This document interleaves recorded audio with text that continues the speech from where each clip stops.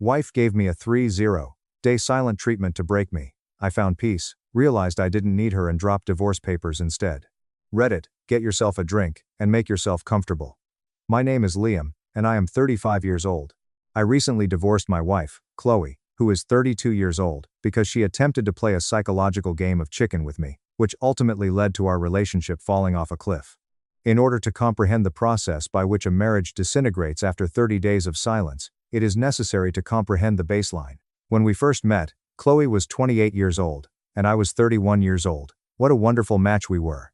I am employed in the logistics department of a corporation, which is a high-pressure job with long hours but excellent salary. Chloe works as an ultrasound technician at a big hospital in Austin, Texas, where she is employed. It was a life that was perfectly balanced and comfortable, for sure. In addition to paying off our automobiles and purchasing a lovely home with 4 bedrooms in a peaceful suburb, we began to actually enjoy each other's presence. We chose not to have children primarily because we cherished our independence. Exploring new breweries, going on impromptu weekend trips to the hill country, and simply being together were some of our favorite things to do. It was the 4th bedroom in that house that served as my safe haven. My interest in sim racing is quite strong. Playing video games is not merely a pastime, rather, it is a full-fledged interest. A direct drive wheelbase, load cell pedals, triple monitors, and a bespoke aluminum profile rig were all components of my guitar setup. After spending the entire week resolving issues related to global shipping, this was my way of decompressing. Chloe never had any problems connected to it. In point of fact, she would have been sitting in the room, reading a book, while I was competing in endurance races with my friend Dave. Morgan, Chloe's older sister, who is 38 years old, experienced a dramatic breakdown in her life approximately 8 months ago. Prior to that, everything was going swimmingly perfectly. When Morgan's husband ultimately caught her in a series of financial lies, he kicked her out of the house, which was the beginning of a divorce that was very nasty and very public. Morgan found herself living in a tiny apartment, drowning in legal bills, and filled with a toxic, bitter hate toward males all of a sudden. In addition, Morgan became a parasite on Chloe because she was going through a period of agony that required her company. Almost every single day, Morgan began showing up at our house without previous notice. My initial reaction was one of sympathy. I'd prepare them dinner, give them some space, and let Morgan work out his frustrations. However, the venting never came to an end. When she first started whining about her ex-husband, she ultimately moved on to complaining about the entire male species, and then she started complaining about me. Morgan began providing Chloe with a consistent diet consisting of detrimental podcasts and astringent reading. The patriarchal illusion, decentering men, and weaponized incompetence in the modern home are some examples of titles that have been published. The change that occurred in Chloe was subtle. Suddenly, the woman who used to make fun of my ridiculous jokes and express her admiration for me by leaving me sticky notes began to scrutinize my every action through the prism of Morgan's sour perspective. The fact that I loaded the dishwasher in a manner that was different from what she preferred was no longer a minor annoyance, rather, it was a deliberate act of patriarchal defiance to force her to redo my labor. Similarly, if I forgot to take the trash out before 7 a.m. and did it at 8 a.m. instead, I was gaslighting her regarding our household agreements. He was the master of the puppets, Morgan. Every single remark that came out of Chloe's mouth began with "Morgan says," or "Morgan thinks," my sim racing, which had been a regular part of my routine for the past 5 years. All of a sudden became a major source of dispute. Morgan was of the opinion that any man who chose to devote his time to a hobby rather than gazing adoringly at his wife was emotionally abandoning her during that time. I made an effort to be patient. The counseling of couples was my suggestion. It was my intention to subtly bring up the possibility that Morgan's influence was clouding her judgment. When Chloe looked at me, it was as if I had just handed her a slap. Morgan was right, she snarled at him. You can't stand seeing a woman empowered. You just want me to be a subservient little wife. A Tuesday evening, exactly 4 weeks ago, was the moment when things reached their breaking point. After working a grueling 10-hour shift at the logistics company, I finally made it home. My mind was utterly rendered inoperable.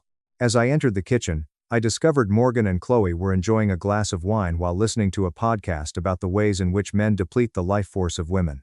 I greeted them with a courteous nod, grabbed a bottle of sparkling water, and indicated that I would be joining Dave for my weekly league race at 7 o'clock in the evening on the sim rig.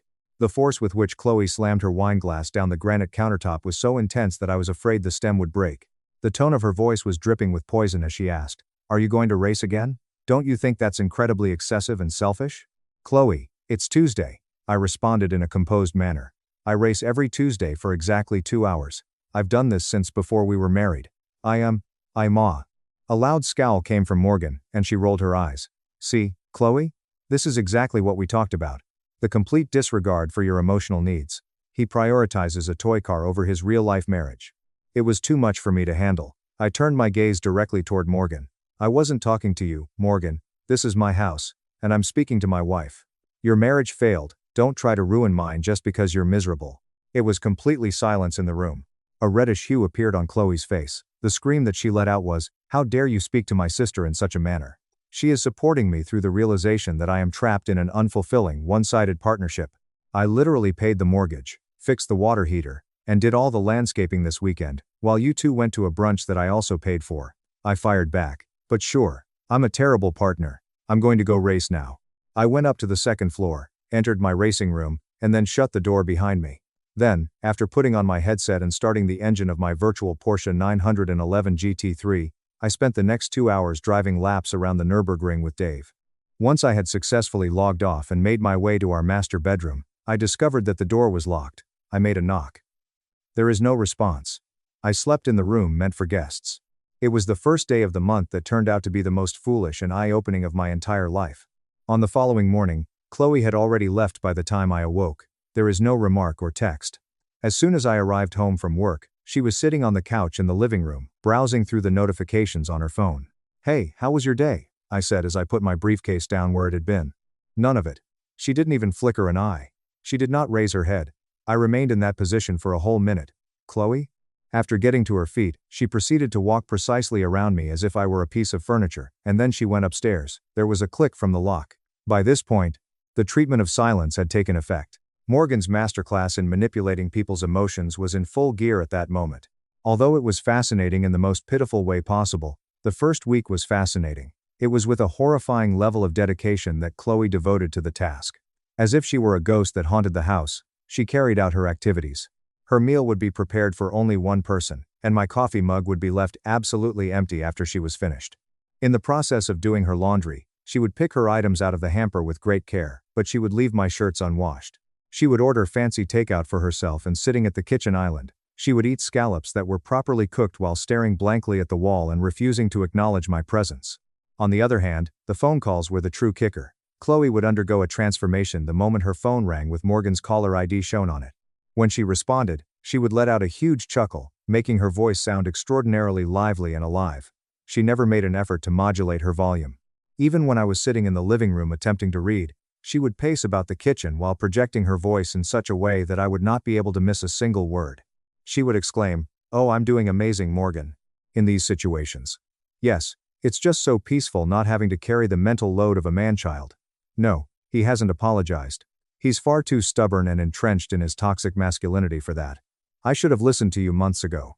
Over the course of the 6th day, I had everything figured out. It was not fury, rather, it was a planned attempt to gain power.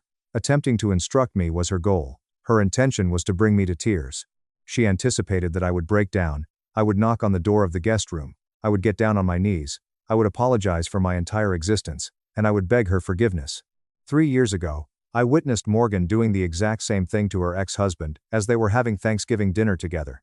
In order to make amends for a joke he had made about her cuisine, Morgan had him sequestered for a period of 4 days until he purchased a fancy bag that cost $2,000. Chloe's method had 2 key flaws that needed to be addressed. First of all, I am not Morgan's ex-husband who has a feeble will. A second point to consider is that if Chloe had not been so quick to criticize my every breath, the house would have been. I cannot believe it. There was no longer any discourse around the fact that the manner in which I folded the towels was essentially repressive. When I wanted to watch a football game instead of a documentary about systemic patriarchy, I no longer experienced the passive-aggressive sighs that I had previously experienced. There was no longer any lectures about my shortcomings that were motivated by Morgan. I was able to take a breath. If I were in my own home, the air seemed lighter. On the 8th day, I made a decision that I was aware of. She could pretend that I did not exist if she wanted to, and I would give her permission to do so. I would live my life in the manner that I desired, entirely free from the burden of other people's expectations of me. Leaning into the solitude was the decision I made. It was then that I began to recover my turf. Chloe had gradually crammed herself into every available place in the house over the course of the past few months.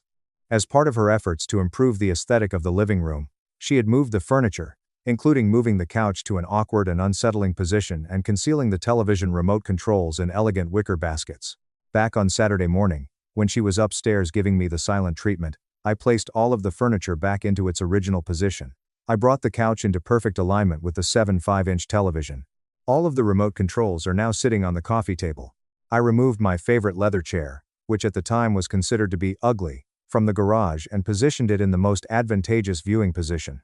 At the moment that Chloe arrived downstairs, she came to a complete and utter halt. In a state of disbelief, she peered around the living room with her eyes wide open. In an effort to scream at me and demand that I move it back, she opened her mouth in a desperate attempt to do so. When I was watching the Premier League action on the TV, I didn't even take my eyes off of it. I took a cup of coffee and sipped it slowly. The conflict that was going on inside of her was visible to me in a bodily sense. Her yelling was the only way to break the hush. Should she maintain her silence, she would lose control. After making the decision to remain silent, she turned around on her heel and walked back up the steps. Next on my list of targets was the kitchen. Chloe had relegated all of my workout pills, my preferred toaster oven, and my special coffee beans to the dark recesses of the pantry because she believed that they ruined the minimalist vibe. I hauled all of these items out. Immediately adjacent to the front counter, I established a sizable and prominently displayed coffee and protein station. Next, I began preparing the meal. For several months, I had been compelled to consume the tasteless and soul-crushing plates of quinoa and steamed kale that Morgan had persuaded Chloe were necessary for vibrational alignment. Screw that. A premium butcher in the downtown area was where I went. I went out and purchased ribeye steaks that were enormous and wonderfully marbled, as well as thick-cut bacon, fresh garlic, and rosemary. The following evening, I used a cast iron pan to reverse sear a big ribeye while basting it in garlic herb butter. The entire mansion, which was 3,000 square feet in size, was filled with the aroma of charred meat and butter that was melting. The experience was euphoric. A pile of garlic, mashed potatoes, and grilled asparagus was all that I managed to prepare. At the dining table, I arranged a seat for myself, poured myself a glass of costly bourbon, and proceeded to eat as if I were a princess. Chloe emerged from her room, drawn in by the aroma that was present. As she entered the kitchen, she was carrying her sad little Tupperware container of quinoa salad that had been left over. Her eyes were drawn to my steak. She gave me a look. She turned her gaze back to the meat. It was almost as if she was regurgitating. But she was unable to request a bite to eat. She was completely without words. While I had the pleasure of savoring each and every bite of my steak, she was sitting at the opposite end of the island, violently stabbing her quinoa. On the 14th day, my friend Dave arrived at my house. I made sure he was aware of everything that was going on. In addition to bringing his gaming laptop, Dave also brought a case of energy drinks and 3 enormous pepperoni pizzas. We had a large, raucous and loud gaming session in my sim racing room, where we had put up our equipment. Laughter, calling out callouts, and having the time of our lives were all things that we were doing. On her way to the restroom, Chloe passed through the threshold on her way there. She halted, staring at us with a loathing that was unadulterated and unmitigated. Dave waved in an odd manner. "Hey, Chloe." Immediately after giving him a death gaze, she shut the door to the restroom. Dave hushed. "Dude, your wife looks like she wants to murder me," as he removed his headphone off his head. "How long is this actually going to last? This is insane." "I don't know, man," I joked as I grabbed another slice of pizza off the pizza tray. "But I honestly hope she never speaks to me again. I haven't been this relaxed in a year." Taking me seriously, Dave stared at me. "You're not kidding, are you? You look different. You look like the old Liam. You don't look stressed." I responded, "I'm not." As the knowledge came crashing down on me with a remarkable degree of clarity. I've been killing myself trying to be the exact version of a husband that her toxic sister demanded. And the moment she stopped talking to me, all the anxiety vanished. I feel like a bachelor living in a luxury home. It's paradise.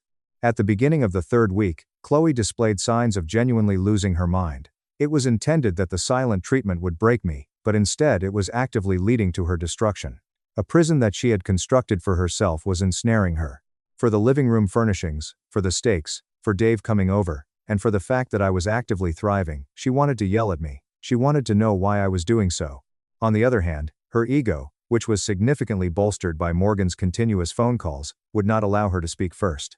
The intensity of Morgan's presence increased. On a daily basis, she began to visit Chloe in the evening, where they would engage in a violent conversation in the kitchen. However, they were not whispering in a quiet enough manner. Morgan growled at me one night as I was getting water from the refrigerator. "He's doing this to manipulate you." That was Morgan's statement. "He's trying to show you he doesn't care so you'll cave. It's classic narcissistic abuse, Chloe. You have to hold the line. He will break. Men always break. Simply smiling, I reached for my water bottle, and then I made my way back to my sim setup. I wasn't trying to manipulate anyone else. I was merely existing in a joyful state. Day 21 came with it the most difficult test. Richard and Susan, Chloe's parents, arrived at their daughter's house on a Sunday afternoon without prior notice. A big homemade pot roast was given by them, and they wanted to catch up with each other. Fearing for her life, Chloe opened the door for them. 3 weeks had passed since she had last communicated with me, and now she was required to perform a housekeeping task in front of her parents. As I made my way downstairs, I had a kind smile on my face and shook Richard's hand. Richard, Susan, so great to see you guys. That pot roast smells incredible. The look of terror spread across Chloe's face as she glanced at me. It was obvious that she anticipated that I would either ignore them or raise a scene, which would validate her narrative that I was a monster. Instead, I took on the role of the ideal and pleasant host. I was in the process of setting the table, pouring the wine, and having a profound and enjoyable chat with her father about his most recent golf vacation. There, Chloe sat in excruciating stillness for a moment. Despite the fact that she could not ignore me without appearing nuts in front of her parents, she hesitated to interact with me directly. Richard took a chunk out of the roast and inquired, "So, Liam," as he did so, "are you and Chloe planning on flying out to see your folks for the holidays?" When I glanced at Chloe, I smiled warmly and gazed directly at her. "You know, Richard, Chloe and I haven't really discussed it yet, have we, honey?" The color of a fire engine appeared on Chloe's face a moment ago. The knuckles on her hands grew white as she clenched her fork so tightly. "No," she pleaded between clenched teeth as she sputtered out, "we haven't." It was the first time in 21 days that she had communicated with me. She quickly turned around to confront me once her parents had departed, her eyes burning with rage throughout her entire body. "You did that on purpose. You humiliated me." I started loading the dishwasher in a nonchalant manner. No words were spoken by me. I paid no attention to her scream and simply wiped down the granite countertops for a moment. She cried, "Don't you dare ignore me," as her voice reverberated off the high ceilings in the room. "You can talk to my parents, but you won't talk to your own wife?" I used a towel to dry my hands. Then I looked her in the eye before making my way to the upper floor, where I had my racing room. I then put on my headset and closed the door behind me. What she had given me over the previous 3 weeks was exactly what I gave her. While I was laying in the guest bed that night, I looked up at the ceiling and finally came to terms with the reality that I had been trying to avoid. My feelings for her had disappeared. I was no longer married to the lady I had married. She had been replaced by a resentful and easily manipulated clone of her wretched sister. The treatment of silence had not only provided me with tranquility, but it had also provided me with perspective. During the next 40 years of my life, I did not want to spend it walking on eggshells, continuously defending my character against Morgan's imaginary allegations. I did not want to face that possibility. I desired to leave. On the 28th day, I decided to take a half day off from my job. There was a high-end family law attorney named Sarah, and I drove downtown to see her. While I was sitting in her luxurious office for 3 hours, I meticulously dissected each and every asset. The house was in both of our names on the deed, and we owned it. Keep your financial accounts separate, not a single child. It was a divide that was extremely thorough. "I want the papers drafted and ready to serve immediately," I told Sarah. "I want out." According to Sarah, "We can have them finalized by tomorrow morning," she confirmed. "Are you sure you want to do this? There is no going back once these are served." "I've never been more sure of anything in my entire life," I replied. 30 days in. This is the last day of the treatment that is silent. I was awakened at 6 o'clock in the morning. A new pot of high-quality coffee was prepared by me. I made my way to the dining room table and positioned a stunning bouquet of white lilies, which are Chloe's favorite flowers, in the exact middle of the table. I positioned a thick envelope made of manila that was next to the vase. The documents for the divorce were found inside, with the front page being plainly visible through the plastic window. In a tidy and concise manner, I penned a note on a sticky note and positioned it on top. "Thank you for making this month the most enlightening of my entire life. It is only now that I have a complete comprehension of the value of our marriage." Upon entering my sim racing area, I proceeded to boot up the personal computer and put on my headset. I bided my time. The footsteps of Chloe could be heard coming down the stairs at precisely 7:30 inches the morning. Her entrance into the kitchen was audible to me. I could hear the coffee being poured. After that, I became aware of her stopping. This silence lasted for what seemed like an interminable amount of time. I was able to pick up on the faint sound of paper rustling. It was clear to me that she was taking a strong breath in. Suddenly, I heard a flurry of heavy, furious footsteps approaching my door. Chloe rushed into the room while standing with the manila envelope in her hand. Her face was entirely devoid of any color. Her appearance suggested that she was about to throw up. She stutteringly asked, What? What is this? Her voice was shaking so fiercely that she could hardly bring herself to articulate the words. My racing chair was turned around, and I looked at her with a cool and distant expression on my face. I think you know exactly what it is, Chloe. You can read. She screamed out under her breath, "You're divorcing me?" As the papers in her hand began to shake. Over a fight about a video game? Because I needed some space for a month? You're throwing away 4 years of marriage over this? And no, Chloe. I spoke with a tone that was calm and unflappable. I'm divorcing you because this month showed me exactly who you've become. You decided to punish me with silence because I wouldn't bow down to your sister's toxic worldview. You thought freezing me out would break me. Instead, you accidentally gave me a month to realize how incredibly peaceful and happy my life is without you constantly criticizing me. You showed me what my life would look like if I didn't have to deal with you or Morgan ever again. And it turns out, I love that life. It was then that tears began to trickle down her face. Authentic tears, shed in a state of terror. As if a freight train were crashing down on her, the reality of the situation was crashing down on her. Liam, please, this is insane. We can fix this. I was just upset. Morgan said. Morgan ruined her own marriage, and now she's successfully ruined yours. I interrupted. Congratulations. You followed her advice perfectly. Mission accomplished. She shouted out, I won't sign these. As she threw the envelope onto my desk. You can't make me. Texas is a no-fault state, Chloe. I don't need your permission to divorce you. You can drag it out and pay lawyers tens of thousands of dollars, or you can sign them, and we can split the house proceeds cleanly. The choice is yours. But the marriage is over. I'm leaving. After getting to my feet, I reached for the duffel bag that I had packed the night before and proceeded to stroll past her. While she was crying uncontrollably, she grabbed my arm. Liam, please. I love you. I'm sorry. I'll tell Morgan to leave. I'll cut her off. We can go to therapy. Please don't do this. I responded, you didn't love me, as I carefully eased my arm away from her clutches. You loved the idea of controlling me. You loved the power trip. But the game is over. Have Morgan come comfort you. You two can be miserable together. I exited the building by the front entrance, climbed into my pickup, and then went to Dave's residence. Before I had even reached the closing of the subdivision, the vibrations on my phone began to occur. It was a biblical kind of fallout. In the first 48 hours, my phone did not stop ringing. It continued to do so. 87 times, Chloe called me. There were hundreds of texts that she sent, ranging from frantic apologies to furious rants inspired by Morgan about how I was a coward for breaking his vows. Both of them were blocked, and I allowed my attorney to handle any correspondence between us.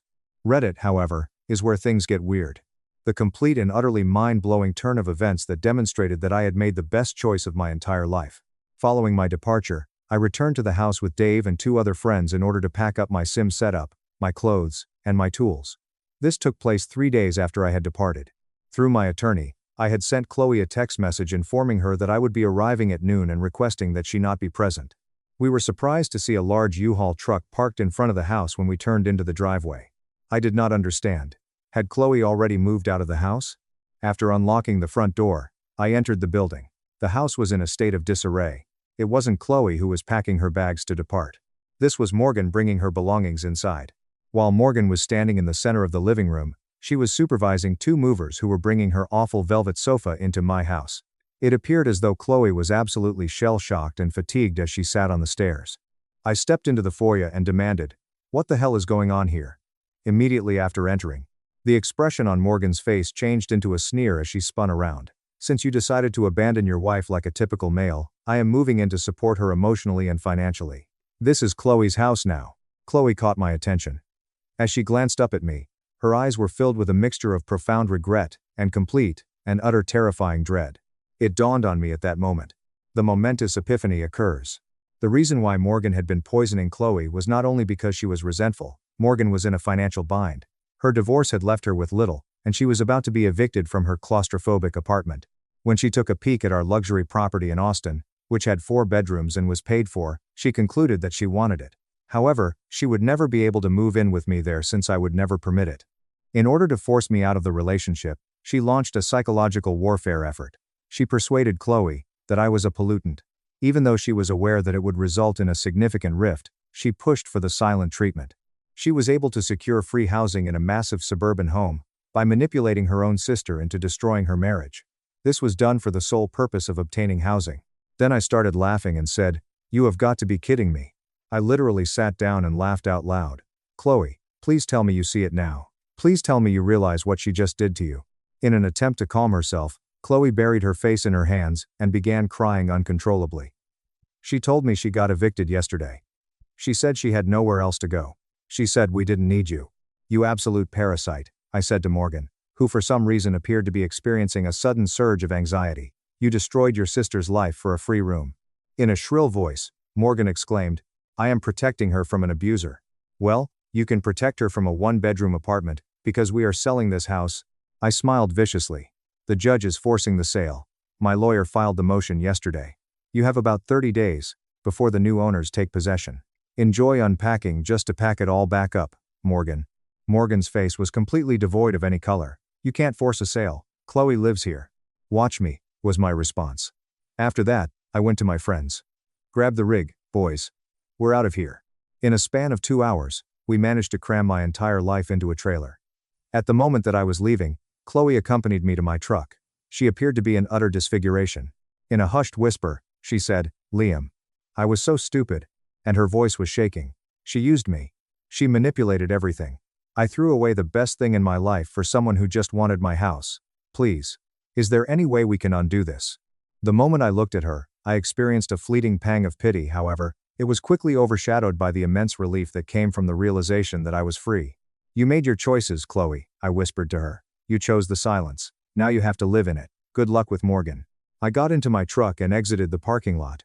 After another 4 months, the divorce was finally finalized. Due to the insane nature of the Austin market, the house was brought in for a significant premium. Each of us was able to walk away with $85,000 after paying off the remaining balance of the mortgage and the fees. It was an exceptional and unblemished break. I used my half of the money to rent a fantastic loft in the heart of Round Rock that was up to date with the latest technology. I positioned my sim rig so that it was facing a massive window that reached from floor to ceiling and faced the city. I started going to the gym, getting back in touch with all of the friends that Chloe and Morgan had cut me off from, and I also started running 5-kilometer races. As a result of my career taking off, I was recently promoted to the position of Regional Director of Logistics. My life is flourishing in ways that I had no idea were even possible. What about Chloe, then? Immediate and unwavering karma was the result. An acquaintance of ours told me that Morgan's move into the apartment was a complete and utter catastrophe. Immediately after Morgan had her claws fully embedded in Chloe, she stopped acting as if she was supporting her. Morgan was adamant about not getting a job because she believed that Chloe would use the money she earned as an ultrasound technician to cover all of her expenses. They fought over and over again. Even after the house was finally sold, Chloe did not permit Morgan to move into her new apartment, which was significantly smaller. After Morgan's outburst, Chloe was criticized on Facebook for being unsupportive of women, and the two of them have not communicated with one another since then. Chloe is currently living by herself in a cramped one-bedroom apartment that is completely on her own. According to reports, she attempted to date, but it appears that she spent the entirety of the first date crying about how she had ruined her marriage and allowed her sister to manipulate her. Males make a break for the hills. I only came across her once, and it was at a Whole Foods store approximately 2 weeks ago. I went to the store to purchase some steaks for a barbecue that I was going to host. She could be found in the produce section. She appeared to be elderly, worn out, and utterly depressed. I was observed by her. It was clear to her that I was in good health and that my posture was relaxed. A small wave that broke my heart was given to me by her. The only thing I did was give her a courteous nod, turn my cart around, and then leave without uttering a single word. Oftentimes, the most effective way to respond is to remain silent. He called me his servant in front of everyone, so I moved out without a word. Now he's broke, and his mom calls me nonstop. Hello, my name is Serena. I'm 27 years old and female. Plus, Albert, 28, my boyfriend of nearly 2 years, if you can call it that. And I had been living together for about 13 months. It isn't a charming oh my god, we moved in for love situation. It was mainly practical. His lease was up, and my apartment was falling apart. And not gonna lie, I thought it would be fun at first, and it was. Until it was not. I'll go back to that. So this weekend, we were invited to this party. They weren't even our buddies. Claire, our landlord's daughter, said, "Hey, you guys are always super chill with the rent stuff. Come hang." I had only met Claire once in person. She prefers group messages for rent reminders over face-to-face interactions. Albert, on the other hand, is all for it, claiming that it will help him network. For what? No idea. He always says that regarding unrelated situations. For example, "Bro, you're not running for office." Anyway, I basically said yes, because I hadn't been out in weeks, and figured there'd be free munchies. And if it became boring, I could leave early. We arrive, and it's more fancier than I expected.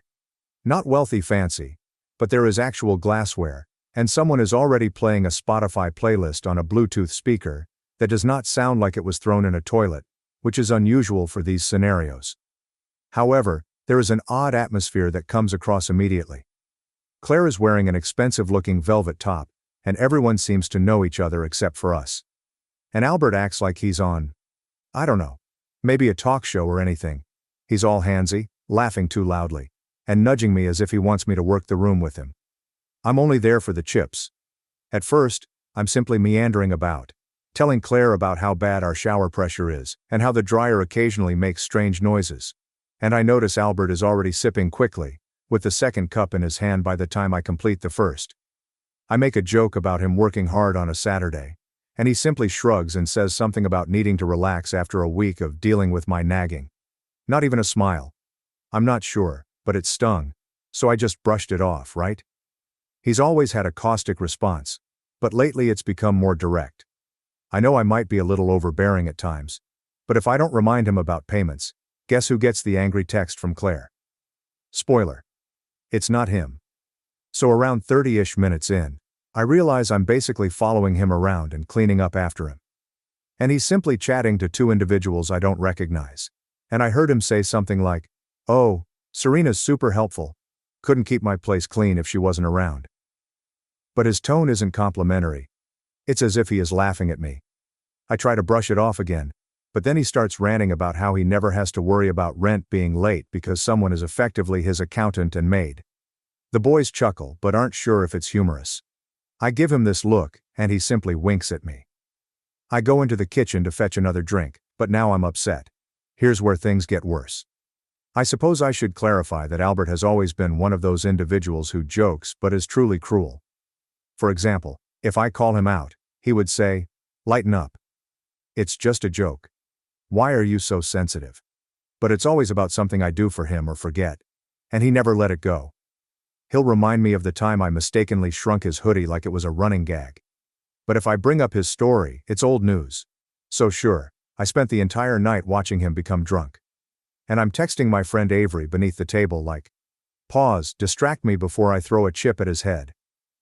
By the time it's maybe 11 p.m., most people are pretty tipsy, but Albert is clearly gone. I try to encourage him to drink some water. He ignores me and begins to speak louder, as if he is performing for the room. Claire comes up and sits next to me, quietly asking, "Is he always like this?" I simply shrug. She appears uneasy. I simply say, "He's had a rough week," which is the most ridiculous excuse. His week was not bad. He left his laundry in the washer, and now everything smells like mildew. That is on him. So, at some point, someone brings up living with partners and the hardest tasks. Albert decides it's time to shine. He rises up, raises his drink as if toasting, and says, "Oh, you want to know what it's like to live with Serena? She's basically my maid with benefits. Good for scrubbing toilets and paying rent, but way too boring for anything else." Yes, he actually shouted that aloud to the entire group. And everybody just freezes. Claire's face is like, "Did he just say that?"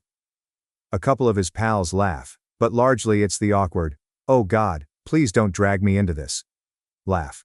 I just stood up. I'm not loud or anything. I just started heading down the hall. "Albert," this guy physically grabs my wrist. It wasn't too hard, but it was enough to put me off. And he does this thing where he's like, "Oh look, she's going to leave. Sit down, Serena, come on." And he turns to the group, shaking my handbag in the air and says, "Look guys, she doesn't even have the guts to walk away. Pathetic, isn't she?" People truly laugh. Like, not all of them, but enough to make my face hot. Claire is simply staring at the floor. I pull my wrist away. He doesn't let go at first, but I pull it. I'm not going to lie. It wasn't gentle. And I simply stand there for a moment, unsure what to do, because I don't want to make things weirder. But I'm not going to cry in front of these folks. So I sat back down. I take my purse from his grasp and simply place it on my lap. He's still standing there, trying to garner more chuckles, but it's losing steam. For the following hour, I scarcely moved. I scroll through my phone, pretending to text, but all I'm doing is staring at my lock screen. I'm thinking of all the times I took up his slack, covered for his late payments with Claire, and did his dishes when he forgot. And I feel like a complete idiot because this is the person who, when we first started dating, would bring me coffee in bed, and tell how much he loved me. Now I'm merely the target of his maid jokes. Eventually, a couple of individuals approach me and clumsily inquire about my well-being. I just claim I am all right. I am just weary.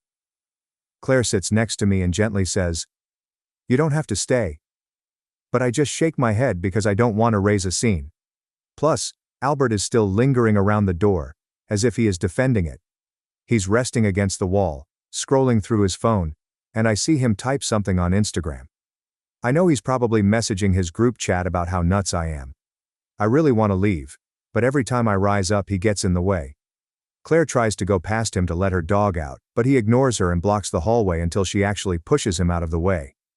He slips a little, nearly drops his phone, and gets angry at her for shoving, but she simply instructs him to move. I see all of this and think, okay, so it's not just me. He's just like this, I guess.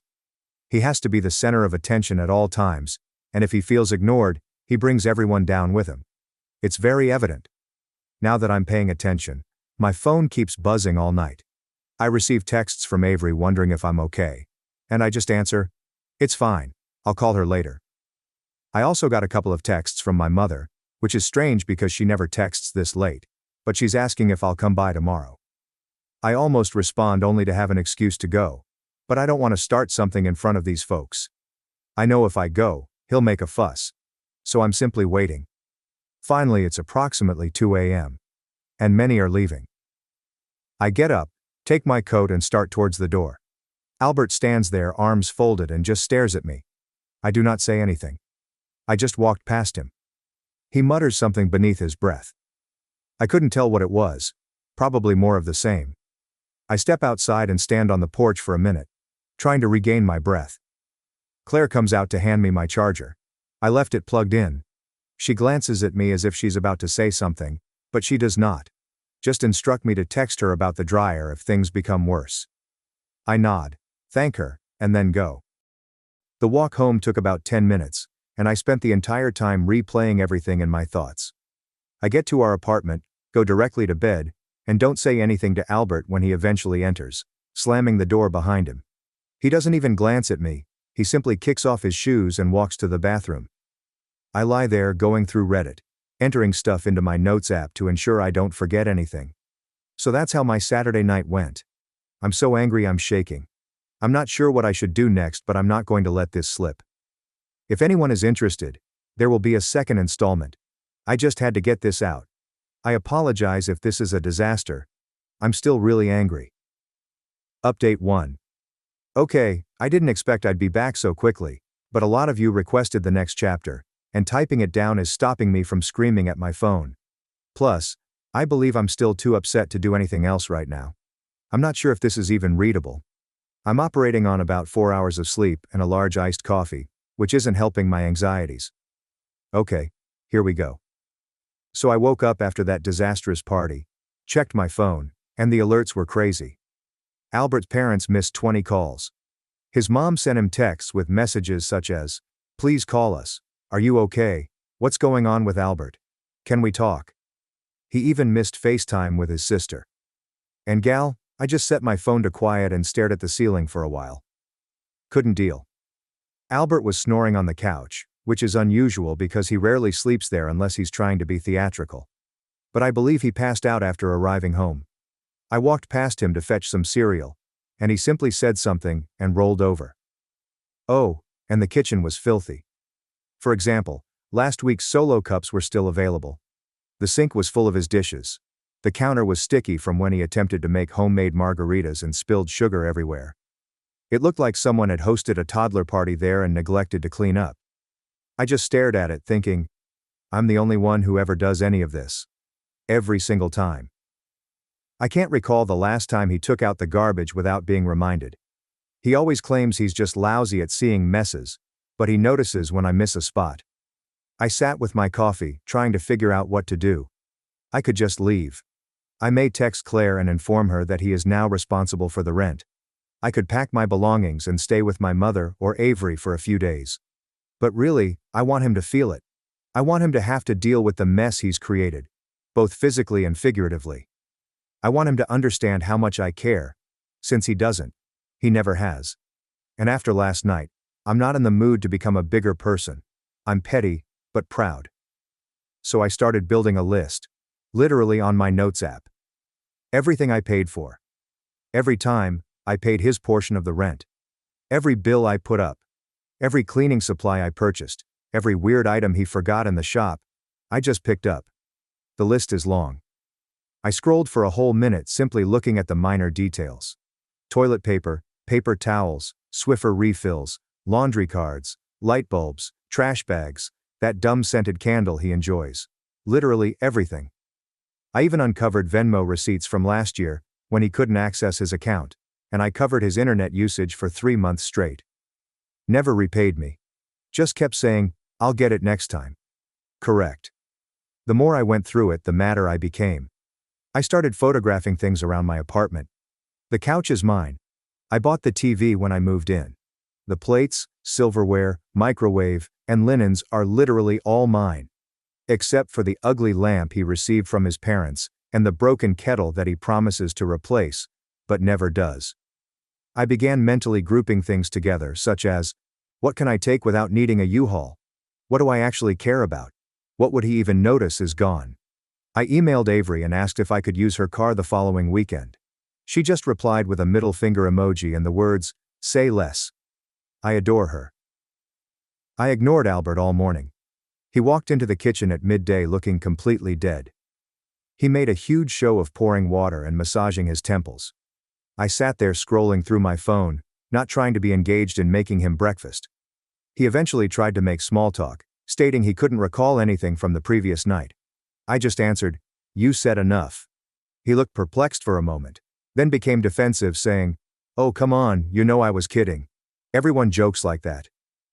I just gazed at him and did not respond. He got furious and returned to the couch. My mother called again and asked if I was coming to supper. She could see something was wrong, but I only replied I wasn't feeling well. I would text her later. She inquired if Albert was coming, and I chuckled. She didn't push, simply told me to call if I needed anything. I should have told her then, but I didn't want to go through the whole, "we warned you about him" speech. Parents never let it go.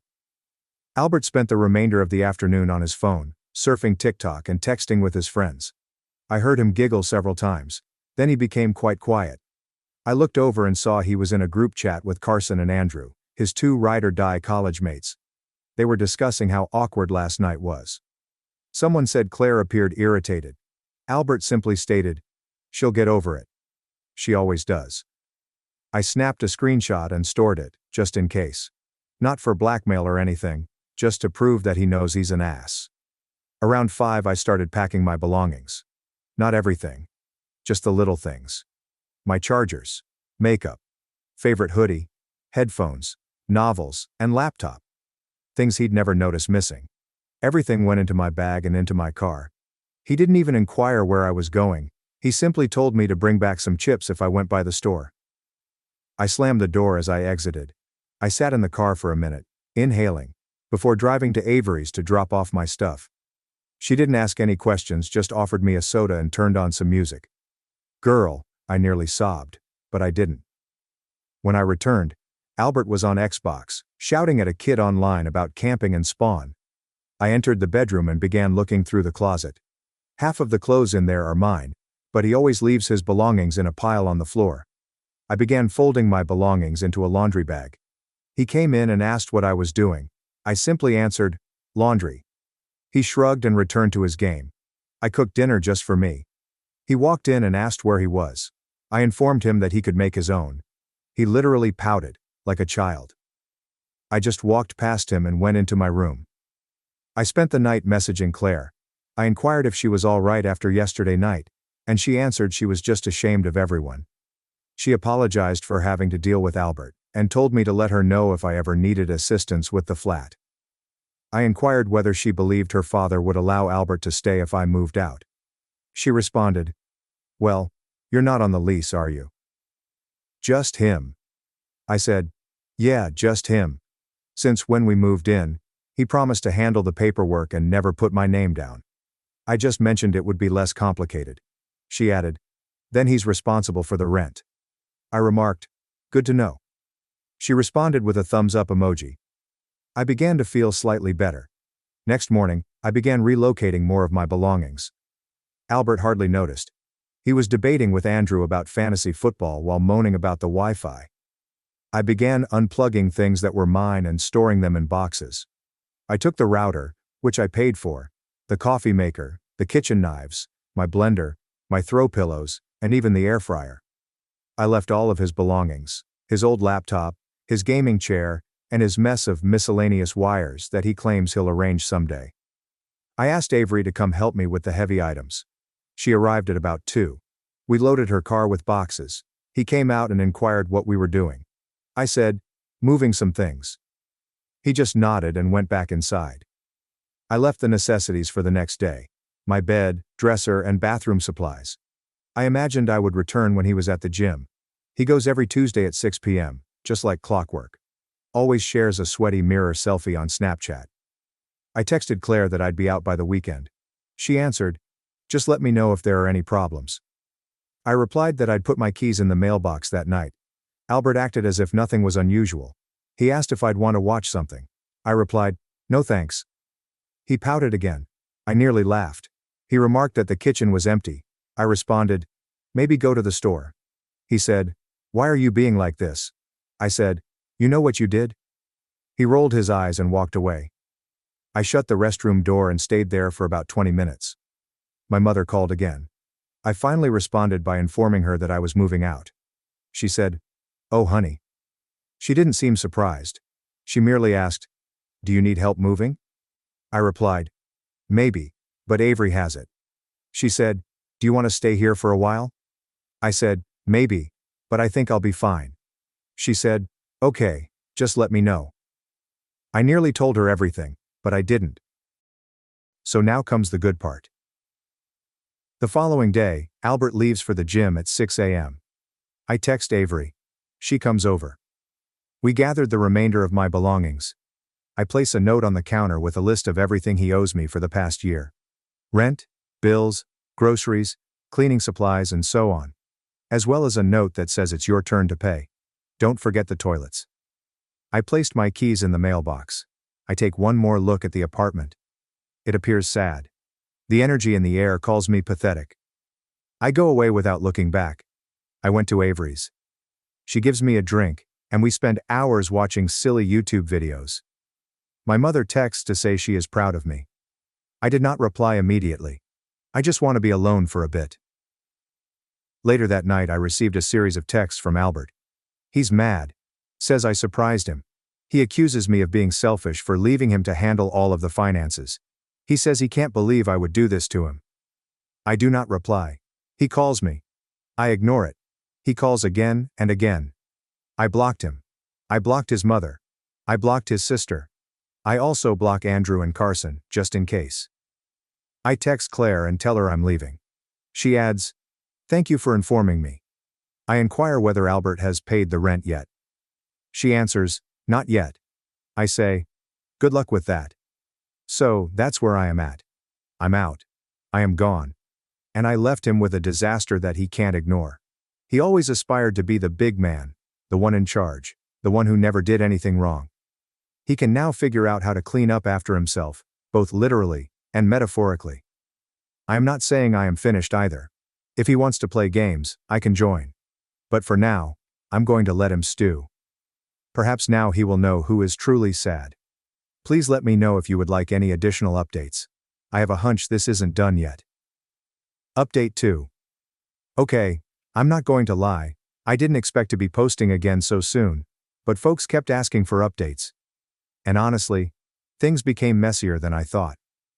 I also need a place to vent because if I keep ranting about it in my group chat, Avery will show up at my house with a bottle and a baseball bat. And I'm not sure who she'll hit first, me or Albert. So, shortly after I moved out, I assumed Albert would just ignore me. Maybe attempt to trash talk me in front of his pals and then just deal. But no, he went full drama mode. I'm barely even out of Avery's car when I get the first angry text, followed by another, then another. All capitals too. He claims I set him up, that I'm wrecking his life, and that his parents are panicked because they thought I was missing. And now they're phoning him constantly, asking what happened. Like, buddy, maybe you should have considered that before calling me your maid in a crowded setting. Anyway, I disregard everything since I'm not going to play into his hands. Avery keeps telling me to block him, which I already have, but he starts using different numbers. Send me a direct message on Instagram, then on Facebook, which I haven't checked since last year. I simply leave everything unread. I guess he's hoping I'll come back just to stop him up, but not now. What I didn't foresee was how quickly his financial issues would escalate. Claire texts me around 2 days after I left, wondering if I know when Albert will pay rent. I just gave her a screenshot of his latest, "I'll get it next time" text and stated, "Not my circus anymore." She responded with a bunch of laughing emojis and a yikes. He apparently informed her that I would cover for him if there were any problems, which is ridiculous, considering I literally told her I was leaving. I assume he figured I'd continue running his errands from a distance. The group chat turmoil escalates here. So, Albert and I were in a group chat with a few of his friends. Andrew, Carson, Gabriella, and some of their women. Mostly for silly memes, party invitations, and debating about where to order food. I had been quiet there for a long time. But I decide, you know what? If he's going to attempt to spin this as if I'm the evil person, I'm not going to be quiet.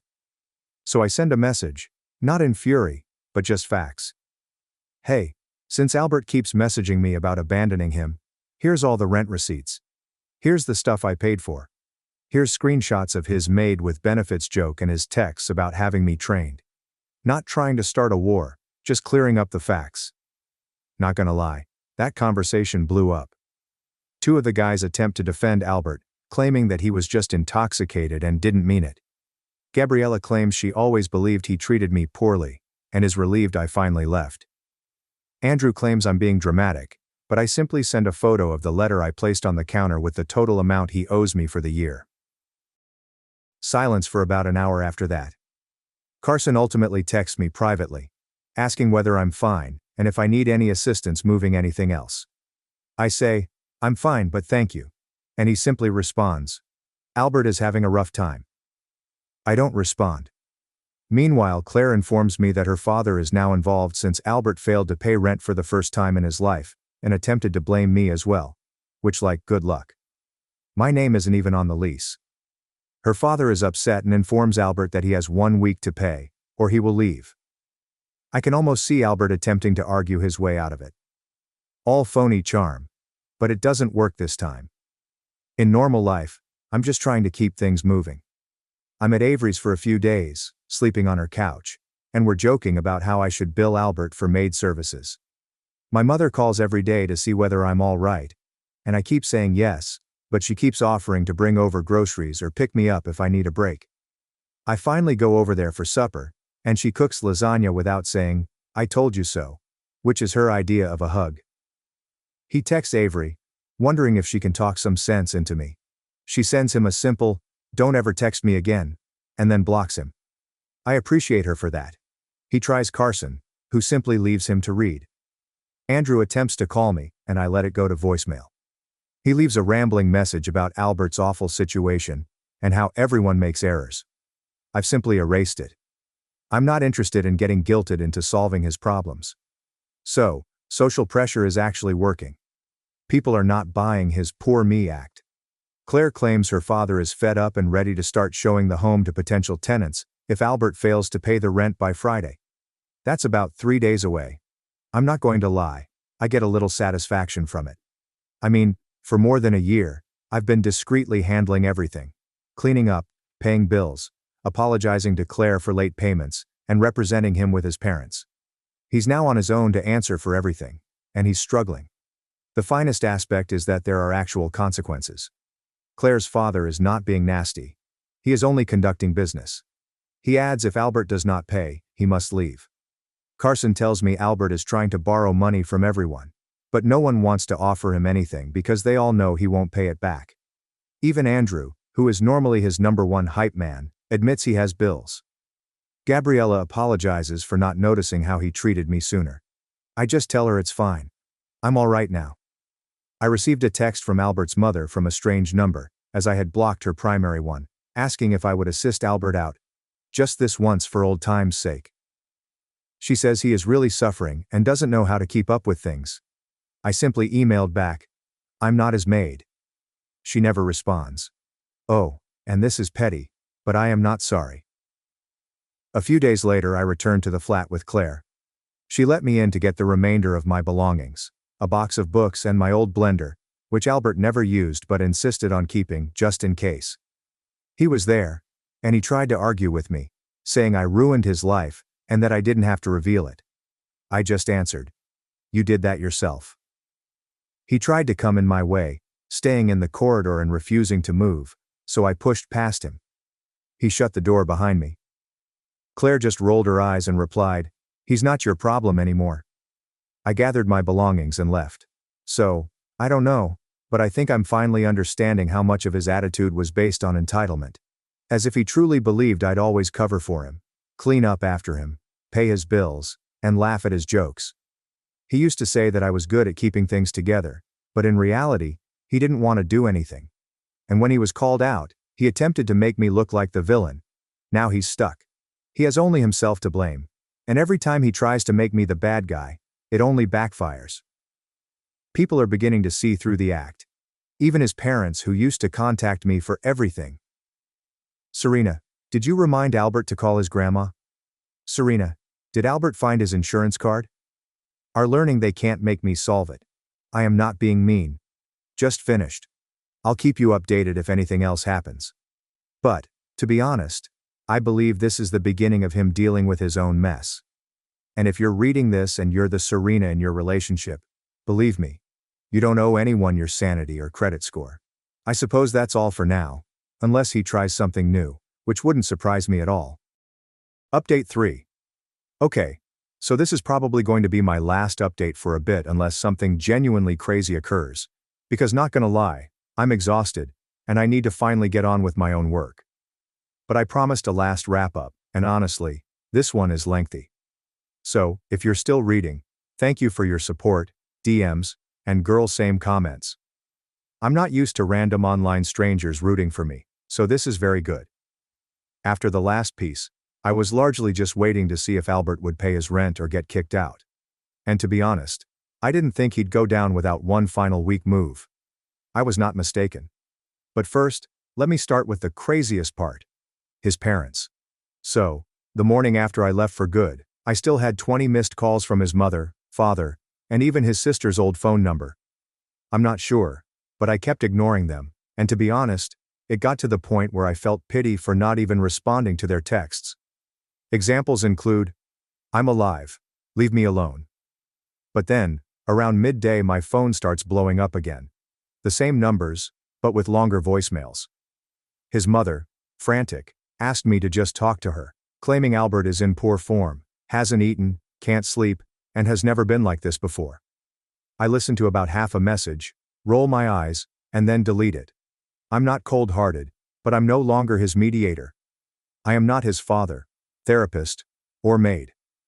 The next thing, and this is the bit that truly makes me want to flip a table, she begins texting my mother.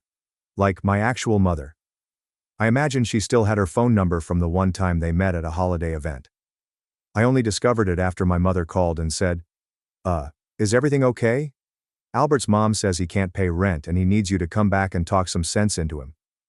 My mother simply sounded tired, as if she expected me to say I was getting back together with him. But I told her straight up, nope, I'm done, he's on his own. Please don't answer her anymore. She simply answered, okay, and asked if I needed her to bring over groceries. Albert keeps calling. Now he alternates between madness and sadness. Like one moment it's, you ruined my life, and the next it's, I'm sorry, come back, I'll change. I ignore every single call. He tries other numbers and even tries to FaceTime me. I block everything. It's really like whack-a-mole. Avery still laughs about it. He suggests I start charging him by the call. Meanwhile, Claire texts me that her father has finally given Albert the official notice. He has to go by Friday if he cannot pay. Apparently he tried to secure an extension by claiming his ex sabotaged him. Claire's father simply stated, "It's not my business. Pay or move." Albert attempts to guilt everyone else.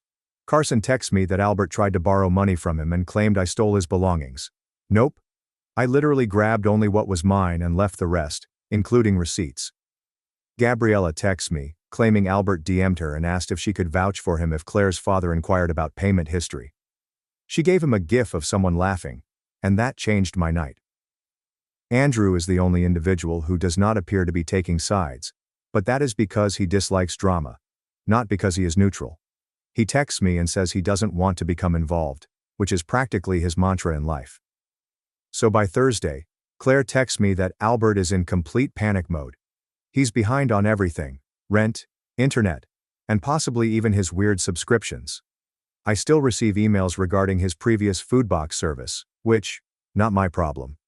I believe he tried calling Claire's father again, and when that failed, he contacted his mother, who then called me again. This time I picked it up, mainly because I was annoyed. She begins with an entire conversation. "Please, Serena. I know he messed up, but he's so lost without you. He's not good at handling life stuff. You know how he is. I've only just stated, sorry, I'm not part of this anymore. You need to talk to your son, not me." She begins crying briefly, which is embarrassing, and I simply say goodbye and hang up. I believe Albert treats people this way because he has always gotten away with it. His parents, for example, lavish him with attention. His friends either dismiss it or laugh it off. And I was only the latest person to take up the slack. He gets loud when he's humiliated, jokes when he's nervous, and when that doesn't work, he just waits for someone else to come solve things.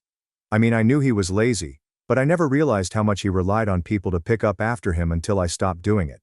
So anyhow, Friday arrives. I'm eating leftover noodles in my new house, which is just a shoebox, but it's mine. When Claire texts me, just a thumbs up, he's gone. Albert apparently did not pay, and did not pack up half of his belongings. Instead, he simply left them. Claire's father indicated he could come get the rest if he wanted, but the locks had been changed, and he no longer lives there. I inquired if he caused a scene. She only claims he cried briefly, slammed the door and fled. I nearly feel awful for a second, but then I recall how he behaved at that party, and I'm simply, nah. I do not. And get this. He tries to show up at my new place. I mean literally knocking on the door. I hear it, and look out the window to see him standing there, his hoodie drawn up and holding a grocery bag. I do not open the door. I text Avery, who is really in the next building over, and she comes out, stands on the sidewalk, and simply stares at him until he departs. He doesn't say anything to her and simply walks away. Avery texts me, "Dude is lost." I block his phone number again, just in case. The next day, I received a note in my mailbox. It's from Albert, handwritten, which is unusual. He only writes when absolutely necessary. It's like 3 paragraphs of apologies, explanations, pleading for a second chance, stating he can't do it alone, that he didn't mean anything, blah blah. He even offers to repay me for everything if I return. I tear it up and discard it, not even bothering to react. So that's all, I suppose. Albert has left. I'm out. Claire's family has already started tidying the apartment for new renters. His folks tried everything. Even called my mother again. She simply ignores them now. Gabriella claims Albert is couch surfing at Andrew's house. But Andrew isn't enjoying it, and will probably force him out soon. Carson is still indifferent, but he emailed me that Albert is considering moving back in with his parents. I'm simply pleased I'm not cleaning up after him anymore. The next time someone deems me dull, I will simply chuckle and move on. Because really, I'd rather be boring and free than be trapped cleaning up after some person who believes he's the main character. So, thanks for reading my insane story. If you're ever in a scenario where you're doing all the work and someone treats you like a helper, don't wait for a major revelation. Simply start packing. You'll be surprised at how quickly the trash clears itself.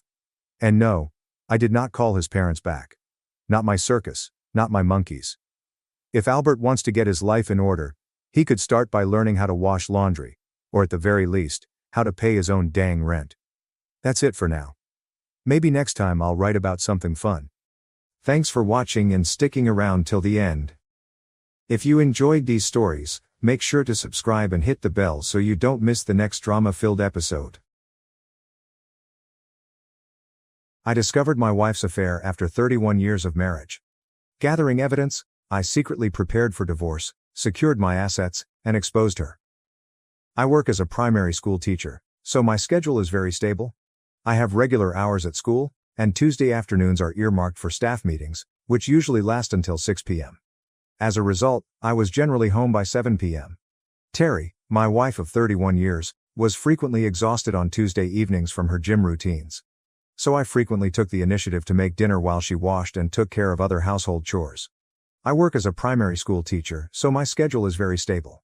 I have regular hours at school, and Tuesday afternoons are earmarked for staff meetings, which usually last until 6 p.m. As a result, I was generally home by 7 p.m. Terry, my wife of 31 years, was frequently exhausted on Tuesday evenings from her gym routines. So I frequently took the initiative to make dinner while she washed and took care of other household chores. However, one day, our school principal shocked us by canceling the staff meeting. It was still just 3:30 p.m., so I decided to leave early and get a jump start on supper preparations. Before Terry returned from the gym, I planned to finish up some last-minute domestic duties.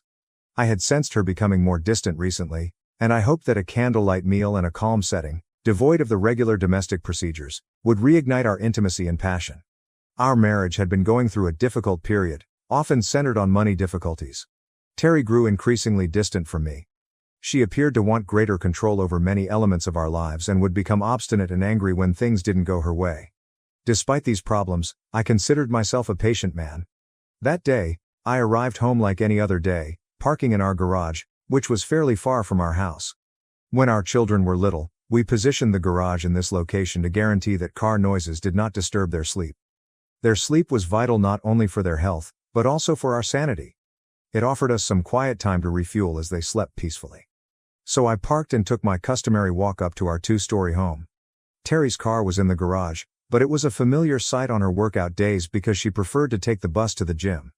As I approached the rear door, my first thought was that it was time to clean up the area. I was good at fixing things around the house, so all of the door hinges and moving parts were in good working order and made no noise. Nothing bothered us more than noisy doors and squeaky hinges. However, the first thing I noticed was Terry's purse, which was still sitting on the kitchen counter. I knew she'd be upset by it. Terry was diligent about having her purse close by no matter where she was in the home. This surprising sight diverted my attention, and I started noticing other unique things. Her exercise clothes, mostly a snug leotard and a large towel, sat on the floor beside the kitchen counter. Then I heard sounds from our upstairs bedroom. I considered the likelihood that Terry had fallen ill unexpectedly and was upstairs. I walked the carpeted stairs slowly and softly, almost stumbling over a pair of men's shoes left on the steps. Those shoes were certainly not mine, nor were the slacks, shirt, tank top, and socks sprawled across the rest of the stairs. They were mixed in with Terry's undergarments, which she reserved for special occasions such as our wedding anniversaries. I came to a standstill. My skin became clammy, and my blood pressure dropped, causing my heart to temporarily skip a beat. I had to sit down on the stairs to gather my thoughts. My disbelief evolved to anger, and feeling I rarely experience. As a result of years of handling 30 children every day as a teacher, I am usually calm and controlled. But now, that calmness has escaped me. Adrenaline rushed through my veins, and I felt angry like never before. I'd never even participated in a real fight. These sentiments were completely unfamiliar to me. In the midst of these weird feelings, curiosity pushed me to slowly climb the stairs and enter our shared closet. There were 2 doors in front of me, one leading to the bedroom and the other to the upstairs bathroom. To get to the bedroom, I had to go through the ensuite bathroom, which led to our large walk-in wardrobe. From there, I could get into our bedroom. At the wardrobe door leading to the bedroom, I could see what was beyond. The closet door was slightly open and positioned perfectly for me to see the bed. It was like watching a horror movie, and I couldn't take my gaze away. I'd been hearing those moans and grunts all along, but now I was overcome with a powerful combination of rage and shock. I grabbed my phone and began documenting what I was watching. I knew I'd need this footage later, to persuade myself that it was all genuine and that I wasn't stuck in some terrible nightmare. It would provide evidence for the upcoming encounter with Terry. My attention was riveted on the awful spectacle of treachery unfolding in front of me. This was my wife, my lover, my life partner, and someone I had put my complete trust in. She was our adult children's mother, a woman in her 40s who worked out, did humanitarian work, and most importantly, expressed her love for me. This was betrayal in its most basic form. I had to stop recording and silently go down the stairs. I left our property and began strolling, unsure where I was going. But finally, I found myself in a park far from home. I sprayed water on my face, sat down, and watched the video on my phone. To avoid disturbing the youngsters playing nearby, I turned down the volume. The devastation of my life and all I had come to accept as normal was right there on my phone screen, preserved in digital reality. It was the devastation of our marriage. And it was at that point that I finally allowed my tears to fall. Update. It was around 7 p.m., which is when I usually come after staff meetings. I found myself at home, standing by the back door. Terry realized something was wrong right away. My unkempt appearance, red eyes, and pale complexion were obvious symptoms. She inquired with genuine concern. "Honey, what's wrong? You look really pale. Is everything all right? I'll get you a drink. Are you okay?" Her eyes expressed her concern. I couldn't bring myself to tell her the true reason for my concern. In a weak voice I said, "Not really. Something upset my stomach, possibly lunch. I'm taking a shower and going to bed." Terry replied, "Okay, hon, but take a container with you to bed. If you puke, it might be on the nice clean sheets. Those once clean blankets were now stained with something far worse than last night's dinner. Treachery." I said more forcefully, "It's okay, I'll sleep in the spare room until I feel better." And proceeded to the extra downstairs bedroom. That was how things went for the next few days. Terry continued her customary routine, seemingly unconcerned about my discomfort. I was on autopilot at work, and I kept sleeping in the spare bedroom, citing the possibility of illness. I knew I couldn't make that excuse for long. I eventually returned to our bedroom, but resting in that location of betrayal was a challenge. Terry continued as if nothing had changed. When Monday arrived, I decided what to do next. I needed to know if this was a continuing affair or a one-time occurrence. I informed my principal that I would be undergoing an unexpected medical operation the next day, and he scheduled a replacement teacher to take my class. Tuesday morning, I went home as normal, but parked a few blocks away from our area before walking back. I recognized the rear entrances to the surrounding yards around our house. I walked cautiously, making sure no neighbors would see me, and made my way to our garage, which was located at the back of the home. There, I changed into casual clothes. Soft, noiseless socks perfect for walking quietly. Then it became a waiting game. I remembered there was no spare automobile at home when I unexpectedly returned last Tuesday. As a result, I couldn't rely on the sound of a car approaching to notify me to potential visitors. They must have walked here. I moved carefully through our gardens until I reached a point where I could see our front door while keeping hidden behind the hedges and shrubs we had placed for cover from the road. I waited. Terry could be heard going about her daily routine, entirely unconscious of my presence. Her assurance that the routine will continue as usual was clear. Kitchen responsibilities, such as washing dishes and using the dishwasher, were followed by living room activities such as vacuuming and dusting. This lasted until about 11:30. Terry then went upstairs. I could just hear the shower, then a period of silence, and then the toilet flushing. She returned downstairs approximately 45 minutes later, opened the front door, and kept it open so that any potential visitors would not hesitate. I did not have to wait long. Around 12:30, he arrived. I had no idea who he was, but he walked in through the left side of our front gate. My phone captured approximately 10 seconds of video, including side profiles and an almost direct view of his face. He did not hesitate. He entered and passed through the door. The following sentences sent shivers down my spine. "Hey lover. I hope you're dressed for a big workout again." Terry's reaction was, "Of course. You always love it when I wear these. I sometimes wonder if it was these that attracted you to me in the first place. Or maybe it was these." I'd seen enough to corroborate the ongoing affair. Their familiarity suggested that it was not a one-off. As they entered the bedroom, I withdrew to the garage, attempting to calm myself. With my heart beating, I wrestled with the scorching questions. Who is this man? I questioned whether I would ever have an intimate relationship with her. I observed no indicators of protection, which made me concerned about potential threats if she was with others. I wondered why she never expressed her feelings. I remembered Terry's 2-year gym workouts in the neighborhood, where she met local married women and participated in charity events.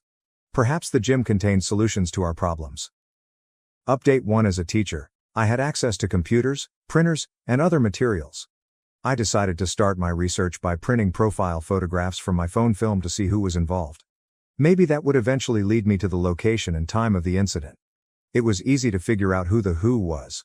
Terry had her normal gym session the following Thursday, and I proposed that I join her to see whether I would want to become a member as well, especially since I was taking a midterm break. Terry wasn't too keen on the idea and made excuses like, "It's just a group of married ladies, and we mostly chat during the session," among other lame justifications. I persevered and accompanied her to the gym the following Thursday. As I stepped into the gym, it felt like a scene from an old Western film, with everyone turning to gaze when a stranger enters the saloon. All eyes were on me, and I overheard some quiet comments among the women. Terry dismissed it, noting that they were not used to seeing her with someone during her regular gym sessions. The workout began with the standard warm-ups and stretching, followed by an hour and a half of moving between exercise stations to target various muscle groups. I attempted to stay up, but I needed to take a break around 45 minutes in. My blood sugar was plummeting, and I realized I needed to eat something sweet soon. I did that, and Terry understood. After collecting some jelly beans and settling on a nearby chair, I started paying more attention to Terry. She was clearly nervous, as she repeatedly glanced toward the staff section from where the instructors entered the main auditorium. I also looked closely at the gym itself. It had the standard architecture of a gym, with workout stations placed across the room and wall mirrors at each station to allow participants to examine their form and muscle definition. I decided to go around the gym a little more and discovered a wall near the hall exit with personnel information. It was a way to pass the time as we waited for Terry. I looked at the top photo, which showed a woman who appeared to be in good form but whose age was difficult to discern. I thought to myself, Miss Elizabeth, WS Director and Owner. Her contact information and hours of availability were listed underneath her photo. There were 3 more images below hers. 2 ladies and 1 man. At this time, I froze, understanding he was Terry's lover. This man was involved with my wife, and it appeared that he had her full consent. I read his job description, Mr. Phillip, Head of Exercise Regime Planning and Personal Body Training. As I made a mental note of his phone number, I realized Terry had left the station where I had last seen her. I returned to my seat and thoroughly studied each station, looking for my wife. After some searching, I saw her engaged in what appeared to be a desperate conversation with a man partially concealed by some powerlifting equipment. He appeared to be near the entrance to the staff area and had evidently been stopped from entering, most likely by Terry. She motioned for him to leave and rushed back to the station where she was meant to be. She had not realized I had witnessed her absence and talk. I was furious, an emotion I was not used to. By the time Terry returned to my location, it was clear that I was not feeling well. She inquired, "Are you okay? Did it take a while for your blood sugar to recover?" I responded, "Yeah, I'm fine now. Are you ready to go?" Before she could react, Miss WS announced something over the gym's public address system. She stated that tonight's normal last workout session will be cancelled due to Mr. Bondi's untimely illness and departure. Most of the women there groaned and sighed at this news, since it appeared that Mr. Bondi's session had been a highlight for many. I thought to myself, this needs to be investigated. Terry stayed mute when the announcement was made, although she appeared relieved.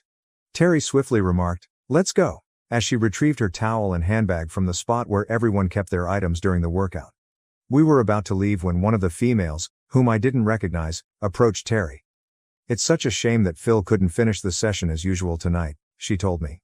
Terry said, "True," and headed toward the car, plainly signaling to the lady that she did not want to discuss it at that time. "Okay, see you, Terry," she murmured dismissively. Terry entered the automobile faster than I'd ever seen her do before. Terry appeared relaxed during the quiet ride home. She had her head thrown back, her eyes closed, and appeared to be purposefully taking slow breaths. I couldn't help but notice the changes in her conduct. Perhaps now, in her seeming relief, I could discover more about what was going on. "So that was quite an interesting session, dear, I told you. The workout stations seem to be set up really well. No wonder you're looking so fit and trim." "Thanks, honey," she said. "You're absolutely right. They offer an extensive program, and I enjoy going there. The ladies are friendly too. It's just a shame about Mr. Bonte," I prodded on. "You mean Boney?" She made a hasty correction. Philip Boney. He usually wraps up every session with an exercise routine that really challenges everyone, pushing their bodies to the limit. It was disappointing that he wasn't there tonight. Inside, I couldn't help but think, she's completely committed to this lie. I understood precisely how far Mr. Bondi was pushing her body, but all I said was, maybe next Thursday he'll be feeling better. I couldn't stop thinking about my wife's approaching intimate rendezvous with Mr. Bondi next Thursday. It was time to get down to business. I was assigned pickup duties for the following school week. For those unaware, This is when teachers supervise the area where parents pick up their children by car after school. It's usually a chaotic scene, with youngsters anxious to get home, talk to their pals, and find their parents all at once. Parents must be patient as they traverse the stop-and-go car queue, hoping their child will be ready when they get at the front. To my astonishment, near the end of pickup time, a car arrived, and the driver was the lady who had attempted to speak with Terry at the gym the night before. "Hi," she told me. "I'm sorry, but I'm new to this whole pickup thing, and I completely lost track of time. Is my son Timothy here?" As teachers, we are accustomed to this, especially when someone is new to the school. So I assured her that I would go find Timothy while my colleagues oversaw the remaining students. I found Timothy near his classroom, conversing with another staff member's youngster. "Hey, Tim," I said. "Your mom's here to pick you up. Come with me to the pickup area." He appeared puzzled by this. He was in his final year of primary school and did not strike me as the kind to forget about pickups. "That's odd," he said. "Mom is usually occupied with her gym instructor on Friday afternoons. She often picks me up late. At my previous school, she sometimes didn't arrive until around 5:30. My suspicions were deeper the instant I heard the gym instructor's words. I resumed the talk, attempting to remain composed and casual. "Ah, it's good to see your mom taking care of her health. Exercise is a crucial part of a healthy lifestyle. Do you happen to know the instructor's name?" I hoped the remark did not confirm my suspicions. "Oh, his name is Bounty or something like that," Timothy explained. "He also works at a local gym and often gives private lessons at people's homes. That's what I want to do when I grow up. Mom really enjoys her workouts with him on Friday evenings. She's so relaxed and looks radiant by the time we get home. It's fantastic. Fridays are always takeout nights because Mom rarely has time to cook." No way, I thought. This Bondi guy has relationships with more people than simply my wife. I walked Timothy back to his car, where his mother expressed her appreciation for our attention. "No problem," I replied. "It's all part of the service. By the way, I don't believe we've met before. I'm Gerard D.S. The kids call me Mr. D for short. Nice to meet you." I shook her hand and she introduced herself. "Hi, I'm Mary Jones. I remember seeing you at the gym last Thursday. I was there with my wife Terry." Sorry, she seemed rushed when leaving. Mr. Bondi's absence seemed to disrupt everyone's routine that night. At that point, her entire mood shifted radically. She had previously been an apologetic parent picking up her child from school, but she now appeared pale and guarded. She appeared to be trembling as she answered. Yes. All right, I'll see you again, Mr. Downs. Goodbye," and hurriedly drove away. Update 2. It was time to plan my future, something I assumed I had already done with my then partner, Terry. This future seemed grim, with only me and possibly no one else. Definitely not Terry. My rage drove me down a path I never imagined, the path of vengeance. I began methodically reviewing all of the important but frequently missed components of a couple's daily lives. Questions like, who is responsible for paying the bills? What insurance company do we use? What are our utility bills? Which account and when do we pay certain bills? As my database of this information grew, I realized we only had a little amount left to pay on our mortgage. My superannuation account had risen to an astonishing $900,000.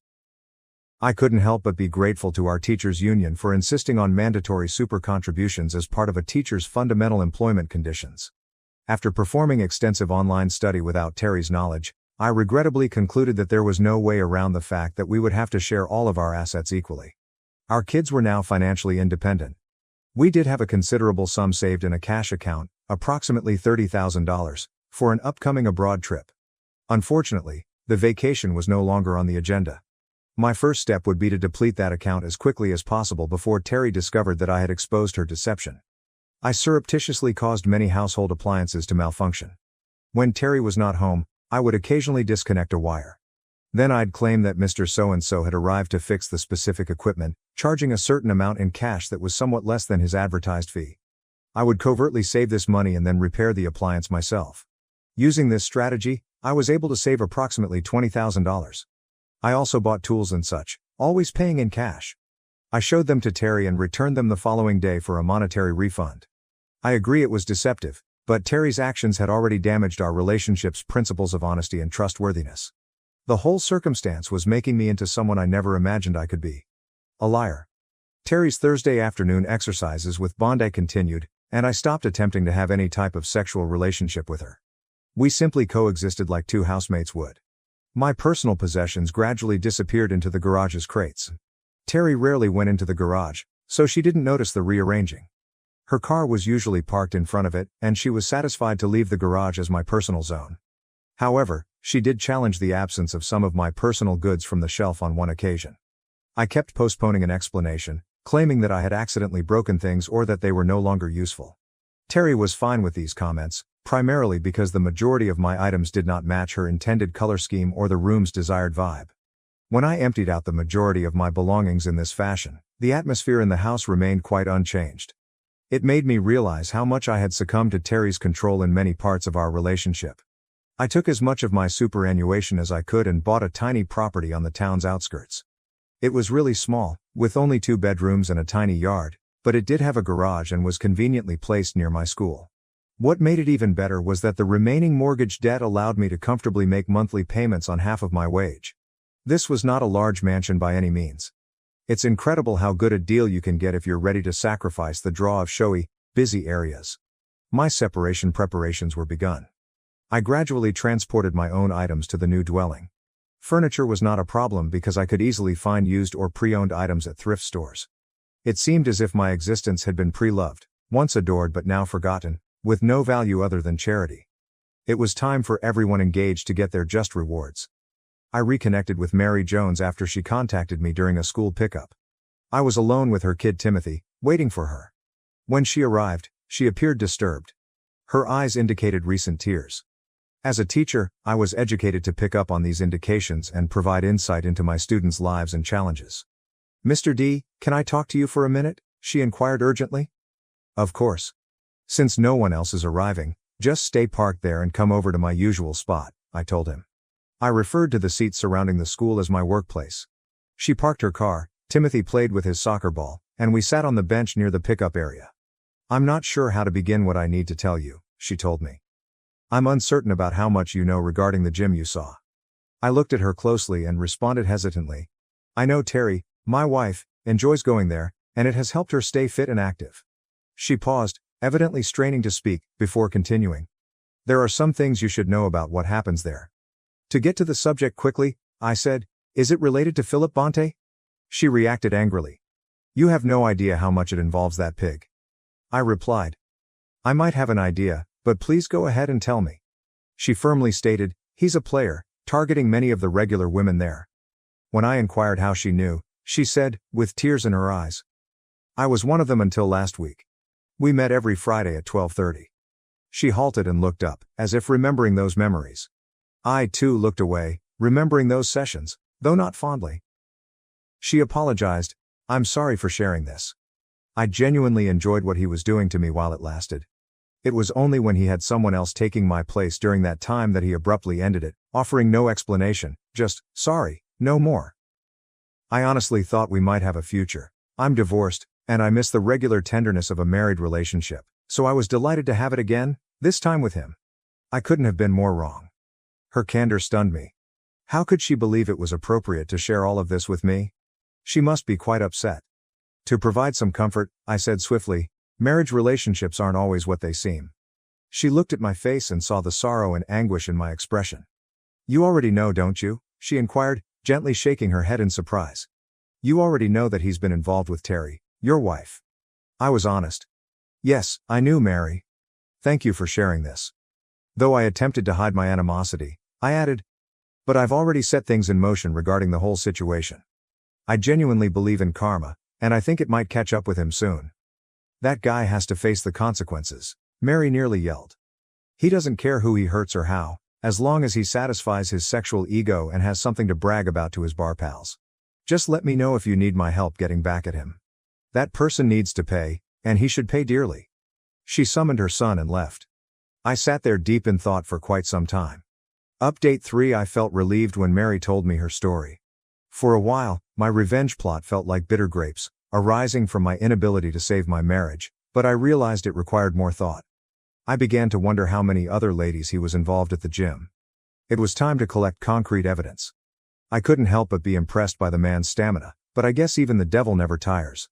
I discovered that he worked at the gym every day except for Mondays, when it was closed.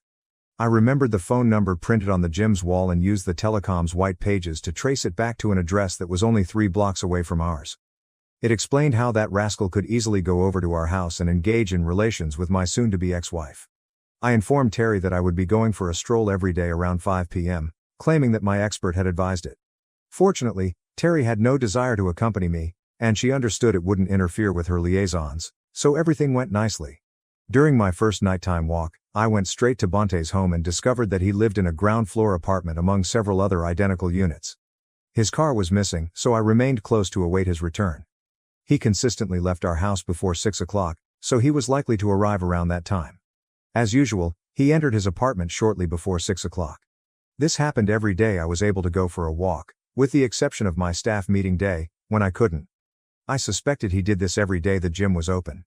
Did he meet up with a different woman on each of these days? I hope to find out by gradually beginning my walks earlier to track his everyday movements. I decided to take a whole week off from school for this very reason. I went to an electronics store and bought the appropriate equipment, which included an inconspicuous long-range listening device, not the one that looks like a satellite dish.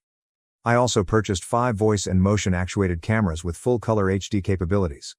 To guarantee that I had ample storage space for digital evidence, I purchased an additional portable hard drive for my computer. After buying these materials on Monday, I set up one of the cameras in Bondi's flat. Fortunately, his place wasn't extremely large, more of a one-bedroom apartment with a huge living and kitchen dining area, and one camera was plenty to capture everything but his bedroom. It was easy to get it inside his bedroom. I just waited for him to go to the gym before retrieving his apartment keys from where he had carelessly placed them beneath the doormat. He could not have been less imaginative. After checking that the camera worked properly, I left.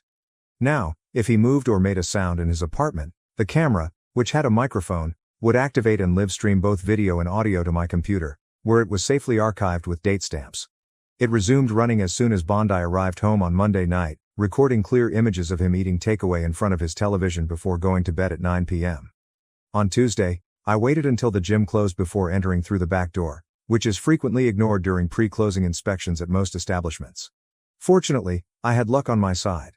I cleverly positioned the next camera in the private room at the back, where clients typically receive personal health assessments. This was the same room where Bondi regularly met with his private clientele. I couldn't help but wonder what kind of person I had become, installing cameras in other people's homes, essentially snooping. I was curious where this would lead. When Terry left for groceries on Wednesday, I took advantage of the chance and surreptitiously installed the 3rd and 4th cameras in our bedroom and living area. After analyzing the footage from Tuesday, I was both startled and unsurprised by what I saw and heard given the circumstances. Bondi awoke and quickly went, only to return later with food. I couldn't help but think, this lazy guy can't even make his own breakfast. He stayed at home until the gym opened, then departed around 10:30. During this moment he placed an unusual phone call. "Hi, Julie. It's Phil. Is he gone yet?" Pause. "Okay, I'll see you at 12:30 at your apartment. Make sure you wear what I mentioned." "No, I'll be careful. Nobody will notice me entering your space." "Did you say he was leaving for 3 days?" "Okay, maybe I can come on Thursday and Friday as well. We'll talk this afternoon, love." After that, he hung up the phone and left with a visible spring in his step. I could not help but wonder how he intended to explain this to Terry.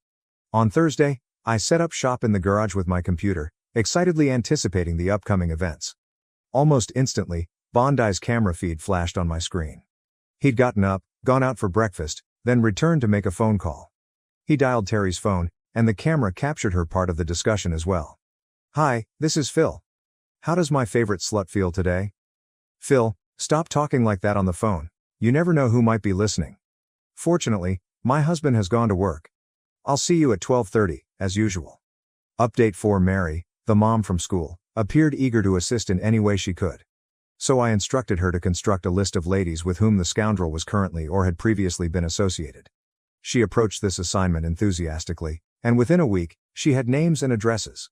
Terry's name appeared on that list, which surprised and disappointed me. By this point, I had almost severed all ties with her house, which had lost its emotional worth and had become merely a place to live. Terry did mention once that it felt awfully empty lately. I just stated that I was diligently decluttering my possessions. She accepted the explanation because it did not damage her goods and also gave her extra space. I'd also transferred the garage goods to my new home. To finish my escape, I simply needed 20 minutes to pack my possessions and drive away in my car. I met with a divorce attorney, and all of the necessary divorce documents were completed and ready to be served right away. The financial details were worked out. Our vacation savings were fully depleted, and the cash were moved to my personal bank account. I kept all of the bogus purchase receipts properly filed in a folder in case they were needed as proof. I changed the beneficiaries of my superannuation fund to our children and took any remaining cash. I opened separate bank accounts, credit cards, and insurance policies in my name only. The car, including registration and insurance, was moved wholly into her name, leaving her fully accountable for it from now on. Unfortunately, I had little authority over the house and had to rely on the court's choices. I bought a new phone, registered it under my name only, and made sure it had an unlisted number. The old phone was deactivated. I put together a packet of information for each husband or partner of the women identified by Mary. Each packet contained information regarding when and where the scoundrel had been involved with their partners. It also included his name and address. Additionally, I shared the address of our town's sexual health clinic, as it appeared that the majority of these interactions were unprotected. I wrote a comprehensive letter to the gym's owner, proposing that this was a good moment to have a serious discussion with her head teacher. I left the divorce papers on our kitchen table, along with printed images from that scoundrel and Terry's video surveillance and DVDs of their rendezvous. I placed my wedding ring next to this package, which had been split in half and was covered in horrible chemicals. The accompanying note stated, "Terry, I left you this ruined ring, covered in the same mess that represented what happened to our marriage. Please do not contact me unless it is through the attorney listed in the divorce papers. I have requested that the school block your access to the school premises, so please avoid attempting to reach me there. Causing disturbances on school grounds can result in immediate police action. I've also informed our children about my actions to avoid confusion about why this separation occurred. I've sent copies of the DVDs to them so there can be no false narratives about who initiated the separation." Final update. I drove to my new house and waited for the full extent of the fallout. The local newspapers discovered a scandal at a nearby gym. The proprietor had no choice but to close his firm and leave town. Meanwhile, a former gym instructor was found in a downtown back alley. He was alleged to have been assaulted by an unidentified group of male attackers. A rapid influx of divorce petitions inundated the local court, and several homes were listed for sale. Terry returned home that fateful day, discovered my farewell gifts, and immediately fainted. A neighbor overheard her screams and saw her collapse. Our astute 70-year-old neighbor quickly figured out why Terry had fainted. She immediately contacted emergency services before leaving her house, leaving the door open. Terry attempted to call me but was unable on any of our phones. She even attempted to visit the school, which led to her incarceration. After spending the night in the holding cell and receiving a stern warning from a magistrate, her attempts to contact me dropped significantly. Our children were outspoken in their criticism of her evident cheating. Fortunately, they were both married and had inherited my more ethical views on fidelity, rather than Terry's. The divorce processes were concluded, and the outstanding financial concerns were addressed in accordance with the regular procedure. Terry had to sell the house, and the funds enabled her to buy a smaller property in the outskirts, where she now lives alone. The stigma of being labeled as one of the notorious gym sluts never left her. When she went uptown, she received many sidelong glances and whispered snickers. Her melancholy as a result of this rejection and embarrassment forced her to seek treatment in a psychiatric hospital. As for me, I continued my teaching career while living happily in my new home. My ex-boyfriend humiliated me in front of his friends and left me with an expensive bill. Later, I discovered he had lied about his job and life.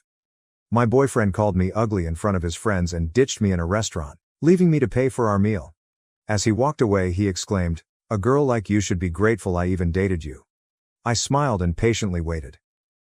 This morning, my phone exploded with 13 missed calls. I am still processing what happened last weekend. I keep reliving it in my thoughts, wondering whether I dreamt the entire thing. But nope, my maxed out credit card and ice cream smears on my couch prove it was real. For reference, I'd been dating Ryan for 2 years. 2 years. Not just a casual fling or whatever. We had the entire routine down, Sunday Netflix marathons, awkward holiday meals with both families, and even that bizarre couples yoga class he insisted on trying, which we both were terrible at, to be honest. Things were not perfect with us, are they ever? But I assumed we were solid. We had discussed moving in together this summer. He had these little bothersome habits, like leaving his socks all over the place, texting while watching movies, and offering helpful comments about my appearance. Things like, "That shirt makes your arms look bigger," etc. "Have you thought about trying a different hairstyle?" I always dismissed it as him being honest. Gee, past me was such an admirer. So last Friday, Ryan texted me about a meal with several coworkers. He had never really included me in his job life before, always claiming it was unprofessional or whatnot, so I was actually excited. I even went shopping for a new outfit, damn my budget, and spent hours getting ready. I'm talking about an entire YouTube makeup instruction, the pricey straightener I only use on special occasions, and the works. I arrive at this highly pricey downtown restaurant with little portions and no prices on the menu. Red flag number 1. Ryan has already arrived, accompanied by 2 coworkers, Leonard and Pablo. There's a strange vibe that greets me as I approach. Ryan barely recognizes me. Only a half stand from his chair and a brief, "You're late." I was only 2 minutes late because parking was tough. As I sit down, he notices my attire and asks, "Oh, you wore that?" Not quietly, either. His companions exchanged this look, and I could feel my cheeks becoming hot. For the record, I was wearing a dark blue dress that I thought was attractive. Nothing outrageous or inappropriate. I try to shrug it off, saying, "Is there a clothing code I missed?" But he just shrugs and says they've already ordered appetizers. Cool. Ryan spends the next hour chatting about work topics that I don't comprehend while his friends nod along. When I try to join the conversation, Ryan either speaks over me or explains why I'm wrong about what I just stated. When I mention a customer at my store, Ryan interrupts with, "She doesn't really get how things work in the real business world." He brushes me off as if retail isn't a genuine job. I have been a manager for 3 years. I'm sitting there, growing increasingly uncomfortable, wondering if Ryan has always been this condescending and I simply didn't notice, or if he's playing off for his friends. Either way, it's not a good appearance. Leonard then asks how we met. I begin relaying the story of how his coworker, Vanessa, my best friend, introduced us. Ryan interrupts me in mid-sentence and says, "Yes, Vanessa felt horrible for her. I was doing a favor, really." Then laughs. "You guys, my stomach actually sank. That is not even close to how things happened. Vanessa had warned me about Ryan's ego before we met, but she assured me that he was a wonderful guy underneath. Spoiler, he wasn't." I excuse myself to the bathroom, partly to avoid crying in front of them. I'm in the stall, texting Vanessa, like, "What is going on?" When I receive a message that Ryan has just tagged himself at this eatery on Instagram. With a boys' night out. Like I'm not even present. Vanessa calls me right away, but I send her to voicemail because I don't want the boys to hear me cry. I spray some water on my face, touch up my makeup, and give myself a sad little pep talk in the mirror about getting through dinner with dignity. When I return to the table, everyone is laughing over something, but it immediately stops when I sit down. Awesome. The server brings our main meals, and Ryan starts making comments about my food selection. I picked spaghetti, one of the less expensive selections, because I was already concerned about the amount. He keeps saying things like, "Carb loading for a marathon?" And, "That's a bold choice for someone with your body type." Each comment seems like a small paper cut, and they build up quickly. At this point, I'm barely eating, simply moving food around my plate and counting down the minutes till I can leave. Then Pablo asks Ryan about a presentation, and Ryan goes on to tell him how his employer loved his ideas and that he is now in charge of the entire project. Something clicks in my brain. Ryan had been worried about this presentation the week before, claiming that his segment was only 5 minutes long and that he was frightened. Is he suddenly a star? It's as if he lives in an alternate reality where he is the primary character. Then the bill arrives. The waiter places it on the table, and Ryan takes it, looks at it for a moment, and then slides it across to me. I believe he's just showing me the sum, but then he says, and I'll never forget this, "You know what? I don't think this is working." I stare at him, waiting for the punchline. There isn't one. "I've been trying to make this work, but I'm just not attracted to you anymore. I think we should break up." In the center of a restaurant. In front of his friends. After 2 years together. Who does this? I'm taken entirely by surprise. "Are you serious right now? This is how you want to do this?" He stands up, gets his jacket and says, "I still get a knot in my gut just thinking about it. A girl like you should be grateful I even dated you this long. You're not exactly a prize." Then he and his companions simply left. They all left together, laughing. I was left with a $347 charge for their dumb Wagyu appetizers and pricey beverages. The waiter approached with an expression of sadness that made everything 1,000 times worse. I paid the bill with my credit card, which I'm still paying off from Christmas, great, and managed to get to my car without completely falling apart. I called Vanessa from the parking lot, crying so hard that she couldn't understand me at first. She arrived at my apartment with a pint of Ben & Jerry's and a bottle of wine. The actual MVP. Between ugly crying and stress eating cookie dough, I told her everything. She was furious. I had to talk her out of driving to Ryan's house and raising a disturbance. That's when she went odd. She kept asking questions about what Ryan had said about work, the project he mentioned, his position within the organization. Sabrina, I don't know how to tell you this, but Ryan isn't who he says he is at work. Ryan isn't a hotshot marketing guy going to get promoted. He works as an assistant, making coffee runs and scheduling meetings. All the business trips? Complete fabrications. What about the major presentation? He was only preparing the slides for the actual team. What is the fancy title on his LinkedIn? Complete fiction. I felt like an idiot. For 2 years, he had been lying about almost everything, and I never questioned it. What else had he lied about? That night, when Vanessa had left, I went into full investigative mode. I went back over our text messages, photos, everything. There were so many contradictions that I had missed. Comments regarding money that did not add up. He had to work late several times, although his location indicated that he was across town. I could not sleep. I kept revisiting that moment in the restaurant, how little he made me feel. How ashamed I felt. I received a text message from an unknown number about 3 a.m. Hey, it's Cody from Ryan's office. Vanessa gave me your number. There's some stuff you should know. That's when things became really intriguing. First update. First and foremost, I want to express my gratitude to everyone who left positive comments on my previous post. I cried while reading several of them, in a good way. Many of you requested an update, so here's what happened next in this totally insane incident. So, after learning from Cody, who works with Ryan, that my partner of 2 years had been living in a dream world of his own making, I spent the following few days in a terrible post-breakup fog. You know the one. You alternate between bawling into a pint of ice cream and furiously scrolling through old images, wondering if any of it was genuine. My apartment resembled a catastrophe zone. The dishes piled up. Laundry is everywhere. Approximately 7 empty DoorDash bags because cooking seemed difficult. The hardest part was that I kept thinking of humorous things to text Ryan, only to remember what had happened. And it felt like getting discarded all over again. My mind was practically trapped in a loop of did that really happen? How didn't I see this coming? I'd also avoided social media since I knew Ryan's posts would be irritating. But on Wednesday morning, I surrendered and checked Instagram. Sure enough, Ryan was there, with a gym selfie. Captioned, "Level up. Know your worth." The arrogance. I almost flung my phone across the room. Vanessa came over that evening with takeout and discovered me wrapped in my comforter, like a melancholy burrito. She's been fantastic throughout this whole affair, making sure I eat actual food, listening to me whine about the same things again and over, and never saying "I told you so," despite her misgivings about Ryan from the start. While we were dining, Vanessa showed me her texts with Cody. Apparently, they had been talking a lot. He had tea to spill. According to Cody, Ryan had been telling everyone at work that he dumped me because I was needy and always discussed marriage. What? I did not create the Pinterest board, Future Home Ideas? Yes. Ryan actually owned one of these. He claimed it was research for a job assignment. Then Cody dropped the real bomb. Ryan wasn't simply lying about his job title. He was currently on probation for taking credit for other people's work, and he might be dismissed shortly. All those late nights spent working? He was hurriedly trying to correct errors before anyone noticed. Business trips? Complete fiction.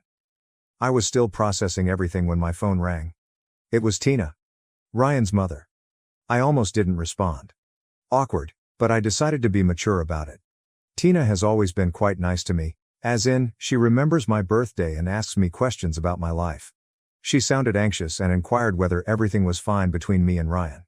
Apparently, he informed his family that we had a minor altercation but everything was great. A small fight. The man publicly humiliated me, deserted me in front of his buddies, and left me with a large debt. I attempted to be vague, claiming we were taking up space because I didn't want to place her in the middle. Then she brought up Ryan's birthday dinner on Saturday.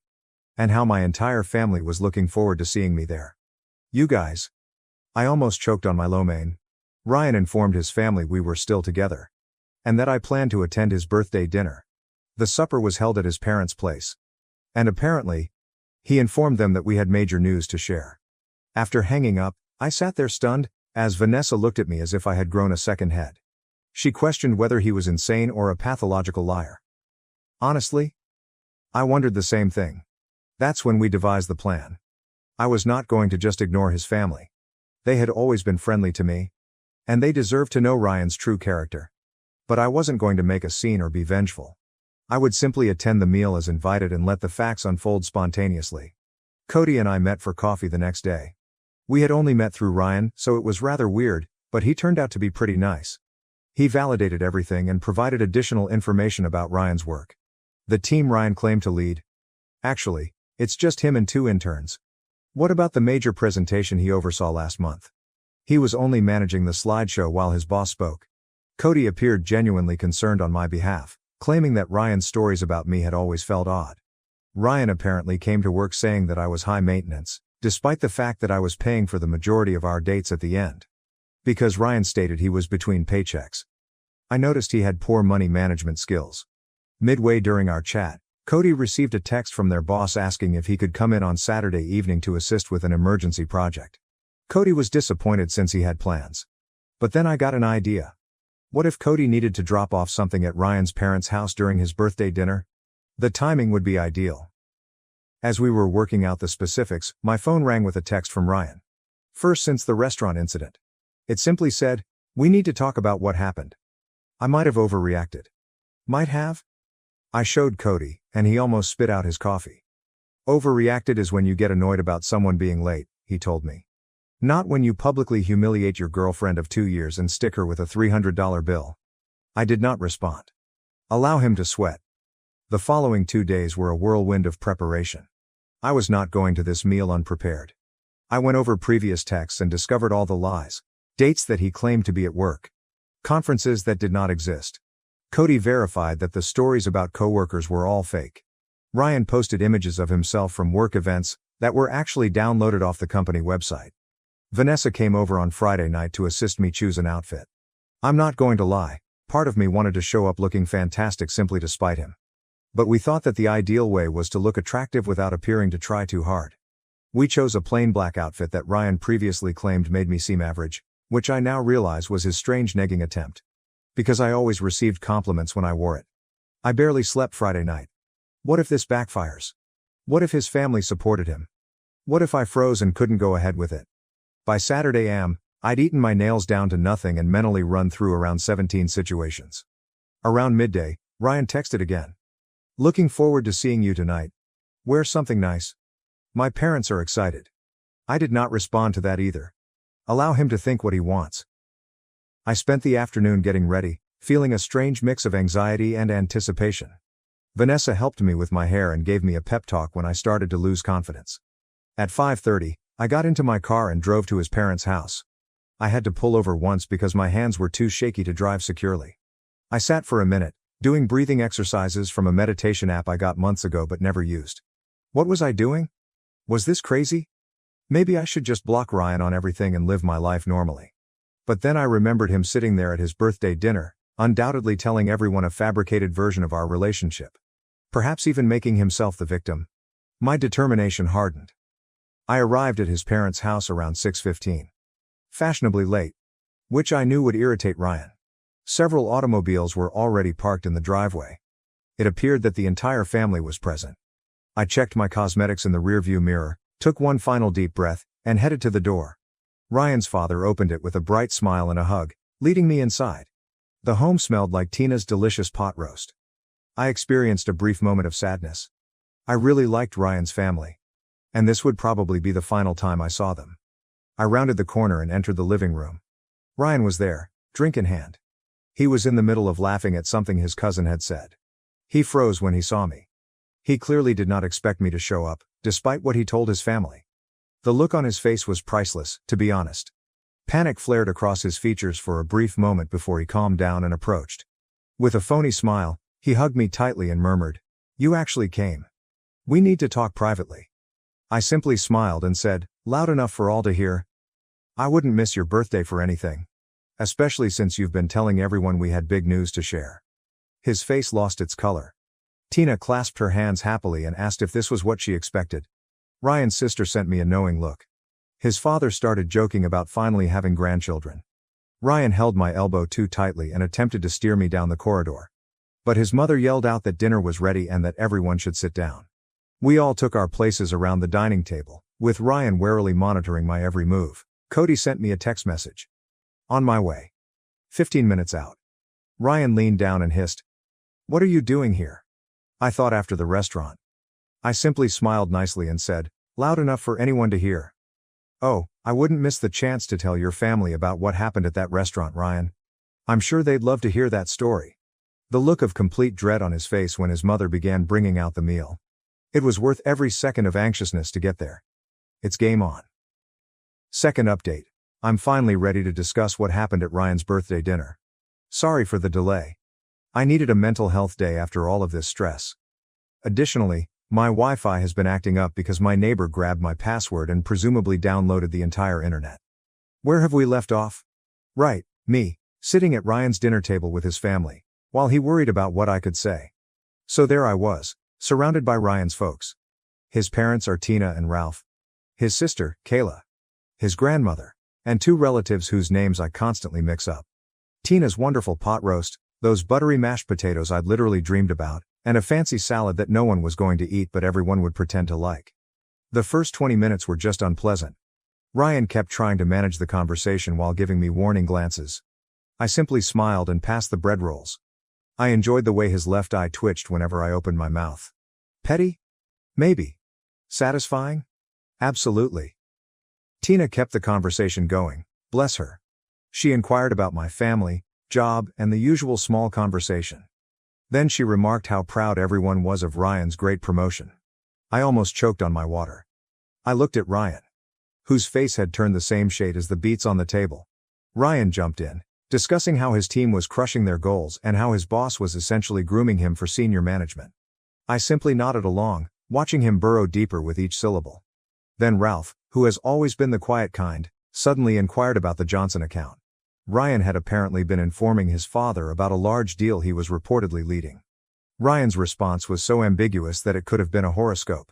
Something about strategic pivoting and utilizing core competencies. It literally meant nothing. His sister, Kayla, attracted my attention across the table. She's always been the suspicious one in the family, the sort who Googles facts during disagreements and calls others out on their lies. She raised an eyebrow at me. Like, is he serious right now? That's when Tina mentioned the future.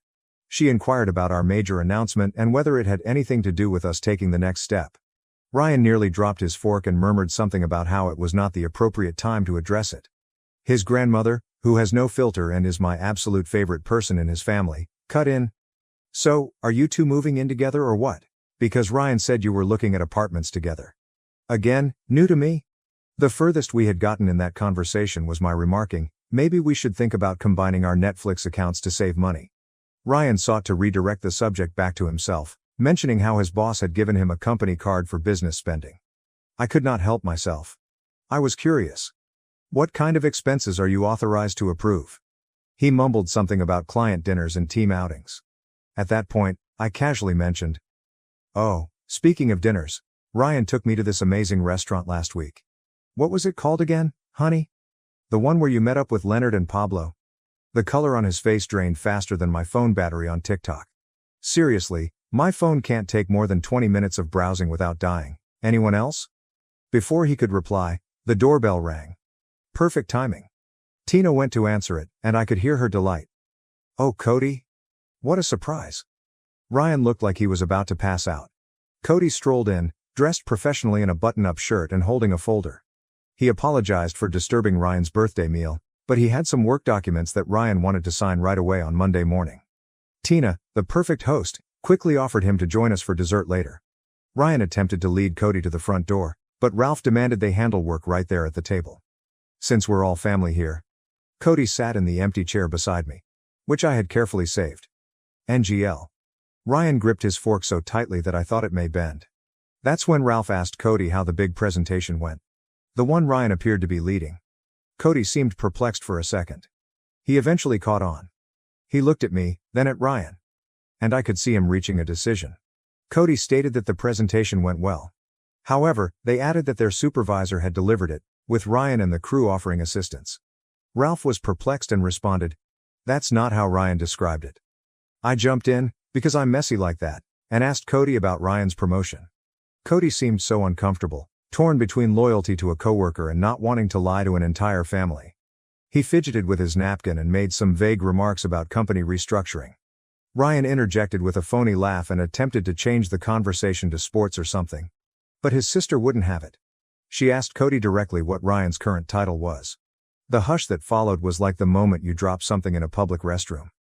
Everybody hears it. Nobody wants to admit it. Cody looked at Ryan, who was silently imploring through his eyes. Then at me. I nodded slightly. He cleared his throat and explained that Ryan was an administrative assistant in the marketing department. The silence. Ralph lowered his fork gently. His grandmother made a small sound. Kayla said something that sounded suspiciously like I knew it. Ryan quickly entered damage control mode. Cody expressed confusion. That he had several duties. That was complicated. But the dam had cracked.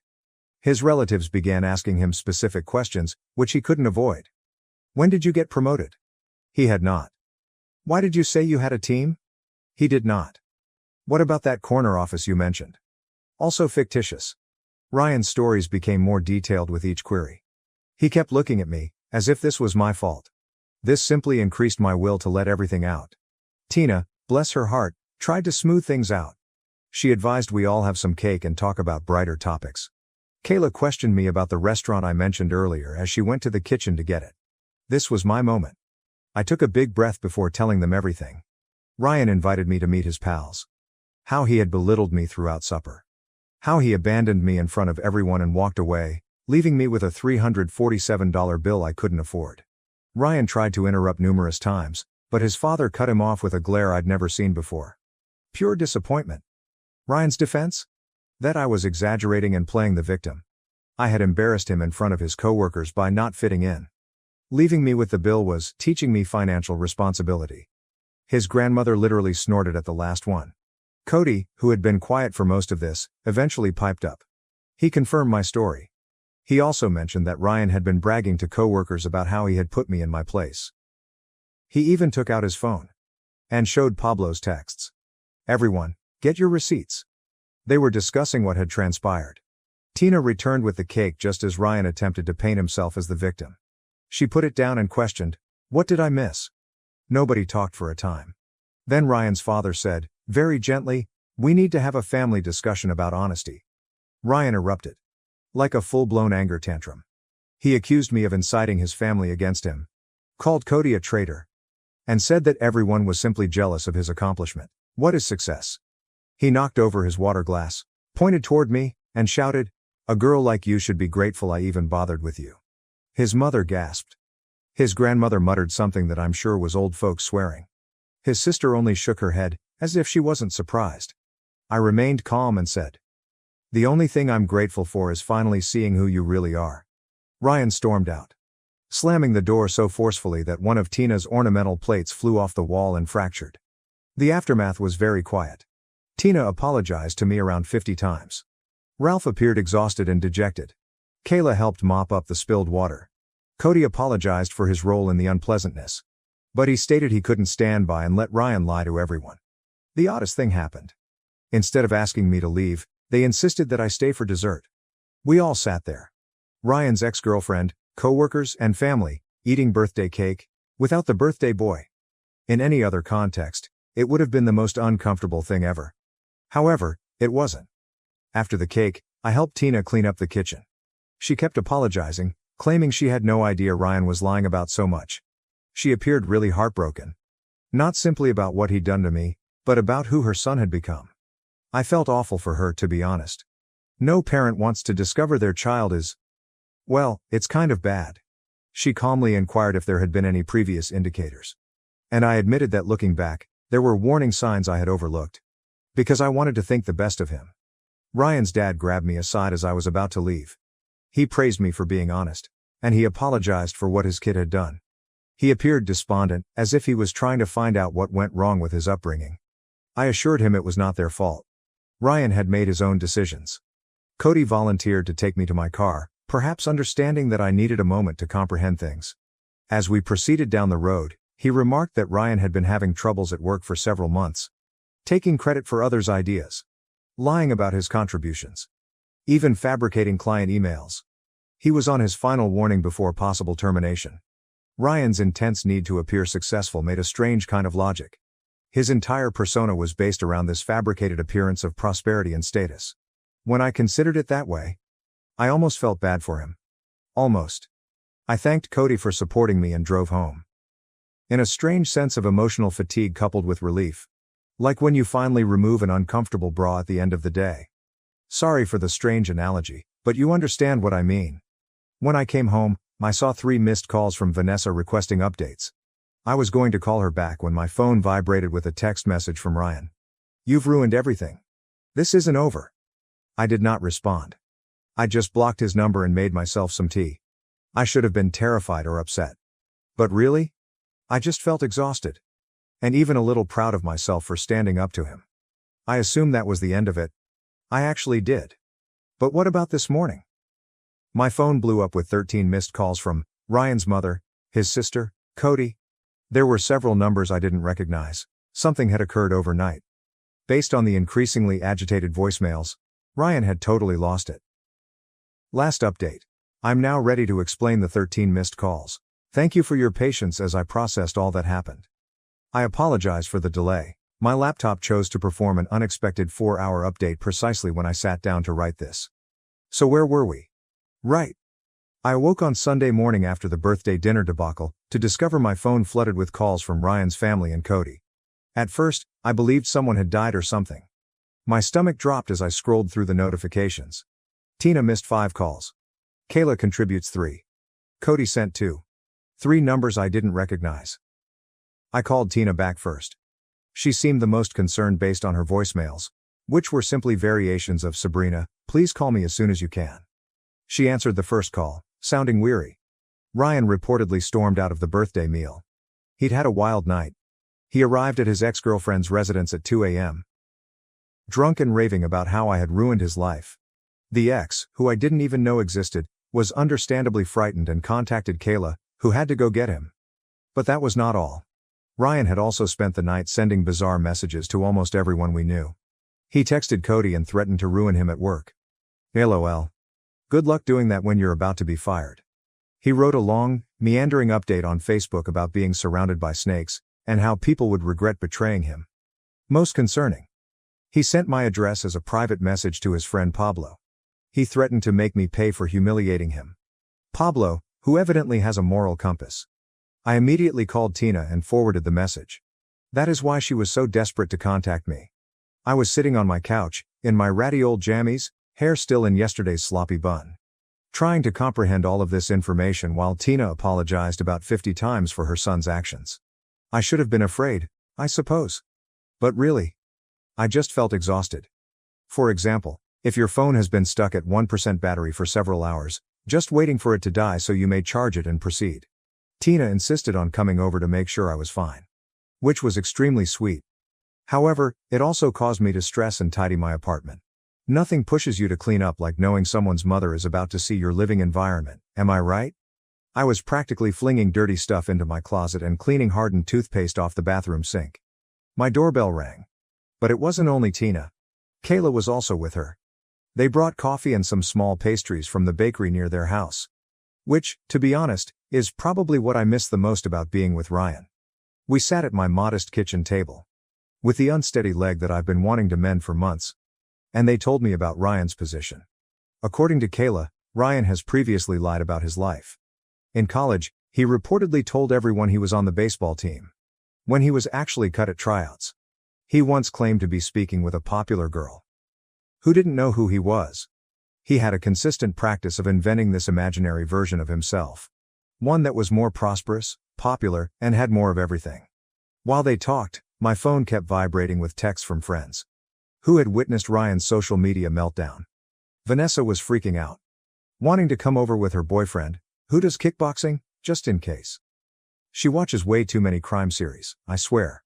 My group chat was exploding with confusing messages about Ryan's theatrical subtweets. That's when the doorbell rang again. I literally froze. I wonder whether it was Ryan? Kayla peered through the slats and took a deep breath. It was Cody. Ryan had apparently been blowing up his phone all morning too. Cody wanted to warn me in person. Since Ryan mentioned paying me a visit. So here we all were, me, Ryan's mother, his sister, his coworker. Sitting in my living room on a Sunday morning, trying to find out what to do about this man-child's tantrum, because he was caught in his lies. If things weren't so stressful, that would have been hilarious. Imagine conveying this situation to someone who wasn't present. Cody added that their supervisor was already aware of Ryan's social media outburst. Someone took a screenshot and forwarded it. Monday at work was going to be interesting. Kayla was concerned Ryan may do something stupid if he lost his job. On top of everything else. That's when the doorbell rang again. This time, it was the building manager, looking quite weird. Ryan had apparently been downstairs causing a scene in the lobby. I demand to be led up to my flat.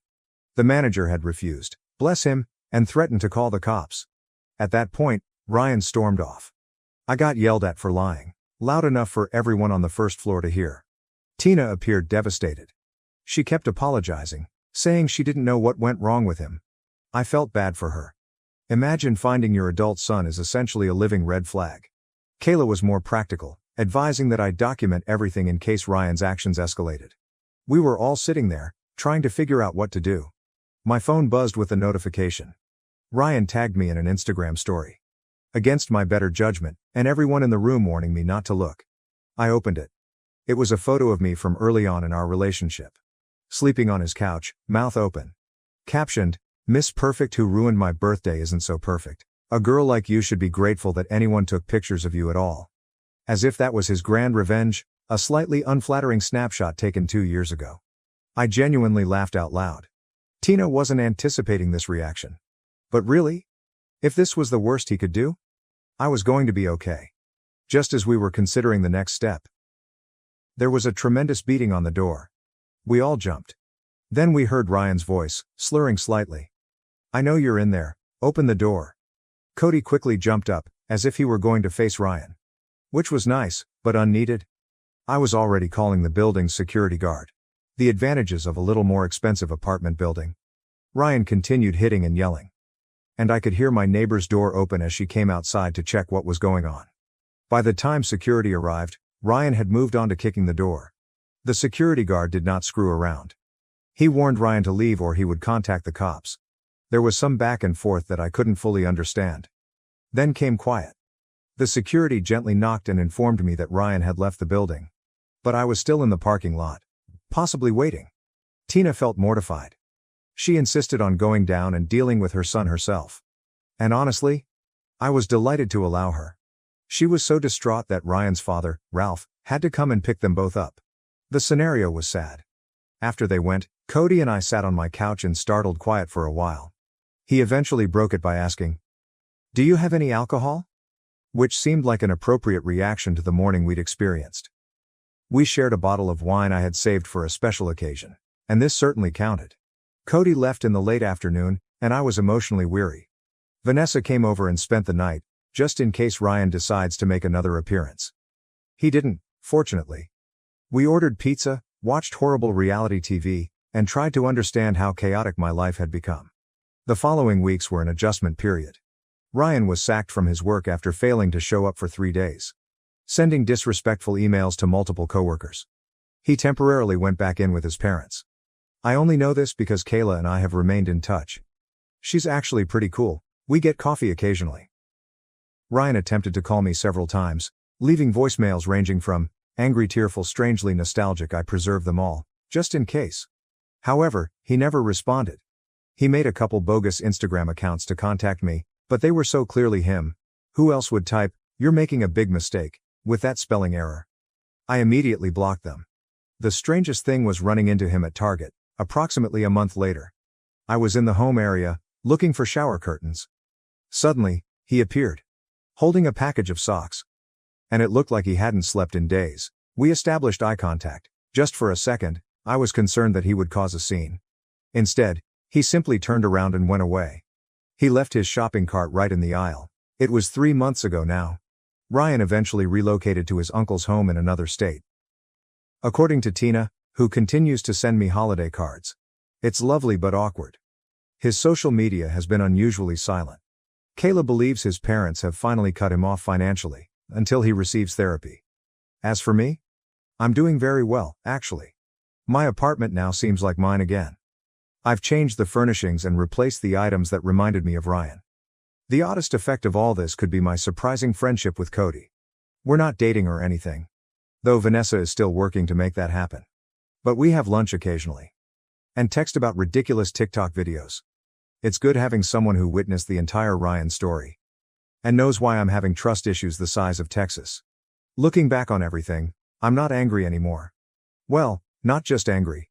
I'm also weirdly grateful. Not for dating Ryan. Certainly not that.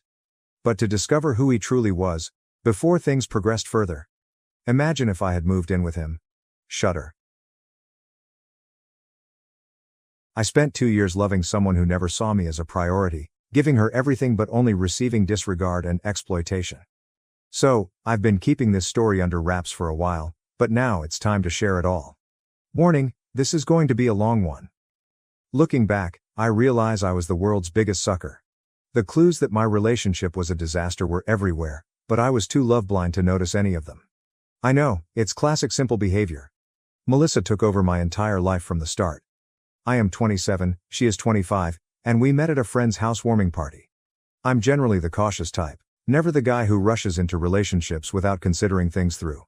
I've always been the type of man who takes his time and considers the pros and drawbacks. But with Melissa? Holy! She had this way of drawing me in that I couldn't stop. She wasn't even trying, which is what made it so dangerous. She made me laugh like no one other. She had a weird-ass sense of humor that simply worked with me. She could make even the most ordinary Tuesday night feel like a vacation. She was also really hot, which helped.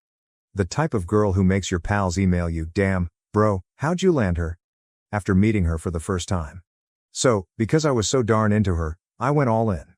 Like full throttle, no holding back. I always placed her first. It didn't matter if I was working 12-hour hours that week or had significant business to attend to. If she needed me, I dropped everything and showed up. That promotion I was looking for? I declined because she wanted me to go on a weekend trip with her and her pals. What about my closest friend's bachelor party? She left early since she wasn't feeling well and asked me to come over.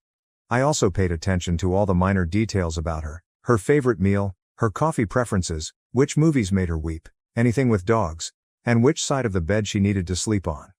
I organized surprise dates and gave her thoughtful gifts, not only on birthdays, but on random Wednesdays to demonstrate that I was thinking about her. I thought of her first. I practically planned my entire life around her, my decisions, my time, and my future plans. Every single thing revolved around her. I even looked at engagement rings, believing she was the one. And for a long time, I assumed she was just as invested in us. This was the lie I kept telling myself. What's the cold truth? She never exhibited the same zeal I threw into that stupid-ass relationship. She just adored being mine and receiving all of the attention. When we initially started dating, everything was great. We had been together for nearly 2 years before everything fell apart. She moved into my house about a year ago, which I actually own and pay the mortgage on myself. I paid everything: mortgage, bills, groceries, even her auto insurance and cell phone bill. I even helped her with school payments. She was finishing up her degree and worked part-time at this coffee shop, so I assumed I was investing in our future together. It's only temporary, I reminded myself. Once she graduates and gets a real job, things will even out. Spoiler alert, they never did. At first, it was very amazing. Melissa was humorous, charming, and energetic. We spent weekends exploring new places, binge-watching series, and simply having fun together. But then things began to change. And I was too dumb to notice. It's incredible how many red flags you can miss when you're wearing rose-colored glasses. For example, despite receiving money from her parents, she never volunteered to pay for anything. Or how she'd talk about her house and kitchen, when I was the one who was paying for everything. Or how she'd make tiny remarks about my pals being dull or my work being too corporate while happily spending the money from that corporate job. What is the worst part? She enjoyed telling everyone how amazing a boyfriend I was. She'd write these long-ass messages on Instagram about how blessed she was and how I was the best boyfriend ever, along with photographs of the presents I bought her or the trips I paid for. Her pals thought I was awesome. My buddies thought she was incredible. Everyone believed we were the perfect pair. What about behind closed doors? That's where the truth resided. And I was too blind to notice it. I continued offering justifications for her. When she would cancel arrangements with my family to spend time with her pals, I would convince myself that she is simply independent. When she would spend hundreds of dollars on clothes yet forget to contribute to groceries, I'd imagine she was still figuring out adulthood. When she rolled her eyes at things that were important to me, I convinced myself that we simply had different interests. I was creating excuses for her because I did not want to confront the truth. That perhaps, just maybe, I loved her more than she loved me. And it's not like she was some evil mastermind. She wasn't twirling her villain mustache or planning how to use me. She took, and I gave. Over and over again. It became our dynamic. She expected me to offer everything, while I anticipated little in return. That's the messed up part about love. You can sometimes convince yourself that's how it should be. But the warning indicators weren't immediately obvious. Just minor things I decided to ignore because I didn't want to accept the fact that I was being played like a fiddle. Melissa gradually became more distant. Not particularly obvious, just minor details that I overlooked. For example, she'd cease waiting for me to have dinner once I texted that I was on my way home. Or how she'd be staring at her phone the entire time we were together, chuckling at whatever she was looking at and scarcely acknowledging anything I said. I'd be talking about my day, look up, and notice her gaze had not left her screen once. She then began to go out much more frequently, 3 to 4 times per week. She'd say she was hanging out with the girls or had a study group, and I didn't take it seriously at first. I mean, she is entitled to her own life, right? I'm not a controlling boyfriend. However, it quickly developed into a pattern. Weekends, weeknights, random evenings, I'd come home from a 10-hour shift, eager to spend time with her, only to discover an empty house and a half-assed text stating, "Out with friends, don't wait up." When she returned home, she was either still on her phone or went straight to bed, stating she was exhausted. No. How was your day? No hugging, no love, nothing. What went wrong? I was still doing everything around the house, including cooking, cleaning, laundry, food shopping, and paying all bills. Meanwhile, she was rent-free, bill-free, and could do anything she wanted whenever she wanted. And I simply let it happen. I tried bringing it up once, remained calm, and told her I felt we weren't connecting anymore. She waved it off with some nonsense like, "I just need some me time, you're overthinking it." Overthinking? I was working more than 50 hours per week to support this relationship. And was I the problem for wanting to feel connected? But I did not want to appear clinging or controlling. So, like a moron, I dropped it. It worsened from there. On Saturdays, I would wake up to find she had already left. She'd text hours later, saying she was with the girlfriends, or just say something generic like "out." I stopped asking for information because she would become defensive and act as if I was grilling her. "Why don't you trust me?" she'd demand. And I'd back off quickly. Classic manipulation. But I couldn't see it then. And she never went the extra mile for me, as I did for her. I'd organize these nice dates, and she'd say, "That's sweet," but never reciprocated. When I was stressed at work, my boss was an absolute nightmare. She'd text, "I'm here for you," but never show up. When my father became ill and had to be hospitalized, she went to brunch with her friends rather than accompanying me. "Hospitals freak me out," she said. I remember one time when I spent about a month organizing her birthday. She made appointments at a posh restaurant she had been wanting to try. She got tickets to see her favorite band. She even arranged with her friends for this whole surprise affair. It cost me nearly $1,000 all in. But I felt it was worthwhile to see her happy. Do you know what she did for my birthday a month later? She bought me a $50 Amazon gift card and spent most of supper texting her buddies. When I expressed disappointment, she had the audacity to inquire, "What? I got you a present." She stated it with a pouty expression, as if she deserved a standing ovation for remembering my birthday. Meanwhile, I'm standing there holding a gift card with the digital receipt still attached, indicating she purchased it that morning. Really thoughtful, babe. Our connection was extremely unequal. Looking back, if I was even 10 minutes late getting home when she wanted to go somewhere, she'd be upset for hours. But she could disappear for the entire evening without warning, and I was expected to be fine with it. If I wanted to spend time with my guys, I had to tell her a week in advance. She'd make plans with her buddies while we were doing something else, then just bounce. I started seeing other strange things too. How her girls' nights always seemed to include a large number of boys in the photos she was tagged in. She'd always place her phone away from me when texting. How she'd get all dressed up, full makeup, gorgeous outfit, for study group. How she'd arrive home at 2 a.m., smelling of wine and cologne that wasn't mine. I started getting these knots in my gut whenever she went out. I had a strong sensation that something was wrong. But I continued pushing it down, telling myself I was overly paranoid. What irritated me was that all of my friends noticed it. Kyle approached me at a BBQ and asked if I was okay, as Melissa seemed uninterested. And I defended her. I was truly angry at him. I told him he did not comprehend our relationship. My sister informed me straight out that Melissa was using me as an ATM. And I didn't speak to her for 2 weeks after that. That's how much I was in denial. I was paying for this chick's entire life. Housing, food, bills, and even her tuition, while she treated me like an irritating roommate she just had to be nice to on occasion. And I could not see it. Perhaps I didn't want to see it. Because seeing it would imply admitting I had been duped. That the relationship in which I had devoted 2 years, thousands of dollars, and all of my emotional energy was a fraud. That is a hard pill to take. However, reality finally smacks you in the face. My friend once asked me whether our relationship ended abruptly or gradually. The truth is, it was both. Like a frog in gently boiling water, I had no idea I was being roasted alive until it was too late. Melissa had always been somewhat selfish. However, it took a long time to register. Because she would still do the bare minimum of relationship activities. She still claimed I loved you and would occasionally do something nice for me, as long as it didn't bother her too much. When other individuals were around, she continued to act as if we were a team. But behind closed doors, things only got worse. Then our plans lost their meaning for her.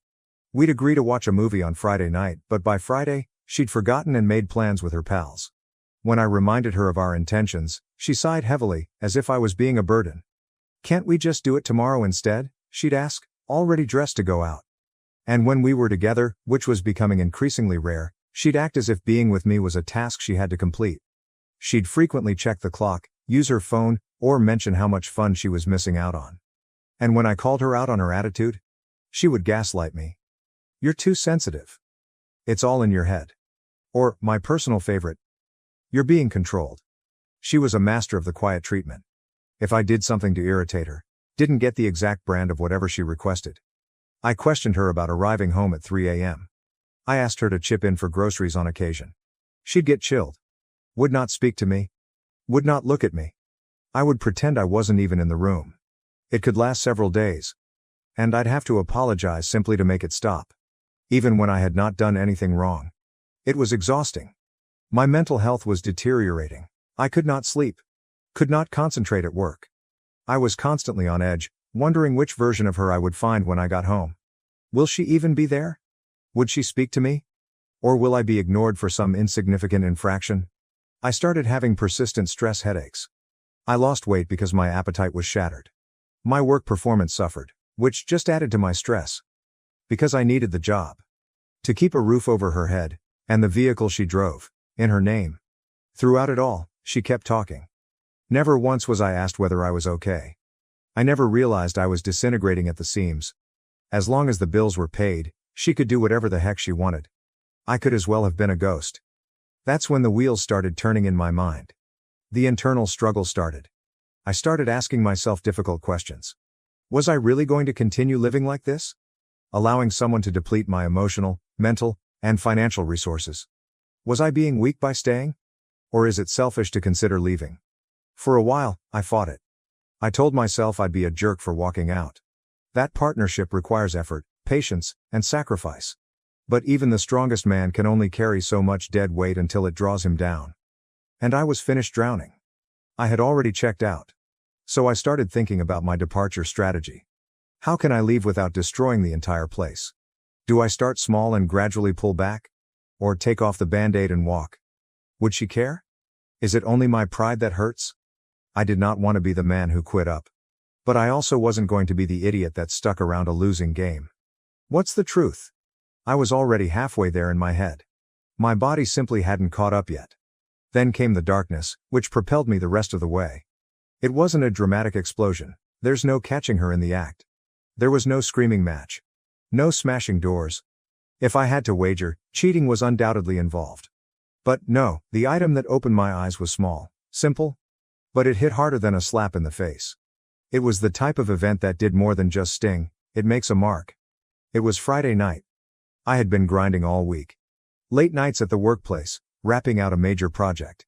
Exhausted wasn't the right term, but I wasn't going to crash on the couch like some beaten down person. Nah. I had one final move to make. I was not searching for quality time. I wanted to flip the script. To let her know, without stating it explicitly, that I had already psychologically exited this relationship. I entered the house at 6, dropped my keys on the counter, and heard her music screaming from the bedroom. I already knew what it meant. She was preparing to leave. Again? Another night with the ladies. According to the Instagram photographs, there were also some strange males. 3 weekends in a row. The third time, I'd be left sitting alone in my own damn house, like an afterthought. I knocked once before pushing open the bedroom door. She was standing in front of the mirror in nothing but her underpants, doing cosmetics as if she were preparing to walk the runway. Normally, I would have paused to savor the scenery. Not tonight. Tonight, I was not here to admire anything. "Hey," I said, my tone smooth and casual. "Just another guy looking to spend the night in, right? We were thinking we could stay in tonight. Order some food, throw on a movie, just chill. Been a while since we had a night to ourselves." She did not even look at me. I didn't pause. Did not flinch. I just kept applying mascara as if I wasn't standing there. "Can't. Promised the girls I'd meet them at Ashley's. We're hitting that new club downtown after." The girls. Always the girls. It's funny how the girls' Instagram images had more male buddies than a frat house.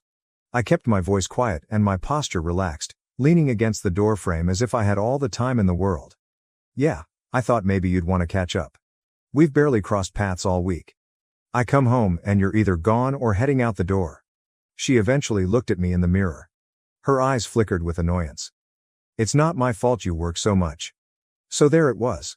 That was a small poke. She understood why I was working so hard. To keep the house. To pay for her car. The bills. She didn't even acknowledge that all she had came as a result of me busting my ass. "But sure, let's toss that back at me." I nodded slowly. "Allow the silence to continue for a second." I continued. "Relationships take work too. Just thought maybe we should make time for that." That is when she turned. Mascara wand in hand. I felt like I was just an annoyance in her night. She then dropped the line that sealed it. "You're not my priority right now, okay? I have other things going on." The way she hurled those remarks at me was casual as hell. As if she were informing me we were out of milk. While applying mascara for some other dude to enjoy. The chef's kiss of disdain. Absolute masterclass in how to end a relationship in 10 words or less. 2 years. It comes down to just one line. The entire relationship boils down to me not even being on her list. I did not move.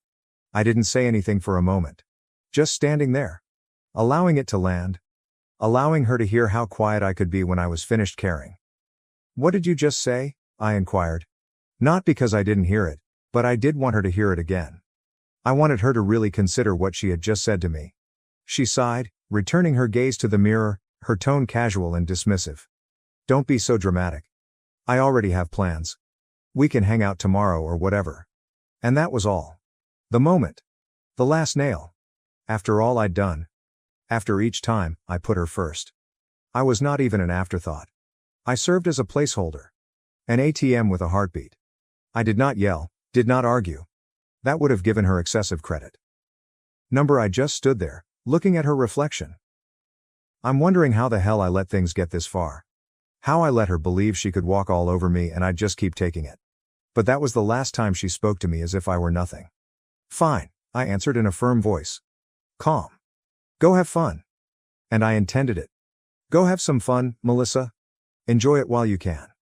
Because of the man standing in front of you. He's already left. "I will," she responded. Not even picking up on my tone. She simply kept applying her makeup, as if we had been talking about the weather, not the end of our relationship. She departed around 20 minutes later. Did not even say goodbye properly. I just yelled, "Later," as the front door slammed.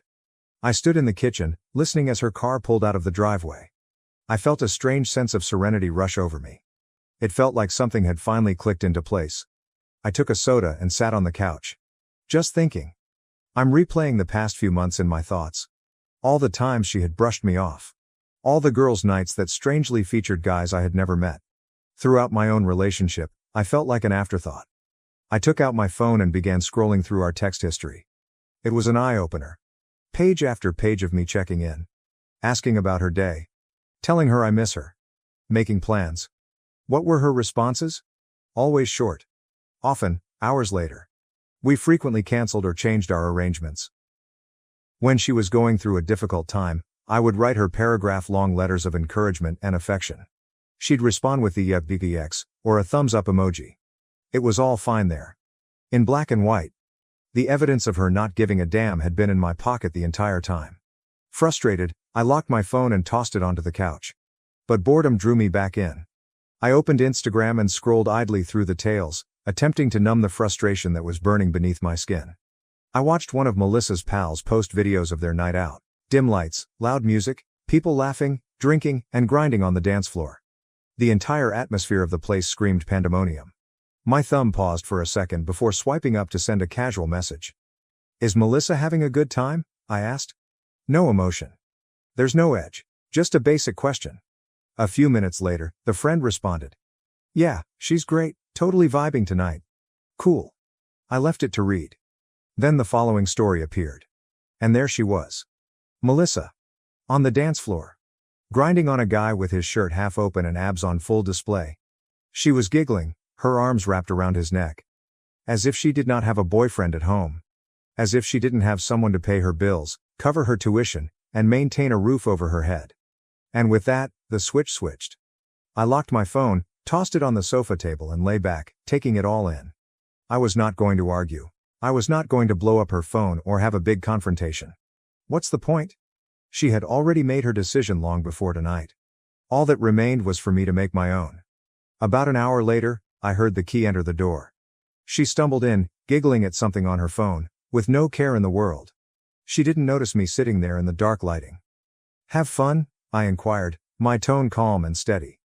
She jumped and almost dropped her handbag. "Jesus, you scared me." She laughed, but it was forced. She appeared disheveled, with smudged makeup and tangled hair. "Why are you sitting in the dark like some creep?" I shrugged. "Just thinking." She began going toward the bedroom, brushing me off like she always did. Like I was a roommate she tolerated. "Thinking about what?" she asked, looking over her shoulder. I saw her lean back, arms stretched across the couch, calm and cool.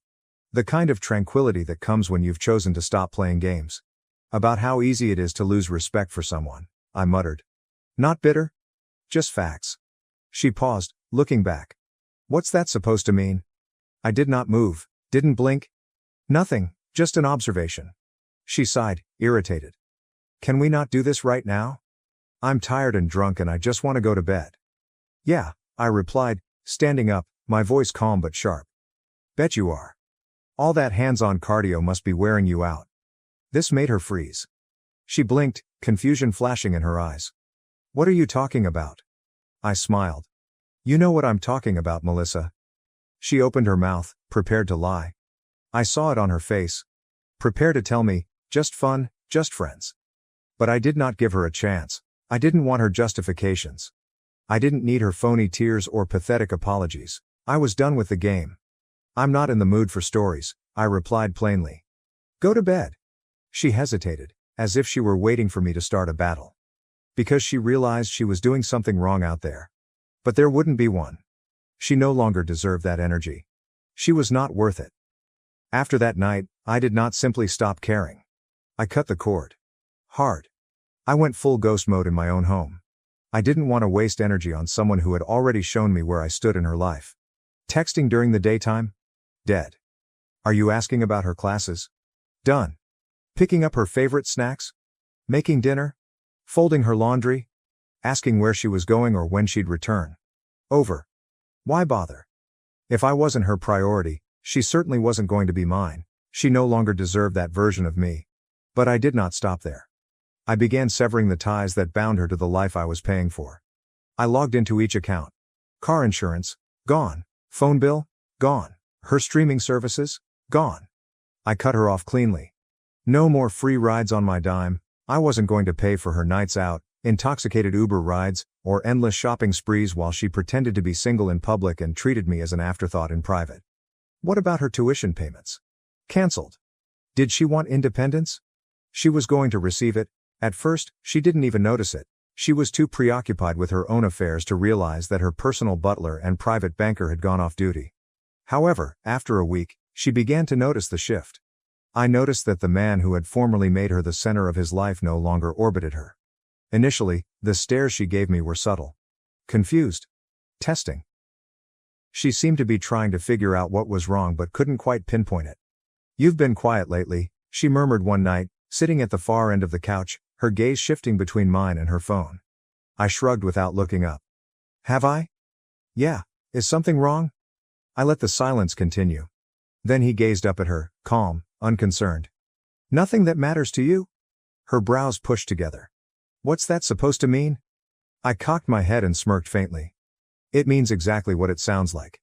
If it's not your priority, why would you care? Her eyes widened as the knowledge struck her. I was responding to her own words. It landed harder than she imagined. Are you seriously still upset about that? It was just a comment, I didn't mean it. Sure, I replied, standing up. Whatever you say. And with that, I walked out of the room. I am not disturbed at all. She was left sitting there, puzzled and uncomfortable in the solitude. I maintained the pressure throughout the next few days. Or rather, I kept the pressure off. I was just absent. Physically there. But I mentally checked out. She'd try to strike up a conversation, and I'd respond coldly, with one word. She would suggest that we go out, and I would shrug. Nah. Busy. She'd ask whether I was mad, and I'd simply answer, nope. Just respect your priorities. When she realized her phone bill hadn't gone through. When her vehicle insurance company contacted her instead of me. When she tried to connect onto Netflix, she learned it was no longer her account. She said nothing at first. Just went silent. Confused? The kind of disorientation that sets in when someone finds the safety net they once took for granted has vanished. Watching her squirm was nearly enjoyable. Confusion turned to frustration. Frustration turns to desperation. She was unused to being ignored. I wasn't used to not being the focus of my own universe. The more I backed away, the harder she reached. Meanwhile, I focused on myself. I go to the gym every day after work. It wasn't because I wanted to appear well for her. But I'd had enough of pretending to care. I started going out with my boys again, the ones she labeled uninteresting because they didn't fit into her small social circle. I got back into my activities. I spent my evenings doing anything I wanted for once. I wasn't living for her anymore, I was living for myself. And damn, it felt great. Then, like clockwork, she began trying. Going home earlier. My favorite takeout is suddenly being brought back. Asking about my day and actually waiting for a response. Dropping small compliments. Trying to snuggle up with me on the couch. Unfortunately, it was too late. I had seen enough. We've heard enough. She was just catching up, and I wasn't on the field anymore. But I allowed her to keep trying. Let her sweat. Allow her to experience what it was like to reach out to someone who did not respond. One night, she snapped. She came at me with tears in her eyes and a shaky voice, as if she were the victim. I don't understand what's happening, she told me. Why are you being like this? My expression remained bland. Cold. You made it clear, Melissa. I'm not your priority. You've got other things going on. I shrugged. So now, I'm focusing on my priorities. And honestly, you're not one of them. Her face crumbled. But that's not fair. I said one thing, one time, and now you're punishing me for it? I laughed. Hard. Not because it was humorous. But that was pathetic. One thing, Melissa? You've been showing me I wasn't a priority for months. Every time you blew me off. Every time you took advantage of me. Every time you looked at me like I was just there, like I didn't matter. I went closer, my voice low and firm. I paid for this house. Paid your car insurance. Paid for the food you eat, the bills that keep the lights on, your damn tuition. And all I got in return? You're not my priority. Well, message received, loud and clear. She broke. The tears came quickly, messy. As they always did when she felt control was slipping from her grasp. I didn't mean it like that, she shouted, her voice shaking. I was stressed. I wasn't thinking. I love you. But I was not buying it. I stood there, watching her fall apart. I felt nothing. Simply cold clarity. She could cry rivers, but I was not going to drown in them again. In that instant, the plan came together. I was not going to fight. I would let her weep. Let her believe she still had time to rectify it. And then I'd disappear. Quiet. Clean. She was not worth the drama. Did she want me to be an option? I'd teach her how it feels when a choice simply evaporates. The next day, I awoke at 5 a.m. I packed my essentials. And bounced. By sunrise, I was gone. No note. There's no explanation, just a text. You don't have to worry about me being your priority anymore. I'm gone. And I simply disappeared. She blew up my phone. Calls. Texts. Did not pick up. Didn't respond. Silence is golden. It was about time she realized that. First, she smacked me with some classics. Are you serious? You're being so dramatic. This is childish. Nah. What's childish is expecting me to stick around after being regarded as a side goal in her life. Then followed desperation. Let's talk. Please, don't do this. I didn't mean it. Yes, you did. And now, I am done. I stayed at my friend Kyle's place for a while, locked down a new flat, and went into full ghost mode. We changed our passwords. Cut her off from my credit card. Informed her parents that tuition is now their responsibility. It felt like erasing old files from a hard disk. Clean. Necessary. Satisfying. Freedom struck differently. No more devoting energy to a one-sided relationship. A month later, mutual acquaintances informed me that she was spiraling. I'm having trouble making my auto payments. Dropping courses? Couch surfing? Her parents advised her to grow up before returning home. I didn't feel anything. But what about 4 months? She showed up at my new location. I have no idea how she found the address. She appeared devastated. Skinny. Tired. All that confidence she used to flaunt? Gone. Please, she asked. I've changed. I miss you. I messed up. I just stared. Yeah. You did. Can we try again? I'll prove it to you. You're my priority now. Priority? I asked, twisting my head as if I were truly perplexed. What are you talking about, Melissa? You stopped being on my radar a long time ago. I don't even remember what it felt like to care. She broke down. Crying. Begging. She made bogus promises that she would be different and change. What about me? I felt as if the weight had already been removed. She was the only one still clinging on. You should go, I responded calmly. Almost bored. There's nothing for you here, not anymore. I closed the door. Her sobbing from the other side, not my concern anymore. And damn, it felt great, freeing. It was like removing a weight I had no idea I was carrying. Several weeks later, I met somebody new. A badass girl. A real one. Genuine. Thoughtful. Actually understands how to be a partner. She says I am a priority, and she means it. Demonstrates it. Every day. A game changer. Word got out. Melissa listened. She went crazy. I began showing up where I might be. Texting me from a random number after I blocked her previous one. Desperation looks ugly on everyone. I ignored it. I was finished with her games. Last I heard, she dropped out of school. I moved back home. What about her life? A mess. Mine. Better than ever. It's funny how it works. She believed I was replaceable. It turns out she was. And now, she'll have to live with that. People ask me if I regret it. If I ever feel tempted to reach out. Nah. Leaving was the best decision I've ever made. Because when someone shows you that they do not care, believe them, and then make absolutely sure they are no longer your concern. I found out my wife was cheating with my friend after she secretly went out despite my warning. She admitted to multiple affairs. I'm 30 male and my wife is 25 female. We've been married 3 years and together roughly 6. Never had kids. No assets whatsoever. Debt exceeds checking account balance. I earn about $4,000 a month and we rent a house. She earns roughly $1,500. I work hard to give my daughter the life she deserves, and now I face the unthinkable. My workplace family is close. A almost 3-year coworker urged me to join a recreational soccer league, which I've played in for 2 years. I thought my wife supporting me by attending every soccer game was nice. I suspected she went for the alcohol though. I drank lightly most game nights. While watching the games, she'd get loose and ride home with me. After the games, some males and girls would linger out at different venues late at night. We occasionally returned to my house or went to a pub, pizza joint, etc. A couple of weeks ago, a group of them were going to a guy's house a city away from me. After the game, I apologized and said we wouldn't go. I worked early the next morning. On the way home, she texted a friend to drive her there. She asked if she could go while I drove home. No, I said.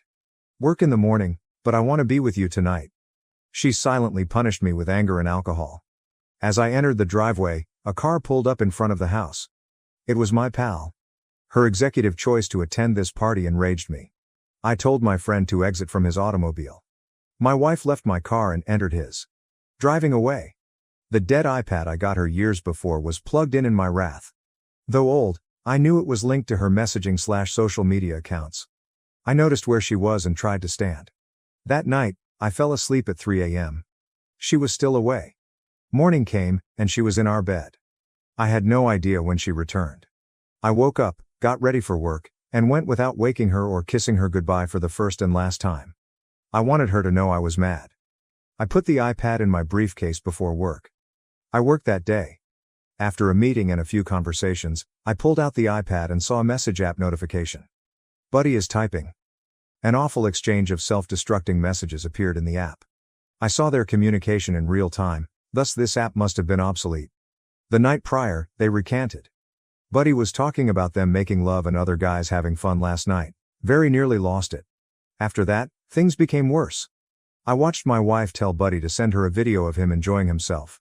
He obliged, and I unfortunately witnessed it. I raced from my office to the restroom and vomited profusely. Was shaking after seeing what? I was excused from work today. After several hours to relax, I was scared I would damage someone or myself. She was still asleep on the bed when I got home. I set my stuff down and invited her downstairs. I sat across from her and asked her to describe yesterday night in full. She did, without sexual situations. Drinking, pool, and conversing. The end. I asked her when she last spoke to Buddy. She stated she messaged him that morning, but nothing in particular. I dropped the bomb. Would your story change if you knew I watched your entire morning conversation with him? Her tears fell. Her first words were, "You leaving me?" She confessed. Though she couldn't remember, she said she had sex with Buddy and another teammate last night. And that was all she remembered. Perhaps there were more guys involved, but she wasn't sure. I hated it. Was this her first time? She surprised me by saying there had been others. One was in my house while I slept upstairs. The end. Everything was numb to me. We packed her bag and she went to visit family. She begged me not to tell. My horrible story was mine alone. 2 weeks till D-Day, I have no idea what to do. I hope I don't have the worst D-Day experience, but it's hard to imagine anything worse than catching your wife in a gangbang with males you've accepted into your lives and discovering they've been together for months. She now attributes everything to drink. She vows to start AA. Encourages couples therapy. She wants a united outcome, perhaps too late. But I'm a chump and experience all the post-infidelity emotions, including guilt. Not sure why. I have a lawyer appointment tomorrow. I hope my decision is right. However devastated she is from being an alcoholic, no matter her sincere desire to resolve this, I imagine her as douche sandwich lunch meat whenever we converse. Can't trust her. Her persistent deeds offend me. I deserve much better. Why do I feel bad when I'm not perfect? No reconciliation, right? I am not the villain, am I? Any advice or help is much appreciated. Writing this and seeing it so clearly makes me feel stupid. However, it's difficult to quit caring about the person who shocked you. Please be patient with me. Update 1. Your advice, concern, and positivity are much appreciated. I've had several kind individuals ask how I'm doing since I posted about my experience almost a month ago. Unfortunately, this scenario has escalated from awful to egregious. My words don't do it justice. I apologize for the long update post, but it's the only way to show how devastated I am. I followed your suggestion and scheduled many attorney and legal document preparation sessions days following the initial post to keep my options open. FYI, my wife was unaware of the meetings. A few days passed without interaction after the post. But she insisted that this time she would try to get us in to see a marriage therapist, something I had been pressing on for months before my D-Day, to see if we could work through this. My heart knew what I would choose. She got us on a therapist's schedule, but it would take a week and a half. I stalked her every move on that filthy iPad. I was fixated. Watching every communication pass. I checked Facebook, Snapchat, and everything else. I had no further evidence after a week and a half of monitoring her online activity. I hope she was expressing genuine regret. When we saw the therapist, he sat us down and asked why. I instructed her to recount the tale in her own terms. She left certain information out, but much was on the table. After listening, the therapist asked, "How does that affect your trust in her? You feel how about your marriage?" Shaking my head in surprise and shock. Instead of answering, I said, "I fear I will never say it out loud if I don't now. I can't recover. This marriage is over. Broken vows. My faith is broken. I believe the only option is to divorce. My stomach sank, and she cried hysterically. I added, I don't know what can be salvaged from this relationship, but the marriage is over. I meant what I said on the altar, and I'm not being true to myself if I don't recognize this as being broken, unfixable. That gave me a little relief. Declaring my resignation to her in a neutral party. He calmed her and explained why my sentiments and decision were rational given the situation throughout the rest of the therapist visit. This could not have gone better, in my opinion. He wanted to see us individually first to see whether he could help us. We may meet to discuss reconciliation years from now. Let me tell you now so you don't wonder, I don't even want to discuss reconciliation anymore. However, individual therapy may help me in the meanwhile. Before continuing, I knew I was about to embark on a legal road that, if not amiable, might be disgustingly unpleasant and financially catastrophic for me, the earner in a no-fault state. I wrote out this legal process, but I won't post it until it's finalized. No longer safe to share online. My main point is, I must be polite now. Fast forward about a week and a half. Both of us have had individual treatment. She told her family that we're leaving the marriage due of broken vows, but we're both healing. I've kept scanning her social media for signs that she's continuing her filthy practices while she's around family. Many of you said she would. Not your fault, I would have searched anyhow. Last Thursday night, I discovered I hadn't checked a place. Ever. The App Store. I checked her iCloud app download history and found that she had downloaded a hidden texting app approximately 2 weeks earlier to that evening. My stomach ached. In one terrible swoop, I knew she had tried to hide communication from me the whole time. All while knowing I had her iPad, which she requested I maintain to regain my trust. I still think she didn't aware that any iCloud-connected device can access an app's download history. I needed to understand app communications. Thinking about those moments, I lost control of my body. I put the app on her iPad. Tried some of her most common logins. Voila, the truth. After our first therapy meeting, she not only messaged Buddy on this app, nevertheless they kept having sex when she knew I'd be away. Throwing up. I wept. Weeknight 3 a.m. I grabbed every prescription-strength drug in the bathroom. I returned to my room with a full fistful of drugs that would have killed me. Sitting on my bed, I cried, ready to end it. I tried calling my mom on my phone, no reply. My dad. No reply. My sister. She replied. I told her what I found through violent tears, and she could tell I was losing it. Even in the middle of the night, she kept me on the phone until I calmed down, even though she didn't know I had the tablets. About 1 hour. But I felt numb again. I returned to the restroom and refilled a container with tablets after hanging up the phone, washing hands. Go back to bed to catch a few hours of sleep. We never got that. After several hours, I realized I needed to work. I couldn't stand that house or that time. I put the iPad and pill bottle in my briefcase as I got dressed. I immediately gave my most trusted coworker both upon arriving at my office. I urged him to keep them in his desk and never give them back. No queries. As I left, he patted my shoulder in understanding. So I did it. I got my wish.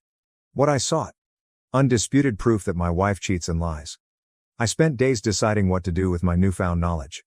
I desperately wanted to call her out to every family member, friend, and acquaintance, declare her true self to the world.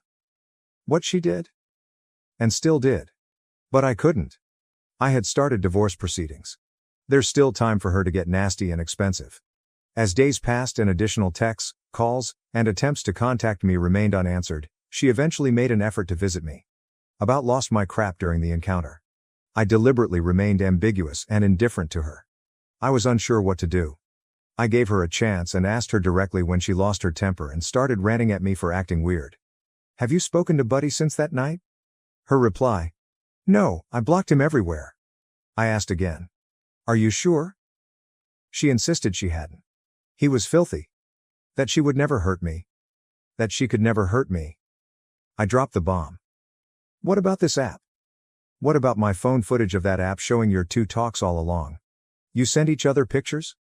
Based on my daily itinerary, your plans to slip around? She fell to the ground, crying and pleading for what? My tone was neutral. I won't tell anyone about this. You won't argue with me about divorce matters in exchange. Despite not having to, I'll be fair. The divorce papers will be served to you. Do nothing with them.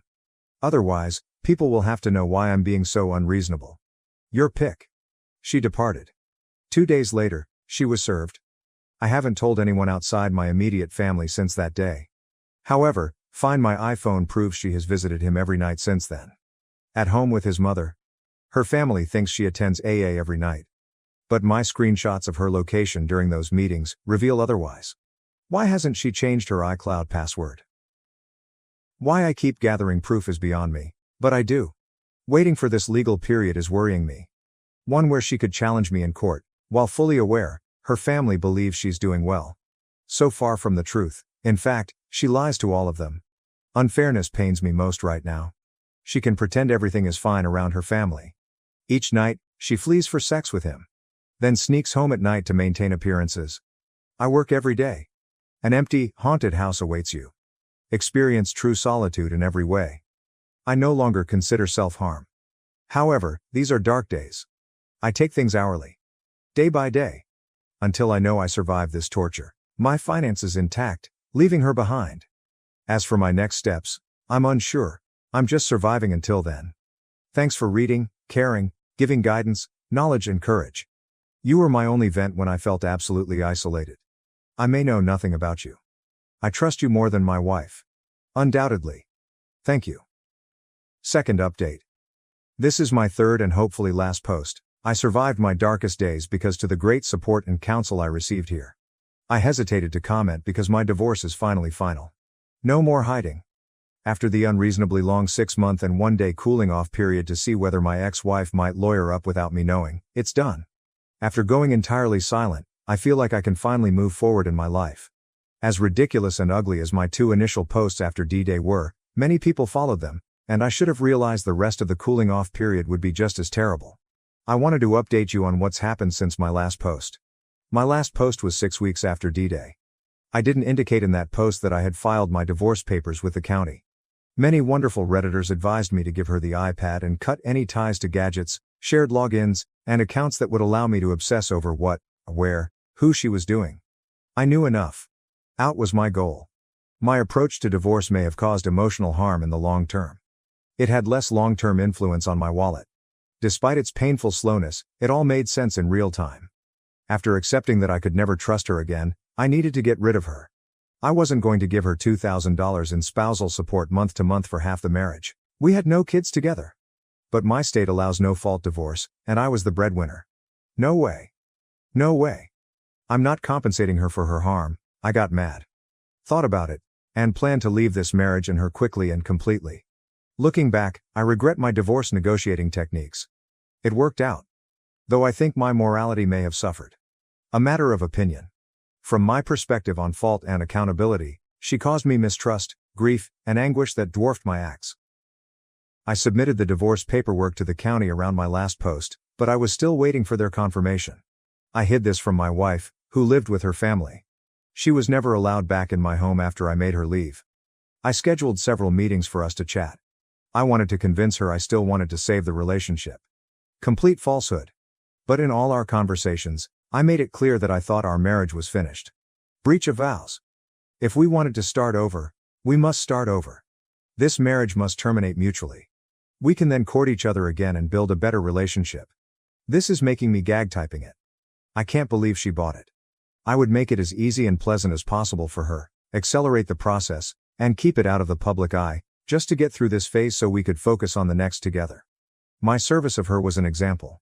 A mutual acquaintance played third wheel in a handoff, signature exchange, and chat at my place, where we lived together. She signed necessary documents. She sealed her paperwork in their envelopes without scanning them. I doubt she ever delved into the legal procedures, as I portrayed a perfect scenario without spousal support. The biggest issue I wanted to avoid was giving her spousal support, beyond dividing what was in our account. I played the need time on my own to think card for the first several months. Hard to avoid seeing her, although we met twice a month for dinner or public events. I made small talk and pretended to care. She could never say I tried to hurt her because our meetings were always public. Maintaining appearances. I manipulated her. I made her think I was really processing what occurred and trying to forgive so we could reconcile. I had no intention of doing so. I cleaned by keeping her led on. Remove her from my financial accounts, with her help kick her out of the lease, even got all her stuff moved out of our house into storage. After all that, I told her we'd move and that taking her stuff removed would make the existing home less haunting for me while I healed. Lying to her and keeping her submissive and cooperative made the separation tasks go well. She thought her actions were good for us. This technique helped me get through 4 of the 6 months needed to see the light. In early month 4, a family member she was staying with texted me asking if we were still working things out. This family member knew about Buddy and the truth, yet I replied to maintain my reconciliation charade. Yes. Why? I got a picture. My wife and Buddy were eating out in a different city. The next text read, "This is happening now." Apparently, one family member saw coworkers having drinks after work. I blew it by letting my emotions take over. I immediately texted my wife to call her. She lied and said she was in an AA meeting and could contact me after she was done. Then I retaliated. "I didn't realize restaurant held AA meetings. Buddy was now your sponsor?" That caught her eye. She called me immediately and yelled at me for pursuing her. My response used foul language the mods will not allow on this sub. Basically telling her off, calling her names, and that I never wanted to talk to her again. Thus, she dated Buddy in the final 2 months of the divorce. This was first private but later public. I blocked both on all social media. Information came from our friends. Questions arose. More folks contacted me to ask what was going on. My wife was posting more status updates and photos of them together. Upon request, I would provide as much information as requested. Friendships and ties I valued and wanted to save, I needed their support. Just telling them the truth worked. But having support and hearing others who knew us both say what she did to me was horrific. To hear that approval felt more essential than divorce's material division. Finally, I had folks to vent to. Boy, did I vent? Nearly everyone I spoke to explain what happened had contacted her first. In some way, to identify this guy she posted so many photos of? All those follow-up calls to me had one thing in common. She greatly downplayed the occurrences. I believe she admitted to cheating. I was required to explain the things she omitted. Each of our acquaintances and most of her closest relatives were shocked. I feel they chose to support me and still do. I even asked them not to argue until the divorce was final. Pictures became bolder as they spent more time together. As their relationship became increasingly public, my phone rang more. So I had to beg folks to quit telling me about their developments. Because it still hurt me emotionally. Valentine's Day fell days before the divorce. Along with the Day of Love, came 3 screenshots. From 3 people identical social media posts, 2 pigs embraced with a romantic message and photo. About how incredible God is to provide her such a great boyfriend, she couldn't be happy. That she literally hopes to marry him. When a door closes, God opens a window. That bewildered response from extended family and her distant pals inquiring who that was funny. Even some surprised emojis. I don't mind them together. But it does. Loss still haunts me. I'm disgusted and regretful at how silly, nasty, and cold-hearted this woman is. That I didn't see this beast for so long sickens me. Buddy is a vile person. I have no respect or energy to comment or worry about him. Karma will punish him for staying with her. My ex-wife, whom I barely know. This makes it easier for me moving ahead. The day eventually came last week, our divorce date set by the court. I wasn't served any paperwork, so she couldn't fight me for anything not in the initial agreements. The ones we wrote when we pretended to try again. I kept my whole 401k. No spouse support.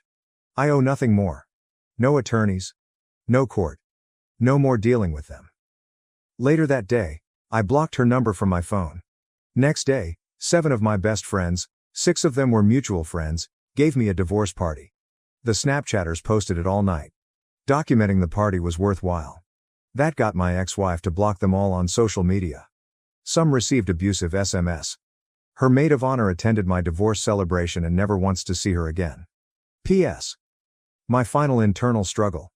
Someone may have insight. In the darkest days of my addiction, when I searched her digital footprints, I discovered she had been sleeping with a hometown man during this time. However, this guy is an old flame of hers. His wife and child live with him. I struggle to decide if I should tell his wife. Shame on me for not saying anything yet. However, the guilt of ruining a family is beyond my explanation. How do I tell her? Identify myself? Or keep it to myself? This is a nagging thought. Relentless, making me nauseated, frightened, and sometimes having dreams. Any advice is welcome. Considering all. Update 3. Hello again, everyone. 2nd anniversary of my D-Day in 17 days. Actually, when I read my past writings, in all honesty, I never imagined getting this far. In terms of time, With the relief of my anxiety, melancholy, and burden because my ex-wife did terrible things. Many of you compassionate people have asked for an update. I can only advise. Ask carefully. This should be my last update on the divorce. For those joining the conversation now, this light reading will get you up to speed. Whether you like being shocked, disgusted, or left saying unbelievable, read the post below before proceeding. Obviously, my previous update was a long ago. However, some significant events occurred that demonstrate human depravity. The divorce was finalized in February 2019. I attempted to avoid touch. It's harder to do today. I didn't talk to her, yet occasionally I would see a post from a distant relative I hadn't blocked. Or a pal accidentally mentioned anything on a common acquaintance's Snapchat, such as that. All my true pals sought to keep these updates private. But some news was too huge to hide. May 2019 saw the first blockbuster. One of my greatest pals called to tell me that my ex-wife was remarrying a Tennessee man. Wait. What? Indeed, it was. My friend's husband hadn't blocked my ex-wife on Facebook. I took screenshots of the events leading up to the big news. All this happened between March and July 2019. But he seemed to leave her soon after the divorce. I don't know what happened or how. Sort of wish I did. Not surprising, at least. Starting April, Facebook status updates mentioned everything happening for a reason. And subversive signs she was falling in love. I feel sorry for someone. Suddenly in July, a simple photo and caption were on her wall. The image. We never heard of her or this odd guy. In courthouse, hands together, rings on fingers displaying a marriage certificate, geotagged in California. She proudly adopted her new surname, with a caption like, "I'm excited to spend my life with this great man. Feeling blessed. Tennessee, here we come." Astonished pause. This entire journey, from my first post until today, may appear implausible. I can only prove this. I'm recording God's truth. The next few sentences may lose some readers. If you've read this far, I hope you trust me. I wanted to warn you beforehand. I could not handle the situation's tremendous curiosity. To find out more, I contacted one of my ex-wife's cousin-in-laws, whom I liked. He agreed. Her new husband was someone she met online and talked to for months by phone, text, etc. They apparently fell hard and fast for each other. He called and proposed, and she said yes, they couldn't wait. Within a week of the proposal and her hasty attempt to notify her family and invite them to the wedding, which took place in a random location 2 hours from our hometown for reasons I don't understand, he flew to California for the Saturday wedding. That day was their first face-to-face meeting. Now husband and wife. The cousin says the kicker is that no family member attended her courtroom wedding. Whether due to lack of time to plan or disrespect to attend, marriage was unceremonious. Something that would have drove her crazy. That Sunday, she packed her belongings into a moving truck. They headed east for Tennessee on Monday. I was stunned. After hearing it from enough individuals, I believe the tale and time frame are true. That seemed unthinkable at the moment. That poor man. If only he knew. He would know if he would have known not to marry in California. A no-fault state where he may face my issue with her. Hopefully, he was unaware. Opposed to stupidity. In the meantime, I tried to forget them both. I took comfort in knowing they were relocating far away, where she would never randomly appear again. Summer 2019 ended, another bombshell in mid-fall.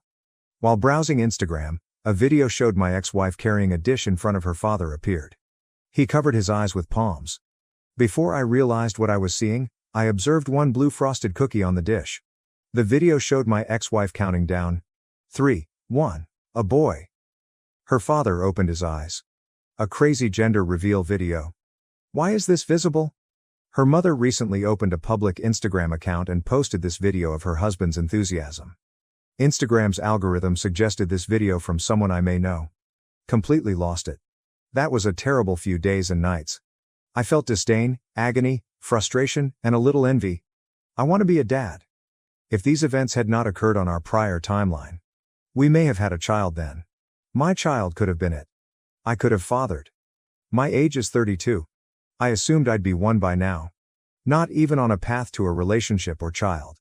As a grown man, I know I have time to attain that dream with someone I love and enjoy.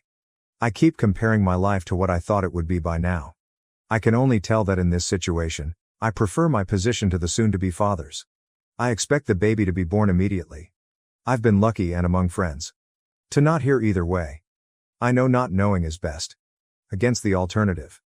But occasionally I wonder. Good news. When I think about it, more days are passing for her and her dumpster fire life. Do not cross my mind. I consider that development. Some days are bad, whereby stay-at-home orders progressively worsen, giving days of despair. I'm lucky to be an independent contractor. Work on my computer at home. But some days are lonely. I do my best to walk, I miss the gym. I visit my parents as much as possible, only to have a company without a webinar or phone call. I know this is a common problem. Affects all our lives. Someone else is going through it. Sometimes I feel hopeless. My early days after D-Day come to mind. I feared I'd never survive. But I have. I will survive this terrible moment too. One day, one moment at a time, if necessary. Time advances despite its apparent slowness. I appreciate your time reading my update. Catch up on events. Finally, my deepest thanks to my commenters and messengers, and supported me throughout this life event.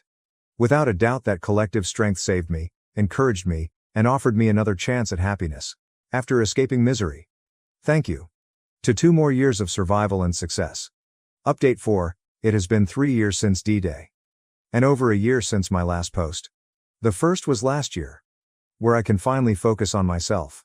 My ex-wife's situation is unknown. Since her entire family has stopped communicating with me. I've even muted and blocked mutual pals who may have shared undesirable information.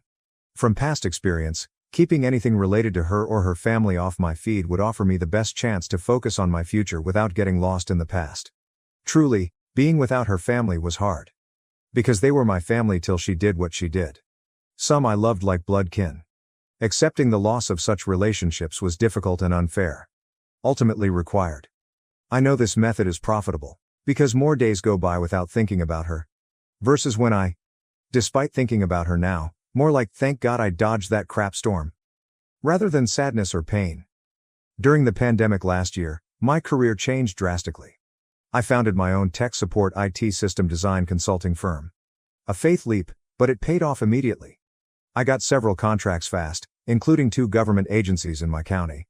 Much work has been done, both contracts have been extended for 12 months. Not slowing down. Self-employed, having the flexibility to make such a decision with only myself relying on my success, has energized. The work I do for clients is my pride.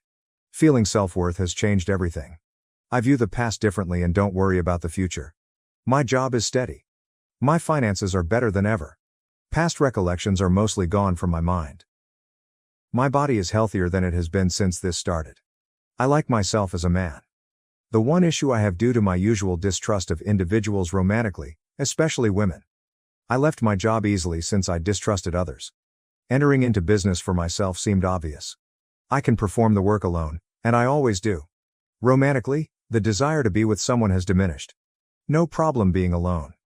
And in my limited online dating experience, I discovered that mostly, it's a dump of broken people. I concluded this after 3 to 4 dates. Incredibly disappointing experiences with women who didn't want anything substantial, as their profiles suggest. Instead, they were neglected ladies. Who wanted every man's full attention.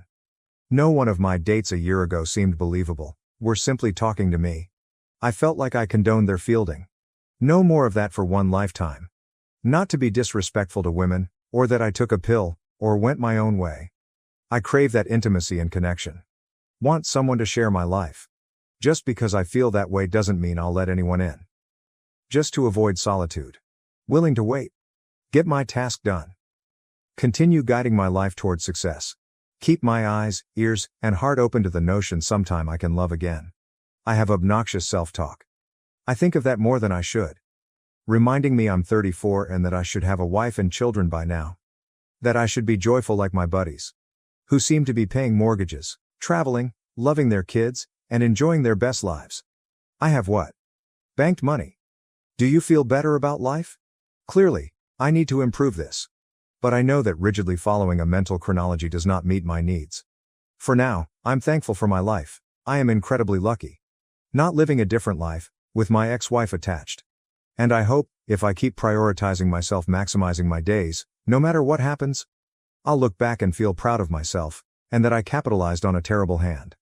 Many thanks for your time, guidance, support, and wisdom. I couldn't survive without you.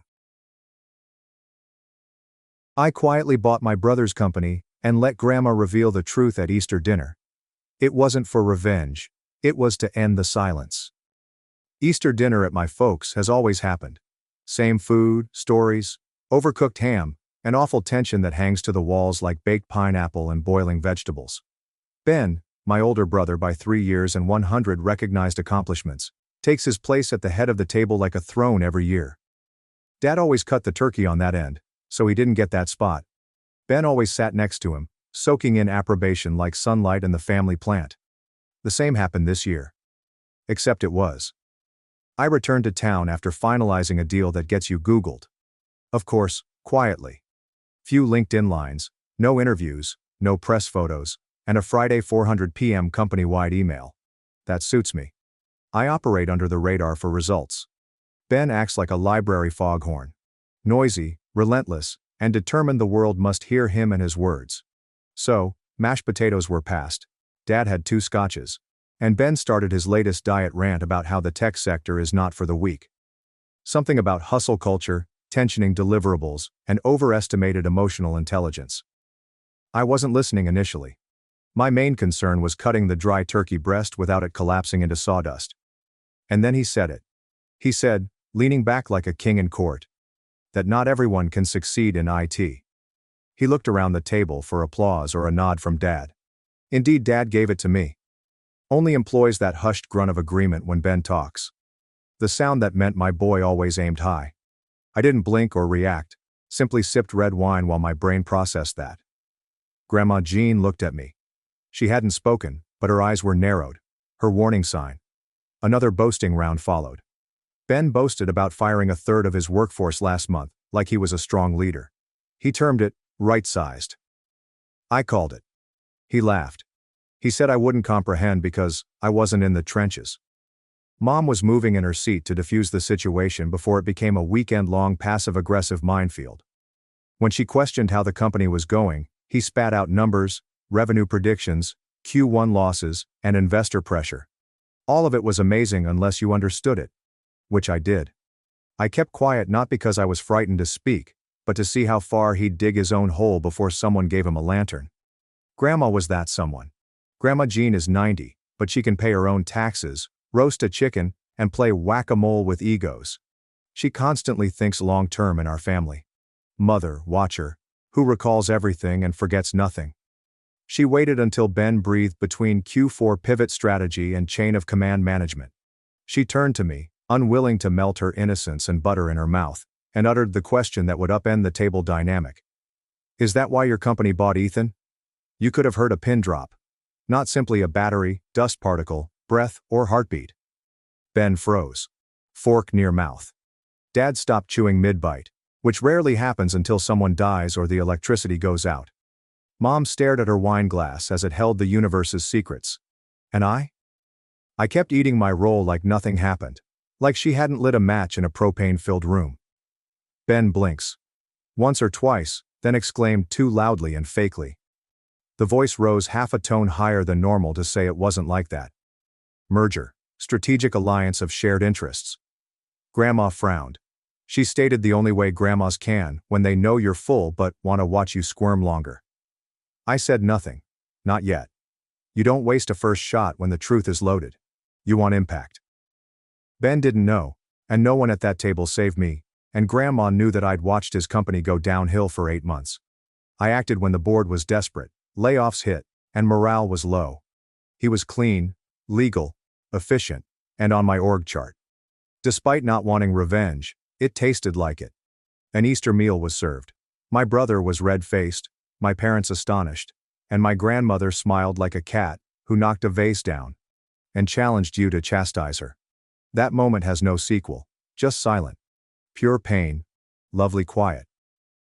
The truth sometimes rings loudest in the room no one saw coming. I knew there was more when I grabbed the gravy. The beautiful mirror my brother had erected around himself had its first break. I would let it fall apart with the nicest grin, as Grandma taught me. Have you noticed how certain families don't hide their favorites? It wasn't subtle for us. Ben was the golden child from the moment he was born, with full hair and a smug cry like he owned the place. I arrived 3 years later, quieter, squishier, and appearing more like an afterthought than a plan. Mom always said I was her surprise. However, throughout the years, I felt like the consolation prize for parents too fatigued to focus on a second child. Ben was applauded. Got the checklists? He had everything before I knew I wanted it as a kid. First bike, sparkling red, hand-picked from town's best store. When I could ride, I got his old one, spray-painted blue with wonky wheels. The first car was a second-hand but clean Civic with a stereo that annoyed the neighbors. Mine? Mom's old Taurus reeked of foot and misery. They termed his ambition. It was luck or background noise when I did well. I wasn't mad, not then. Anger needs heat. So I had frigid resolve, a slow burn, and a quiet inventory I started keeping in my thoughts. Ben was boisterous, charismatic, and famous. Homecoming court, varsity, soccer, dean's list. Every family portrait showed him front and center, chest out like he created confidence. I was usually blinking or holding someone else's jacket near the frame's edge. Ben was touted as destined. Maybe politics, business, anything bright and significant. In the 90s, being quiet, smart, and into computers meant we didn't know what he was doing, but at least he wasn't doing drugs. Nothing was said about it in college. With confidence and student loans, Ben got into MIT early. The whole family barbecued like he was drafted by NASA. I didn't receive a card at community college 3 towns away. It didn't bother me. I realized early on I'd never win by playing his game, and trying to outshine Ben at his parade would get me squashed. Instead, I played another game. Longer deadlines, fewer applause, higher stakes. Then studied in impressive-sounding computer science with a minor in business and interned at well-known companies in the summers. I freelanced under a bogus firm name because clients wouldn't take me seriously. I developed websites, maintained networks, and coded like my future depended on it. Honestly, it did. I remember calling him the summer after his junior year for aid with a problem. Brother to brother, he might throw me a bone. He laughed hard, like I'd asked him to clean my toilet or do my taxes. Advised me to Google it like everyone else. I never forgot. It stung, but it revealed his true nature beneath the polish. It told me to never ask him again. Then I got serious. I quit community college because I realized I didn't need a degree to achieve what I was building. Self-taught the rest. By messing up and starting over, I learned more than I can count. I learned to develop in 3 languages, launched little tools and apps, flipped a few ventures, and built a company no one had heard of, but produced real money. I silently built my own while Ben meticulously calculated how to impress the next management up the line. Over the years, we drifted like 2 ships in different currents. He wore expensive outfits to family functions, promoting his company's latest product, and bragging about bonuses and conferences. I arrived in jeans, generally late, spoke little, and left early. I enjoyed that no one knew what I did. They thought I was coasting, doing freelance work or living in a basement. Let them. I didn't require approval. I needed time. I'd learned to invest time better than them, thankfully. As Ben's companies began to fail, I saw it first. I tracked the trends, layoffs, terrible hires, and bloated structure. I observed their burn rate rise. I made some calls when the board started talking about restructuring. My organization had finances, leverage, and most importantly, no emotional baggage. I didn't target Ben. I targeted waste, opportunity, and mismanagement. I appreciated his inclusion in the bundle as a cosmic joke. I sat alone in my office with the signed acquisition contract the night before Easter supper. The ink hardly dried. Having read it a dozen times, it still feels unreal. This document places my older brother's profession, ego, and story under my name. That wasn't revenge. Not even victory. Another, quieter thing, like scratching a 30-year-old itch. Not perfect, but necessary. I could have told my parents then. Could have contacted Ben to warn him and save face. I didn't because some realities aren't gentle. Some realities need cautious disclosure, especially with the whole friggin' family watching. Especially when your 90-year-old grandma, who never doubted you and has sharper eyes than investors, understands what you've done before you say a thing. The room felt cold, like someone had neglected to close a freezer door. Nobody moved. Nobody spoke. The hush seemed uneasy. It was shaped like thick smoke curling between each word spoken, wrapping over every fork, napkin, and untouched deviled egg on that long oak table. My brother Ben sat there, jaw slightly open, blinking like a shotgun hit him between the eyes. For the first time in years, He had nothing to say. After Grandma burnt him in front of everyone, you couldn't respond with a joke or grin. You can't joke about your baby brother owning the company you left. Not even Ben, master of the arrogant shrug and corporate language, could polish that turd. Since I knew he was about to delve deeper, I took a slow sip of my wine to let it linger and give him space to do so. Mom, bless her endless optimism, leaped in like a person who sees a car crash coming but yet thinks they can stop it with a soothing voice and a shoulder touch. She mentioned that firms merge often, that it's business, and that we shouldn't talk shop over dinner. Her voice was lovely, but her eyes were begging, darting between us like she could make this moment less humiliating for her firstborn. Dad didn't say a word, which was expected. Except for losing football games or making mistakes at work, he rarely showed emotion. He kept biting his overdone ham like rubber, trying to wear it down with jaw muscle. But I saw it in his shoulders, how they stiffened up, and how he grasped his fork too hard. He was dissatisfied while listening. Ben finally found his voice, but it cracked. Not what you think, he answered, attempting to maintain his haughty attitude. I don't work for him anymore. A merger. Two equal firms merging. Standard strategy. I didn't glance at him. Cut my cold potatoes into a passive-aggressive insult-like shape and let him keep going. He said, "We're consolidating leadership," sounding like a news release. Transitional phase. Things don't change overnight. See him lie to himself in real time? Funny. Perhaps if he repeated it enough times, the sinking ship he was guiding would suddenly return to course because he refused to believe it had hit an iceberg. Then he turned to me like he remembered me in the room. He added, cocking his head in the way that usually got him out of trouble. You'd be confused. You freelance more, right? That phrase freelancer lingered there like a disease or nasty habit I couldn't break. He said it softly, but with that sharpness he saved for when he wanted to cut me in front of others without looking like the aggressor. It was then I said it. I told him. My voice calmed the surgeon who signed your severance package last week. The punch didn't feel real. It felt like turning on a light. There was tension in the room. Next, I held a mirror up to him to show him what we'd known for years. He blinked again, looked at me like I was speaking another language. Like they'd changed our lives' rules without him knowing. They did because I wasn't letting him talk over me for the first time. I didn't dodge or ignore his jabs. I let it be raw and basic. No need for fireworks. Dad stood up then. He stood slowly, softly, pushed his chair back like it weighed more than it should, and left the room without saying anything. Silence, footsteps, no spectacular retreat or angry glance. That was worse because if he'd yelled, it would have been expected. As in a novel, this quiet feels definitive, like closing a door you know won't open again. Ben stared after him, mouth twitching like he wanted to say something but couldn't. Mom reached for his hand, but he pulled away, staring at the corridor where Dad had vanished. Grandma chewed her carrots slowly, as if she'd seen it all before and wasn't startled. I stayed put. I didn't brag. I didn't need to, since some triumphs aren't loud. Cheers and applause are absent. Silence settles in your chest, and makes it hard to breathe, not from sadness, but from the weight of truth, finally settled in. As I looked around the table at the folks who used to perceive me as the shadow of the man opposite from me, I realized something I hadn't dared accept until then. No more proof was needed. No to him, Dad, or them. Won already. No master plan or vendetta I'd been carrying for 20 years started it. No. It begins quietly and contemplatively, like most of my important things. My lean-focused company has grown steadily for 5 years. No investors hounding us, no bloated leadership team, just a few smart people who cared about it working. We weren't flashy. We didn't attend every conference in TechCrunch or Patagonia vests. We produced products that worked and made money month after month without approval.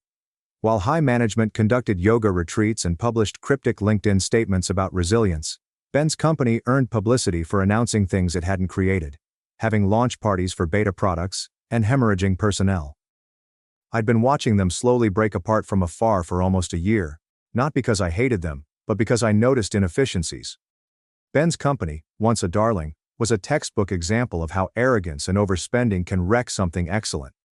During coffee, a friend casually said that they might be seeking a partner, like the weather. You know they're bleeding talent, he said, tapping his mug. Wouldn't surprise me if they started shopping around. I smiled and nodded, but my brain had already started crunching numbers, pulling threads, and laying out a map in the quiet way it always does when I smell blood in the water. Because timing is everything, especially in this business. I waited. 3 months later, a contact at a shared venture capital firm emailed me to feel me out. Informal discussion about potential synergies. Translation: they're desperate and you look stable. I played it cool, even though I knew what I wanted. I wasn't interested in bailing them out. But I was interested in their engineering talent, key patents, and customer base that overlapped with ours in all the right ways. I told them we could talk, but quietly. No leaks, no hype, just numbers and structure. Negotiations were slow. They're never when you're dealing with egos the size of small planets. But what struck me from the start was how nobody mentioned Ben. He wasn't on the deck, on the call, or even in the background, which told me everything I needed to know about his situation. They had written him off, boxed him in, and were trying to clean up the mess without saying failure.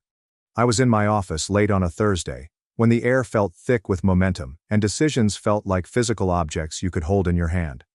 The document arrived in a password-protected folder with a generic subject line, just another piece of paper in a stack. When I opened it, there it was. Ben Keller, Director of Product Development, reporting directly to me. I stared at that box for a long time, not smiling, not gloating, just still. It was surreal. I hadn't seen his name in a context where I had authority over it since we were kids, when I had to manage the score sheets for our backyard basketball games because I couldn't play without them. I kept score again. But this time the game wasn't pretend and the points were real. I didn't tell anyone. Not my girlfriend, my co-founder, not even Grandma. I let it sit in my chest like a stone dropped in a lake. Ripples spreading quietly outward. Gloating implies you need the wind to validate yourself. I wasn't prepared for Easter. I should have been. I should have seen it coming when Grandma asked what I'd been working on lately and I gave her a vague answer about acquisitions. She saw through it instantly as she always did, but I didn't think she'd drop the bomb at dinner. I thought she'd pull me aside in the kitchen, give me a knowing look, maybe sarcastic, and say, "So I guess you're the boss now." But she said it out loud, with that razor-sharp calm that chilled the room like a family drama with terrible lighting and even worse secrets. After the tension, silence, and Ben's attempt to spin it, which I answered with a single sentence, he waited until dessert was cleared to corner me, pulled me aside with a firm hand on my arm to make a point, and led me out onto the back deck like we were having a heart-to-heart instead of a showdown. "What the hell?" he snarled, his voice harsh and low and full of something that wasn't quite anger but damn close to panic. "You couldn't just let it go." I looked at him, really looked at him, and saw it for the first time. He wasn't mad that I beat him. He was scared because I wasn't playing the game anymore. I'd rewritten the rules and he didn't even know what page we were on. Worse, he still thought it was salvageable. He thought he could talk his way out. He didn't get that it was already done, final, signed, and filed. So I said nothing and looked out at the yard where we used to play catch, where he threw too hard on purpose, and I pretended it didn't. The night air had that brittle chill you only get in early spring, like winter hadn't fully let go yet, and neither had we. The back porch creaked under our feet like old wood does when it's trying to warn you that what's coming can't be undone. His face had lost that calm, smug control he wore like a badge of honor. Now it was raw, flushed, jaw tight like he was chewing on glass, but couldn't spit it out. "You planned this," he said. No question, no real charge. More like a desperate grasp for a less pitiful outcome. "Everything was planned by you. You've been waiting for me to fall so you may play hero or villain. Not even sure which one you think you are anymore." I delayed responding. I leaned against the rail and watched the backyard, the same plot of grass where we used to play till someone wept. I generally get it from him pressing too hard and calling it a joke. The same ground where we buried a time capsule convinced us we'd be legends by now. Ben approached, his voice rising, his fingers twitching as he struggled to control his wrath. "You always hated me for being better," he added, fiery. "Smarter, faster, more driven. You never had the guts to play at my level, so you waited till I slipped and kicked me. Noble Ethan." I turned slowly, calmly, and met his eyes with clarity, not rage, pain, or pride, just the stillness of someone who didn't need his approval anymore. "You never outshone me," I said. "Don't raise my voice, don't rush my words." That struck like a truth so simple it couldn't be argued with. Ben flinched barely, and I saw the shift. His eyes narrowed, his body coiled, and he stepped forward and grabbed a fistful of my shirt in one fluid, reflexive motion. Old habits die hard. He'd done that same move 100 times when we were kids on the field, in the hallway, in the garage, when I touched his stuff. The alpha act, the chest puffing that always got him what he wanted because no one called him on it. Not teachers, not our parents, and not me until now. But I didn't flinch this time. I stood there still as stone, letting him feel the difference. "Ben," I said quietly, my voice a scalpel, "and I don't work for you."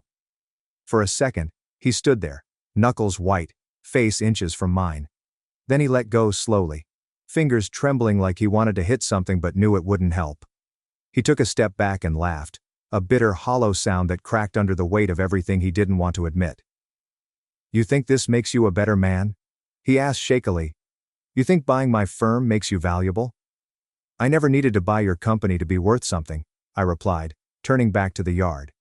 "But you had to buy it to prove that." The kitchen window light was on behind us. Grandma stood there, one hand on the counter, the other stirring something she probably didn't plan to serve, but her eyes were sharp as ever, watching us like the final judge in a courtroom we hadn't realized we'd entered. She smiled, just a faint curve at the corner of her mouth. Ben didn't see her. Or maybe he did, but he couldn't face what she meant to smile. He took another step back, shook his head and said, "You're not who I was." I didn't reply because what was there to say? He was right. I wasn't. I had spent too many years pretending that silence meant weakness, humility meant submission, and success wasn't real unless someone else confirmed it. But now, standing on the back porch with his fingers still warm from trying to drag me back into that old dynamic, I knew better. I had left that version of myself behind, and maybe that's why he was so angry. For the first time in his life he couldn't reach me, rattle me or win. I didn't need to say anything else. The house was mostly settled by then. After a storm, it is always quiet, but tense and loaded. Like the walls were still processing what they'd heard and didn't know how to hold it all. The dishes were stacked in the sink, the table was cleared without ceremony, and the family had scattered to different corners of the house like survivors drifting from a shipwreck. Mom was upstairs folding laundry that didn't need folding. Ben was locked in the downstairs guest room pretending to check emails, and Dad had disappeared into the garage where he concentrated to retreat when things cracked enough to show feelings he didn't want to name and me. I stood alone in the kitchen with the dim light casting long shadows on the linoleum floor, trying to remember how a holiday had become a battleground. Grandma entered without saying a word. Clicking like she always did, slow but steady, slippers brushing the tile, nightgown rustling softly, eyes clear and focused despite the hour. She moved to the stove, checked a pot she'd long since turned off, and stirred it once with a wooden spoon like the act helped her think. I was leaning against the counter, arms folded, and we just existed in that space together, saying nothing but speaking volumes. Then she turned to me with that familiar gaze as sharp as at dinner, and nodded toward the den's back hallway. "Come on," she said, not as a request, but as assurance. I followed her down the hall, past the creaky floorboard near the bathroom, into the small wood-paneled room where she kept her little treasures for decades. Old books, faded photos, flea market knickknacks she claimed were antiques, and the constant smell of lemon polish and lavender. She sat slowly in her old recliner, motioned for me to take the chair across from her, and reached into the side table drawer without looking. Her hand came out with something wrapped in a worn cloth, something she'd clearly kept hidden for a long time. She gently unwrapped it, and it was Grandpa's watch. It was a simple piece, not flashy or expensive, but it had weight. Not just physical weight, though it was solid in your pawn, heavier than it looked, but history, expectations, and all the silent glances and unspoken lessons Grandpa used to give us when he was alive. Everyone in the family assumed it would go to Ben. The firstborn, the man of action. The one who talks about legacy and honor and continuing the family name like we're royalty instead of middle-class Indianans who paid bills on time and kept Christmas decorations in the attic. She gave it to me. She placed it in my open hand like she was transferring a responsibility, rather than a possession. "Your grandfather told me to give it to the one who reminded him most of himself. Quiet, unpraised and determined." I stared at the watch. The way the scratched glass caught the light, the leather band had molded to Grandpa's wrist and was ready to take on mine. I didn't say anything because I had 1,000 questions, but because I knew this was a time for receiving. "He needs attention," she said after a beat. "Eyes not leaving mine. Always did since he was a boy. He's not bad, just hollow in ways he doesn't understand. But you never needed the applause. You just needed time. Something caught in my throat then. Not a sob, not a tear. Just something heavy and unfinished that had been stuck there since I was maybe 10 years old, watching my brother get handed things with open arms while I got instructions and told the door crept behind us. And we turned to see Dad. Silent as always, holding a mug of coffee that had probably gone cold. His eyes dropped to the watch in my hand, and he had no expression, just the stonewall face he always wore when emotion tried to show. But then something changed. Just barely. A tightening around the eyes. A softening of the jaw. Not approval, not forgiveness.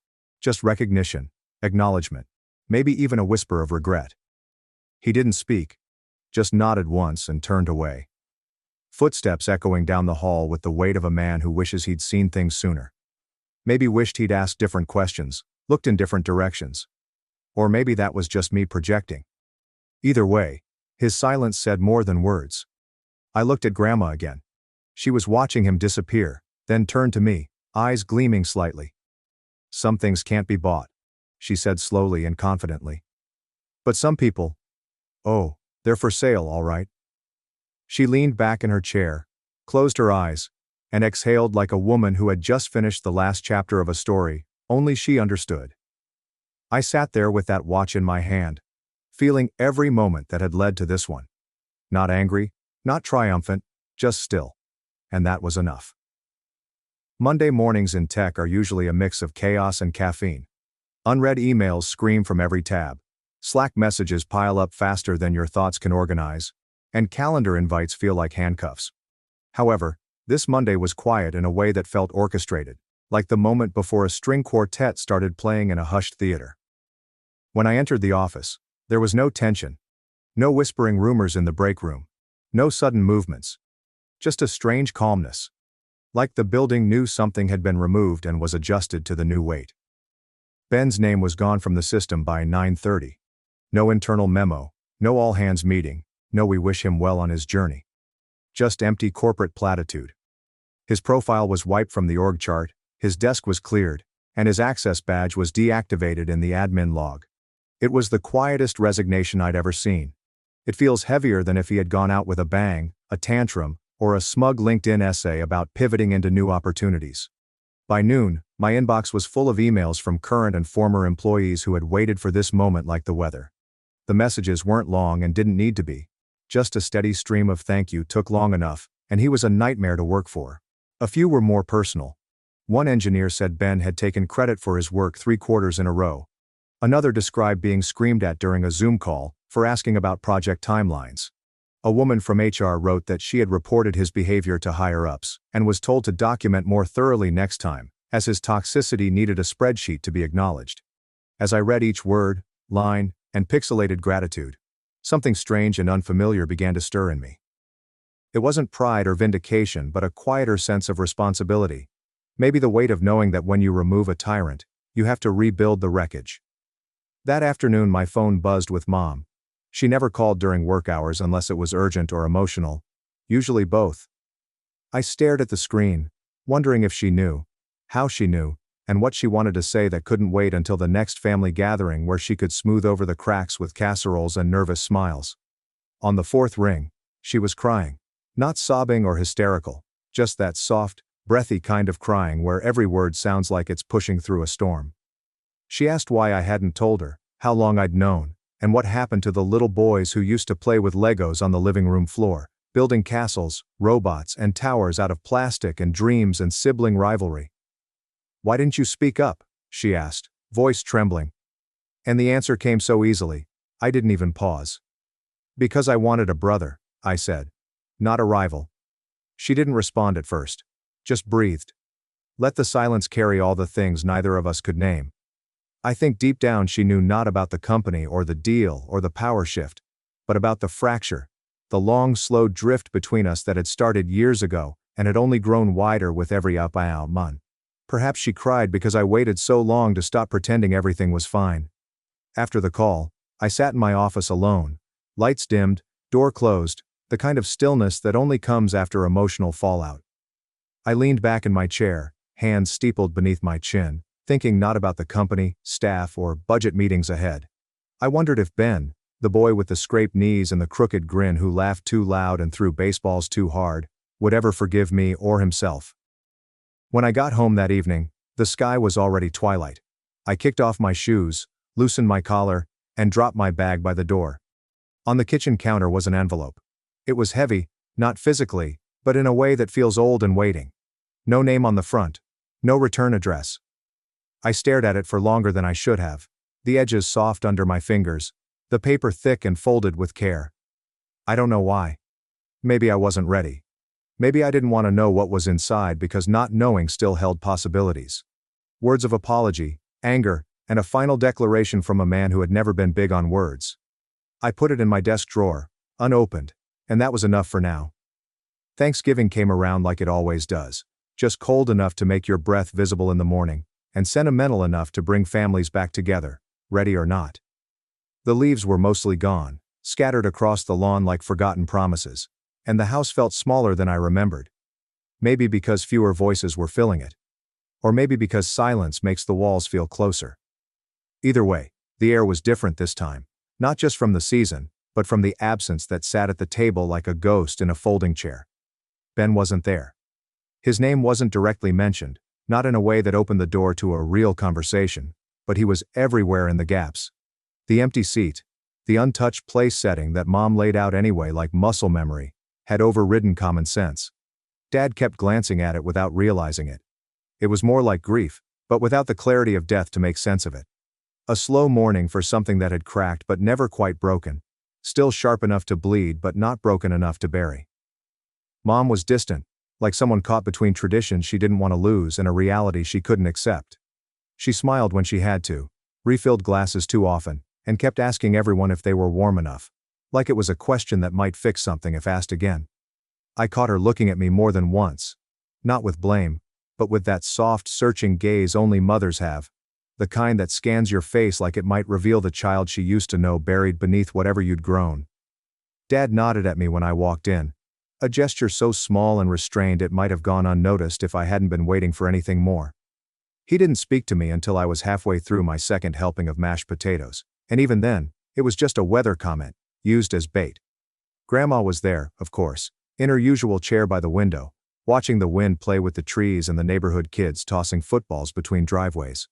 She looked smaller than she did at Easter, like time had finally started pressing on her shoulder, but her eyes were still sharp, still watching, still cataloging everything in that quiet, knowing way she had. When we met, she smiled gently, not wide or smug, just satisfied that a long game had finally fallen. I went to the den, the old wood-paneled room that still smelled like her perfume, dust, and old books. I sat at her desk, the same place I'd sat months earlier when she gave me Grandpa's watch. This time, I pulled out the envelope that had been waiting patiently in my desk drawer since Dad left it for me. I hadn't opened it because unopened things have potential. Hope, regret, praise, disappointment. Until you read the words. But that night, with the house humming softly and a half-healed family pressing against the windows like cold air, I opened it. There was only one line. You were always enough. I didn't know how to say it. I read it once, then again, and again, and then I sat back in the chair, stinging like I hadn't felt in years, not since I was a kid, and scraping my knee so hard the blood pulled in my sock. I wasn't angry anymore. Not at him, Ben, or the years I'd spent chasing a version of success I thought I needed to prove something. The tears came slowly, not dramatic, just real. Perhaps I needed to prove it to realize I didn't. When I rejoined the others, the house was dimmer, quieter, full of leftover smells, half-drunk wine, and half-heard laughter. I watched Mom hug my cousin goodbye like she might break if she let go too fast. Grandma looked at me one last time before I left and said, "Good. Now keep going." As I stepped outside into the cool night air, I realized the real inheritance wasn't the watch, letter, or nod from my father. It was knowing that I had survived the story they wrote for me and rewritten it without permission. Maybe I won. Maybe I lost something bigger trying to prove I didn't need to. But some dinners change everything, and some silences say more than applause. Would you have spoken up at dinner, or let him believe the lie? Thanks for watching and being part of the drama. Don't forget to subscribe and hit the bell so you never miss a wild news story. She once rejected me and chose another. Now, out of a toxic relationship, she says she still loves me, but I don't feel the same anymore. Lena, 28 female, and I met in a recreational volleyball league 3 years ago. Our team practiced twice a week and played weekend matches. Our friends formed that way. We had drinks or meals after every practice at 8. Corporate lawyer Chase, 30 male, was here. Lena caught my eye immediately. She was like this, not only in appearance but in energy. She loved teaching high school science and often had funny anecdotes about her students. Lena spoke most in our group after practice. Chase was also first intrigued by her. He always sat next to her and walked her to her car when we went out. Our group bonded in the first year. We shared birthdays, moved apartments, and went to Cape Cod for a weekend.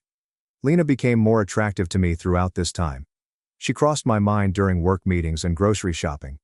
We frequently texted about various topics, such as a hilarious dog she spotted on her way to work, a new restaurant, or book TV program recommendations.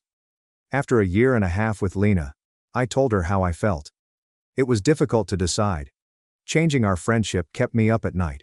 What if she declined? Would our relationship suffer? Would it affect all our friends? I pondered these questions for weeks.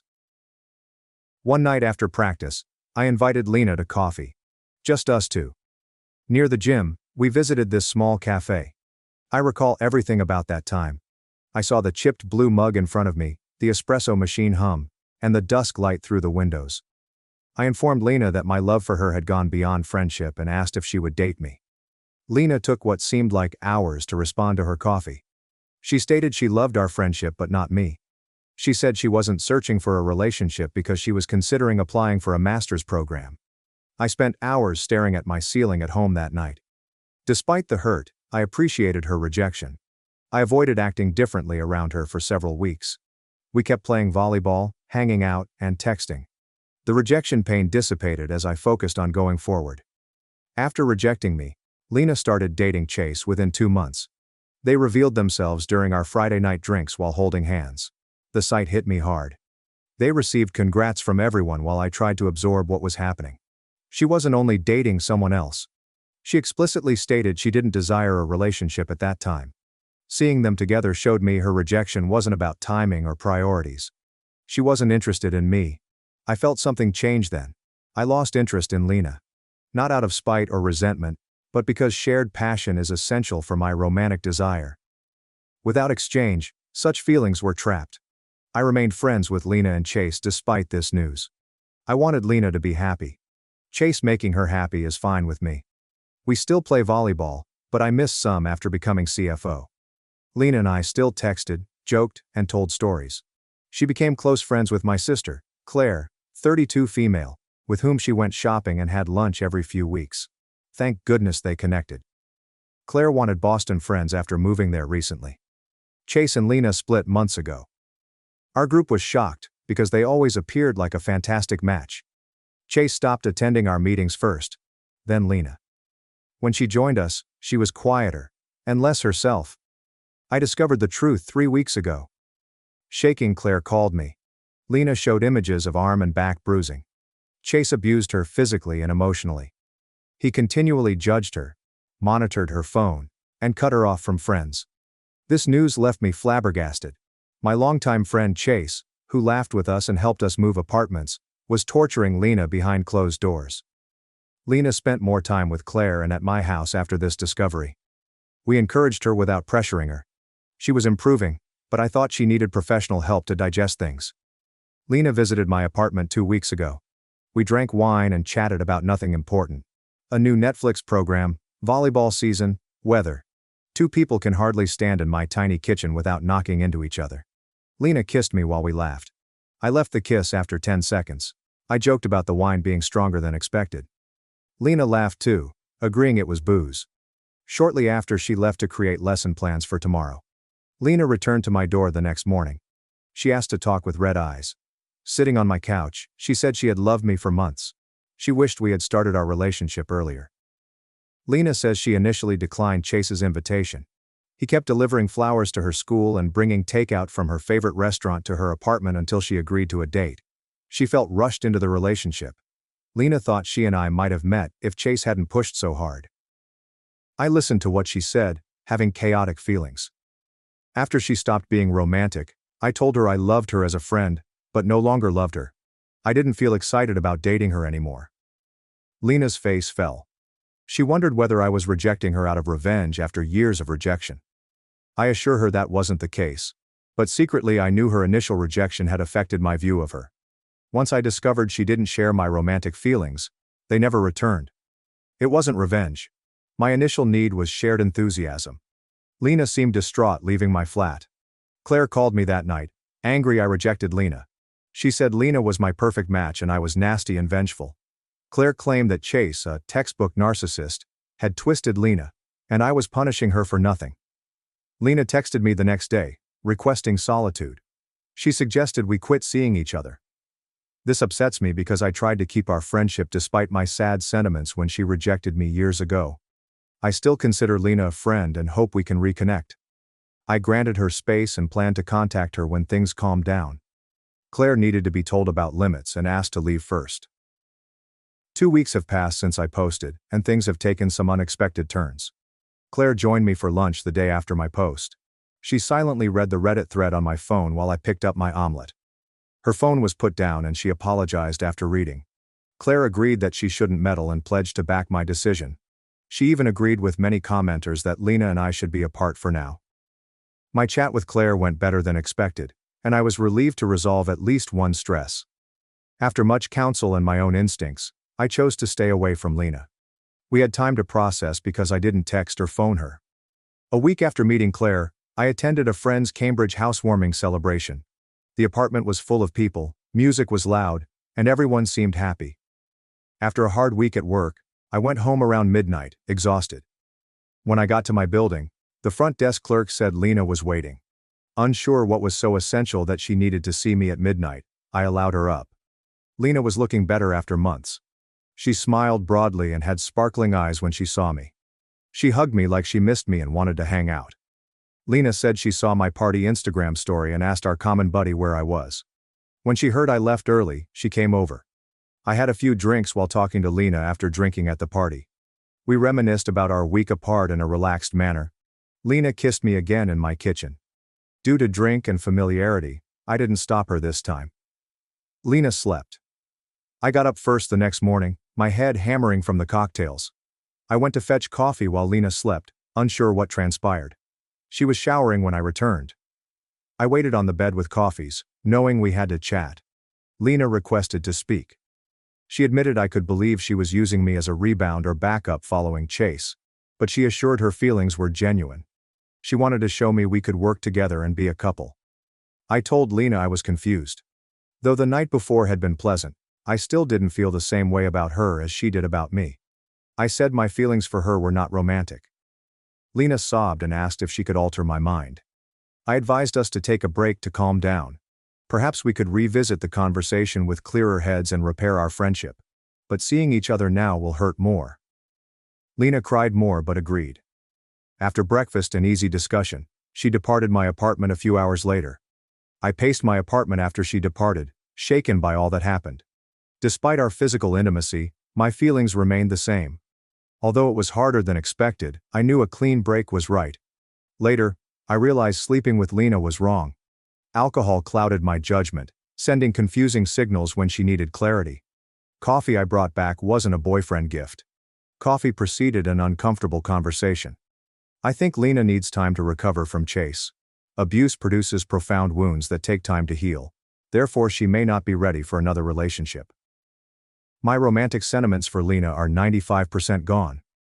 The night we spent together caused some doubt, but it was due to our physical connection, not my mood. I will maintain our clean break for now. It feels like our cleanest, nicest path forward. Update 2. A month has passed since my last post, and Lena's position has worsened unexpectedly. After Lena departed my flat after our night, I banned contact. 2 days later, she texted to discuss. I said I didn't like it, and that we needed time apart for now. After that, Lena texted several times. First saying she understood, then saying we'd be great together, and eventually saying I was wrong to push her away. These texts stopped coming after I didn't react. I reluctantly admit that our friendship was probably over. That knowledge made me sad, but I thought we had to move on and find pleasure elsewhere. For a year, I've worked with Sophie, 29F, a legal consultant, on a significant acquisition deal. Sophie's intelligence, passion, and wit make even the most tiresome contract reviews tolerable. During our months of working together, I had strong feelings for her, but never acted on them due to our professional connection. I asked Sophie out for coffee months ago, but she graciously rejected it, saying it wouldn't be acceptable while we were working on the sale. I fully respected her boundaries and agreed. We completed our acquisition 2 weeks ago. I invited Sophie to dinner to celebrate after the firm received the announcement email. She smiled and agreed immediately, as if she'd been waiting for this. First date went great. Conversations naturally moved from business to personal interests and objectives. Sophie said she informed her friends about me months ago, which astonished me because I did the same. The challenge of working together while being attracted made us chuckle. Sophie returned to my apartment after the date. Lena lacked our natural mutual connection. Sophie contacted me 2 days later. Our coffee appointment was requested quickly. Sophie was anxious and pushed her phone across the cafe table as I arrived. Lena's LinkedIn message appeared. Lena found out about Sophie and me. She informed Sophie of our relationship in her first communication. Lena said her and I were going through a rough patch. After Sophie didn't react, Lena sent another message accusing me of manipulating women, serial dating, and hurting women who fell for me.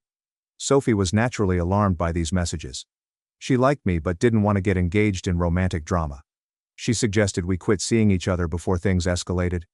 I told Lena the whole story to avoid losing Sophie to false allegations. Sophie saw my original Reddit post about the event. After reading everything, Sophie consented to visit me, but I could see the episode had shaken her trust in our promising relationship. Lena's attempt to ruin my connection with Sophie upset me. I pondered addressing Lena and saying hurtful things. I've never retaliated, even when provoked.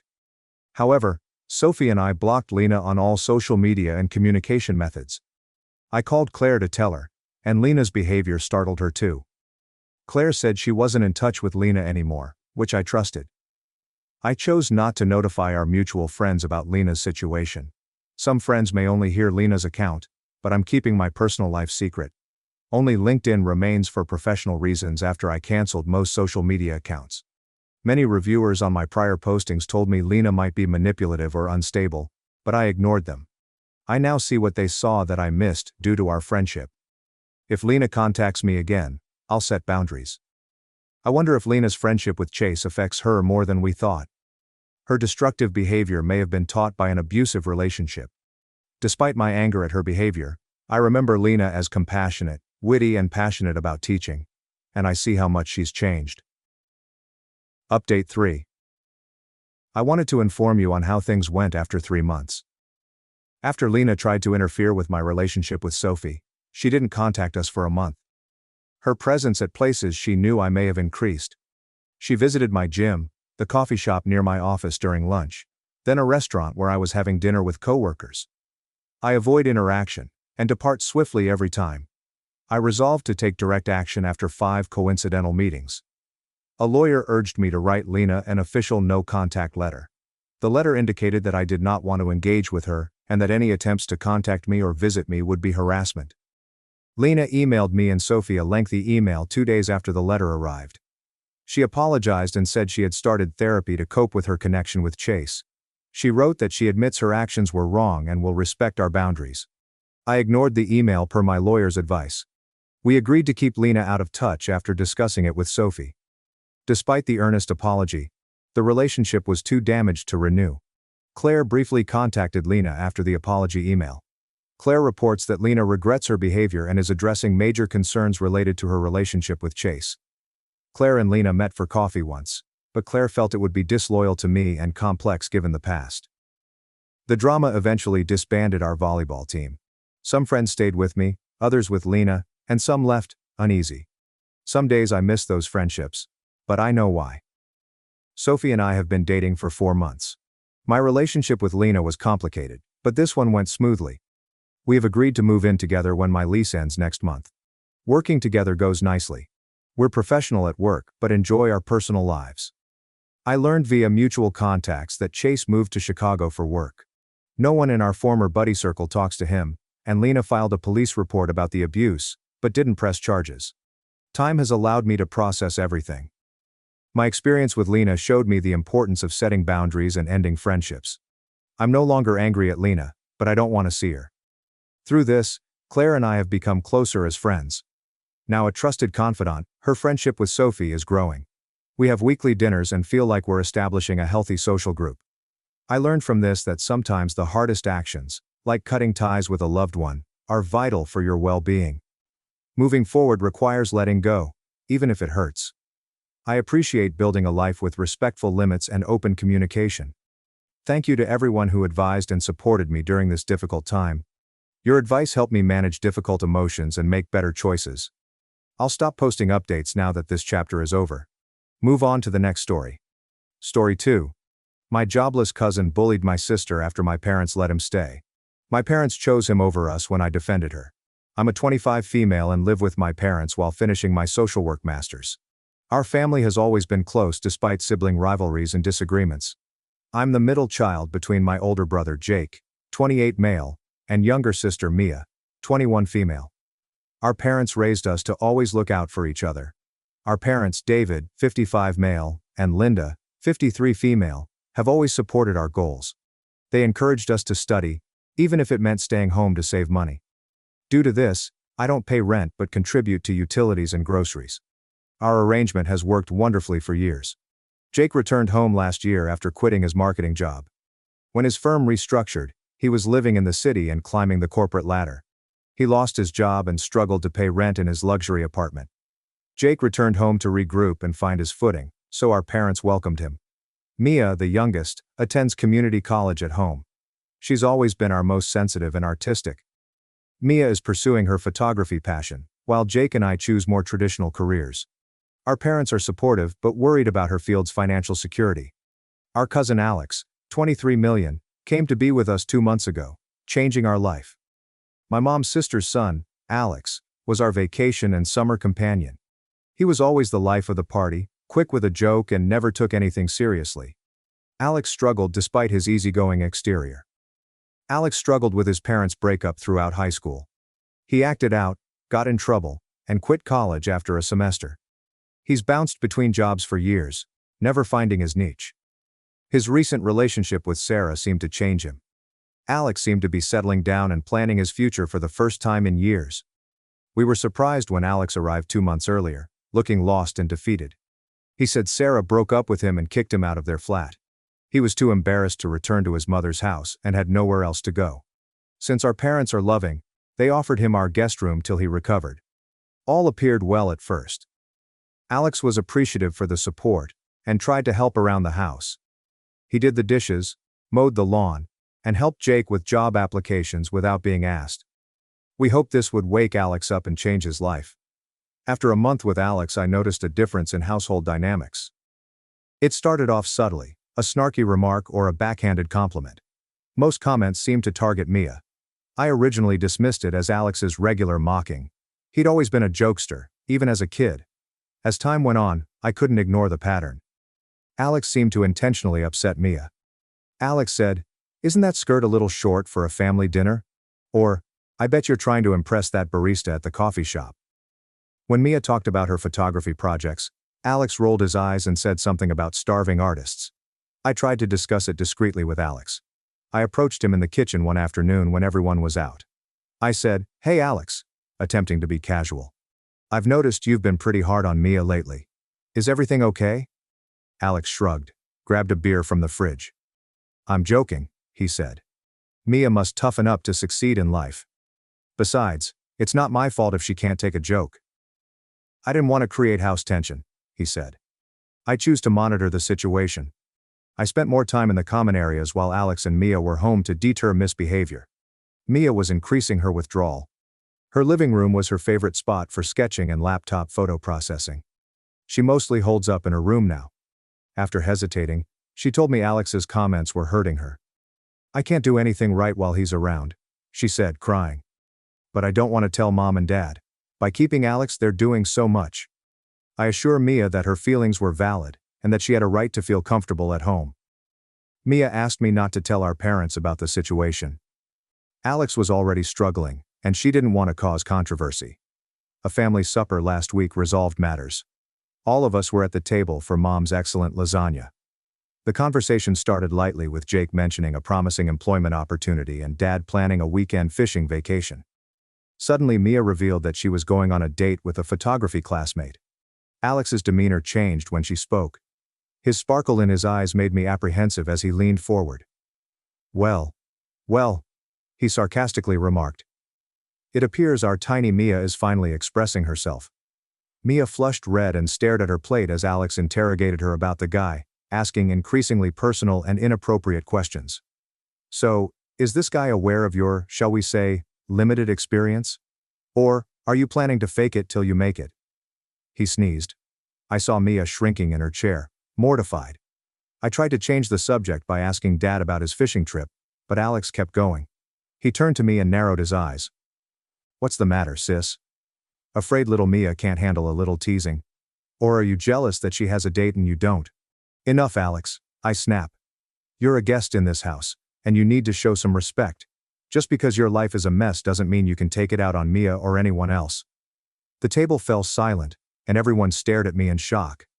Alex's face contorted with anger. He stood up suddenly, his chair scraping loudly against the floor.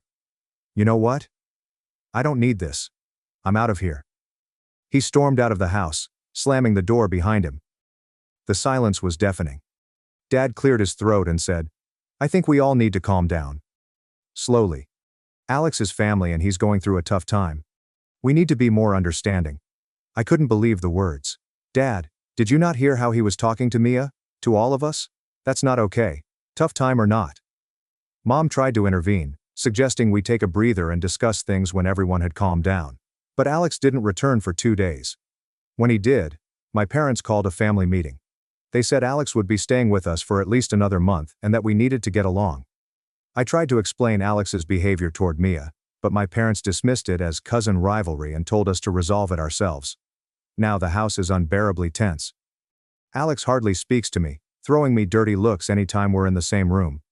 Mia appears more reclusive than ever, spending practically all her time in her closed room. Jake has been avoiding it, saying it's not his concern. I feel like I'm the only one standing up for Mia, but I'm not sure if I crossed a line with what I said to Alex. Should I apologize to keep the peace or stand my ground? I don't want to make things worse for Mia, but I don't think it's right to let Alex treat her this way in our home. I don't know what to do next. Update 1. It's been 2 weeks since my last post, and I wish I could say things have improved, but the situation has only escalated. After much internal debate, I decided to try to reconcile with Alex. One morning in the kitchen, I apologized for my harsh words at dinner and explained that while I still cared about Mia, I could have expressed it more tactfully. Alex seemed to accept my apology, even cracking a smile and saying, "Water under the bridge, cuz." I felt hopeful that we could move past this and cooperate peacefully. Despite our apparent reconciliation, Alex's behavior toward Mia hasn't improved at all. If anything, it seems to have gotten worse, as if he's trying to make up for lost time. He's become more subtle in his jabs, making innocent-sounding comments with a clear mockery undercurrent. I helped Mia choose her outfit and gave her a pep talk before she left for her date with the guy from her photography class last weekend. She had been nervous all week, changing her outfit multiple times and worrying about every detail. As she left, I felt protective sisterly pride. Alex was watching a basketball game on the couch in the living room when Mia came home later that night. When she came in, he muted the TV and sat up, displaying a predatory grin. Well, look who's doing the walk of shame, he said, his voice dripping with insinuation. Mia tried to brush him off, mumbling a quick goodnight as she headed upstairs. Alex wasn't ready to let her off the hook, so he started grilling her about the date, getting more crass and invasive. Come on, Mia, don't be shy, he said. Did he get to second base or did you strike out again? I was in the kitchen doing dishes, but I heard everything. Alex, that's enough, I said firmly. Mia doesn't have to tell you about her date. Alex held up his hands and mocked surrender. Whoa, easy there, big sis. I'm just looking out for my little cousin. Someone's got to make sure she's not getting taken advantage of, right? He turned back to Mia, his voice becoming patronizing. Mia snapped, releasing months of pent-up rage as she shouted, "Shut up, Alex. Quit talking. I'm weary of your jokes and comments. Not hilarious. I feel horrible and they're useless." The room became silent as Alex and I were astonished by Mia's scream. Then Alex laughed, a harsh mocking sound that made my skin crawl. "Wow, looks like tiny Mia finally got a backbone." He sneezed. "Maybe now you can keep a guy interested for more than one day." I was furious and stepped between Alex and Mia, my voice low and dangerous. "That's it, Alex. You need to apologize right now or I swear to God." Alex stood up to his full height. "Run to mommy and daddy again. They don't care. They're too busy feeling sorry for poor miserable Alex to realize what's really going on." He went off to the guest room, slamming the door so hard that the portraits on the wall rattled. Mia cried, and I spent the next hour comforting her in her bed. Between sobs, she admitted that Alex's behavior had been getting worse over the past few weeks, and that she was afraid to be alone in the house with him, always locking her door at night. The next day, I decided to have a serious talk with our parents. I waited until Alex had left for a job interview, or so he said, before sitting them down in the living room.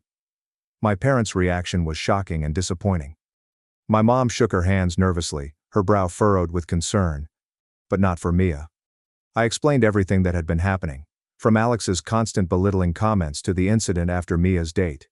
I emphasized how uncomfortable and unsafe Mia was feeling in her own home.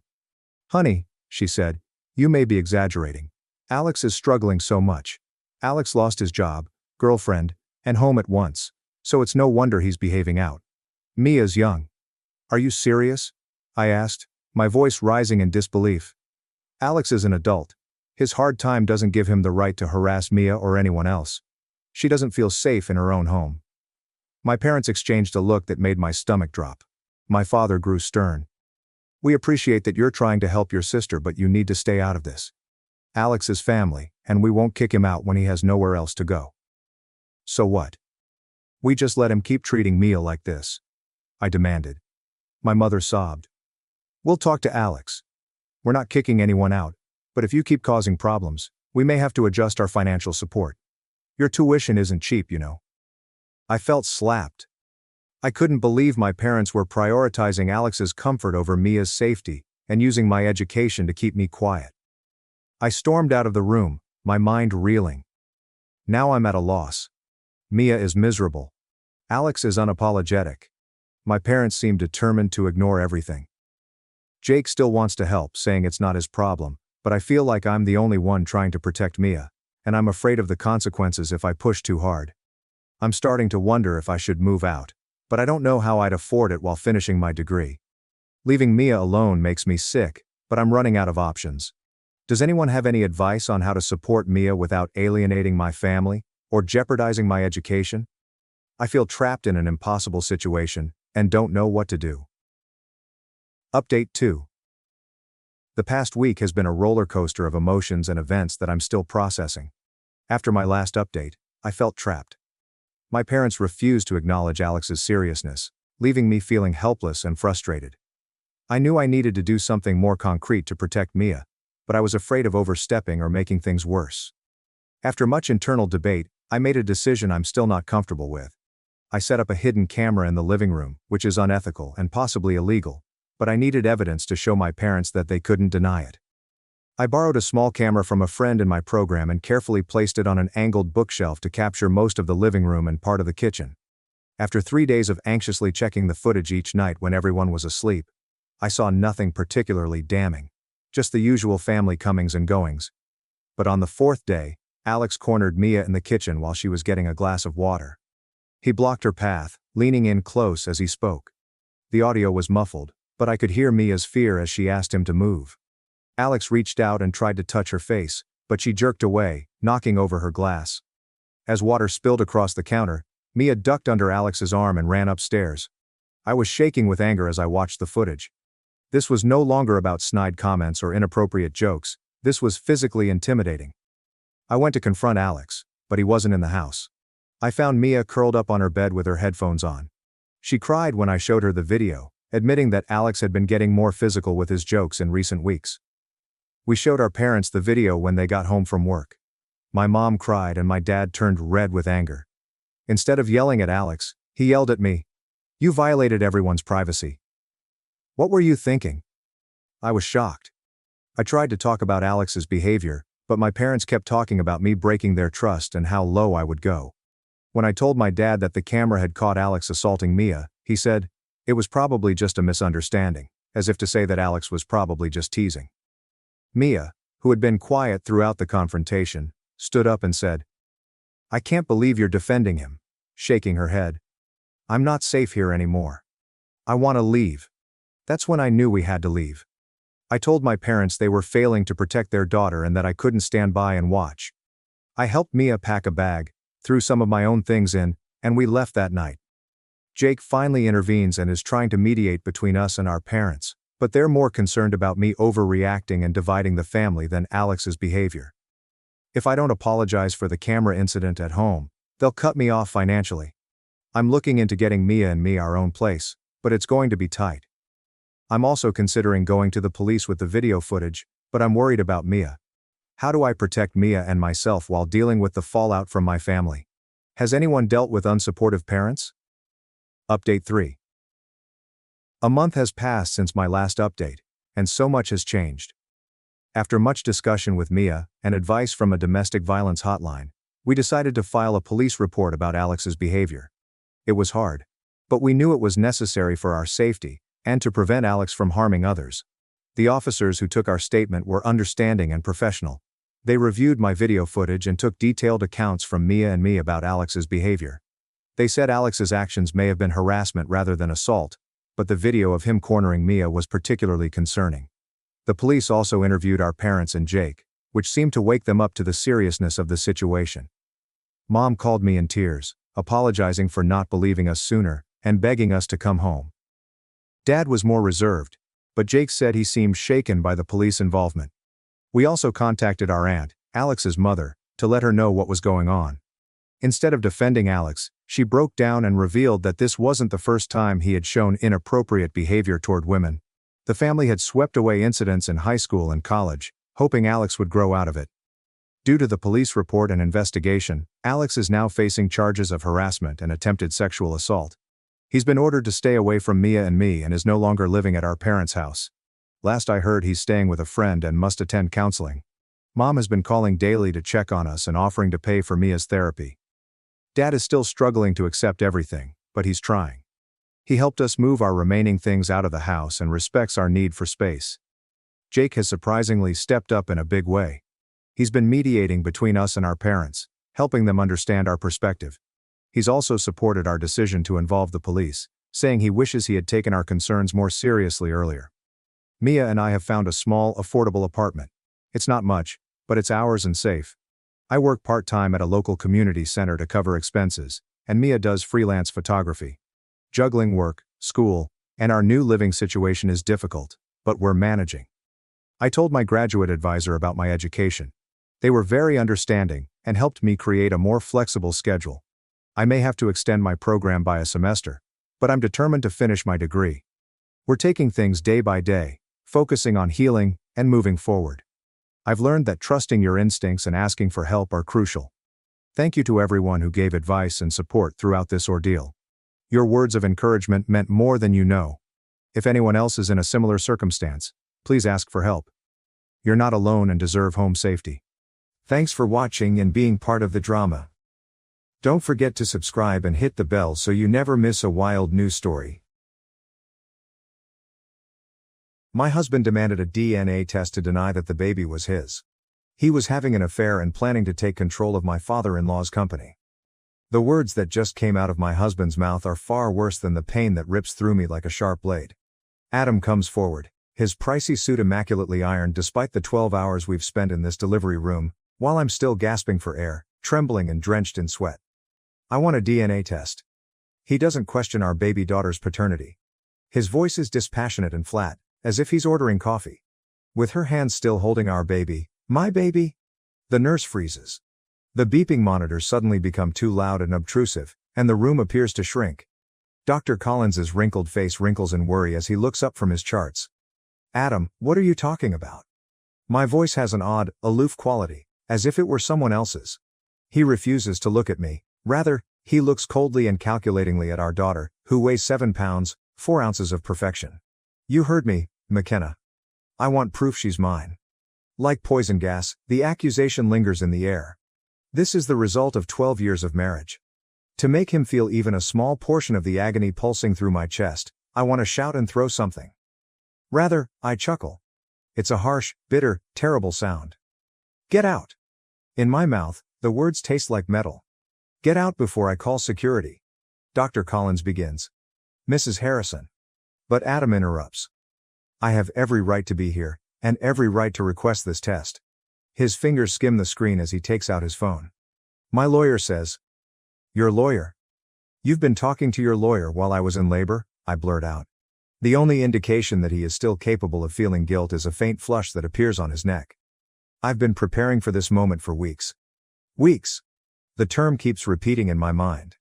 My husband was organizing this ambush as I was folding little onesies and choosing nursery colors. I feel as though I've been physically struck by the understanding. Bless the nurse, she puts herself in our way.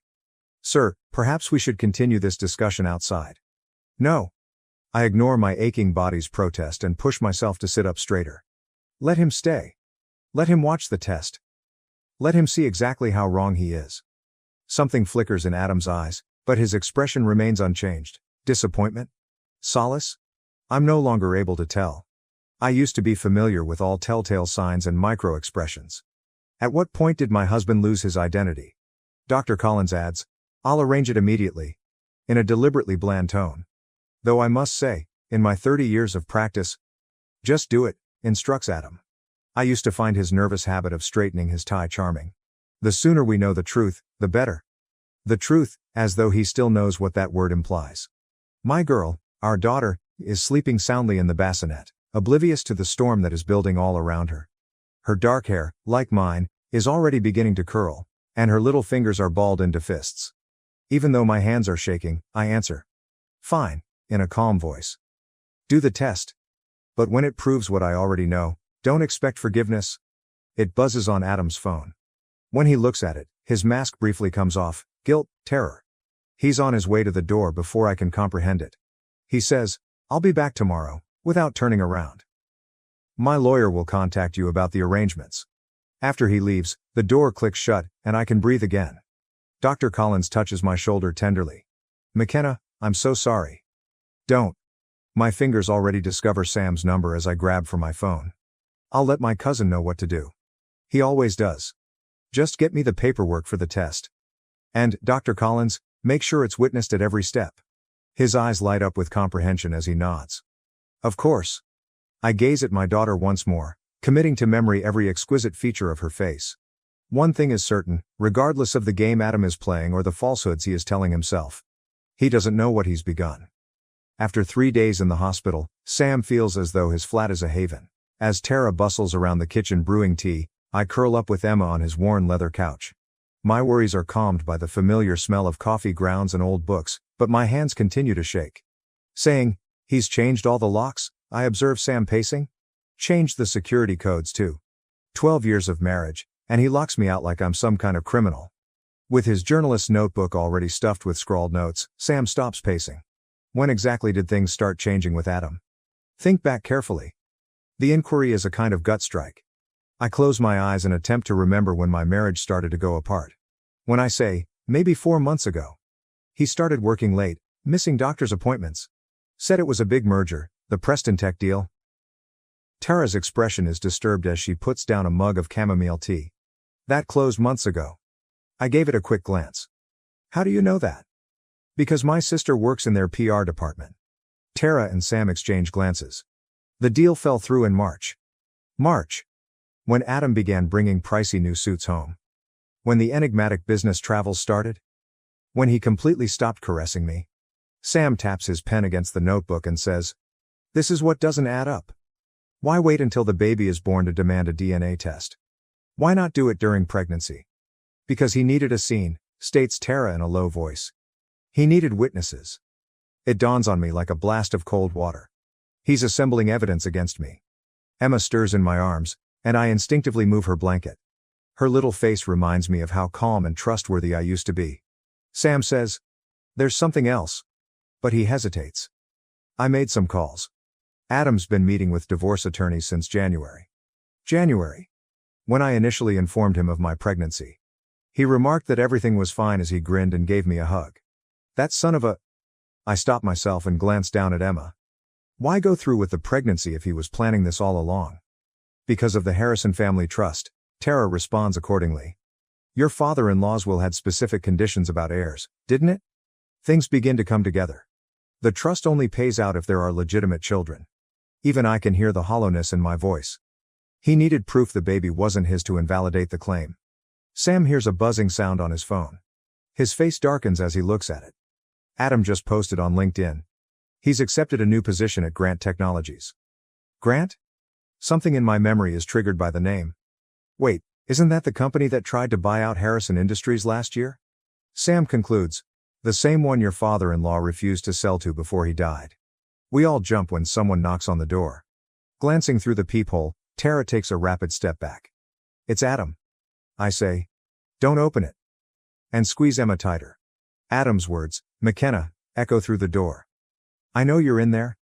The DNA test is scheduled for tomorrow morning. My lawyer insists you be present. I take Sam's arm as he approaches the door. Wait, let him talk.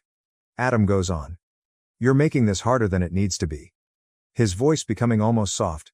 Just come home. We can work this out. I slowly get to my feet so as not to wake Emma. Work what out, Adam? The lies? The secret meetings? Or how about the trust fund you're trying to steal? Quiet. Next. I don't know what you think you know. I know enough. I no longer tremble when I speak. I know about Grant Technologies. I know about the divorce lawyers, and soon, I'll know everything else too. One more pause. The veneer of tenderness vanishes when he talks again. You have no idea what you're dealing with. Neither do you. My heart hardens as I gaze down at our kid, my girl. Game on, Adam. He backtracks along the corridor. After locking the door, Sam looks at me. What's the plan? I take my phone out and go through my old contacts until I locate the one I need. First, we find out everything we can about Grant Technologies, and then I hit the dial. We call in some favors. Before a recognizable voice responds, the phone rings again. Dr. Collins, I need your help with something. With a somber expression, Dr. Collins slips the phone across his desk. These messages were automatically backed up to the cloud account you shared. I thought you should see them. When I take up the smartphone, my hands shake. 3:47 a.m. is the timestamp displayed. I went into labor 2 days prior. The message says, everything's arranged. Once the test results come back, she won't have any claim to the trust. Make sure you stick to the plan. Adam has responded. She suspects nothing. Just keep your father focused on the merger. Evelyn Grant, says Dr.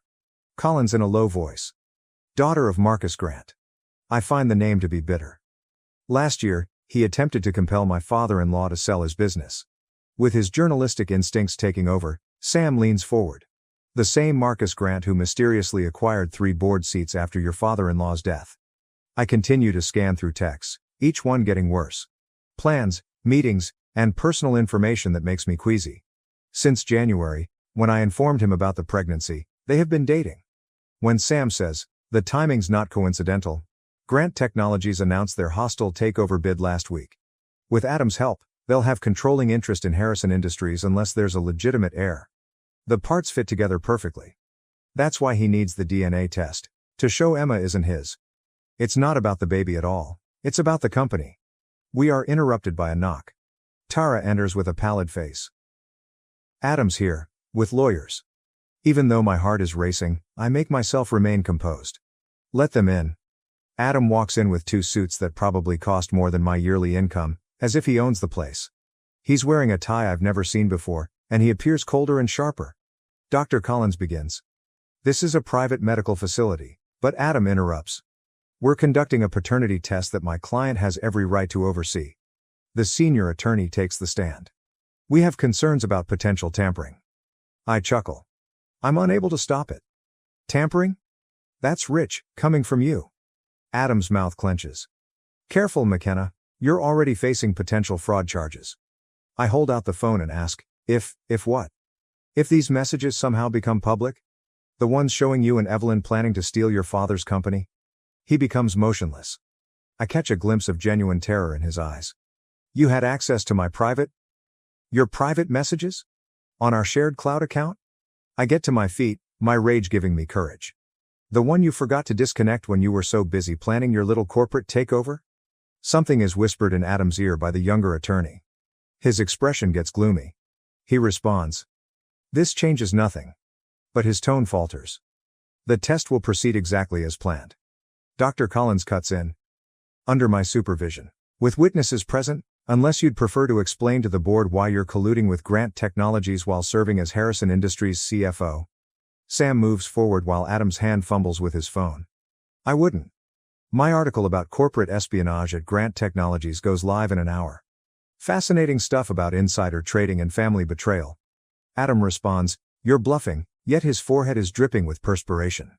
I approach while speaking quietly. You want a war, Adam? Fine.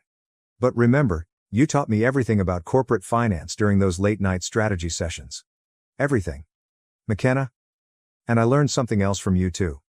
I show him his most recent communication to Evelyn, which has to do with love and the words, forever always. Keep receipts. The attorneys look at each other. His throat is cleared by the elder. Perhaps we should discuss terms.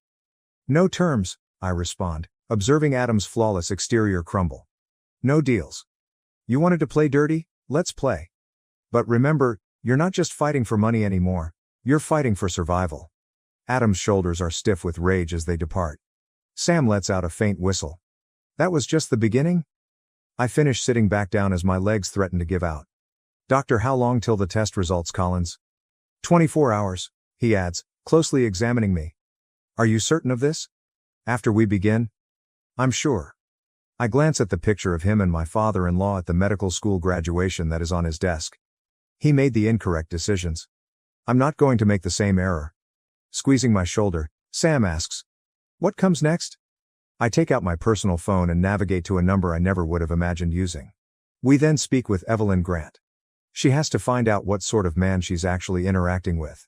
I feel small as I adjust Emma's carrier on my arm, trying to see my reflection in the polished marble of the Grant Technologies lobby, which gleams with wealth and power, all steel and glass reaching toward the sky.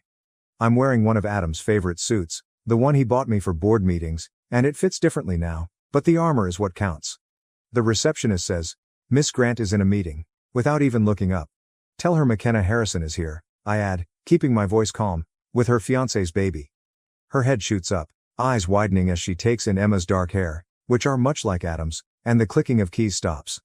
After 5 minutes, I find myself seated across from Evelyn Grant in her corner office. She is younger than I thought she would be, and her engagement ring, which is 3 carats and princess cut, is perfectly polished, resembling the one in Adam's browser history. But her hands betray her, squeezing a pen until her knuckles turn white. I don't understand, she says. Adam never mentioned a wife. A baby. Emma fusses, but I handle it with practiced ease. Funny how those details slip his mind when he's planning corporate takeovers. Color fades from her face. You can't prove, she says. With screenshots visible, I move my phone across her desk. I can, in fact. When your father finds out that his ideal future son-in-law is still married, what will he say? That he's manipulating Harrison Industries stock by utilizing your relationship. She says, you're lying, but she's already reading, swiping through messages with her immaculately manicured finger. I go on, observing her expression. The DNA test is tomorrow. Adam seems pretty certain about the results, almost as if he knows something I don't. She looks up abruptly, and her eyes flicker with dread and recognition. Sam's text makes my blood run cold, and my phone buzzes. The lab was broken into yesterday night. Security footage was deleted. Evelyn murmurs, he wouldn't, more to herself than to me. Your father's company stands to gain millions if Harrison Industries falls, I declare, leaning forward. And Adam stands to gain everything, unless there's a legitimate heir. When the pen she is holding breaks, ink spills down her immaculate desk calendar, discoloring both merger dates and wedding venue appointments. Get out, she says tremblingly, before I call security. I slowly stand up, drawing Emma next to me. What's funny, do you know? 5 years ago, he purchased the same ring for me. Promised me the same thing indefinitely. Utilized the same pet names as well. I said, get out. I whisper. Check his phone. The one he keeps in his gym locker. The one that conveys genuine messages. She becomes motionless. How did you? Because I used to be you. Young, in love, and sure that he was unique. I make my way to the door, then stop. Oh, and Evelyn, pay attention to his left eyebrow when you confront him. When he lies, it quivers. On her broken face, the elevator doors close. It's done, I text Sam, my hands shaking. Begin the second phase? He responds right away. Tara's lab contact verified attempts at manipulation. The test is being moved to a secure location by Dr. Collins. My heart stops when I open another message that appears from an unknown number. Adam writes, "Clever girl, but you can't remember who taught you how to play chess.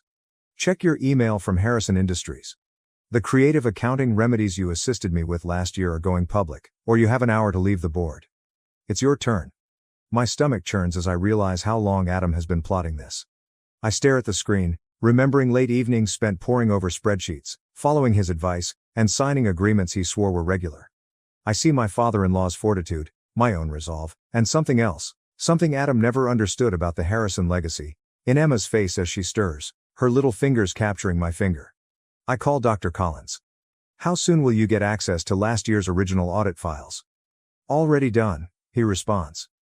"And McKenna, I discovered something intriguing in your father-in-law's personal documents. It has to do with a backup plan." I'm grinning for the first time in days. "Tell me everything." The game is only getting started. With its clean whiteness and security cameras monitoring our every step, the safe lab feels like a fortress. Dr. Collins stands at the testing station, his face impassive while Adam's lawyers hover close, and Emma sleeps in her carrier, unaware of the tension that permeates the space.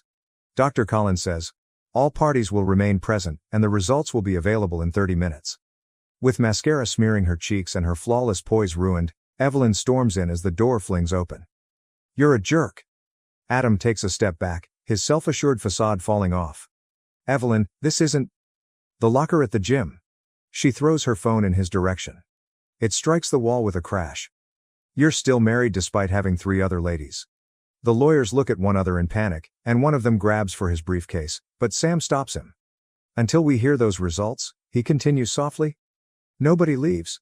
I had forgotten Adam's uneasy gesture until he straightened his tie. "This is absurd." "Whatever you heard from McKenna." "She didn't have to tell me anything," Evelyn murmurs. "Your friend Marcus was quite helpful once I showed him the real numbers behind the Grant Technology merger." Adam's face loses color. "You didn't." "Daddy's on his way," she replies, her smile harsh and cruel. "With the SEC. A message from Tara says, security footage recovered, lab break-in suspect identified." My phone vibrates. I slide the phone to Dr. Collins, who stares at Adam's younger lawyer and begins to perspire after examining the picture.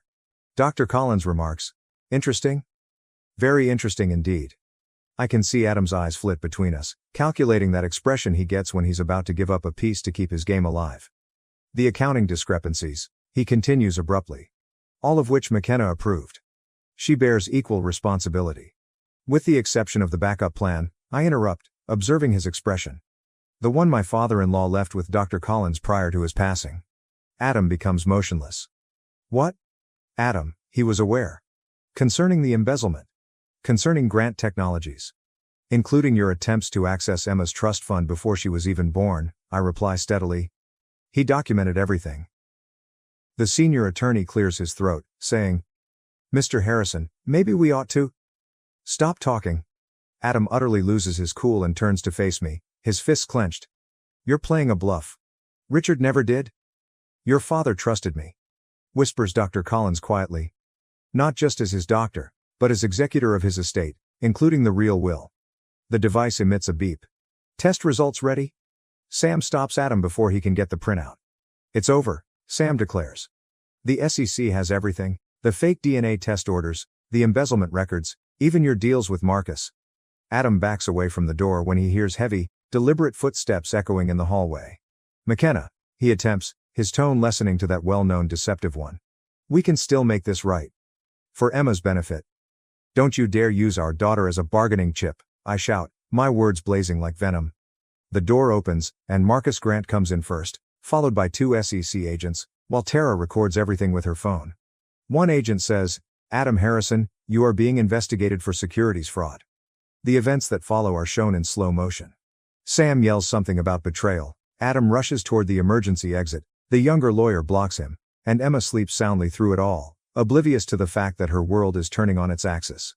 Dr. Collins holds out the test findings while touching my arm. Are you curious?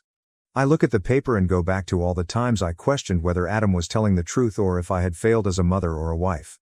As I watch the SEC agents handcuff my spouse, I finally respond, no, because the outcomes are no longer important. She is my daughter.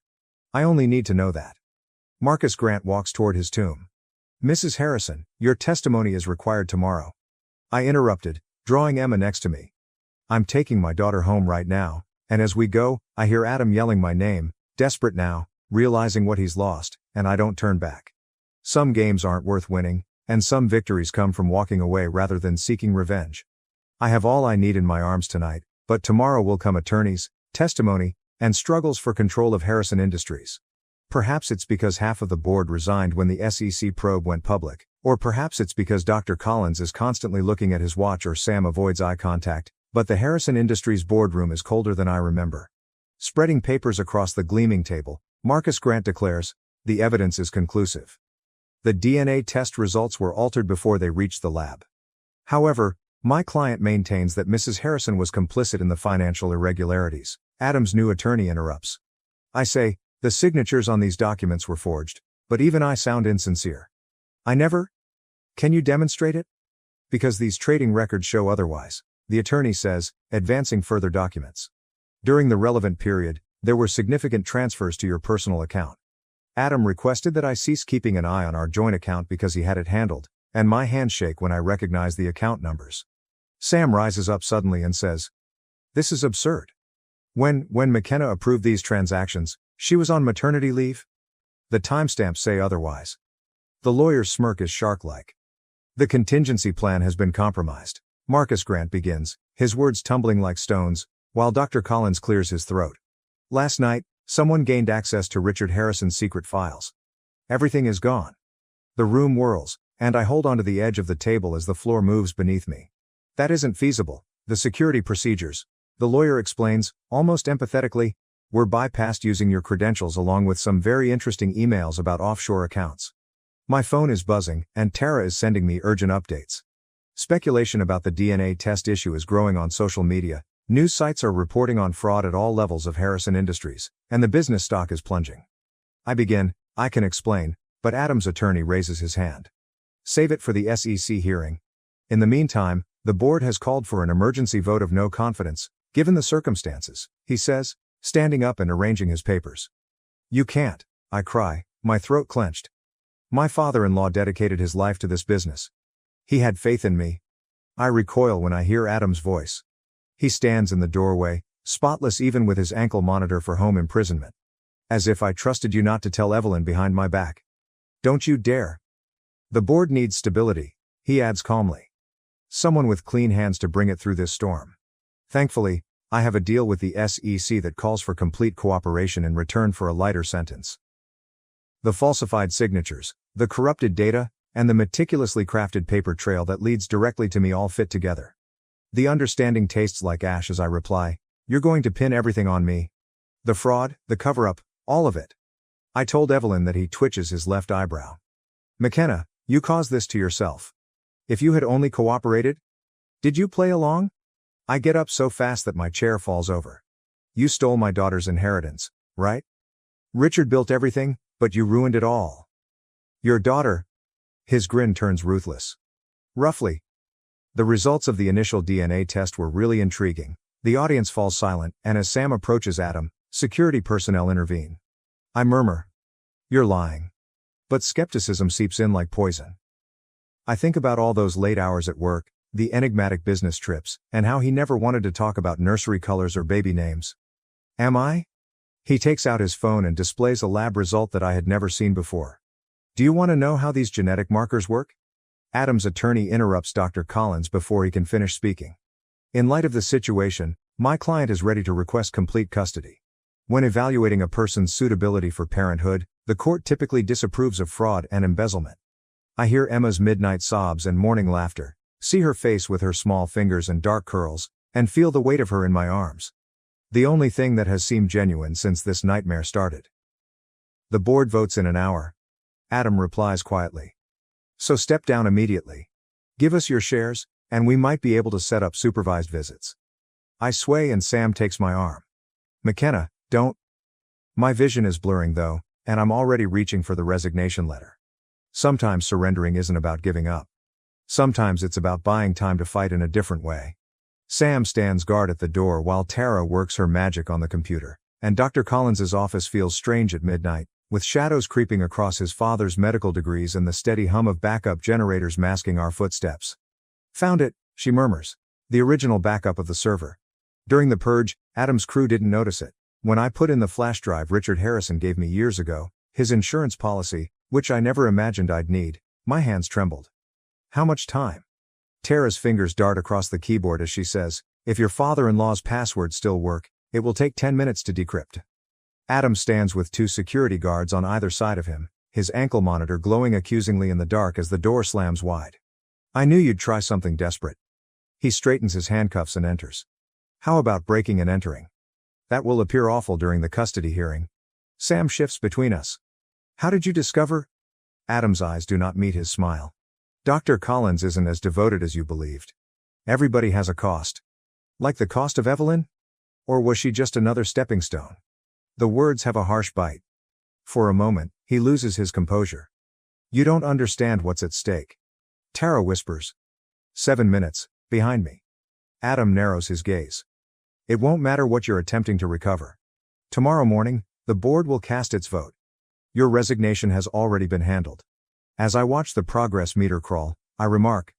The funny thing about resignations is that they're not valid if they were signed under duress or if the person requesting them is engaging in fraud. He chuckles, but there's a hint of doubt. You can't prove anything. 5 minutes, replies Tara. Adam gives the guards a signal. Stop it. Now. Wait. I take a step forward and play my final card. The actual DNA is the outcome. Bring them to me. We've been through this. Either show me, or I'll send the SEC whatever we discover. Each and every email, each and every transaction, each time you meet with Marcus Grant. He twitches his left eyebrow. You're bluffing. 3 minutes, declares Tara. Sam stiffens, prepared to step in as the guards approach the computer. She's yours. Everyone is frozen in place by Adam's comments. The actual test, the DNA test. It demonstrates you own her. I needed leverage, so I changed the outcomes. I just sense clarity, even though the admission should be painful. In any case, you never desired her, did you? She was merely another resource to manage. 2 minutes. At last, Adam's facade breaks. You believe this has to do with a baby? Richard promised me authority and control when he appointed me CFO, and that's what this is all about. I whisper. He promised you a legacy, not a kingdom to steal. 1 minute. Adam jumps for the computer, but Sam stops him while Tara covers the screen. Amidst the confusion, a phone that I've never seen before falls out of Adam's pocket, and I quickly find the messages. Talks with Marcus Grant, plans to steal parts from Harrison Industries, and more, emails from Dr. Collins. With a triumphant "it's done," Tara declares, everything's decrypted. Adam becomes motionless. You don't want to open that file. However, I already am. The room is filled with the voice of Richard Harrison, who made a video confession only days before he died, naming people, outlining plans, and revealing one more surprise. Finally understanding, I tell Adam, Richard changed his will before he died. The company was never yours to steal. Emma was left in charge of his interest. Impossible, Adam, trembling, adds. She wasn't even born. I show him the will's date. Adam, he was aware. Almost everything, including the fraud, the affairs, and the agreements with Grant Technologies. You've been playing the exact game he anticipated the entire time. Adam's face twists in rage as he hears police sirens blaring in the background. You believe you've triumphed? The board, the proof, and your written confession are still with me. Sam whispers. Check your phone, the real one you just dropped. With the SEC reopening their investigation, Marcus Grant making agreements to save himself, Evelyn's father withdrawing all support, and Dr. Collins sending one more message, Adam's eyes widen as the communications pour in. Richard, I fulfilled my pledge. The heritage of your granddaughter is secure. Some wins aren't about winning. They're about defending what counts most. As Adam collapses, his empire of lies crumbling around him, the cops storm in, but I'm already leaving, thinking of Emma sleeping soundly at home. There are still remnants of yesterday night's pandemonium in the Harrison Industries boardroom. Evidence markers litter the conference table where Adam's business finally fell apart, police tape crosses the entryway, and Dr. Collins offers me a leather portfolio. The private documents of Richard Harrison. When the time was right, he wanted you to have these, he says softly. Beneath years of financial documents and business plans, I discover a letter inside. The paper is old, the ink is fading, but Richard's firm handwriting is still legible. My beloved McKenna, you'll see why I choose you to guard Emma's estate by now. That legacy isn't measured in stock prices or merger deals, not because you're Adam's wife, but because you saw what he couldn't. It is ingrained in decision-making moments, in choosing to defend instead of destroy. Emma fusses about her job. I shift her blanket, see my image in the darker windows, and I appear different in some way. Stronger, perhaps, or simply more confident. Sam shows up at the door. The SEC wants to review the video testimony again, and Evelyn Grant is here. When Evelyn walks in, I anticipate fury, but all I see in her eyes is tiredness. She says, "Daddy is resigning." The board approved the dissolution of the merger attempt. She twists her now ringless fingers and rambles. The scandal. I told her, I never wanted this, and for the most part, it's true. Neither did I. Something softens in Emma's face as she looks at her. He also promised me children, you know? A future in which I genuinely had faith. I know, I responded. Because I did too, once. The doctor clears his throat. The new members of the board are ready. They will require guidance about the company's future. Richard's letter, decisions, and legacies come to mind. Inform them that we are reorganizing, beginning with the charitable foundation. Funding for programs that assist single parents should be doubled. From where she sits at the computer, already working on the press release, Tara smiles.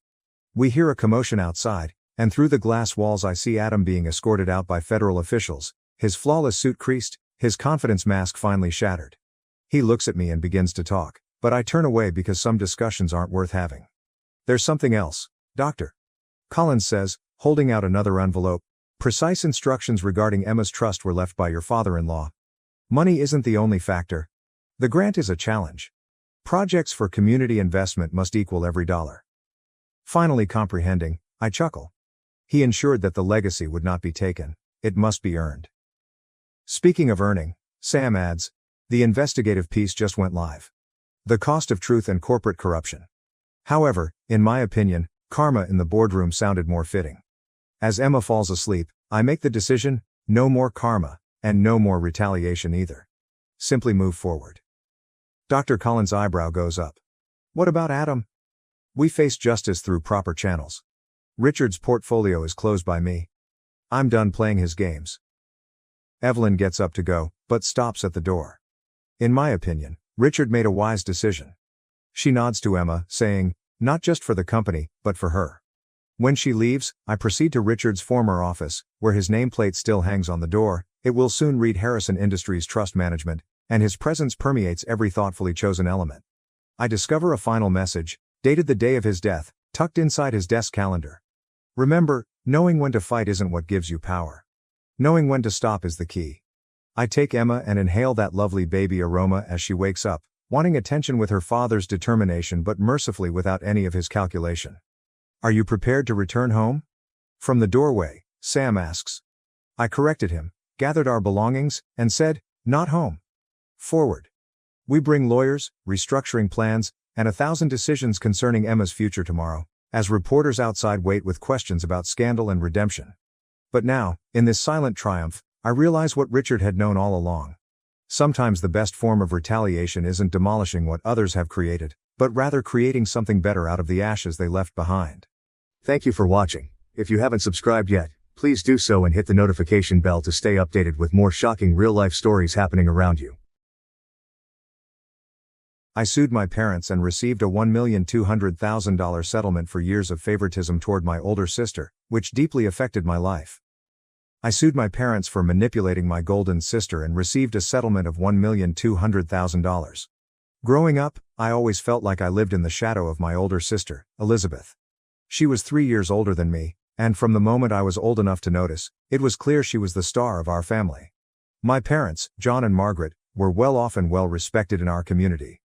My father ran a thriving real estate business, and my mother, a retired concert pianist, devoted her time to social events and managing our home. From the outside, we looked like the perfect family, but inside, it was a different story.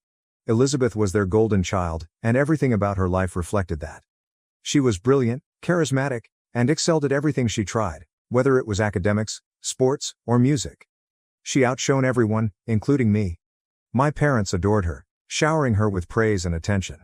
Every milestone she reached was celebrated like a major event, complete with elaborate parties and expensive gifts. I was there too, of course, but more as a background character.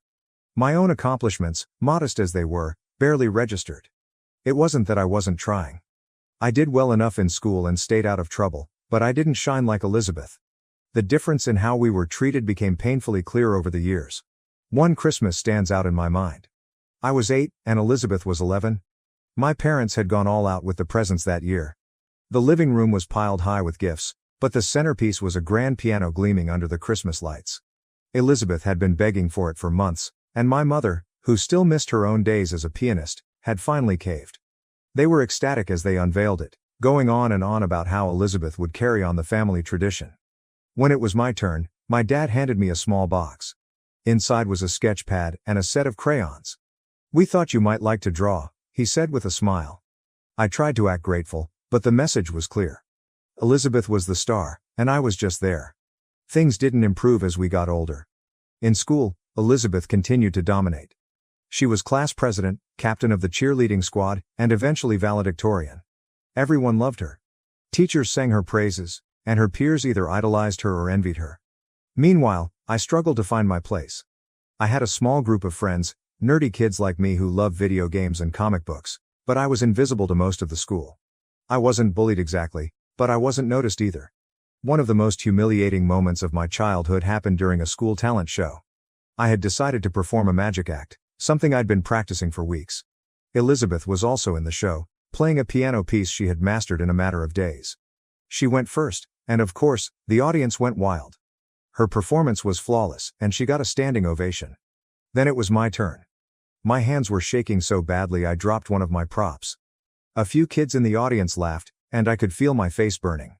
I stumbled through the rest of my act, desperate to just get it over with. Afterward, my parents gave me a half-hearted good job, but their attention quickly shifted back to Elizabeth, who was basking in her glory. Elizabeth wasn't deliberately cruel, at least not usually. After the talent show, she came up to me with that insufferable smile of hers and said, "You were great, Jackson. It's so brave of you to try." Her words stung, not because they were mean, but because they felt so condescending. I hated that I cared so much about her opinion. As we moved into our teenage years, favoritism became impossible to ignore. My parents poured resources into Elizabeth's future, paying for private tutors, expensive summer programs, and any extracurricular activity she showed interest in. I got none of that. When I asked if I could take art classes, my dad shrugged and said, "Maybe next year." A promise that never materialized. Elizabeth's charm extended to the rest of the family as well. Our relatives adored her.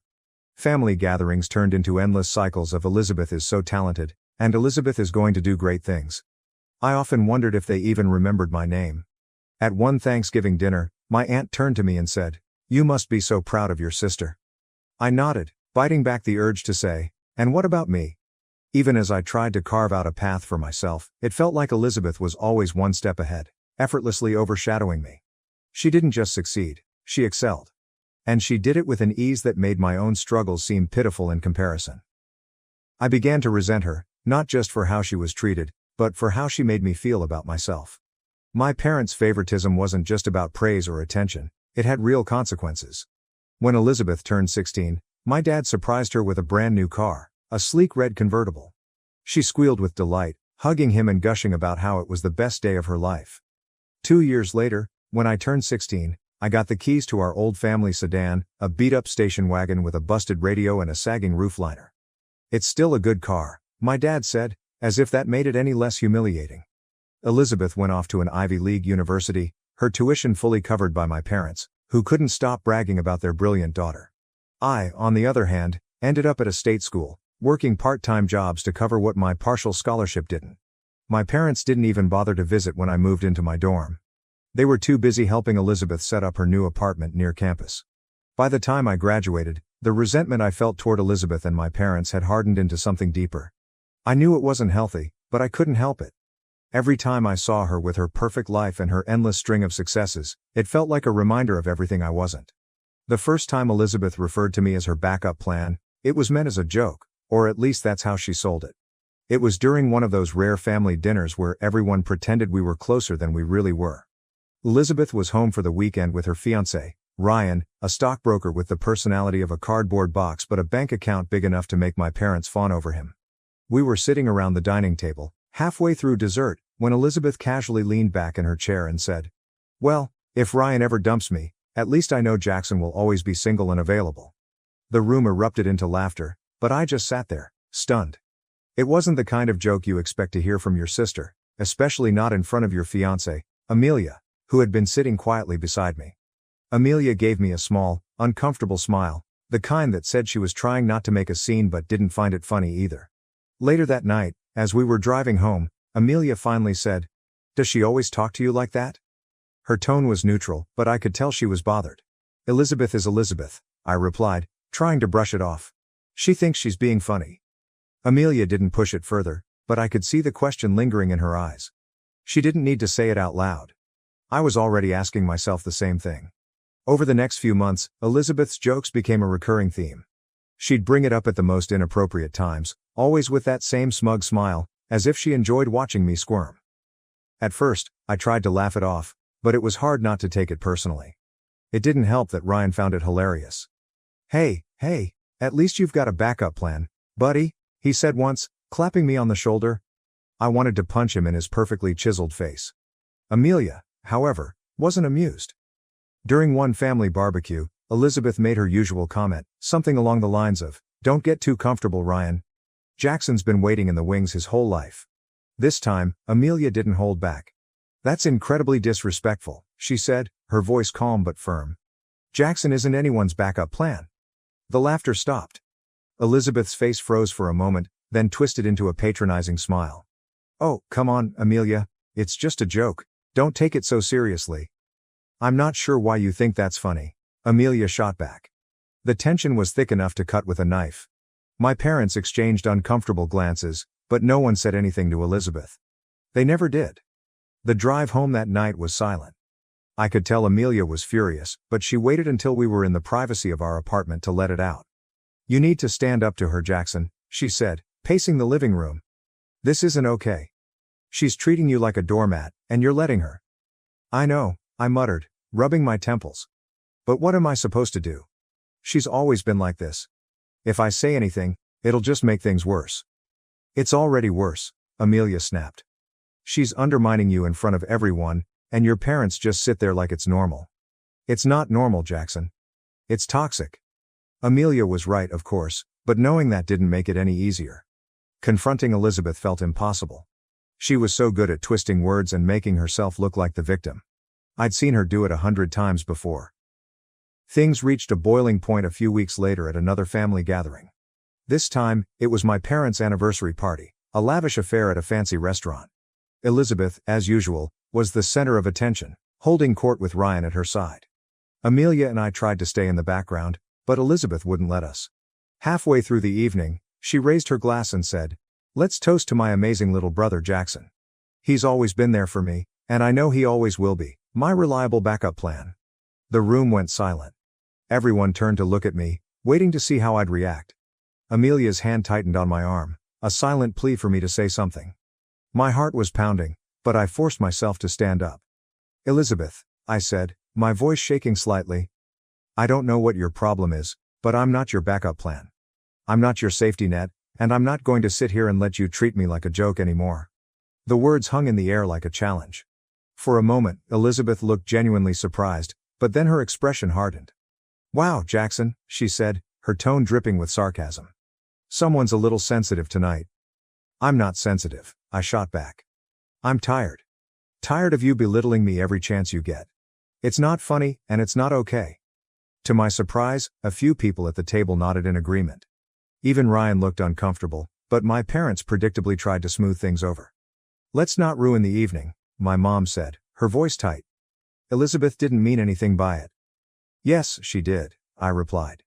"And you've let her get away with it for years." That was the moment I realized just how deep the dysfunction ran. My parents weren't going to change. Elizabeth wasn't going to change. The only thing I could change was how I responded to it. Amelia was proud of me for standing up to Elizabeth, but the fallout wasn't pretty. Elizabeth stopped speaking to me for weeks, which honestly felt more like a blessing than a punishment. My parents tried to guilt-trip me into apologizing, saying I'd overreacted and ruined the party, but I didn't budge. For the first time in my life, I put my own feelings above keeping the peace, and it felt liberating. Of course, Elizabeth didn't stay quiet for long.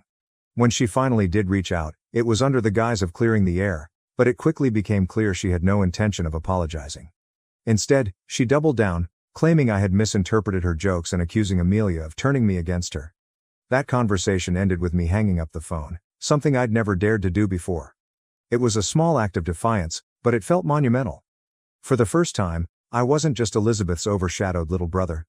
I was my own person, and I wasn't going to let her or anyone else treat me like anything less. The family dinner started like any other. Tense, formal, and pretending to be something it wasn't. My parents had invited us all over for a special evening, a phrase that always made me suspicious.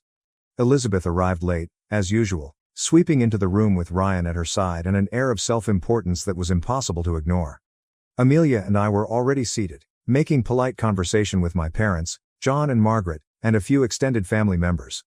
Aunt Linda, Uncle Robert, and my cousin Claire, who always seemed like she wanted to be anywhere but with us. Elizabeth barely glanced at me as she made her grand entrance, throwing her arms around my mother and exclaiming, "You look amazing, Mom! Did you lose weight?"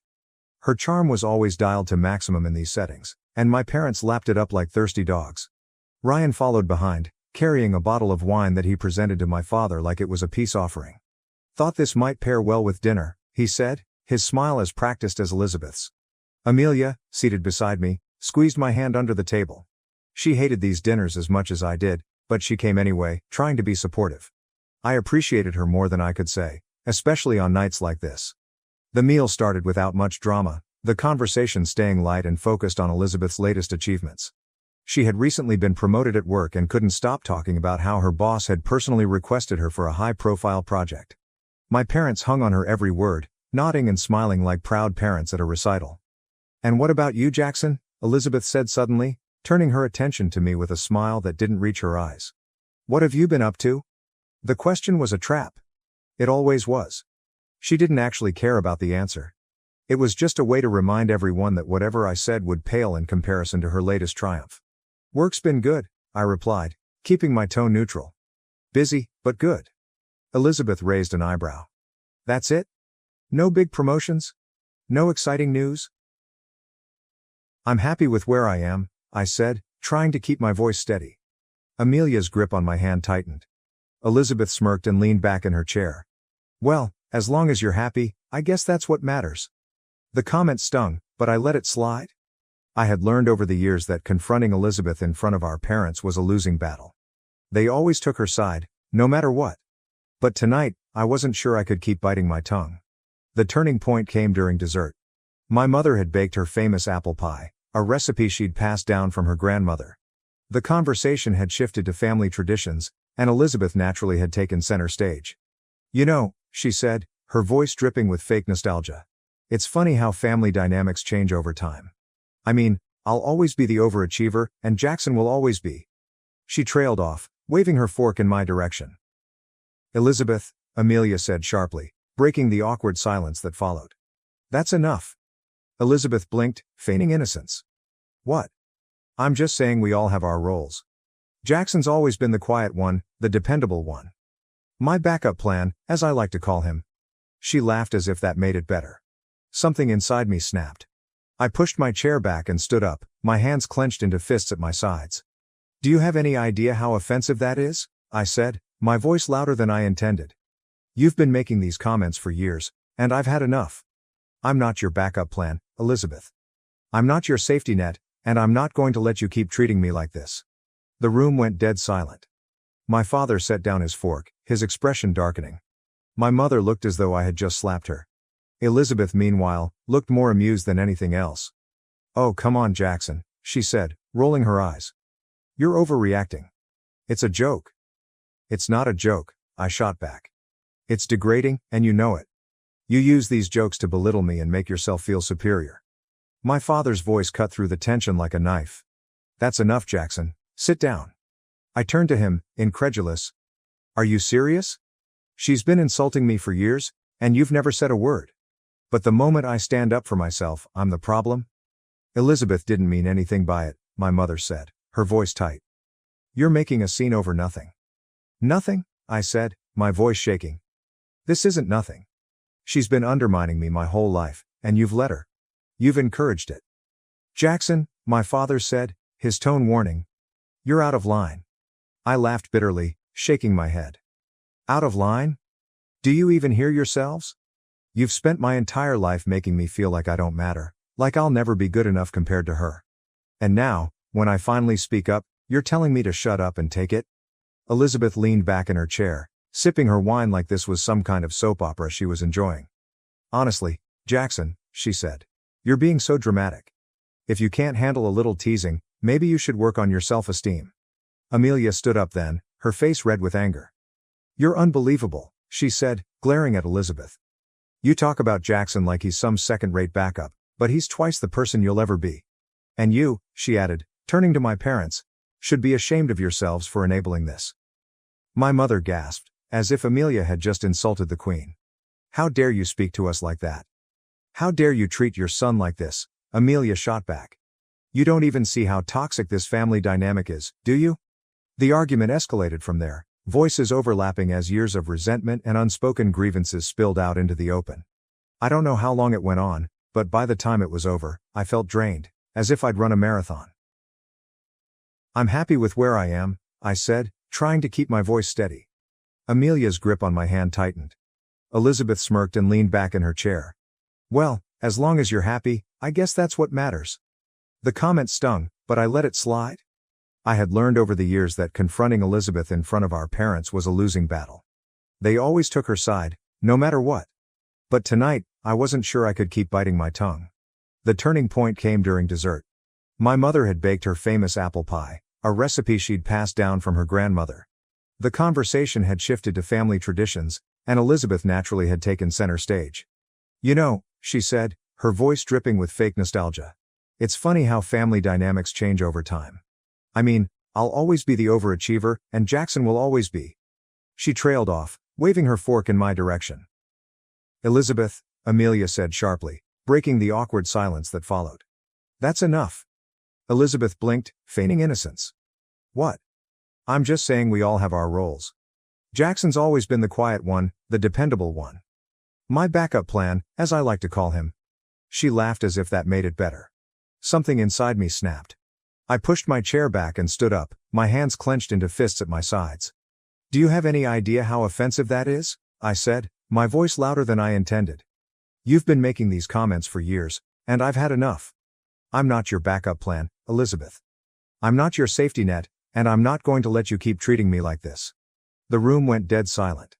My father set down his fork, his expression darkening. My mother looked as though I had just slapped her. Elizabeth, meanwhile, looked more amused than anything else. Oh, come on, Jackson, she said, rolling her eyes. You're overreacting. It's a joke. It's not a joke, I shot back. It's degrading, and you know it. You use these jokes to belittle me and make yourself feel superior. My father's voice cut through the tension like a knife. That's enough, Jackson. Sit down. I turned to him, incredulous. Are you serious? She's been insulting me for years, and you've never said a word. But the moment I stand up for myself, I'm the problem? Elizabeth didn't mean anything by it, my mother said, her voice tight. You're making a scene over nothing. Nothing? I said, my voice shaking. This isn't nothing. She's been undermining me my whole life, and you've let her. You've encouraged it. Jackson, my father said, his tone warning. You're out of line. I laughed bitterly, shaking my head. Out of line? Do you even hear yourselves? You've spent my entire life making me feel like I don't matter, like I'll never be good enough compared to her. And now, when I finally speak up, you're telling me to shut up and take it? Elizabeth leaned back in her chair, sipping her wine like this was some kind of soap opera she was enjoying. Honestly, Jackson, she said, you're being so dramatic. If you can't handle a little teasing, maybe you should work on your self-esteem. Amelia stood up then, her face red with anger. You're unbelievable, she said, glaring at Elizabeth. You talk about Jackson like he's some second-rate backup, but he's twice the person you'll ever be. And you," she added, turning to my parents, "should be ashamed of yourselves for enabling this." My mother gasped, as if Amelia had just insulted the Queen. "How dare you speak to us like that? How dare you treat your son like this?" Amelia shot back. "You don't even see how toxic this family dynamic is, do you?" The argument escalated from there, voices overlapping as years of resentment and unspoken grievances spilled out into the open. I don't know how long it went on, but by the time it was over, I felt drained, as if I'd run a marathon. My parents didn't speak to me as Amelia and I gathered our things and left. Elizabeth, of course, had the last word. "Well, I guess some people just can't handle the truth," she said with a smirk as we walked out the door. In the car, Amelia reached over and took my hand. "You did the right thing," she said softly. "I'm proud of you." I nodded, though I didn't feel proud. I felt exhausted, angry, and deeply hurt. But for the first time in my life, I had stood up for myself, and that had to count for something. The drive home from that disastrous dinner was silent for a while, the only sound coming from the hum of the engine. Amelia sat beside me, her arms crossed tightly, her face a storm of emotions. I could feel the anger radiating off her, but beneath it, there was something else, concern for me. Finally, she broke the silence. "You can't keep doing this, Jackson." I tightened my grip on the steering wheel. "I know." "No," she said, her voice firmer now. "I don't think you do. Tonight wasn't just another bad dinner, it was a wake-up call. Your family doesn't respect you. They don't care about your feelings, and they never will unless you set boundaries." She was right, of course, but the thought of distancing myself from my family felt like tearing off a piece of myself. As toxic as they were still my parents, still my sister. The idea of walking away felt both terrifying and freeing. We got home, and as I dropped my keys on the counter, Amelia turned to me, her eyes softening. "You deserve better than this, Jackson. You've worked hard for everything you have, and you can't let them keep taking from you, emotionally or otherwise." That last part hit me like a brick. Amelia had brought up concerns about my family's financial ties to me before, especially after I started making a decent living. My parents had a habit of borrowing money that was never repaid, and Elizabeth, ever the opportunist, had hinted more than once about how I could help her out if she and Ryan ever hit a rough patch. I had always brushed it off, thinking it was just family dynamics, but now it felt like another layer of manipulation. "I need to think about this," I said finally, my voice heavy. Amelia nodded. "Take your time, but don't let them guilt you into staying in this cycle." The next day, I called my friend and coworker Adam. Adam was a sharp, no-nonsense lawyer who had helped me out with a few contracts at work. If anyone could give me sound advice, it was him. We met for coffee at a quiet cafe downtown. As I laid out the situation, Adam listened intently, his expression unreadable. "First off," he said when I finished, "you need to protect yourself. If your family has access to any of your accounts, cut that off immediately. And if you're serious about setting boundaries, you might need to consider more than just limiting contact. You might need to get legal protection." "Legal protection?" I asked, my stomach sinking. Adam nodded. "Look, I'm not saying they're going to sue you or anything, but if your parents or sister feel entitled to your money or anything else, you need to make sure they can't take advantage of you. That means reviewing your assets, setting up trusts if necessary, and maybe even writing a formal letter making your boundaries clear." The thought of it all made my head spin, but I knew he was right. My family had shown time and time again that they didn't respect me, and if I didn't take action, I'd only have myself to blame when things got worse. Over the next few weeks, I began the process of disentangling myself from my family's financial reach. I closed joint accounts my parents had access to, updated the beneficiaries on my insurance policies, and even had Adam draft a will that explicitly stated how my assets would be handled. It felt surreal, like I was preparing for some kind of war, but it was also empowering. Amelia was my rock through it all. She encouraged me every step of the way, reminding me that I wasn't doing this out of spite but to protect myself. "This isn't about hurting them," she said one night as we reviewed the documents Adam had prepared. "It's about making sure they can't hurt you anymore." The real test came when my parents called a week later.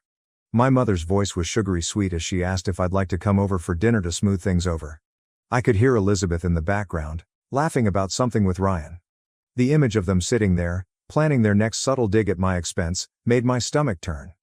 "I'm sorry, Mom," I said, keeping my voice steady. "But I think it's best if I take some time away from the family for now." There was a pause, and then her tone shifted. "Jackson, don't be ridiculous, we're family." We need to stick together. Family doesn't mean I have to tolerate being disrespected, I said, surprising myself with how calm I sounded. I need to do this for my own well-being. She sighed heavily, the kind of sigh that was meant to convey disappointment. Fine, if that's how you feel. It wasn't long before the guilt tripping began. Over the next few days, I received a string of messages from both my parents and Elizabeth. My dad kept it short and gruff, accusing me of overreacting and telling me to man up. Elizabeth, predictably, made it all about herself, sending texts like, "I can't believe you'd cut us off like this after everything I've done for you." But the one that hit the hardest was from my mother. "I just want you to know how much this is hurting us. We've always loved you, Jackson, even if you can't see it." I almost caved after that one. Almost. But Amelia was there, reminding me of why I had made this decision in the first place. "Love doesn't look like manipulation," she said gently. "And if they really love you, they'll respect your need for space." As time went on, the messages tapered off. My parents stopped calling, and Elizabeth moved on to other targets for her attention. It was a strange feeling, being free from their constant judgment and demands. Lonely at times, yes, but also liberating. I focused on my work, my relationship with Amelia, and rebuilding my sense of self-worth. For the first time in my life, I wasn't living in Elizabeth's shadow or bending over backward to please my parents. I was just me, and it felt good. But even as I started to heal, I couldn't shake the feeling that this was just the beginning. My family wasn't the type to let things go quietly, and I had a sinking suspicion that my decision to set boundaries would come with consequences I hadn't yet anticipated. The first sign that things were escalating came in the form of a voicemail from my mother. It was late on a Tuesday night when I saw her name flash on my phone screen. I let it go to voicemail, not ready to dive back into the family drama just yet, but the message she left was hard to ignore. "Jackson," she began, her tone clipped and formal, the kind she used when she was holding back anger. "Your father and I have been talking, and we feel it's time to discuss the family inheritance. There are some things you need to understand about how we've planned for the future. Call me back as soon as you can." Inheritance. The word sent a chill down my spine. I'd always suspected my parents would use it as a tool to manipulate me, and now it seemed that suspicion was coming true. I replayed the voicemail for Amelia later that evening, pacing the living room as I spoke. "This is them trying to reel me back in," I said, frustration bubbling under the surface. "They can't stand that I've set boundaries, so now they're dangling the inheritance in front of me like a carrot on a stick." Amelia frowned, her arms crossed as she leaned against the kitchen counter. "You don't even care about the inheritance, do you?" "Not really," I admitted. "But it's the principle of it. They're trying to control me again, and I'm not sure how to handle it." "Don't play their game," she said firmly. "If you call her back, they'll just use it as an opportunity to guilt trip you. Stick to your boundaries." I knew she was right, but the thought of ignoring the call entirely felt wrong. So the next morning, I texted my mother instead. "I got your message. I'm not interested in discussing inheritance right now. I'll reach out when I'm ready." Her response came almost immediately. "That's not how this works, Jackson. This is a family matter, and you need to be part of the conversation." I didn't reply. Over the next few days, the messages continued. My father chimed in as well, sending curt texts about responsibility and respect for the family legacy. I tried to ignore them, but it was exhausting, like fighting a battle I hadn't signed up for. Then, out of nowhere, Elizabeth entered the fray. She showed up at my office unannounced, striding in like she owned the place. My coworkers exchanged awkward glances as she swept past them to my desk. "Jackson," she said, her voice dripping with condescension. "We need to talk." I gestured for her to follow me into the conference room, not wanting to make a scene. Once the door was closed, I turned to her, arms crossed. "What are you doing here, Elizabeth?" She smiled, but it was the kind of smile that made my stomach churn. "I'm here because Mom and Dad are worried about you. They say you're refusing to discuss the inheritance." "I'm not refusing," I said evenly. "I'm just not interested right now." "Well, you should be," she said, her tone sharpening. "This isn't just about you, Jackson. It's about the entire family. Mom and Dad have worked hard to build this, and you're acting like a spoiled child by ignoring them." I clenched my jaw, trying to keep my composure. "Elizabeth, if you come here to lecture me, you can leave. I've made my decision."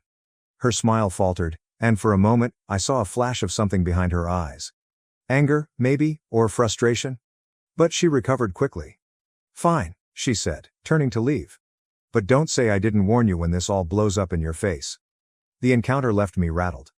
Elizabeth's sudden involvement felt calculated, Like she was trying to position herself as the savior of the family while painting me as the black sheep.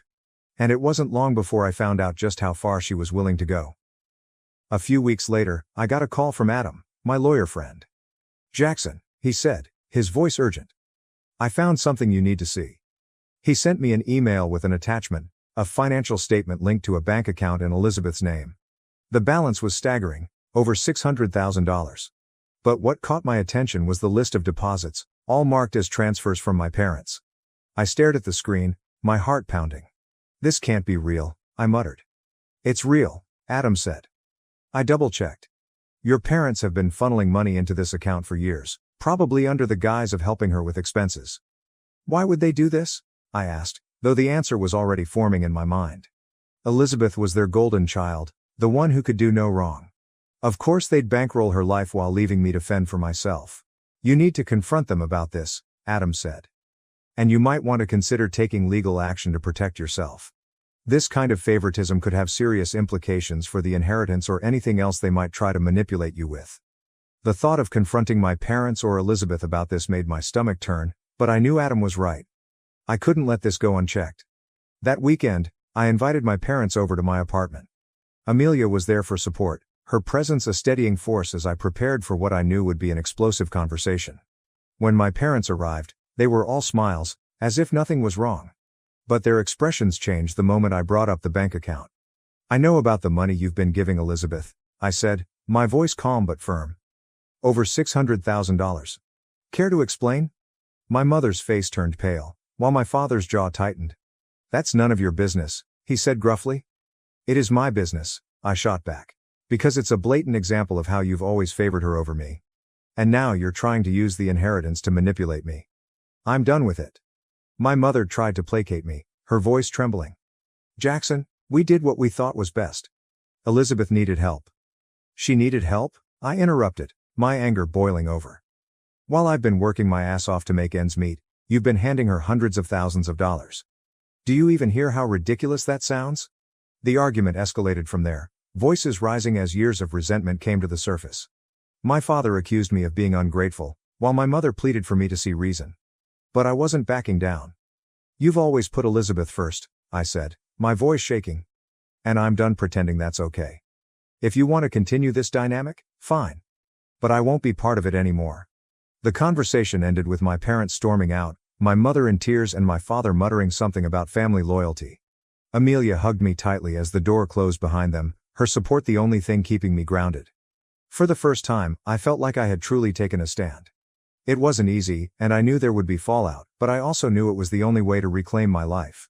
The decision to take legal action against my parents wasn't one I made lightly. For weeks after discovering Elizabeth's secret bank account, I wrestled with the implications of what it meant to sue my own family. But the more I thought about it, the clearer it became. This wasn't just about the money. It was about standing up for myself and finally breaking free from the toxic grip my family had on me. Amelia supported me from the beginning, though she made it clear it was my decision to make. "Whatever you decide, I'm with you," she said one night as we sat on the couch, the glow of the TV illuminating her determined expression. "But if you go through with this, you need to be prepared for how ugly it might get." She wasn't wrong. I knew my parents wouldn't take this lying down, and Elizabeth would undoubtedly make it her mission to turn the situation to her advantage. But I also knew I couldn't let fear hold me back any longer. The first step was consulting with Adam, my lawyer friend. He recommended bringing in a specialist, someone with experience in family financial disputes. That's how I met Lauren Green, a sharp and no-nonsense attorney who had a reputation for handling complex cases with precision. Lauren didn't sugarcoat anything during our first meeting. "This is going to be messy," she said, her piercing blue eyes locked on mine. "But based on what you've told me and the evidence you've provided, you have a solid case. If we can prove financial manipulation and favoritism that's impacted your inheritance or financial stability, we can argue for compensation." We began building the case, combing through years of financial records, emails, and text messages. Adam helped me track down additional documentation, including statements from family members who had witnessed the blatant favoritism over the years. My cousin Claire, who had always been quietly supportive, agreed to testify. "I've seen how they treat you, Jackson," she said over the phone. "It's not right, and it's about time someone called them out on it." The hardest part was revisiting all the moments that had led to this point. Every slight, every insult, Every time I was made to feel like I wasn't enough, it all came rushing back as I pieced together the timeline of my family's dysfunction. But with each new piece of evidence, I felt a renewed sense of purpose. This wasn't just about me anymore. It was about setting a precedent, about showing that people couldn't get away with treating others like this, even if they were family. When the lawsuit was officially filed, the fallout was immediate. My parents were furious, of course, but their anger was eclipsed by their disbelief. They genuinely seemed to think I wouldn't have the nerve to go through with it. My father called me the day after the filing, his voice cold and clipped. "You're making a mistake, Jackson," he said. "You're going to regret this." "I think the only mistake I've made is letting this go on for as long as it has," I replied, my voice steady despite the knot in my stomach. "This isn't about revenge, Dad. It's about justice." Elizabeth, predictably, was livid. She sent me a series of scathing text messages, accusing me of tearing the family apart and betraying her. "You're nothing but a selfish, ungrateful brat," one message read. "Mom and Dad gave you everything, and this is how you repay them." I didn't bother responding. I knew anything I said would only fuel her rage. The court proceedings began a few months later, and true to Lauren's prediction, it was messy. My parents' lawyer, a smarmy man named Victor Crane, tried to paint me as a greedy, ungrateful son who was lashing out because of jealousy. He brought up every instance where my parents had helped me financially, twisting the narrative to make it seem like I was the one taking advantage of them. But Lauren was ready for him. She methodically dismantled his arguments, presenting evidence of the blatant favoritism and manipulation that had defined my upbringing. She called witnesses who testified about the disparity in how my parents treated me versus Elizabeth, and she presented the damning financial records that showed the hundreds of thousands of dollars funneled into Elizabeth's secret account. The most shocking moment came when Lauren called Elizabeth to the stand. She was visibly annoyed, her usual confidence faltering under the weight of the cross-examination. Lauren didn't hold back, pressing her on the specifics of the bank account and the reasons behind the massive transfers from my parents. At first, Elizabeth tried to deflect, claiming the money was for necessary expenses and that my parents had offered it willingly. But when Lauren presented an email exchange between Elizabeth and my mother, in which Elizabeth explicitly demanded more money to cover her lifestyle, her facade cracked. "This is ridiculous," Elizabeth snapped, her voice rising. "I don't see why this is even relevant. Jackson is just jealous because he's always been second best." The courtroom fell silent, her words hanging in the air like a confession. Lauren let the moment linger before calmly turning to the judge. "I think that speaks for itself, Your Honor." The trial lasted several weeks, each day more exhausting than the last. But when the verdict finally came, it was worth every moment of stress and heartache. The judge ruled in my favor, citing clear evidence of financial manipulation and emotional harm. My parents were ordered to pay $1.2 million in compensation, a sum that felt less like a windfall and more like a validation of everything I had endured. The victory was bittersweet. I knew the money wouldn't fix the damage my family had done, and it certainly wouldn't repair our broken relationships. But it was a start. A way to reclaim my life and move forward without the weight of their manipulation holding me back. As Amelia and I left the courthouse that day, hand in hand, I felt a sense of relief I hadn't felt in years. For the first time, I was free. Free to live my life on my own terms, free to build a future that wasn't defined by the shadows of my past. And for the first time, I truly believed I deserved it. Moving to a new city was Amelia's idea, but as soon as she suggested it, I knew it was exactly what we needed. The court case had drained me emotionally and mentally, and staying in the same city felt like staying in the shadow of everything that had happened. The whispers, the sideways glances from people who knew my family, it was suffocating. Amelia found a place 400 kilometers away, a modest but charming apartment in a quiet neighborhood. It wasn't flashy, but it had everything we needed: space to start fresh and enough distance from my family to feel like a new chapter.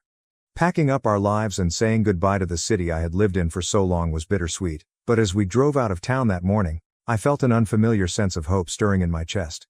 The new city was different, quieter, friendlier. Our neighbors introduced themselves on the first day. A retired couple named Greg and Marcia who lived across the hall. Greg was a handyman with a knack for fixing anything, and Marcia baked enough cookies to feed an army. "If you ever need anything, just knock," she said with a warm smile, handing us a plate of still warm chocolate chip cookies. I wasn't used to this kind of welcome. It felt foreign but comforting. Amelia and I threw ourselves into settling in. She started working remotely for her marketing firm, and I found a job managing operations for a local tech startup. It was smaller than what I was used to, but the environment was welcoming, and the lack of corporate drama was a relief. For the first time in years, I felt like I could breathe. The real work, though, began when Amelia suggested we try therapy. "We've been through so much, Jackson," she said one evening as we unpacked boxes in the living room. "I think it could help both of us process everything and maybe help us figure out how to move forward." I hesitated at first. Therapy wasn't something I'd ever considered. It felt too vulnerable, too exposing. But Amelia was patient, and eventually, I agreed to give it a try. That's how we met Dr. Claire Matthews, a calm and empathetic therapist who had a way of making you feel safe, even when you were baring your soul. Our first few sessions were rough. Talking about my family dredged up memories I'd buried for years. The favoritism, the manipulation, the constant feeling of being less than. It all came flooding back, and there were moments when I wanted to walk out of her office and never look back. But Amelia was there, her presence steady and unwavering, and with time, I started to open up. Dr. Matthews helped me see patterns I hadn't fully understood before. She showed me how my parents' behavior had shaped not only my self-esteem but also my relationships and decision-making. "You've spent so much of your life trying to prove your worth to people who were never going to see it," she said during one session. "It's time to focus on what you want and what makes you happy." Amelia and I also worked on our relationship in therapy. The lawsuit, the family drama, the stress, it had taken a toll on both of us, and I hadn't realized how much until we started unpacking it. But the process brought us closer. For the first time, we weren't just surviving, we were building something real, something strong. Thank you for watching. If you haven't subscribed yet, please do so and hit the notification bell to stay updated with more shocking real-life stories happening around you. My wife left for a month with the hot new neighbor. I filed for divorce. She tried to fix it, but I'm not a backup. I guess I'm writing this to get it out of my system. My name is Mike. I'm 31, and until lately, I felt I had my life under control. I've always been a simple guy. No big dreams, no crazy drama. I had a regular career as a software developer, a decent house in a quiet neighborhood, and, until recently, I believed I had a strong marriage with a woman I truly loved. Laura and I met almost 8 years ago. Looking back, it seems like a lifetime ago. I was 23, fresh out of college, working my first job, and frankly, naive about life. She was 22, working as an assistant at a marketing agency while trying to figure out her own career path.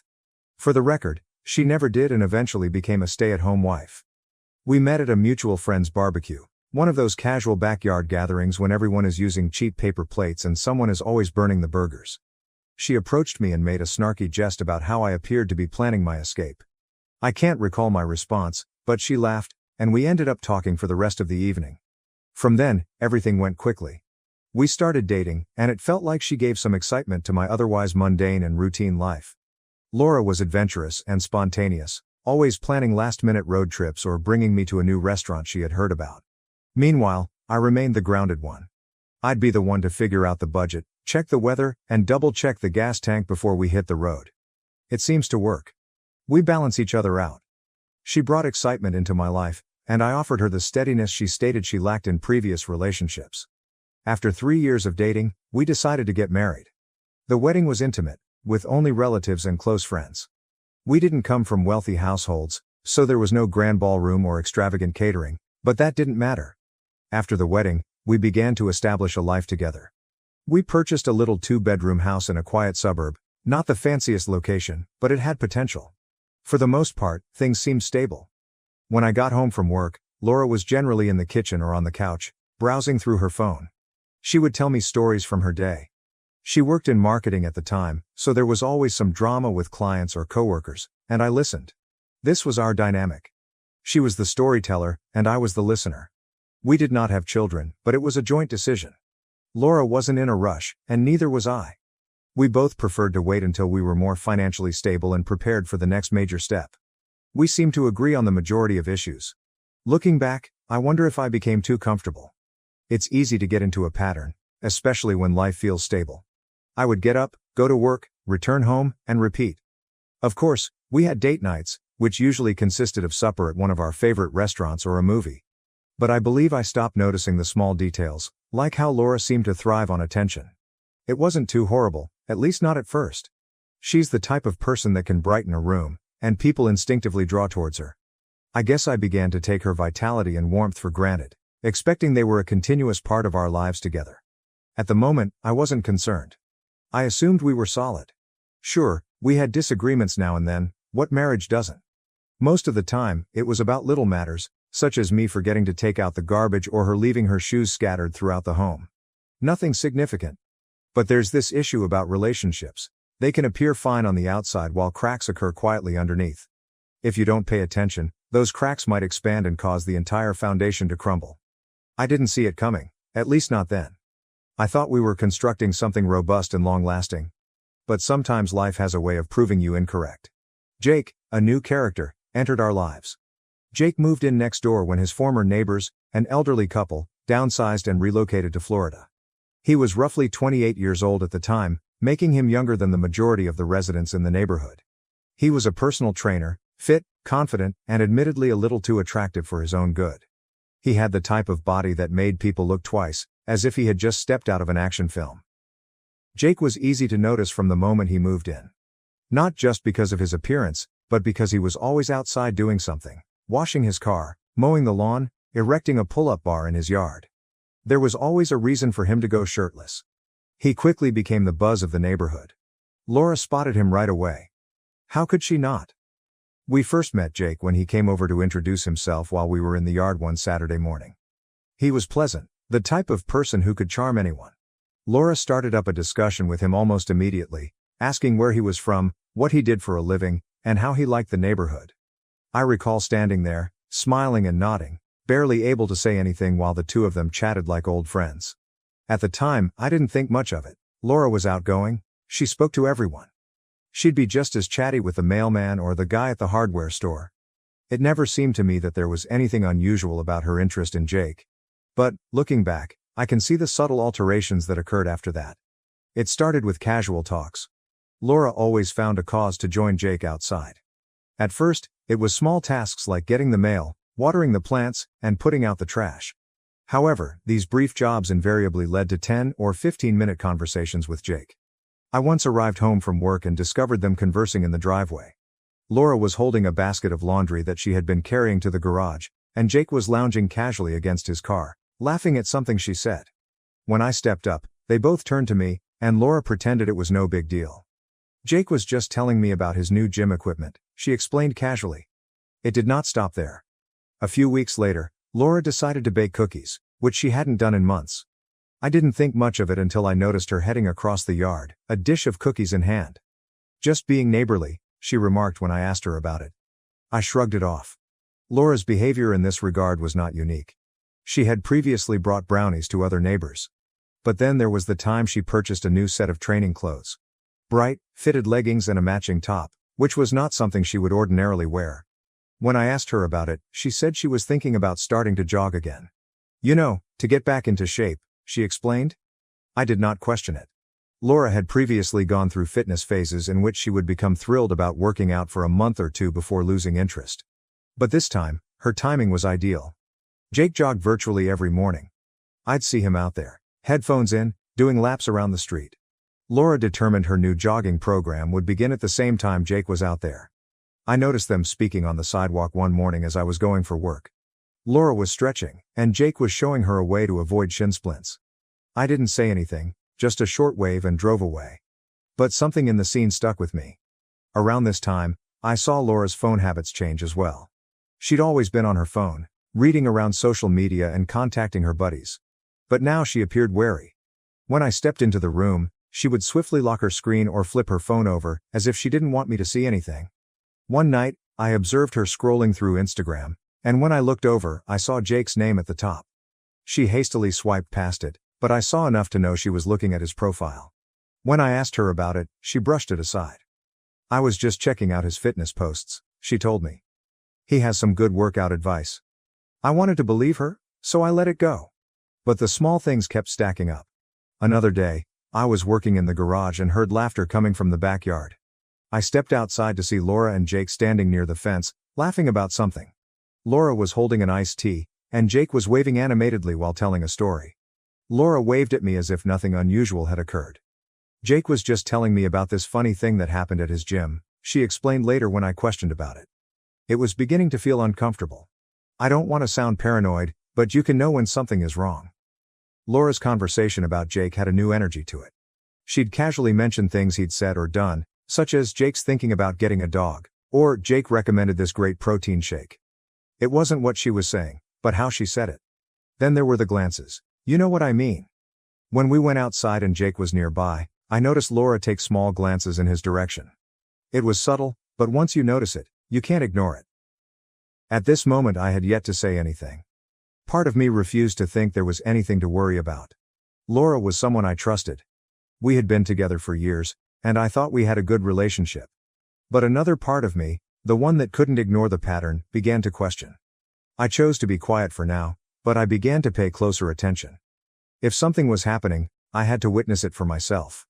It was a Saturday morning, and I remember it vividly because it began off so typical. I got up early, as I always do, made myself a cup of coffee, and sat at the kitchen table, browsing through the news on my phone. Laura was still in bed, which was not surprising. She enjoyed her slow mornings, particularly on weekends. The house was silent, with only the humming of the coffee machine in the background, and for a brief minute I felt peaceful. Funny how that works. You think everything is fine because you have no idea what's going to happen. Laura entered the kitchen around an hour later. She was in her pajamas, her hair all tangled from sleeping, holding her phone in one hand and massaging her eyes with the other. She sat across from me at the table, and I could tell something was up right away. She exuded nervous energy, drumming her fingers on the table and gazing at her phone as if she were avoiding eye contact. "Are you okay?" I inquired, setting down my phone. She nodded hastily before shaking her head. "Actually, no," she responded with a big sigh.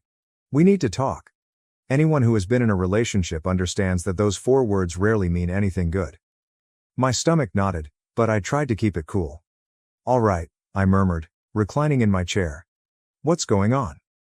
Laura paused, her gaze flitting around the room as if she was looking for the proper words. Finally, she looked at me and said, "I don't know how to say this, so I'm just going to say it. I think I have feelings for Jake." For a moment, I believed I had misheard her. "What?" I asked, leaning forward as if being closer would make the words more clear. She bit her lip, appearing really uncomfortable. "I didn't mean for it to happen," she said hurriedly, as if she wanted to avoid the response. "It just happened. I've been spending time with Jake, and I feel this connection, and now I'm confused." Confused. That word struck me more than anything else. She did not just express her guilt or admit that she had made a mistake. She expressed her confusion, as if she was trying to solve a puzzle. I stared at her, trying to understand what she was saying. My thoughts raced. Did she mention she wanted to leave? Is she asking for a divorce? Was she trying to confess and move on? I couldn't tell, and that made things worse. "So, what does this mean?" I inquired finally. "Are you saying you're done with us?" Laura shook her head rapidly. "No, not necessarily," she replied. I don't know what I want right now. I love you, Mike. I do, but I can't stop thinking about him, and I need to figure out what these feelings mean." I felt as if the floor had been torn out from beneath me. We'd been together for years, had established a life together, and now she said she wasn't sure she wanted to be with me anymore. It was surreal. I took a deep breath and tried to hold my voice steady. "So, what are you saying? You want to take a break?" She hesitated and then nodded. "Kind of," she responded. "I need time to figure things out. I was thinking maybe I could take a month to spend some time with Jake and see if there's something real there. If it doesn't work out, then we can focus on ourselves." I blinked, astounded by her audacity. "You're serious?" I asked, without even framing it as a question. Laura nodded, her gaze begging. "I know it sounds crazy, but I don't want to throw away what we have without being sure. I don't want to live with regrets, you know?" Regrets. The phrase lingered in my head like a splinter. She was talking about regrets as if she was the one putting everything on the line, as if my feelings were secondary to her life-changing decisions. I sat there, staring at her, a combination of rage and incredulity boiling beneath the surface. Part of me wanted to yell at her for being so selfish. But another part of me, perhaps the calmer, more calculated side, chose to remain silent and let her dig her own hole. "All right," I murmured, reclining back in my chair. Laura blinked, apparently taken off guard. "Wait, really?" "Sure," I replied, shrugging as if it were no great issue. "If you think that's what you need, go ahead." Her look flickered, as if she didn't know whether I was being real or mocking. "I just think it's the best way to figure out where my heart is," she admitted cautiously. "Sure," I replied. "Do what you need to do." Inside, I was already finished. When she mentioned she wanted to spend a month with another man, my brain flicked a switch. But I didn't want to show my cards yet.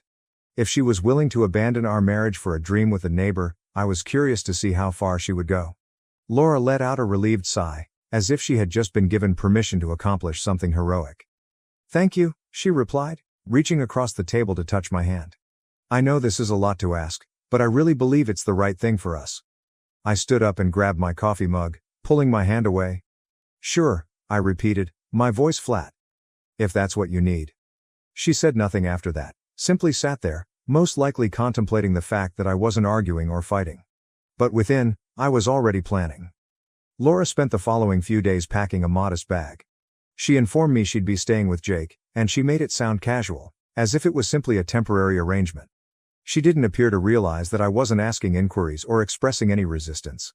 When Laura went, the house felt different. Not empty, but quieter, as if someone had turned down the volume on my life. I stood in the living room after she left, her duffel bag slung over her shoulder, and stared at the door. I expected to feel angry or heartbroken, but all I felt was a peculiar peace, as if the weight of pretending everything was fine had finally been lifted. I strolled into the kitchen, poured myself a drink of water, and stood there, trying to figure out what had just happened. My wife, whom I had been with for years and expected to spend my life with, had departed to figure things out with the guy next door.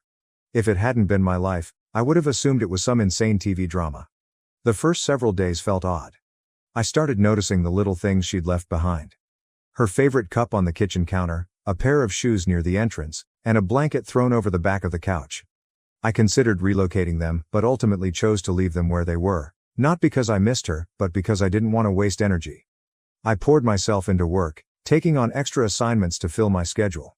I stayed late at work not because I had to, but because I didn't want to return home to an empty house. When I wasn't working, I went to the gym frequently. I had never been a regular gym goer before, but there was something fulfilling about pushing myself physically, as if I could sweat out all of my stress. Friends began to realize that something was amiss. A few of them inquired as to why Laura was not present, and I responded vaguely. "She's staying with a friend for a while," I explained, attempting to sound casual.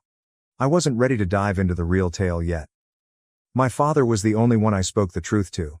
I contacted him a few days after Laura left, and the first thing he asked was, "What's wrong?" He's always been able to read me, even over the phone. When I informed him what had happened, there was a prolonged delay on the other end of the call. Then he added, "Well, son, I hate to say it, but it sounds like you're better off without her." At first, I wasn't sure what to reply. I anticipated him to be more furious or ask more questions. But then he said something that remained with me. "If she doesn't know your worth, why should you wait around for her to figure it out?" He was correct. I'd spent so much time trying to understand Laura's decision and find out where I went wrong that I hadn't considered what I deserved. I wasn't just a backup plan in case her affair with Jake didn't work out. That night, I sat in the darkened living room, staring at the wedding photo on the mantel. We seemed so pleased in that image, so certain in our future. But now it simply felt like a reminder of all that had gone wrong. By the end of the week, I had made my decision. I was not going to sit around and wait for Laura to make her big decision. I was planning to make my own. The next day, I called a divorce attorney. Sitting in that lawyer's office felt weird. I detailed the scenario, attempting to maintain a steady voice, even though a part of me still couldn't believe it was true. The lawyer listened intently, nodding as I spoke, and when I finished, he replied, "You are well within your rights to file for divorce. This type of situation falls under irreconcilable differences." Hearing those words made things click in my head. Irreconcilable differences. This is what we would become. Laura and I weren't on the same page anymore, and perhaps we never had been. The lawyer guided me through the process, outlining what I needed to do and what I could expect. By the time I left his office, I had a strange sense of satisfaction, as if I had finally taken charge of my life. Back home, I began taking little efforts to prepare for the inevitable. I transferred some money to a second account in case things became ugly later. I walked through the house and began mentally partitioning what was mine and what was hers. I didn't touch her belongings yet. I figured I'd wait until things were official, but in my head, I was already planning how the house would look without her. The days stretched into weeks, and I grew accustomed to the stillness. It wasn't as horrible as I expected. In fact, it felt really tranquil. I didn't have to deal with Laura's continual chatter or the minor disagreements over trivial matters like whose turn it was to do the dishes. Meanwhile, I started hearing stuff through the grapevine. A neighbor reported seeing Laura and Jake at the park, looking cozy. Another person claimed to have seen them at a cafe downtown. I nodded and smiled, as if nothing bothered me, but inside I was filled with rage and pity. Anger because she had thrown away everything we owned for a fling with a boy who was unlikely to stick around. Pity, because I knew it wouldn't go well for her. Jake did not strike me as the sort to settle down, and Laura was about to find out the hard way. By the third week, I had stopped checking my phone for Laura's texts. I assumed if she wanted to communicate, she'd reach out, but I wasn't holding my breath. I was finished waiting for her. One night, while cleaning out the garage, I came upon a box of old photos from when Laura and I first met. For a brief period, I felt a stab of sadness as I remembered how happy we had been back then. But then I remembered all the subtle red signs I'd disregarded over the years, all the times I'd prioritized her demands over mine without even recognizing it. I closed and moved the box away. I didn't need those memories. Laura decided to make her spectacular reappearance almost exactly a month ago today. I had not heard anything from her during her brief trial with Jake. The few texts she sent were vague at best. "Hope you're doing okay," or "we'll chat when I get back." She didn't even try to keep me updated or pretend she was torn about her decision. It was as if she had already dismissed me as Plan B. By this point, I had ceased caring. I wasn't waiting by the door for her to come to her senses. I wasn't pacing the house, wondering what she and Jake were doing. I had filed for divorce, and my lawyer had already begun drafting the paperwork. As far as I was concerned, the marriage was ended. But I didn't tell her that just yet. When she went through the door, nothing seemed to have changed, at least for her. She had her bag draped over her shoulder, her hair nicely done, and a confident expression on her face, as if she'd just returned from a trip and was expecting me to roll out the red carpet. "Hey," she said, placing her luggage by the door. "I'm back." I was sitting on the couch, scrolling between channels and scarcely looking up. "Welcome back," I murmured, my tone remaining neutral. She paused, as if she was anticipating more of a response. When I didn't jump up or inquire how it went, she walked over and perched on the couch's arm. "We should talk," she stated quietly and carefully. I turned to face her and muted the TV. "All right," I replied, crossing my arms. "Talk." Laura smiled, the kind of smile she used when she was trying to make things better. "I've done a lot of thinking," she told me. "And I've realized some things. About myself. About us, about what I want." I simply nodded, waiting for her to continue. She took a big breath, as if she were ready to give an impassioned statement. "I care about you, Mike. I really do. And I think we can work through this. I think we can rebuild what we have." Rebuild. She stated it as if it were as simple as repairing a leaking faucet. I didn't say anything, simply looked at her, allowing her to fill the silence. She was perplexed by my silence, but she persisted. "Jake's a great guy," she remarked, and I had to bite my tongue to stop giggling at how casually she mentioned him. "But I realized he's not what I need. He's fun, sure, but he's immature. He doesn't have the stability that you have, and I think I was just caught up in the excitement of it all." There it was. Her big revelation. She tried out the shiny new toy and decided she liked the old one more. "Uh-huh," I replied, my voice cool. Laura blinked, as if she expected a more intense reply. "I know I've hurt you," she murmured, reaching out and touching my arm. "But I really believe we can get past this. We've been through so much together, Mike. We have history. That's not something you just throw away." I let her continue. I let her unload all of her perfectly practiced phrases about love, forgiveness, and beginning over. When she finished talking, I rose up and walked over to the kitchen counter. I unlocked a drawer, pulled out the divorce papers my lawyer had sent over, and placed them on the table in front of her. "What's this?" she inquired, her smile fading. "Divorce papers," I explained simply. Her face turned pallid. "You're kidding," she exclaimed, releasing a frightened laugh. "Nope," I replied, leaning against the counter, arms folded. "I'm not kidding." For a time, she stared at the papers, as if she couldn't believe what she saw. Then she glanced up at me with big eyes. "You're divorcing me?" "Yeah," I said, my voice steady. "I'm not interested in being your second choice, Laura." Her face went from shock to angry in an instant. "Second choice?" she demanded. "That's not what this is." I was confused, Mike. I needed time to figure things out. "And in the process, you decided to test the waters with another man," I added calmly. "You left. You walked out on our marriage. And now you're back because it didn't work out with him. Do you honestly think I'm just going to take you back like nothing happened?" Laura opened her mouth to argue before closing it again, her face growing red. "It's not like that," she responded, her voice quivering. "I was trying to do the right thing. I didn't want to stay and resent you. I thought. She trailed off, her gaze darting across the room. You thought you could have it both ways, I said for her. She stood up and crossed her arms. You're making a mistake, Mike. We can fix this. I know we can. No, I replied firmly. We can't. You made your choice, and now I'm making mine. She appeared to be about to cry, but I didn't let that affect me. I had already made up my mind. The remainder of the conversation was a haze. She tried to argue and guilt me into altering my mind. She discussed our history, our home, and even the possibility of starting a family someday. But nothing worked. Finally, she stormed out of the house. I stood there for a time, staring at the empty area where she had been, without feeling anything. No sadness, no regret, no second thoughts, only relief. Later that night, I called my lawyer to inform him that Laura had seen the paperwork. He said, "How'd she take it?" "Not great," I remarked, smirking. "Do you want to give her time to process, or should we move forward?" "Move forward," I instructed without hesitation. It wasn't easy standing up to Laura, but it was ultimately the correct thing to do. She viewed me as a backup plan in case her fling didn't work out.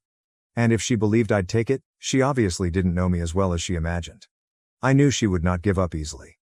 Laura was not the sort to simply walk away from a confrontation, especially one in which she thought she was losing. I'd hardly sat down when my phone buzzed with a text from her. "This isn't over." I gazed at the message for a second before locking my phone and throwing it on the couch. She was correct, it was not over. Not yet. But it would happen soon enough. The following several days were eventful, to say the least. Laura arrived unannounced the next evening, beating on the door as if she were attempting to break it down. "Mike, open the door," she exclaimed. I opened it, keeping a bland attitude. "What do you want, Laura?" She rushed by me and stormed into the living room, as if she still lived there. "We need to talk," she stated, pacing back and forth. "You can't just file for divorce without giving me a chance to fix things." I leaned against the doorframe and crossed my arms. "You had your chance," I replied quietly. "You made your decision when you left."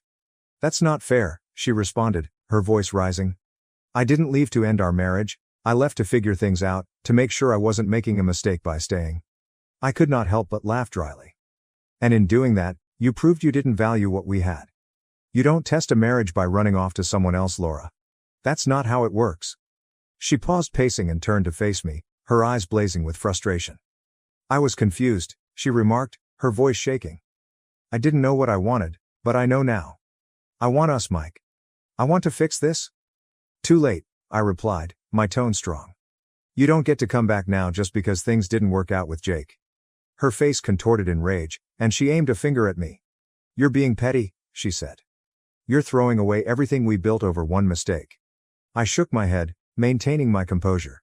"It wasn't just one mistake, Laura. It was a series of choices. You chose to flirt with Jake. You chose to prioritize your feelings for him over our marriage. And then you chose to leave. Those weren't accidents, they were decisions." She opened her lips to argue, but then stopped, her shoulders sagging. For the first time, she appeared defeated. "What am I supposed to do now?" she inquired quietly. I sighed, feeling pity for her, despite everything she had done. "That's not my problem anymore," I explained. "You made your choices. Now you have to live with them." She waited for another minute, looking as if she wanted to say anything else, but then she walked out without saying anything. Following that, the divorce proceedings went fast. Laura attempted to drag things out at first, perhaps expecting I would change my mind. She even tried to play the victim in front of our mutual acquaintances, accusing me of being cold and cruel. My father, on the other hand, was completely on my side. When I told him about the scenario, he let out a low whistle. "She's got some nerve," he commented. "But I'm proud of you, son. Standing your ground isn't easy, but it's the right thing to do." Laura's stalling tactics proved ineffective. My lawyer was sharp, and the proof of her leaving for Jake made things quite clear. She attempted to plead for spousal support, stating she had given up her profession for the marriage, but the judge did not buy it. Finally, we reached a reasonable deal. She received a modest sum of money and some of the furniture she'd chosen, but I kept the house and the most of my savings. It was not ideal, but it was better than I had anticipated. The final hearing was bittersweet. Sitting in that courtroom, signing the documents that would officially end our marriage, felt strange. I glanced across at Laura a few times. She appeared exhausted, as if she hadn't slept in days. Her lawyer handed her a pen, and for a brief minute, I assumed she was not going to sign. But eventually, she scribbled her name at the bottom of the sheet, completing the transaction. Following the hearing, she approached me in the hallway. "Mike," she spoke softly, just above a whisper. "I'm sorry for everything." I stared at her, hoping to recognize the person I'd fallen in love with all those years ago, but all I saw was someone I used to know. "I know you are," I replied. "But sorry doesn't fix this." Her eyes welled up with tears, and she reached out to hug me, but I pulled aside. "Take care of yourself, Laura," I whispered, starting to walk away. I'd occasionally hear tidbits about Laura through the grapevine. Jake obviously moved on to someone else shortly after she returned to me. According to one common friend, she was currently living with a relative and figuring out her next moves. I didn't feel satisfied hearing about her problems, but I also didn't feel sorry for her. She had made her decisions, and now she was dealing with the consequences. One day, I ran into her at the supermarket. We locked eyes briefly, and I could see remorse written all over her face. She gave me a little hesitant wave, but I simply nodded and moved past. There was nothing more to say. Looking back, I don't regret how I handled situations. Laura believed she could have it both ways. She could go, pursue her feelings for someone else, then return to me if it didn't work out. But life does not operate that way. I've learned a lot about myself along this process. I realize now that I deserve someone who cherishes me and does not consider me as a last resort. And if that individual is out there, fantastic. If not, that's okay too. For the time being, my primary goal is to reconstruct my life on my own terms. Laura's trial run with Jake may have been her way of gaining clarity, but it was a wake-up call I didn't realize I needed. Thank you for watching. If you haven't subscribed yet, please do so and hit the notification bell to stay updated with more shocking real-life stories happening around you. My own family organized an intervention to disown me for the sake of the family. Sadly, they were unaware of the covert business I owned. Hello everyone, before we begin, a small favor? If you love this type of work, please subscribe. It's free, helps the channel, and ensures you never miss out on great videos. Okay, let's get started. Let me set the scene. My name is Alex, and I've always been referred to as the black sheep of my family. My family is all about appearance. We're talking about an entire clan that is completely infatuated with flashy objects. My parents own a network of jewelry stores where wealthy individuals may spend a year's rent on something they'll only wear twice. Jewelry is more than simply a business for them. It is a part of their personality. Apparently, I am the flaw that tarnishes their flawless image. It's not like I'm a slacker who spends his days playing video games in the basement. Far from it. I own a business that designs and customizes high-end bikes. I'm not referring to the kind you acquire in a sports goods store. These are handcrafted, elegant machines with incredible attention to detail, bikes that are more expensive than some cars. My clientele? CEOs, celebrities, and collectors seeking something one of a kind. But here's the thing, I keep a fairly low profile. I do not drive flashy automobiles or wear expensive watches. My workshop isn't in a flashy office park. It's in an old industrial building that I purchased outright. My company is small, only a few individuals I trust, and we produce bikes with a 6-month waitlist. My family? They are not aware of any of this. To them, I'm just the guy who prioritized his hobby over the family business. Growing up, my parents made it apparent that they prioritized achievement, money, and maintaining appearances. My older brother Ethan was groomed to take over the jewelry empire. He has the firstborn golden child idea down to a science. My sister, Vanessa, is their pride and delight since she married into money. And then there's Daniel, the family baby who can't do anything wrong, despite the fact that he lives off the family name. I guess I was doomed from the beginning. I did not want what they wanted. They enjoyed the limelight, the continual desire to network, and the pressure to project the picture of a perfect family. I despised it. When I was younger, I'd sneak away from their silly galas and charity dinners to tinker with everything I could get my hands on. Broken radios, old motorcycles, anything mechanical. That is how I discovered my passion. As I grew older, it became clear that I did not fit in. My parents wanted me to join the family business, but I couldn't think of anything worse. Selling jewelry to people who value money over quality? No, thanks. I wanted to build something with a meaning. After college, which they only paid for because they expected me to come to my senses, I began working on my bike designs. At first, it was just me in my garage, but the demand quickly rose. I invested everything I had in the business, time, energy, and money, and it paid off. My ideas began to gain traction, and I soon had clients eager to pay exorbitant fees for my work. Here's where it gets funny. My family knows I'm self-employed, yet they believe I'm barely getting by. They are unaware of my achievement since I do not brag about it. I drive a regular automobile, dress regularly, and avoid their small networking events like the plague. They see my modest lifestyle as proof that I failed. The truth is that I outperform all of them combined. My business has reached 7 figures. I have collaborations with major brands, a class that has been scheduled for months, and a reputation that is spreading worldwide. But none of that matters to them because, in their opinion, success isn't real unless it's on your wrist or parked in the driveway. The protocol is the same every time I visit them. Ethan brags about his latest strategic partnership, which is really a fancy way of stating he inked a deal set up by his father. Vanessa hints about her glamorous life, which primarily entails being a socialite. Daniel behaves like a frat dude who has never outgrown his college glory days. And me? I receive nice phony smiles and passive-aggressive comments about my potential. Are you still working on those bikes? Dad asks with a disappointed tone. Yeah, I'll reply, keeping things brief because there's no use in explaining myself. Vanessa once asked me directly if I needed help obtaining a real job. I chuckled and told her I was fine, but she gave me a look as if she had just done me a favor by proposing it. The worst aspect is that they never ask about my business. Not really. They think it's just a phase I'll go through, as if I'm a naive adolescent. It's offensive, but also sort of funny. They're so caught up in their own world, so persuaded that their way is the only way, that they don't notice what's in front of them. I kept my success to myself for a reason. I'm not hiding it. I simply don't feel the need to prove anything. My work speaks for itself, and those who matter understand the reality. My clients value what I do, my staff is fantastic, and I've created something that I'm truly proud of. I don't need their affirmation or approval, but the truth is that they aren't content to let me live my life. They've been dropping hints and subtle statements about how my actions affect the family. Not being involved in the jewelry business appears to be a form of betrayal. They act as if I owe them something, as if I'm failing to meet their expectations by not following along. Ethan cornered me at one of Mom's dinner gatherings and began lecturing me on family legacy. He literally said, "You're either with us or against us." I nearly choked on my drink. Against you? Dude, I am just trying to live my life. And then, here we are, a brief and quick text from Dad. Family meeting, 8 p.m., be there? So I went to the family meeting expecting a lecture, maybe even a fight. I was unprepared for the circus that awaited me. I could feel the tension in the air from the moment I came in. It was like walking onto a stage with the screenplay fully written and I was the only one who hadn't read it.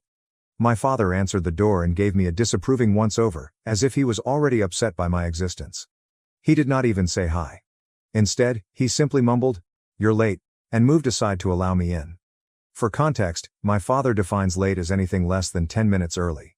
So, while I was technically on time, he thought I was an hour late. I didn't bother arguing. There was no point. I just shrugged and stepped inside. The house looked precisely the same as it always did. Immaculate, expensive and soulless. Everything in it screamed, "Look how much money we have," from the huge crystal chandelier in the entrance to the immaculately set living room that nobody ever used. It was all simply a big spectacle. And speaking of the living room, that's where everyone was assembled, arranged in a beautiful little semicircle as if they were holding a press conference. Ethan stood on one side, dressed in his regular business casual attire, as if he had just returned from a board meeting. Vanessa was sitting next to him, browsing through her phone and probably appearing to be busy. Daniel was splayed out on a chair, as if he didn't care about anything, but I knew he was enjoying whatever drama was going to develop.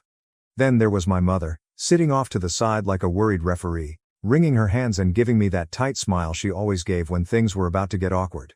Of course, there was my assigned chair, a single lonely seat positioned deliberately in the center of the room, facing everyone. It was so clear that this was an ambush that I nearly laughed. Almost. Dad did not waste any time. As soon as I sat down, he began his speech, emphasizing the value of family unity and heritage preservation. It was all extremely official and rehearsed. At one point, Ethan weighed in with phrases like long-term strategy and brand image, which made me roll my eyes so hard I feared they would get stuck. Vanessa wasn't far behind, commenting on how my decisions were troublesome and how they impacted on the family as a whole. She continued using terms like reputation and status, as if these were the only things that mattered. Daniel didn't say much, and he didn't need to. He was simply sitting there smirking, as if he were watching his favorite television show. I didn't say anything. I simply listened to them, nodding occasionally to give the impression that I was paying attention. To be honest, It was intriguing to see how much effort they had put into the entire process. They truly believed they were conducting some sort of intervention, rescuing me from a life of failure and shame. Finally, Vanessa handed me a folder. She slid it across the coffee table, as if she were presenting me with some sacred document. "This is for the good of the family," she remarked, her tone condescending. I opened the folder and realized how far they were willing to go. Inside were legal papers that were carefully ordered and filled with jargon. I did not need a lawyer to comprehend. The gist was simple. They were cutting me off. No inheritance, no ties to the family business, and no connection to the family name. For a second, I just stared at the papers, not because I was surprised, I could see this coming from a mile away, but because it was ridiculous how serious they were taking this. They truly believed this was some sort of retribution. Dad leaned forward, his voice serious and forceful. "This isn't personal, Alex, it's about business. Your actions have consequences." I raised an eyebrow. "My actions?" "You've made choices that don't align with the family's values," Ethan stated, as if reading from a script. Vanessa nodded. "It's not just about you, Alex, it's about all of us. We have to protect the family name." I wanted to laugh but didn't. Instead, I glanced through the documents, appearing to read them thoroughly. Their eyes were fixed on me the entire time, waiting for my reaction. Finally, I looked up and asked, "Where do I sign?" The room went completely silent. I don't think they expected that. My mother was the first to break the stillness. "Alex, wait, don't you think you should?" "Nope," I replied, cutting her off. "This is exactly what you want, right? To cut me loose? Let's get it over with." Vanessa blinked, apparently taken aback. "It's not about cutting you loose, it's about setting boundaries." "Boundaries," I said, smirking. "Sure, let's call it that." Dad motioned to the bottom of the page. "Just sign there." So, I did. I took the pen, scribbled my name at the bottom, and returned the folder to Vanessa. She appeared unsure whether she was relieved or irritated. "Is that all?" I inquired, straightening up. Dad frowned. "This isn't a joke, Alex. One day, you'll understand that this was necessary." I nodded, having already gotten halfway to the door. "Yeah, I'll be sure to send you a thank you card when that day comes." As I went away, I could feel their gaze on my back, but I didn't glance back. They believed they were making a statement, but all they did was prove what I already knew. They did not understand me, and they never will. When I returned to my workshop that night, I felt neither upset nor defeated. Honestly, I was relieved. That family meeting was simply confirmation of something I'd known for years. I was not one of them. They had no notion who I was or what I had built, and they had no desire to find out. I turned on the lights in my workshop, and the hum of the fluorescent lamps was more soothing than anything I'd felt while sitting in that over-decorated house. The place was my sanctuary, with walls lined with tools, shelves packed with bespoke components, and rows of partially completed motorcycles waiting for me to finish them. It was entirely mine, created with my own 2 hands. My helper, Ben, was still there, working on some late orders. He looked up when I stepped in. "Hey, how'd it go?" he inquired, wiping his hands on a shop rag. "They disowned me," I nonchalantly stated, laying my bag on the workbench. Ben blinked. "Wait, like officially?" "Yep," I answered, taking a half-finished frame from the rack and scrutinizing its welds. "Signed the papers and everything. I'm no longer part of the family." He let out a low whistle. "Damn, you okay?" I shrugged. "Honestly? Yeah. They think they cut me off, but I'm the one who's been carrying them emotionally for years. They did me a favor." We worked in silence for a while, with the only sounds being the buzz of tools and the odd clang of metal. It was peaceful, the kind of peace I had never experienced with my family. A few hours later, I logged onto my business dashboard, and the results made me happy. Orders had skyrocketed. One of our latest designs had become popular in a niche cycling community, and suddenly people were literally throwing money at us. Custom orders, bulk sales from international clients, and even queries from a couple of well-known brands looking to cooperate. It was overwhelming, but in the greatest way. My inbox was swamped with emails, and while the majority were business-related, a couple stuck out. One was from a journalist who wanted to write a piece about me for a lifestyle magazine. Another came from a professional rider who needed a custom bike for their next competition. Then there was the one that gave me pause. A private client offering an insane sum of money for a one-of-a-kind design. I slumped back in my chair, laughing. My family believed I was wasting my life experimenting with bikes, yet it was more profitable than their jewelry business. The truth is, I never cared about money. Don't get me wrong, it's good to be financially secure and not have to worry about bills or debt, but that wasn't the reason I started this. I started it because I like it and wanted to make something with my hands that was both utilitarian and beautiful, something meaningful. What about the money? That was a pleasant bonus. The nicest thing was that it allowed me to keep growing without compromise. I didn't have to answer to anyone, not investors, shareholders, or my family. The following morning, I met with Josh, my business partner, at our favorite diner. Josh is the type of person who is constantly 10 steps ahead of everyone else. He is the reason we have been able to grow the firm so swiftly. "All right," he murmured, sliding into the booth across from me. "What is the plan?" "For what?" I asked as I sipped my coffee. "For dealing with your family," he explained. "They'll come crawling back eventually. Do you know that?" I shrugged. "Allow them, I'm not going to spend my time worrying about them. I have more important things to focus on." Josh smirked. "Fair enough. Speaking of broader matters, we need to discuss this." He took out his laptop and showed me an email from one of our vendors. They had offered us an exclusive price on some new materials, but we'd have to commit to a larger manufacturing run than usual. "Can we manage it?" I asked. "Easily," Josh replied. "With the orders flowing in, we could treble our output while still having room to breathe. This is an obvious choice." "Do it," I instructed. Josh grinned. Done. Things improved over the course of several weeks. The magazine feature debuted, and it was a game changer. The journalist produced a wonderful article about how I transformed a passion for motorcycles into a thriving business, complete with images of our workshop and some of our most popular designs. The answer was crazy. Orders increased overnight, and our social media platforms were flooded with new fans. We had to hire 2 more individuals merely to meet the demand. Ben, who had been with me since the garage days, began teaching the new hires while I focused on developing our next major project. It was exhausting, but in the greatest possible manner. Every now and then, I would think about my family, not in a sad or nostalgic sense, but rather with interest. I wondered if they had read the article or heard about the company.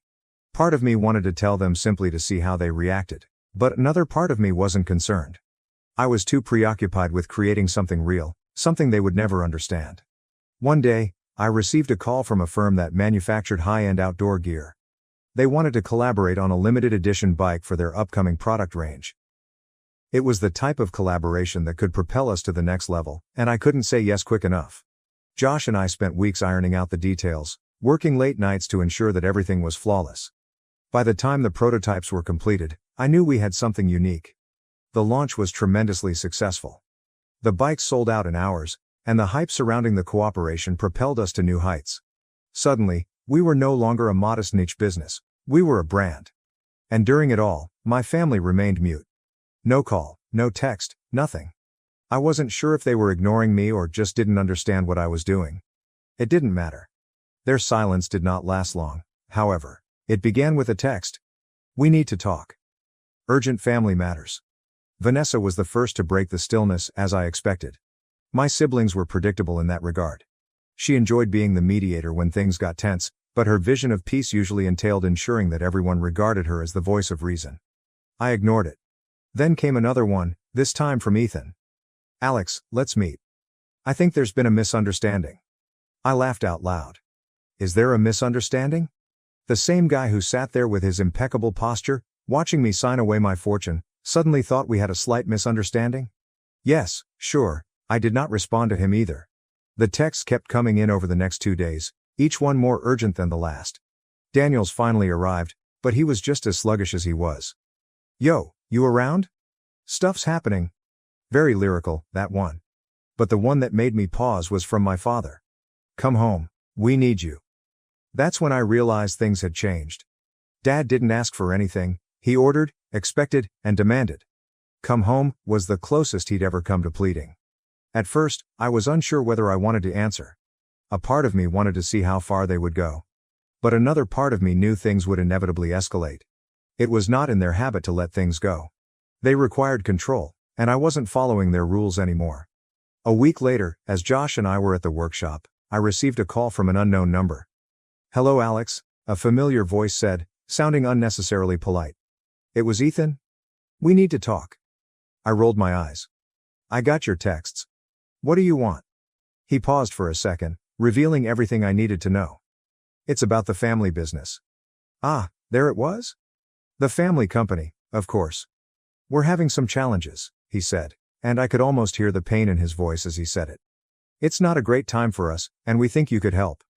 I could help? I inquired, leaning back in my chair and smiled. That's interesting. Last time we talked, I was an embarrassment to the family. My choices didn't align with your values, remember? Alex, Ethan murmured, changing into his favorite condescending elder brother voice.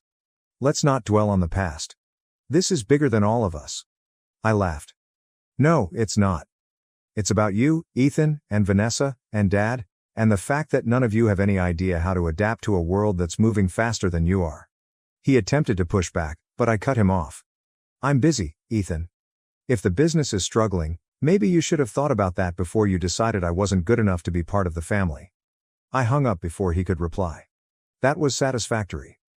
Vanessa made her next move a few days later, when she unexpectedly arrived at my workshop. I was in the process of fine-tuning a bespoke build for a new client when I noticed her car pull into the parking lot. She stepped out in her luxury heels and sunglasses, as if she were walking into a nice boutique, not one where grease and metal were the major decor.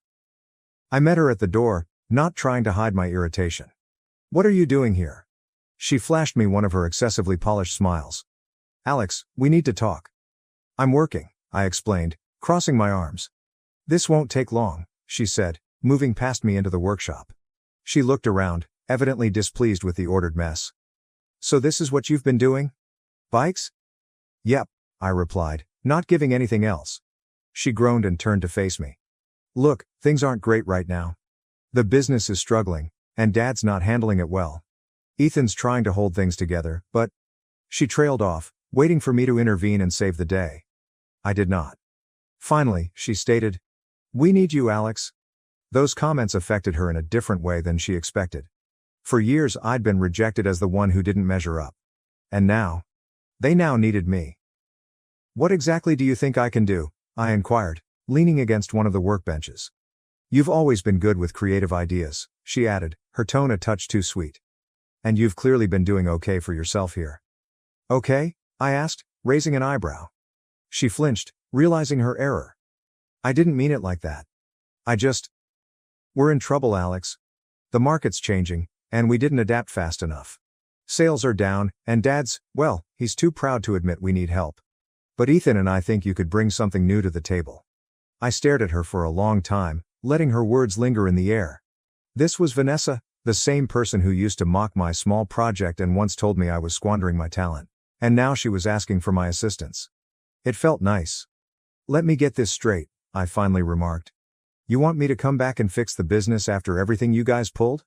She nodded. We made mistakes, I'll admit that, but we're trying to make things right. I inclined my head, appearing to think about it. Yeah, no. I'm good. Vanessa's face fell. Alex, please. This isn't just about us. It's about the legacy. Your legacy, I corrected her. Not mine. I already have something I'm proud of, and it doesn't involve begging people to buy overpriced necklaces. Her immaculate mask slipped for a second, and I saw a glimpse of frustration. But before she could say anything else, I unlocked the door and motioned for her to exit. Have a nice day, Vanessa. Then, a week later, Dad arrived at the workshop, looking more exhausted and worn out than I had ever seen him. He didn't even bother with politeness. We need to talk, he remarked quietly and seriously.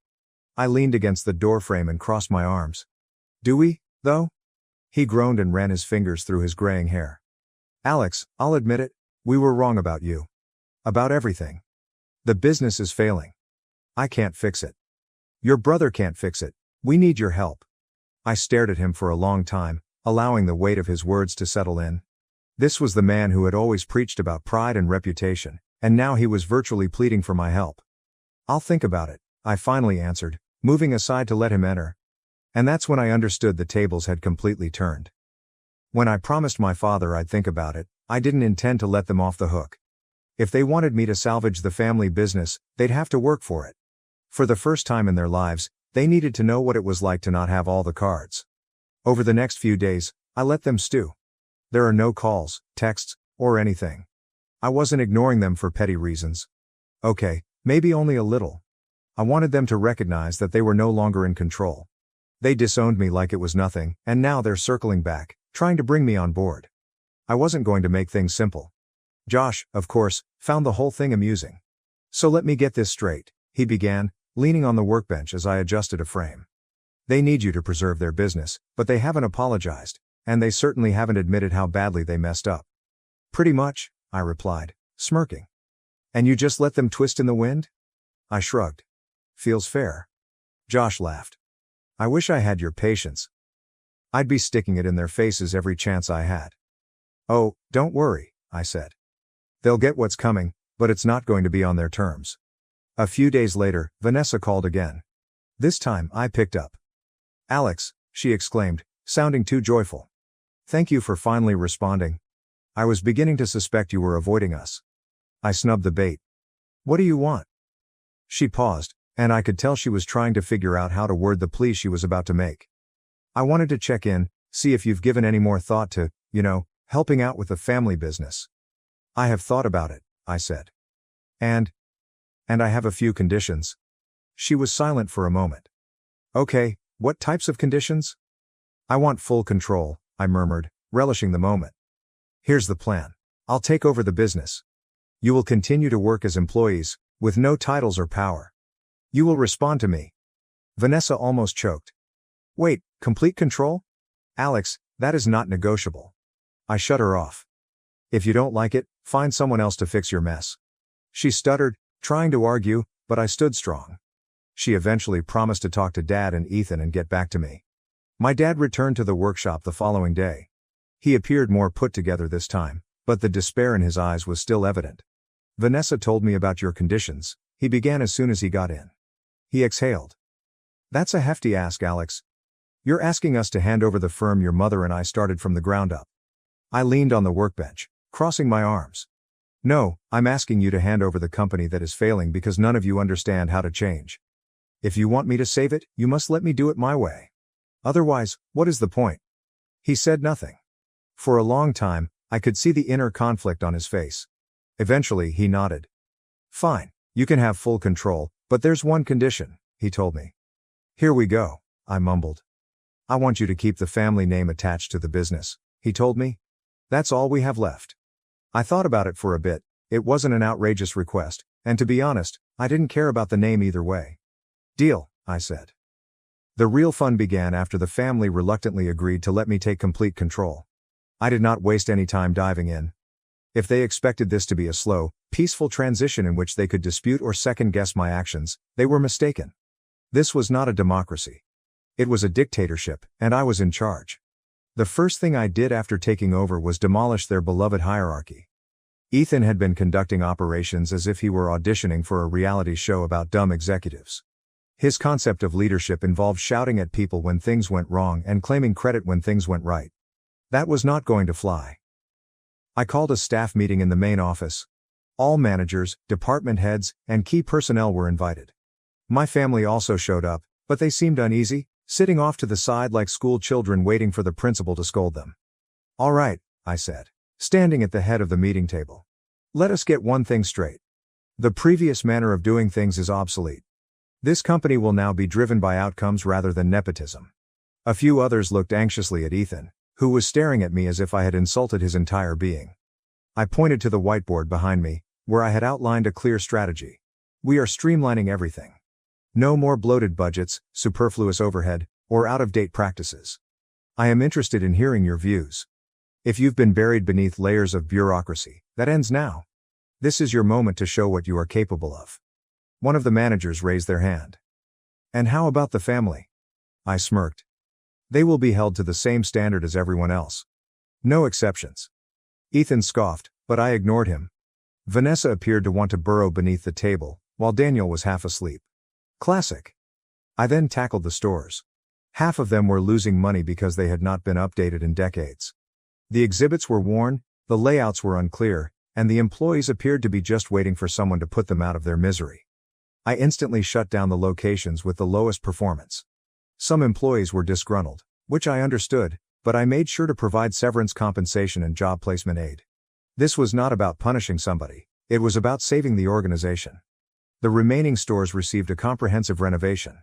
I hired designers to remodel the premises, transforming them into clean, minimalist showrooms that focused on products rather than gimmicky sales practices.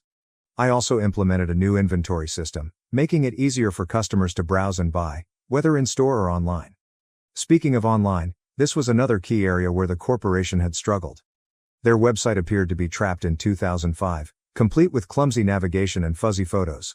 I scrapped it all and hired a team of developers to create a new website from scratch. It was quick, easy to use, and smartphone optimized.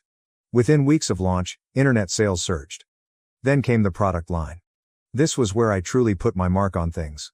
For years, the company produced the same old designs, gaudy, costly jewelry aimed at an older audience.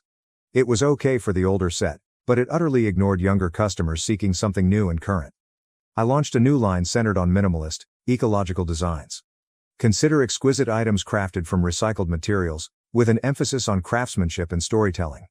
Each piece included a card explaining where the materials came from and how they were recycled. It was a hit. People appreciated the concept of owning something unique that didn't harm the environment. Vanessa first despised the idea. She claimed that it was too hazardous and did not meet our clients' expectations. But after the numbers started flooding in, she had to concede I was correct. Of course, not everything went well. I had to deal with a lot of criticism, especially from my own family. Ethan, in particular, seems determined to undercut me at every opportunity. He'd pull me aside after meetings and say things like, "Are you certain this is the best decision? I mean, you're new to this level of management?" I'd just smile and say, "You're welcome to step down if you believe you can't handle the changes." That typically silenced him.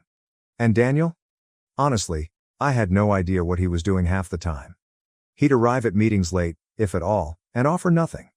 I eventually assigned him a tiny responsibility maintaining the company's social media profiles, which kept him busy enough without inflicting any significant damage. Despite the hurdles, the outcomes spoke for themselves. Within 6 months, the company was unrecognizable, in a positive sense.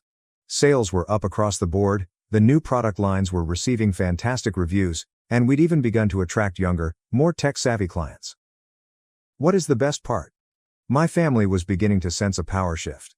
They had spent their entire lives at the top of the food chain, but now they were just like any other employee. They responded to me. One day, I arranged a meeting for just the 4 of us. Myself, Dad, Ethan, and Vanessa. I wanted to make sure they knew exactly where we stood. "Let me be clear," I stated, leaning back in my chair. "I now own this corporation. If you decide to stay, you will do things my way. If you don't like it, there's the door." Dad grimaced, but said nothing. Ethan appeared to want to argue, but Vanessa placed a hand on his arm and shook her head. "I'm serious," I added. "I'm not here to continue the family legacy. I'm here to make something better. If that requires letting go of the past, so be it." For once, nobody had anything to say. The turning point came when one of the industry's largest trade exhibitions encouraged us to present the new collection. It was the type of event that could make or destroy a company's reputation, and I was determined to leave an impression. I designed the booth myself, providing a sleek, immersive experience that emphasized the company's sustainable innovations while also telling the tale of its transformation. My family was present, of course, but this time I was the star of the show. Customers, journalists, and industry experts rushed to our exhibit, admiring the new approach and questioning how we'd turned things around so rapidly. I made every effort to give credit where it was due, particularly to the staff who had worked tirelessly to make it happen. As I saw people admire the pieces I helped make, I felt a surge of pride that I had never felt before. This wasn't just about preserving a business, it was about showing to myself, and to them, that I was capable of far more than they had previously given me credit for. By the end of the show, we had secured several new collaborations, and the brand was more popular than ever. My family was finally realizing that I wasn't just the black sheep anymore, I was leading the charge. Then one day, it occurred. This was the moment I had been waiting for. We had just finished a quarterly review meeting, and I had delivered some of the best data the company had ever seen. My father cleared his throat just as I was about to finish the lecture. "Alex," he whispered, his voice as gentle as I had ever heard it, "I just wanted to say how proud I am of you. You have accomplished something that none of us could have done. You did more than just salvage the business, you improved it." The room became silent. Even Ethan and Vanessa appeared astonished.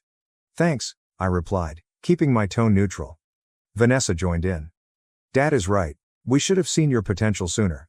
You've taken this company to places we never imagined possible." Ethan nodded, grudgingly. "You proved everyone incorrect." "I can admit that."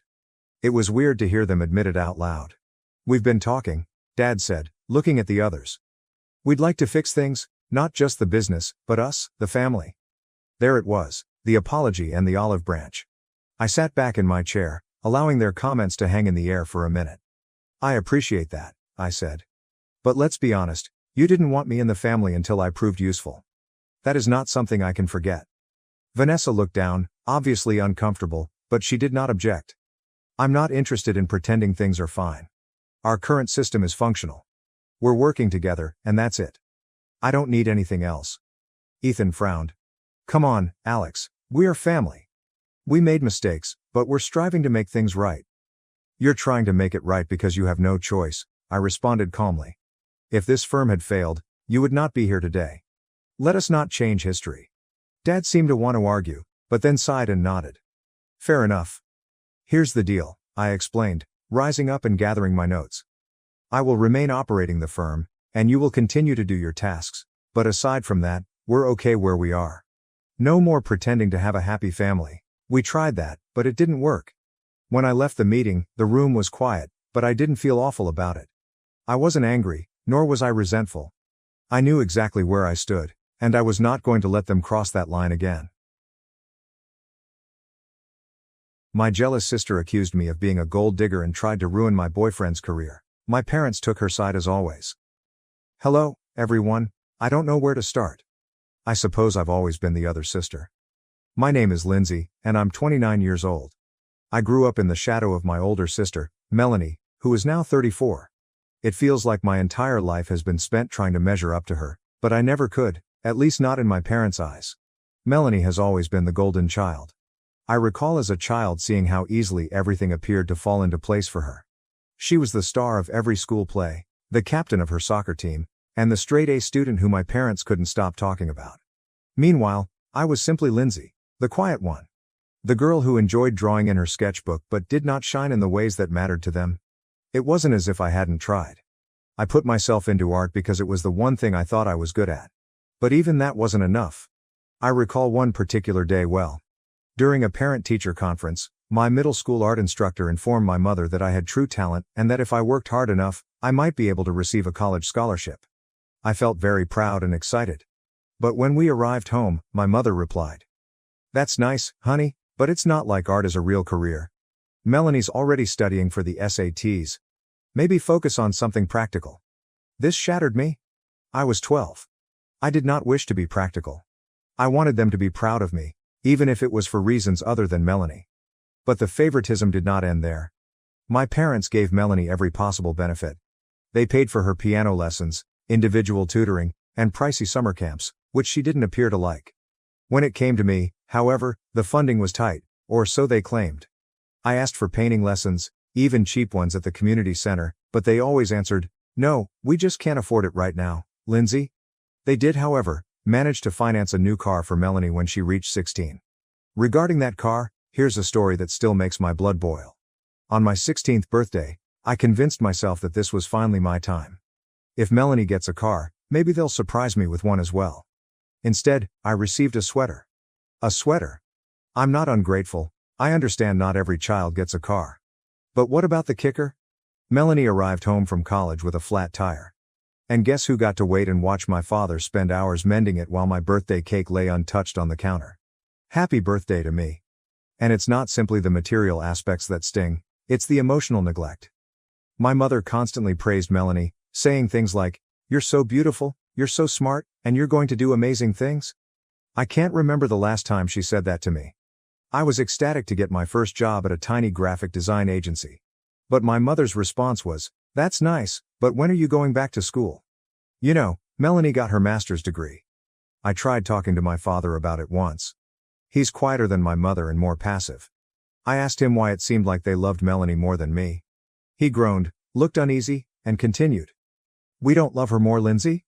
She just needs us more." What the heck does that even mean? Is she in more need of them? She had everything handed to her. If anyone required assistance, it was me. As I became older, the gap between us widened. Melanie went on to greater and better things, an Ivy League degree, a high-paying job in finance, and a sparkling engagement ring from her equally beautiful fiancé. And me, I felt stuck. My art career didn't take off as I had hoped. And every time I saw my folks, they'd say, "So, what's next?" As if what I'd done so far wasn't enough. One of the most humiliating experiences occurred last Thanksgiving. Melanie and her fiancé, Jason, came over for supper, and my parents went all out: prime rib, fine wine, the works. I brought a pumpkin pie that I had made myself, which I was very proud of considering I am not much of a cook. When I placed it on the table, my mother gave me a tight little smile and said, "Oh sweetie, that's nice, but Melanie brought a cheesecake from that bakery downtown. Everyone loves their desserts." Guess which one was devoured first? Melanie not only receives all of the adulation, but she also appears to ignore it. She pretends not to notice the partiality, but I believe she enjoys being the center of attention. Years ago, I tried to confront her about it. I told her it was unfair that Mom and Dad treated us differently. She stared at me with wide-eyed innocence and said, "Lindsay, you're being ridiculous. Mom and Dad love us equally." Then she turned around and uploaded a picture on Instagram with the remark, "My parents are the best," over a shot of the new watch they bought her just because. I feel as if I've been gaslit my entire life. Every time I try to express my feelings, I am met with either denial or sympathy. "You're overreacting, Lindsay," or, "Oh, you poor thing," as if I were a frail little flower incapable of handling her feelings. It is exhausting. I've been growing increasingly distant from my family. I stopped coming to family gatherings and called my mother solely to learn about Melanie's recent successes. I've been focusing on my painting again, attempting to rekindle the passion I had as a child before their relentless comparison drained everything from me. But it's hard. No matter how much I try to remove myself, that voice in the back of my head continually screams, "You'll never be good enough." I guess what I'm wondering is, am I crazy for feeling this way? Is it inappropriate to want my parents to see me for who I am, rather than who I am not? Or am I doomed to live the rest of my life in Melanie's shadow? After years of feeling stuck, I eventually discovered what I considered to be a nice place. I'd been working as a freelance graphic designer, gradually developing a portfolio that I was proud of. It wasn't a glamorous job, but I adored it. For once, I felt in charge of my life, free from incessant comparisons to Melanie. That's when I met Zach. It was a random meeting at a small business exhibition that I attended to network. I was standing awkwardly near a kiosk, browsing through leaflets, when he approached me. He was tall, with dark hair that had just the proper amount of gray at the temples, and he exuded effortless confidence, which I noticed straight away. "You look like you'd rather be anywhere else," he replied, smirking. I laughed, slightly ashamed. "Is it that obvious?" He presented himself as Zach, the founder of a modest but thriving technology startup that creates software for small businesses. As we talked, I discovered that he was 36, self-employed, and had created his business from the ground up. Zach, unlike many of the folks I'd met at these occasions, was neither pretentious or overbearing. When I explained about my business, he listened and asked questions about my design process and the types of clients I dealt with. It felt refreshing. We kept in touch for a few weeks. Zach was more than just nice and charming. He was intelligent, ambitious, and truly interested in what I had to say. He asked me to create some branding materials for his company, and working with him was fantastic. He treated me as an equal, which was unusual for me after being dominated by Melanie for so long. When Zach and I started dating, it felt like a breath of fresh air. For the first time, I felt recognized, not as Melanie's sister or the less successful daughter, but as Lindsay. He wasn't concerned about my family dynamics or the baggage I carried. He cared for me. Of course, Melanie had to spoil it. At first, my parents appeared cautiously enthusiastic about Zach. They loved his success, though my mother couldn't help but make snarky remarks like, "Well, he's a bit older, isn't he?" Or, "I hope he's serious about you." Melanie, on the other hand, despised him from the start. I should have seen it coming. Melanie delights on being the center of attention, the one everyone envies. Zach's accomplishments made her feel threatened. She couldn't believe I'd found someone who was not only nice and helpful, but also extremely accomplished in his own right. So, in classic Melanie flair, she sought to instigate drama.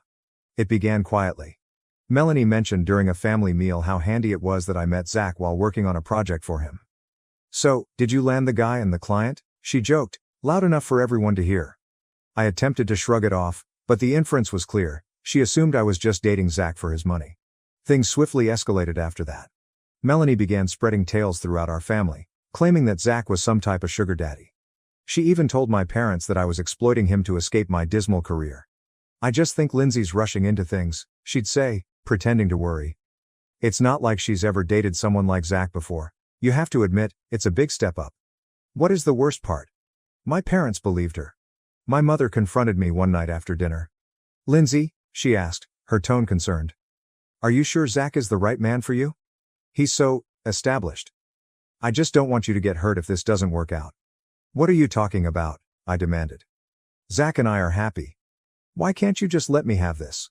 Mom hesitated. It's just. Melanie mentioned some things. Of course, she did, I added. Because Melanie can't stand it when the attention isn't on her. I stormed out that night, but the damage had already been done. The seeds of mistrust had been sowed, and no matter how much I defended myself, it seemed as if my family had already made up their minds. The rumors did not end with my family. Melanie began sharing them around mutual friends. People I hadn't spoken with in years. One day, I received a phone call from Sarah, an old high school classmate I hadn't spoken with in years. Hey, Lindsay, she said nervously. I just wanted to check in. I heard some things about Zach and wanted to make sure you're okay. Wait, what things? I inquired, puzzled. Sarah hesitated. Well, Melanie mentioned that Zach might be, controlling. She said you've been spending all your time with him and barely talking to your family anymore. I just wanted to make sure everything's all right. I was infuriated. Sarah, that's not true. Zach is nothing like that. Melanie's just. I paused, recognizing there was no use in explanation. Melanie had already caused harm. When I challenged her about it, she claimed to be the victim. I was just worried about you, she explained, wide-eyed and innocent. I didn't mean for it to get blown out of proportion. You know how people love to gossip. You're the one who started the gossip, I yelled. Why can't you just be happy for me for once? Melanie didn't care. She never does. All she cared about was bringing me down and keeping me in the shadow, where she believed I belonged. Throughout it all, Zach was my rock. Lindsay, he remarked one night as we sat on his couch, you don't owe anyone an explanation for our relationship. Not your parents, not Melanie, not anyone. The people who really care about you will see the truth. He could see how much it was hurting me and did everything he could to encourage me. I wanted to believe him, but it was difficult. Melanie's falsehoods made me feel increasingly lonely. Even some of my closest friends became distant, as if they didn't know what to think. It seemed like I was waging a lost battle, while Melanie was winning. But Zach was correct in one thing. Those who genuinely cared about me stood by my side. My best friend Emily was among them.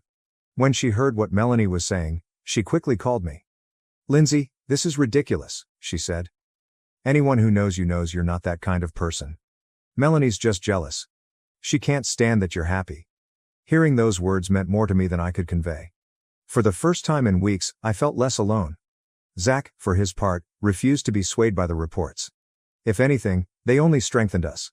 He saw through Melanie's tactics and refused to allow her harm our relationship. She can say whatever she wants, he told me. At the end of the day, the only thing that matters is us. He was correct. Melanie could spread as many stories as she wanted, but she couldn't take away what Zach and I had created together. For the first time in my life, I wasn't simply Lindsay, the other sister. I was Lindsay, the woman who had found love and happiness despite everything Melanie had thrown at her. I used to believe that things couldn't get worse following Melanie's initial rumors about Zach. I was mistaken. Melanie wasn't simply out to ruin my family's opinion of me. She launched her campaign on social media, dragging my name through the mud for all to see. It began softly, as many of Melanie's shenanigans did.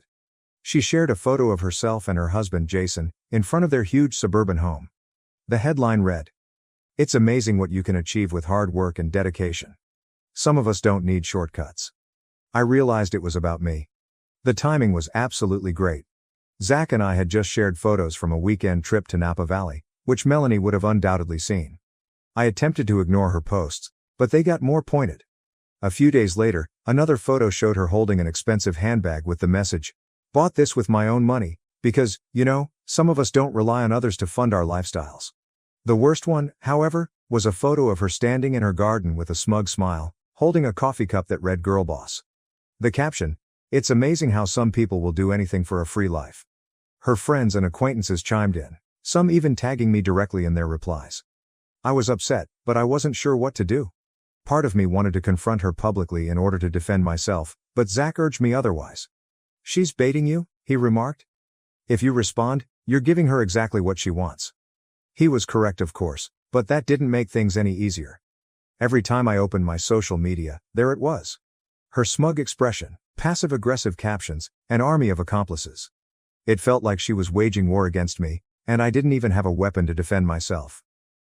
A few weeks later, things escalated during a family meal. My parents had invited everyone over for what they called a relaxing evening. I should have known better. Nothing about being in the same room with Melanie could possibly be relaxing. Melanie was on edge from the time Zach and I stepped in. She welcomed us with a phony smile and an overly bright, "Oh, hi, you too." But her tone was tinged with sarcasm. She hardly acknowledged Zach, instead concentrating her entire attention on Jason, making a huge deal of questioning him about his career, their forthcoming vacation, and his plans to remodel their already exquisite kitchen. Dinner began uneventfully enough.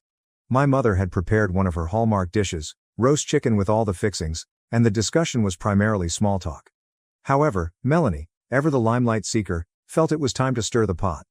She leaned back in her chair, whirling her wine glass like a villain from a soap opera, and said, "You know, it's funny. I was talking to one of my friends the other day, and she mentioned how some people are living the dream of all money hunters." The table became silent. My father coughed awkwardly. My mother gave Melanie a warning glance, but she disregarded it. "I mean," she continued, her gaze riveted on mine. "Imagine finding someone who's willing to pay for everything. Your vacations, your lifestyle, even your career. Must be nice, right?" Zach stiffened alongside me. I could feel the heat rising in my cheeks, but I wouldn't let her see me crack. "Are you trying to say something, Melanie?" I inquired, keeping my voice as quiet as I could. "Oh no, of course not," she responded innocently. "I'm just making an observation. Some people have all the luck." "Luck has nothing to do with it," Zach interrupted, his voice low but forceful. "Lindsay works hard, and she doesn't need to rely on anyone to support her." Melanie smirked. "Oh, I'm sure she does. I mean, graphic design is such a stable and lucrative career path. I'm sure you don't help out at all, right?" "Enough." My mother's voice sliced through the tension like a dagger. "Melanie, stop it, this isn't appropriate." But Melanie wasn't done. She slammed her glass down with a bit too much vigor, the sound reverberating around the room. "I'm just being honest, Mom. Isn't that what we're supposed to do as a family? Be honest with each other?" I could not handle it anymore. I sprang up so rapidly that my chair almost crashed over. "Honesty? You wouldn't know honesty if it hit you in the face. All you know how to do is tear people down because you can't stand it when the spotlight isn't on you." "Lindsay, don't," Zach murmured calmly, placing his hand on my arm. But I was beyond the point of caring. "Do you know what your problem is, Melanie?" I asked, my voice quivering with wrath. "You can't stand the fact that someone else might actually be happy for once. You thrive on making other people feel small because that's the only way you can feel big." Melanie's face flushed hot, but she did not answer. My father said something about everyone needing to calm down, but I didn't want to hear his half-hearted attempts at mediation. I grabbed my coat and turned to face Zach. "Let's go." We went without saying anything, the tension in the room so heavy that I felt like I was suffocating on it. I burst into tears as soon as we arrived at the car. "I can't do this anymore," I wept. "I can't keep pretending everything's fine when she's destroying my life." Zach drew me into his arms, his words calming. "You don't have to. You don't owe her or anyone else in your family anything. You've worked hard for what you have, and you don't need to justify it to anyone, least of all Melanie." He was correct, of course, but as much as I wanted to wipe Melanie out of my life entirely, I knew it wouldn't be that easy. She was more than just my sister. She was my parents' darling, the golden child. Cutting her out would also mean cutting them out, which I wasn't sure I was prepared for. The next few days were a jumble of emotions: rage, despair, and frustration. I blocked Melanie on all social media platforms, not wanting to see any more of her passive-aggressive posts, but the damage had already been done. Friends and acquaintances who had seen her posts were immediately asking questions, their tone tinged with thinly veiled condemnation. "You're not actually dating him for his money, are you?" One of them questioned me directly. "No," I snapped. "I'm not." But the stories lingered, and Melanie's shadow became larger than ever. No matter how hard I tried to get away, it felt like she was always one step ahead, ready to drag me down. After that horrible family meal, I knew I couldn't keep putting myself through Melanie's games. Every interaction with her seemed like a landmine about to detonate, and I was done falling into her traps. Zach and I talked about it, and we both agreed I needed to take a step back for my own sanity.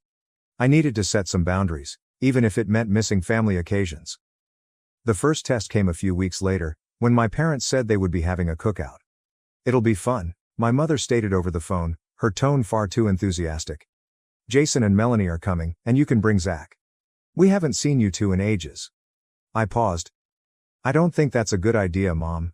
She heaved an impatient sigh that made me feel like a troublesome child. Oh, Lindsay, don't be like this. It's just a little barbecue. You're not still upset about what Melanie said, are you? Are you still upset? I asked incredulously. Mom, she basically accused me of being a gold digger in front of the whole family, and that's not even mentioning all the crap she's been posting online. Mom dismissed it with a giggle. Oh honey, you know how Melanie is. She doesn't mean half of what she says. You two just need to talk things out. No, Mom, I replied firmly. What I need is for her to stop attacking me every chance she gets. Until that happens, I'm not going to any event where she's present. There was a prolonged pause. Finally, she remarked. Well, I think you're overreacting, but if that's how you feel. It wasn't the answer I was hoping for, but she didn't go any further. Zach and I spent the weekend hiking instead, enjoying the solitude and quiet of the trails away from Melanie's toxic presence. But my absence was not unnoticed. A few days later, my father called, his tone pleasant but with that hint of disappointment I'd heard so many times before. Lindsay, your mother told me you didn't come to the barbecue because of Melanie. Is that true?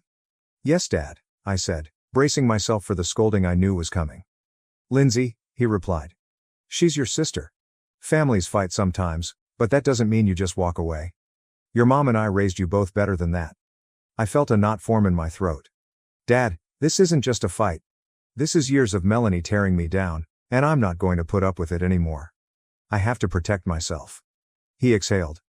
I get that you're upset, but don't let this destroy the family. You two need to find a way to work things out. Destroy the family?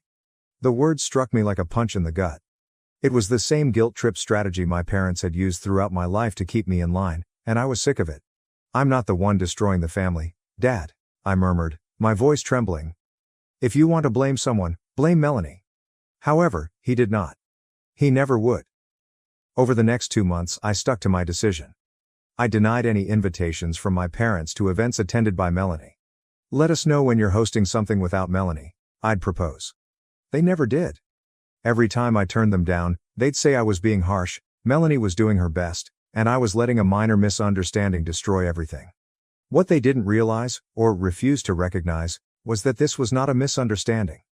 This was a pattern of conduct that had persisted throughout my life, and I was not going to continue submitting myself to it merely to keep the peace. The distance from my family was difficult, but it also allowed me to focus on myself. I immersed myself into my business, accepting new clients and developing my portfolio. Zach was my biggest supporter, always there to encourage me and remind me of my worth when I was doubting myself. Slowly but steadily, I began to feel like I was reclaiming my identity. Lindsay, the artist, the partner, the woman who did not want her family's approval to be complete. Melanie, on the other hand, was not satisfied with the status quo. One afternoon, my dearest friend Emily called me. Hey, have you seen Melanie's latest post? She inquired, her tone tinged with alarm. No, I replied, my stomach sinking. What did she do now? Emily hesitated. She posted this picture from your parents' anniversary dinner, and the caption said, "Some of us actually show up for our family. Watch your family first." I groaned. Unbelievable. She can't stand that I'm not playing her game anymore, so now she's trying to make me look like the bad guy. Emily sighed. I know it's hard, but don't let her get to you. You're doing the right thing by setting boundaries. I wanted to believe her, but guilt was gnawing at me. Every time I saw a picture of my family without me, every time I heard my mother's disappointed tone or my father's angry sighs, I felt as if I had failed them. It didn't matter that I was defending myself. Part of me still craved their acceptance and validation. The breaking point occurred a few weeks later, when my parents asked Zach and me to supper. It'll just be the four of us, Mom said. No, Melanie, no drama. I reluctantly agreed. I wanted to believe they were finally listening to me and understanding where I was coming from. However, when we arrived, there was a fifth-place setting on the table. My heart fell. Please tell me that's not for who I think it is, I requested. Before my mother could respond, the doorbell rang. Melanie strolled in moments later, smiling. Oh, Lindsay, I didn't know you'd be here, she remarked, her tone full of feigned astonishment. I turned to my parents. Are you serious? You lied to me. Lindsay, please, Mom begged. We just thought if you two spent some time together, you could work things out. I shook my head, tears of fury and betrayal welling up in my eyes. You don't get it, do you? I'm not the problem here. She is. Melanie gasped and clutched her chest in mock indignation. Me? What did I do? I could not handle it anymore. You know exactly what you did, Melanie. You've spent our entire lives tearing me down, and I'm done pretending it's okay. I'm done being your punching bag. She smirked. Oh, please. You're so sensitive, Lindsay. Maybe if you stopped playing the victim all the time, people would actually take you seriously. That was it. I grasped Zach's hand and turned to face my parents. If you can't respect my boundaries, then I can't be part of this family anymore. My mother started to cry. My father seemed to want to say something but didn't know what. Melanie simply stood there, looking as smug as ever. As we walked out, Zach squeezed my hand. You did the right thing, he replied. I wanted to believe him, but all I could feel was grief. For the first time in what seemed like an eternity, life was peaceful. Zach and I had discovered a rhythm together, a kind of sanctuary away from the drama that my family was continually causing. I was still separated from my parents and Melanie, but I felt no remorse. I'd spent too much of my life bending over backwards to please them.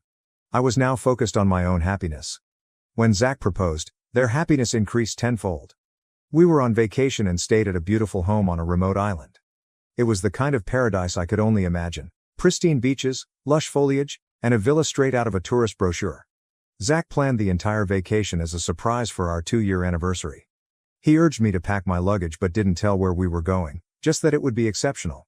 The proposal took place on the second night, following a romantic dinner on the balcony facing the ocean.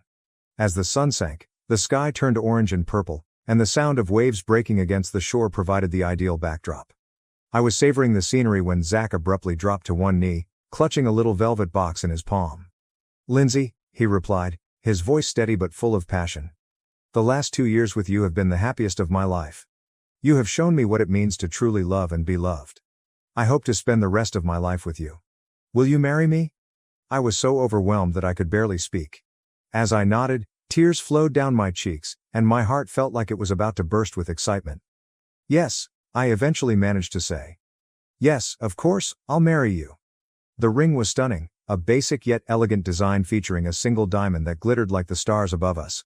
It wasn't gaudy or over the top, and I appreciated that Zach had chosen something so perfect for me. We spent the remainder of the evening partying, sipping champagne beneath the stars, and fantasizing about our future together. For once, I felt like my life was mine, not defined by my family's expectations or Melanie's shadow, but by the love and pleasure I'd created with Zach. When we returned from our trip, we began arranging the wedding. Neither of us wanted anything large or ostentatious. We both preferred closeness over show. We settled on a small ceremony with only 25 guests, close friends and family members who had been supportive of our relationship since the beginning. Melanie was clearly not on the guest list. My parents' invitation required a more hard decision. I struggled with it for weeks, divided between wanting them to be there and fearing the drama they may cause. Finally, I decided to accept them, but I made it clear that if they brought Melanie as a guest, they would be instantly uninvited. This is my day, I informed them honestly. I'm not going to let her ruin it. The site was ideal, a quaint winery secluded in the countryside, with rolling hills and scenic views.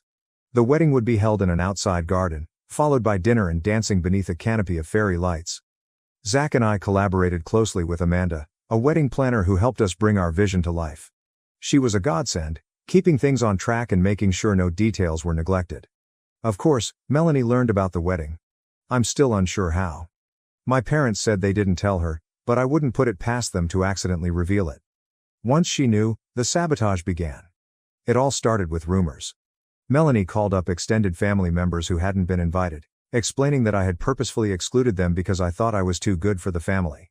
She informed one cousin that the wedding was being held at a fancy, costly vineyard and that I was wasting Zach's money like it was going out of style. She's always been jealous of me, Melanie allegedly stated. This whole wedding is just her way of trying to one-up me.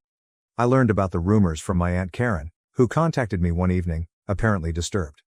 Is it true, Lindsay, that you are not inviting anyone from your family except then your parents? She asked. Aunt Karen, that's not true, I exclaimed, my wrath boiling over. We are having a simple wedding, that is all. It's not about excluding somebody. It's about maintaining intimacy. Well, Melanie's been saying some things, she admitted. I just thought you should know. I thanked her for the heads up and hung up, my hands quivering in anger. Zach spotted me pacing the living room and grumbling under my breath. She's unbelievable, I complained. She's spreading lies about me to the entire family just because I didn't invite her to my wedding. Zach wrapped his arms around me, his calm presence grounding me. Let her say whatever she wants, he muttered. The individuals that matter understand the truth. Do not let her steal your joy. He was correct, of course, but it didn't make things any easier. Melanie's rumors sparked a chain reaction, and I soon found myself getting calls and messages from distant relatives demanding to know why they hadn't been invited. It was exhausting, but I wouldn't let it impede my plans. When the wedding day arrived, I was a bundle of jitters. Not because of Melanie. Amanda had informed me that the venue had strict security measures in place and that no unauthorized guests would be admitted, but because I wanted everything to be flawless. As I stood in the bridal suite, looking in the mirror, I felt a sense of peace come over me. My gown was simple but lovely, a flowing A-line with delicate lace embellishments and a soft champagne color. My dearest friend Emily stood alongside me, smiling as she adjusted my veil. You look incredible, she replied. Zach's going to lose it when he sees you. The ceremony was all I had imagined it would be. As I came down the aisle, my heart leaped when I saw Zach waiting for me, his eyes full of love and pride. We exchanged meaningful and highly personal vows, and when we said I do, there wasn't a dry eye in the yard. The reception was equally as wonderful. The meal was exquisite, the wine flowed freely, and the dance floor was filled with laughing and happiness. My parents behaved appropriately, though I could sense my mother was uncomfortable without Melanie. Still, for once, the spotlight was on me. Not on family conflict or sibling rivalry, but on the love Zach and I shared. As the night came to a close, I found myself sitting with Emily and a few other close friends, reminiscing on everything that had led up to this point. You did it, Emily remarked, raising her glass in toast. You stuck up for yourself and achieved pleasure. That is what matters. Following the wedding, Zach and I hoped Melanie would finally leave us alone. But of course, that was too much to ask. Instead, her toxic behavior worsened. She began spreading even more ridiculous accusations, not only about me but also about Zach. According to Melanie, Zach had a history of dominating his partners, had been sued for fraud in the past, and was using his fortune to influence me into separating from my family. Of course, it was all falsehoods, but the sheer arrogance of it was terrible. The worst aspect was that her lies began to damage Zach's professional reputation. One of his business associates, Mark, called him to inquire about the lawsuit. At first, Zach was perplexed. But when Mark mentioned that he had learned about it through a mutual acquaintance, it was evident that Melanie was the source. This was the last straw for Zach. He was not the kind to exacerbate situations unnecessarily, but this wasn't simply petty family drama anymore. It was defamation, and it was beginning to harm his livelihood. Zach decided to pursue legal action. He contacted his lawyer, Andrea, a no-nonsense woman who had handled his business contracts for many years. Andrea acted quickly when Zach explained the problem. We'll draft a cease and desist letter immediately, she told me. If she doesn't comply, we'll escalate to a defamation lawsuit. The letter was mailed a few days later. I hadn't seen it, but Zach assured me that it was clear and left no room for interpretation. It detailed all of Melanie's fraudulent assertions, requested that she stop making defamatory statements immediately, and warned that failing to comply would result in legal action. Zach's tone when discussing it was calm but forceful. This isn't just about us, Lindsay, he told me. People like Melanie won't stop unless forced to. She needs to learn that her actions have repercussions. Melanie did not take it well, as one could expect. The day after she received the letter, she called my mother in tears, accusing Zach of bullying her and attempting to destroy her life. My mother, of course, called me right away, her voice filled with guilt-tripping concern. Lindsay, what is happening? Melanie claims Zach is threatening her with a lawsuit. Isn't that a little extreme? She's lying, Mom, I responded, attempting to remain cool. Zach's not threatening her. He's urging her to stop telling lies about us. She, not him, is ruining people's lives here. But she's your sister, my mother explained, as if that justified everything. Can't you two talk it out? No, Mom, I snapped. We tried that, and it obviously didn't work. This is more than simply family conflict, she's breaking the law. If you don't comprehend that, perhaps you're part of the problem. Mom didn't say much after that, but I knew she still supported Melanie. It stung, but by this stage, I was used to it. Melanie's life began to fall apart as the legal pressure increased. Her toxic behavior had alienated many of her friends over the years, and this current incident appeared to be the last straw for a few of them. I heard through the grapevine that numerous people had cut ties with her because they were tired of the continual manipulation and drama she introduced into their lives. Sarah, one of her closest friends, reached out to me. "I just wanted to say I'm sorry for ever believing Melanie's lies," Sarah told me. "She's been saying nasty things about you and Zach for years, but now I realize it's all envy. She's toxic, and I can't be around her any longer." It was reassuring to hear, but also heartbreaking. Melanie had always been surrounded by people who adored her, yet her actions had caused her to lose many relationships. Now those bridges were crumbling one by one. She was also struggling financially. Jason, her husband, had lately lost his job, and without it, they were struggling to keep up their extravagant lifestyle. Melanie refused to downsize, claiming they could wait it out, but debts were piling up. Credit card debt, house bills, and the expenditures of living the fashionable lifestyle were catching up with her. Eventually, everything came crumbling down. Jason petitioned for divorce, alleging irreconcilable differences. According to what I heard, he had gotten tired of her continual desire for attention and refusal to accept responsibility for her actions. Melanie's situation deteriorated much further after her divorce. She lost her house and most of her belongings and was forced to move in with my parents. I wish I could feel sorry for her, but I don't. Melanie had spent her entire life putting others down in order to boost her own status, and now she was reaping the benefits. Even yet, it was difficult not to feel some residual anger when I heard my mother discuss assisting Melanie in getting back on her feet. "She's going through a tough time," Mom said one day during one of our few phone calls. "We're just trying to be there for her." "Of course you are," I replied, unable to hide my contempt. "Hasn't she always been your priority?" "That's not fair, Lindsay," Mom exclaimed, protective as usual. "She is your sister. Don't you worry about what happens to her?" "No, Mom," I replied simply. "I care about what happens to me and Zach, and I'm not going to let her drag us down with her." It was a harsh statement, but it was true. I'd spent far too much of my life thinking about Melanie, about how to deal with her drama and how to convince my parents of the harm she was creating. I was now focused on defending myself and the life I had created with Zach. Melanie appeared to fade away from my radar over time. The legal letter had worked. She ceased spreading lies about us, and we were finally at peace. Zach and I immersed ourselves into our profession and our relationship, creating a life founded on love and mutual respect. My relationship with my parents remained tense, but I had come to realize that certain things would never change. Every now and again, I received updates about Melanie from family members. She was still living with my parents and struggling to reconstruct her life. Part of me wondered if she'd learned anything from this, but I doubted it. Melanie is the type of person who rarely changes. Finally, I understood I didn't need her to provide me with closure. I didn't require an apology or recognition of the grief she had inflicted. What I needed to do was move forward, leave the past behind, and concentrate on the future. And this is exactly what I did. It took years, literally years, for my parents to understand what I had been attempting to tell them throughout my life. For as long as I could remember, they had overlooked, justified, and even glorified Melanie's behavior, regardless of how toxic or harmful it was. However, as the consequences of her acts became apparent, they were unable to ignore the reality any longer. I initially noticed the shift when on the phone with my father. Melanie had returned to live with them months before, and I had kept my distance. My parents periodically tried to contact me, but our chats were difficult. This time, however, my father sounded different. Tired and worn out in a way I had never heard before. "How are you doing, Lindsay?" he inquired, his tone surprisingly mild. "I feel like we haven't really talked in a while." "I'm fine, Dad," I replied cautiously. "Busy with work, you know." There was a gap before he sighed. I wanted to say I'm sorry." The words took me off guard. "I'm sorry for what?" "For everything," he said. "For not listening to you and not noticing what Melanie was doing. Your mom and I have discussed how badly we have let you down." I wasn't sure what to say. For years, I had imagined hearing those words, my parents finally admitting the pain they had caused by continuously side with Melanie. But now that the moment had arrived, it seemed strange. "Dad," I asked softly, "what brought this on?" "Melanie," he acknowledged.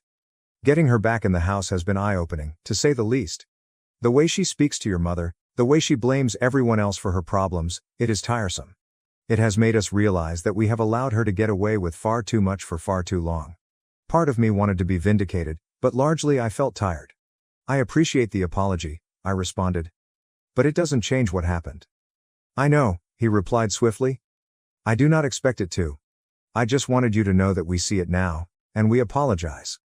A few days later, my mother called. She was never as forthright as my father, but her message was consistent. We didn't do right by you, Lindsay, she admitted, her voice thick with sorrow.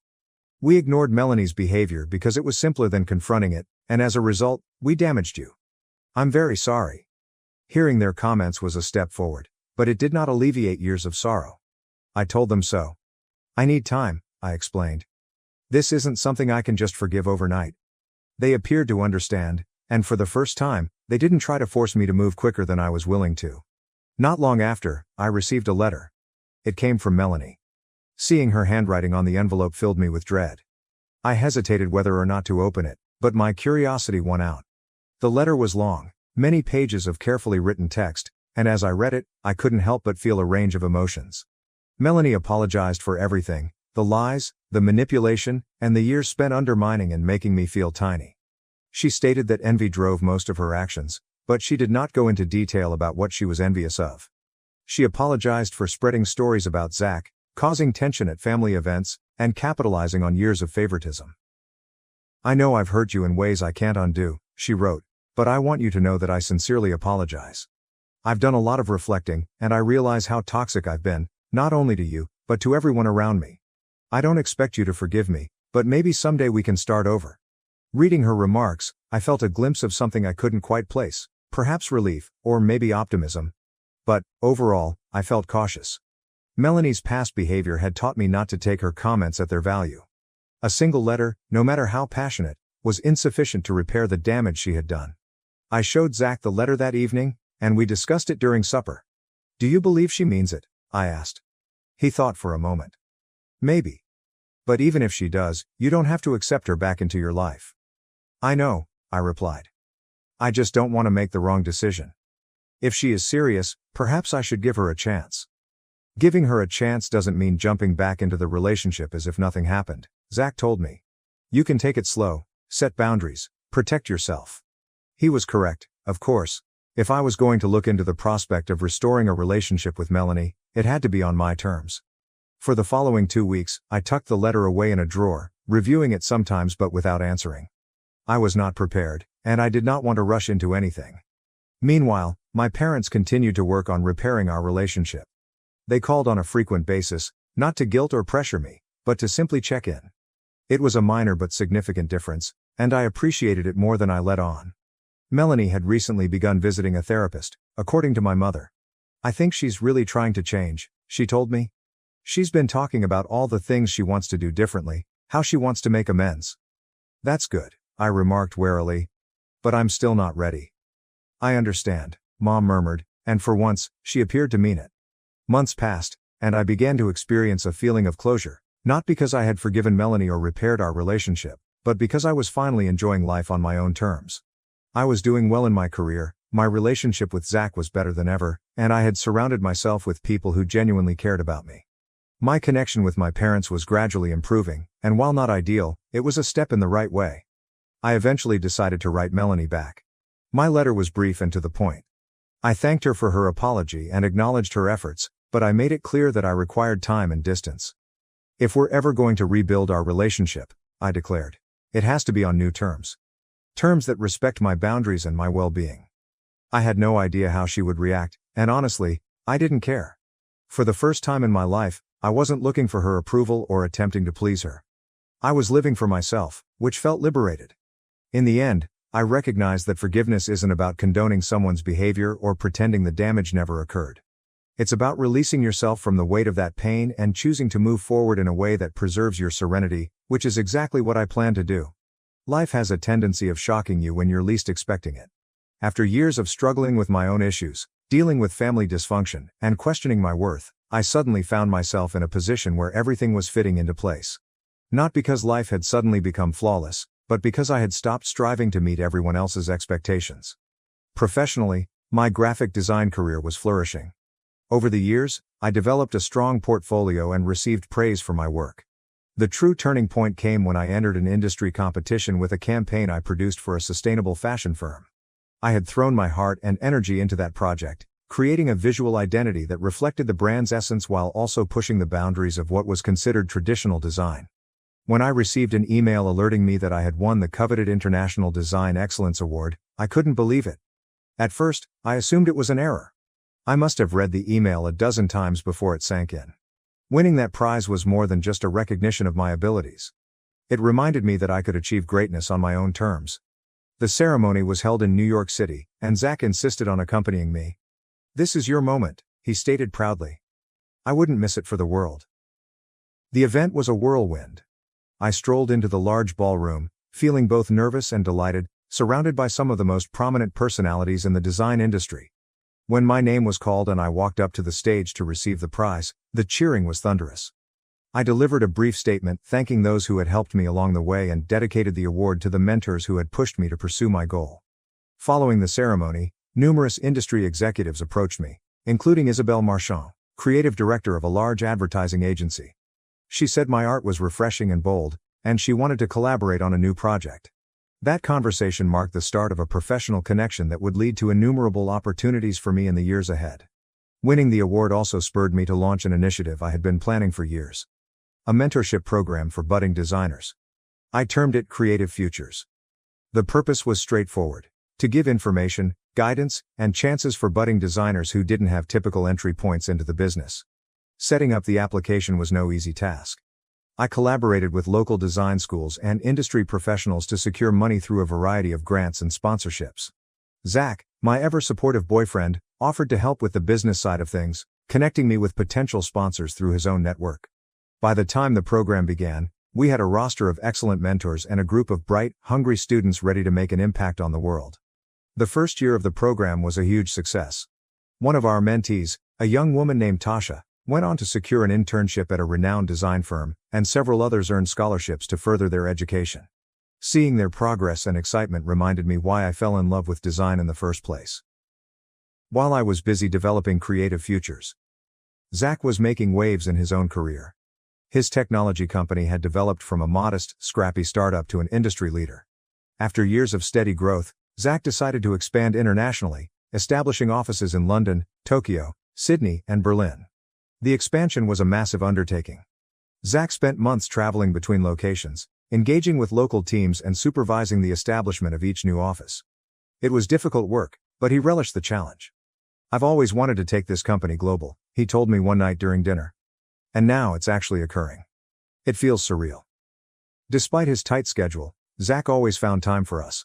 Whether it was setting aside an hour for a peaceful supper at home or surprising me with a weekend getaway, he never let work come between us. His ability to strike a balance between ambition and love was one of many reasons I respected him. As our professions progressed, we began to consider what we wanted our lives to be like in the years ahead. We both enjoyed the vitality of the city, but we also desired a retreat, somewhere we could unwind and recharge away from the hustle and bustle. That is how we ended up purchasing the lake cottage. Originally, Zach came up with the idea. He had been looking through real estate ads one evening when he came upon the property, a large mansion on the banks of Lake Tahoe. The house itself was spectacular, with floor-to-ceiling windows providing breathtaking views of the sea, a large terrace ideal for holding events, and a private dock for boating and kayaking. "Take a look at this," Zach replied, sliding his laptop across the table. "I think we should go see it." I scrolled through the photographs, my heart skipping a beat. "It's beautiful," I said. "Do we really need a facility like this?" "It's not about need," Zach said with a smile. "It's about creating an environment in which we can unwind and enjoy life. We've worked hard, Lindsay. I believe we deserve this." A few weeks later, we flew to Tahoe to tour the property. The instant we stepped inside, I knew it was the one. The house felt like a dream come true, luxurious but intimate, with every detail carefully planned. By the time we departed, we'd made an offer. Having the lake house felt like the pinnacle of everything we'd worked toward. We spent our weekends there, having friends for barbecues on the deck, taking long walks down the beach, and relaxing by the fire pit beneath the stars. It became our haven, a spot where we could unwind from the stresses of our hectic lives and simply enjoy each other's company. Looking back on everything we'd done, I couldn't help but be grateful, not only for our achievement, but also for the path that had led us here. The difficulties we had encountered, the lessons we had learned, and the love that sustained us through it all. I knew there were more chapters to our narrative to be written, but for now, I was pleased. Life was not ideal, but it was ours, which was more than enough. Thank you for watching. If you haven't subscribed yet, please please do so and hit the notification bell to stay updated with more shocking real-life stories happening around you. My husband has secretly fathered his best friend's children. Now I'm terrified when his eldest son showed romantic interest in my daughter. All names are fake. This began as a dark, intrusive thought that I could never shake off, and over the years it has bloomed into a poison flower that infects my entire psyche. I'm a 42-year-old woman. My husband Luke is 43, and so is Amy. I met Luke in college, but he's known Amy since they were about 7. They did everything together and understood each other implicitly. They were best friends. They've always insisted that they are surrogate siblings to each other. Naturally I, as a new girlfriend, felt a little threatened by Amy and her closeness to Luke, but they both reassured me I had nothing to worry about. That their bond was not romantic and had never been sexual. That Amy really was just the sister that Luke never had. I believed them, and it didn't take long for me to forget any and all insecurity I had about Amy. She became my friend too. She officiated our wedding. Luke and I have built a wonderful life together and we always had a strong relationship. After we got married and moved in together, we still saw a lot of Amy, and I was fine with that. I've spent many nights in the town trying to help Amy find a man, as she has always lamented how she is unlucky in love. Luke and I started to have children after we were married, and, at around the same point, so did Amy. For further context, my children are Sophie, 15, Owen, 12, Louise, 10, and Carter, 6. Amy's children are Tom, 17, Kaylee, 14, and twins Adam and Jenna, 9. Now, Amy was not in a relationship at this point. She was not married. As far as I knew, she was dating, but not consistently. As Luke and I had more kids and our family grew, periodically Amy would find herself pregnant as well. It happened a few times, and Luke and I never knew anything about the fathers in question. I kind of assumed that maybe Amy was sleeping around and not keeping in contact with her one-night stands. Luke agreed this was probably the answer. While I did ask each time if Amy knew of paternity, she always said no, and she didn't seem that worried about the idea of raising kids on her own, so I didn't pester her. Of course, she had us to support her, so there was that. While Amy never asked for any help, of course Luke was never going to let his best friend struggle to stay afloat when she had children to raise. Financially, we are very fortunate and privileged. I have a job that pays handsomely and Luke also had wealthy parents who already knew and loved Amy, so they were happy to provide for her. My in-laws defy all stereotypes, they are the kindest and gentlest people. So we were able to support Amy. To get her somewhere to stay with her kids. People might be tempted to call her a leech, but I never saw it that way. None of us did. She needed help and we could provide it. I also know people are going to criticize her for her lack of responsibility and question why she never used more reliable birth control. Honestly, that is a long story that I don't want to get into because even I don't fully understand her reasoning, but it was quite important to her that she never be on birth control and that whatever came of that choice, she would accept. It wasn't religiously motivated, I know that, but it was that degree of significance to Amy. She really did not want to take birth control. She's explained it to me more than once, but I'm still not clear on why. Of course, Amy being Luke's best friend since they were kids, it's not unreasonable that sometimes they hang out together while I'm not there. Hey, that's fine. Sometimes I hang out with Amy one-on-one as well, though Luke does it more. She was his friend first. This included him going over to where she was staying and at times, sleeping over there. Was I a fool to trust him and believe nothing was going on? Perhaps. But for years, they presented as being buddies? Like siblings. I didn't pick up on any vibes between them, not ever. As one can expect, our children were brought up together. Not in the same house, our home is decently sized but even we don't have the room for 8 kids.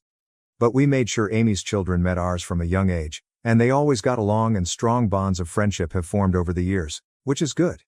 Especially if I'm right, and they share blood. I've been dawdling getting to the main point. Yes. I have come to suspect that Luke fathered at least one of Amy's kids, if not all of them.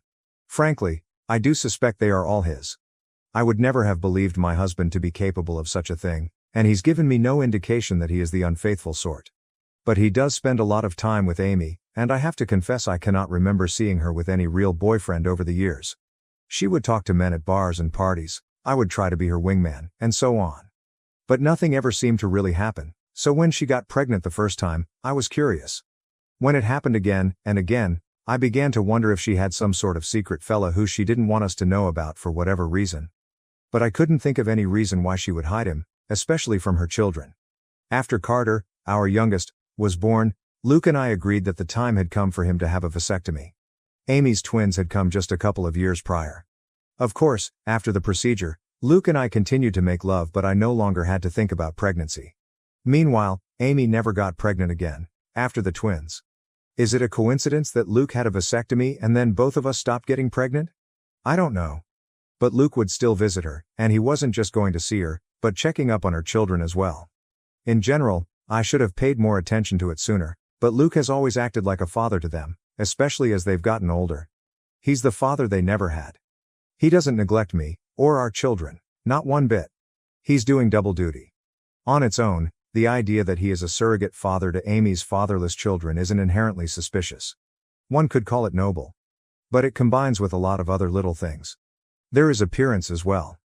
I won't go into specifics of hair color, eye color, or unique physical traits, because I'd rather limit the identifying factors of the people involved and keep this whole thing as vague as possible. But suffice it to say, Amy's children, they certainly look like they could be Luke's. Kaylee has a very unusual allergy that Luke also has. The twins look very much like him, Adam in particular.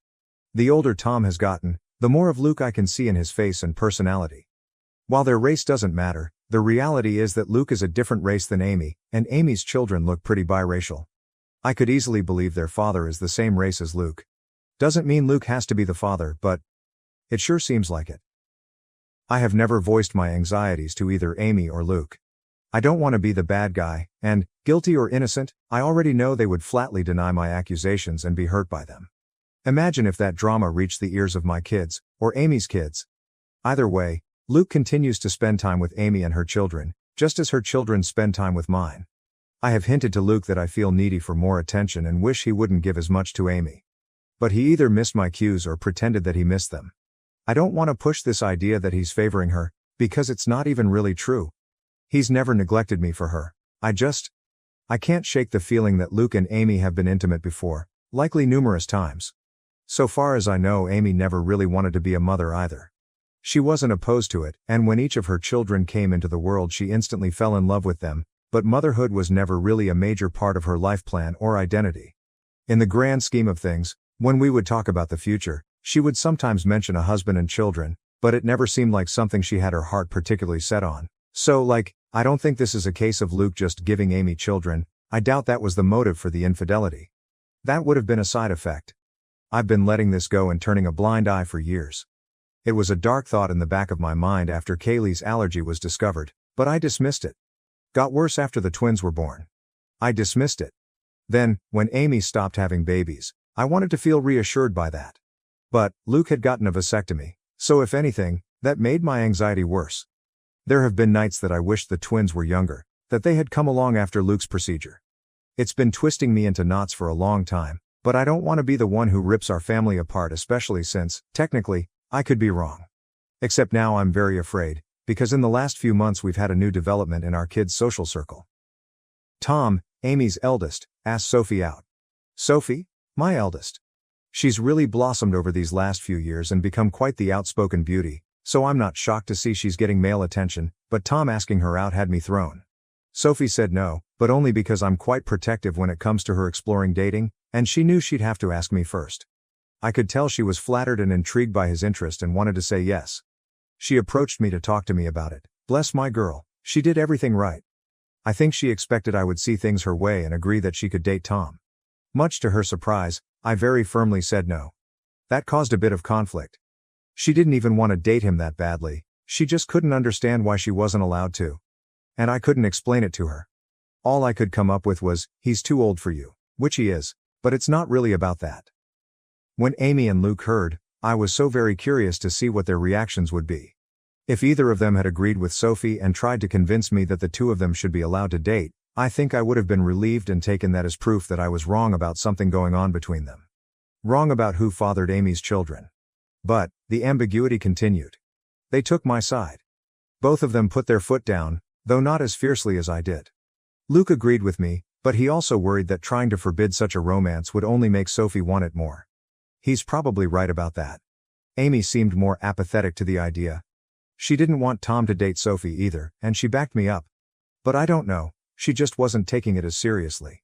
She seemed to think it was a fleeting crush. Well, it wasn't. In the months following those conversations, Tom would spend more and more time with Sophie.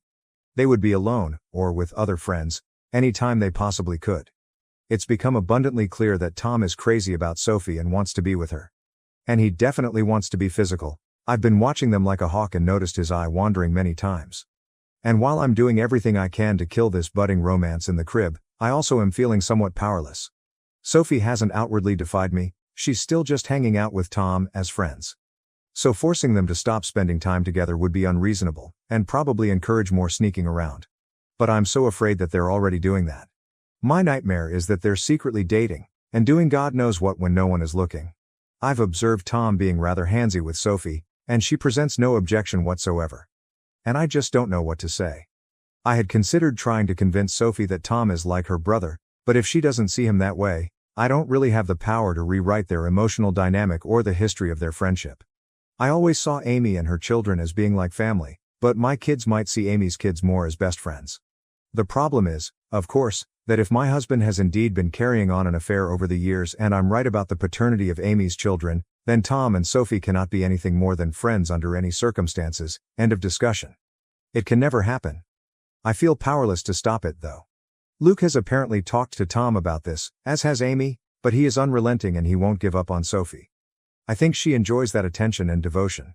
Tom has also confronted me and asked why I'm so against this when I know him very well and I know he would be good to Sophie.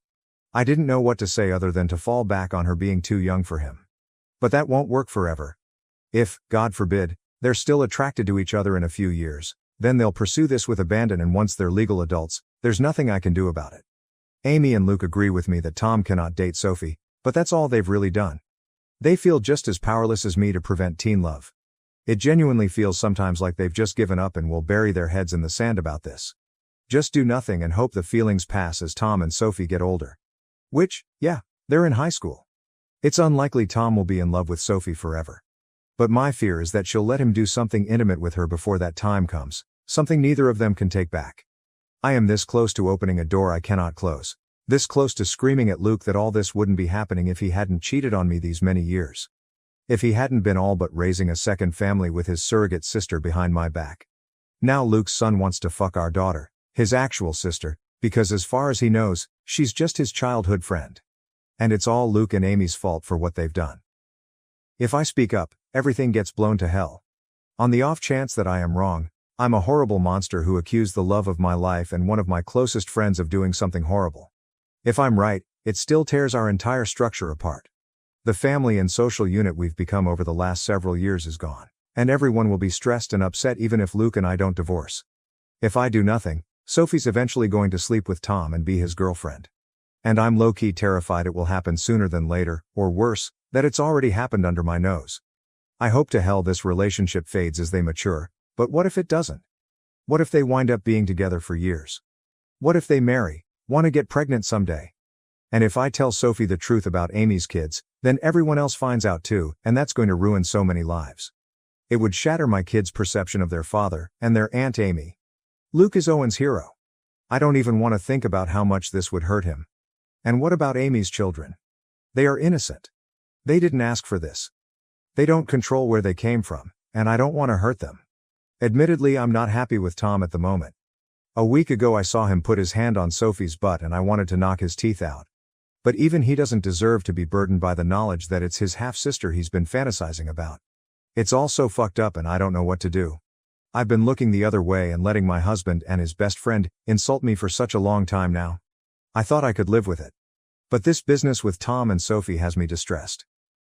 Judgment, NTA. Update 1. First of all, wow. I did not expect my post to get as much traction as it did. I was half worried that someone in my family or social circle might find it, especially when someone alerted me that the post had been shared to Facebook. But, as far as I can tell, no one in my family has seen it. I want to thank all of the kind commenters who wished me well. To those who were more frustrated with my indecision, I get it. But I was operating with an uncertain situation and the stakes were incredibly high. I feel like no matter what choice I made, something could and likely would go wrong. I've spent the last 5 years imagining different scenarios based on different ways I could go about this if I ever decided to act on it. To everyone who was clamoring for an update, I have one for you. I previously said that I was going to do a secret DNA test, that I had decided on that course of action. In the end, I couldn't go through with it, and now I am regretting that, because the window to do so is essentially closed. I just felt like it would be out of line for me to do that to another person's child behind their back. Ethically, it was dicey. I've since consulted with my lawyer as many commenters suggested, and she advised me against doing so, because no matter what the results were, it would make me look bad in a potential divorce proceeding. But I really wish I had done it anyway, and just not told anyone. Because I really, badly need to know, and I still don't know for sure. Likewise, I wanted to tell Sophie in confidence, but the more I thought about it, even that seemed over the line. Like I had no right to plant such ideas in her mind about her father without even talking to him first. So, what I ended up doing was confronting Luke and Amy. Many comments suggested this as well. I finally told both of them that we needed to have a serious talk. It felt counterproductive to approach just one of them, because I figured they would tell the other about what happened in their own words before I could prepare my own. I wanted them both to hear what I had to say. Once all the kids were at school, I laid down all of my suspicions and the reasons. I made it clear how much I love both of them, but a combination of clues had led me to notice the similarities between Luke and Amy's children, and I didn't even list all of them in the original post. For example, Luke has been a sleepwalker in the past. So have Sophie, Tom, and Adam. I said over and over how much they meant to me and how I didn't want to believe it, but the thought had crept into my mind in the past. How I had dismissed it before. But now, with Tom and Sophie having crushes on each other, it became necessary to pose the question. So I asked if they had ever crossed the line, if Luke had ever been unfaithful, if there was even the slightest possibility that any of Amy's children were his. I was just trying not to cry. Well, they reacted exactly as I would have expected. Their responses were perfect and so very well rehearsed. I genuinely can't tell if it was honest emotion or powerful gaslighting. Amy was more upset than Luke, or at least more outwardly upset. She was angry, offended at the accusation. Luke just seemed heartbroken by it. Maybe they were just acting, but I don't know. Somehow, they had reasonable responses to all of the points I brought up. They asked questions I didn't know how to answer. I had never objected to them having alone time before. Why did it suddenly bother me now? Do Amy's children really resemble Luke that much, or are things like hair color pretty basic traits to have in common? The whole family had always treated Amy and her kids as part of our unit, and I had previously commended Luke for stepping up and being a father to Amy's kids since they didn't have one. Why was I now saying it was a bad thing? What exactly did I want them to do? How could I think such a thing about them? Why had I waited so long to say something? Luke was more understanding than Amy. He respected my feelings, or at least he acted like he did. Amy appeared to feel more betrayed by what I said. I ended up apologizing several times even though I'm not sure I did anything wrong. Luke also apologized for anything he'd done, to indicate he was unfaithful. I asked Amy more pointedly that, if not Luke, who had fathered her children? She snapped back that it was none of my business, and I could tell she was in no mood to get personal or vulnerable with me after my accusations. I'm not proud to say that I lost my temper, and said that after everything we had done for her and her children, such information was not a lot to ask and perhaps she owed it to us. I regretted the words as soon as I said them, but Amy shouted back that I had never done anything for her, that it was Luke and his parents who had kept her afloat all these years, not me. She went on a longer tirade about how I had always acted superior to her, which I don't believe I did, though it's possible that I gave off that vibe unintentionally. Luke did his best to calm her down, but the room was still fraught with tension. I don't know, Reddit, I just don't know. It's driving me to the edge of madness. There is a way to be certain, of course. Not certain of my husband's fidelity, but of the paternity of Amy's children. So I asked Luke, for my own peace of mind, for the sake of our daughter, and for our family unit, if he could please get a DNA test done, a paternity test. I went on to say that I knew he disliked and distrusted such things, but that I really needed this. I could see the pain in Luke's eyes. Maybe it was an act, but he did seem genuinely hurt that I was asking for this, that him giving me his word that he had always been faithful was not enough for me. But he very reluctantly agreed to participate in a DNA test. Unfortunately, Amy did not, and that's where we hit a roadblock. I was afraid of this. But Amy was infuriated at the whole concept and told me in no uncertain terms that I would not be getting samples of her children's DNA and basically told me to fuck off for asking, several times in several variations. I pressed Luke, and honestly he was a bit useless but probably right. He tried to convince Amy but she wouldn't hear of it, and he kind of shrugged to me when I pushed him for further support. Because he can't force her to get the test done, if she refuses, that's really a dead end. Trust me, it is. I looked into this quite a bit and consulted with my lawyer. The problem is, Luke could, in theory, petition the court to demand a paternity test for Tom and the others. The issue is that, to do this, he'd essentially be claiming he slept with Amy and he believes her children to be his.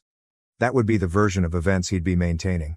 But Luke has staunchly insisted that nothing ever happened with Amy. That he never cheated on me.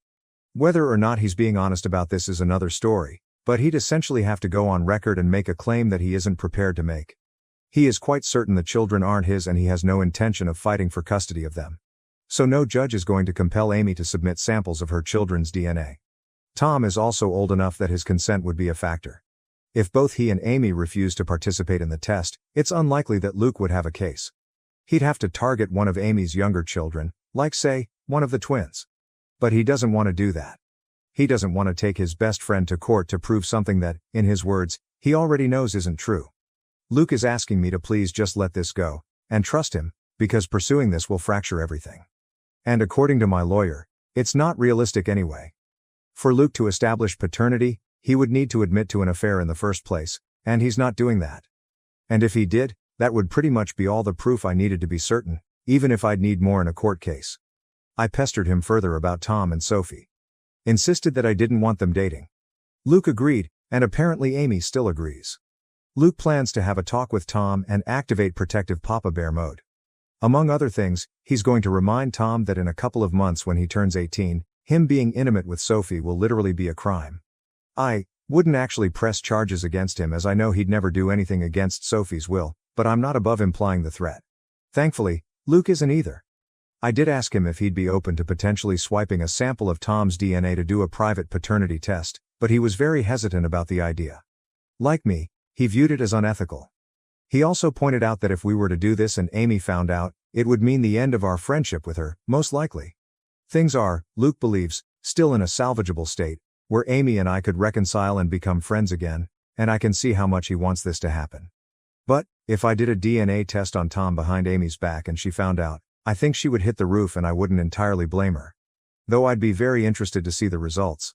Luke ended up going to see Amy and spending the night. I know all of you are cringing and throwing up your hands, and trust me, I wasn't happy about it. That was a very long conversation. But he was adamant that he needed to perform damage control. So they spent the night together. With Luke maintaining that nothing happened, I did not sleep a wink and I kept texting him for updates.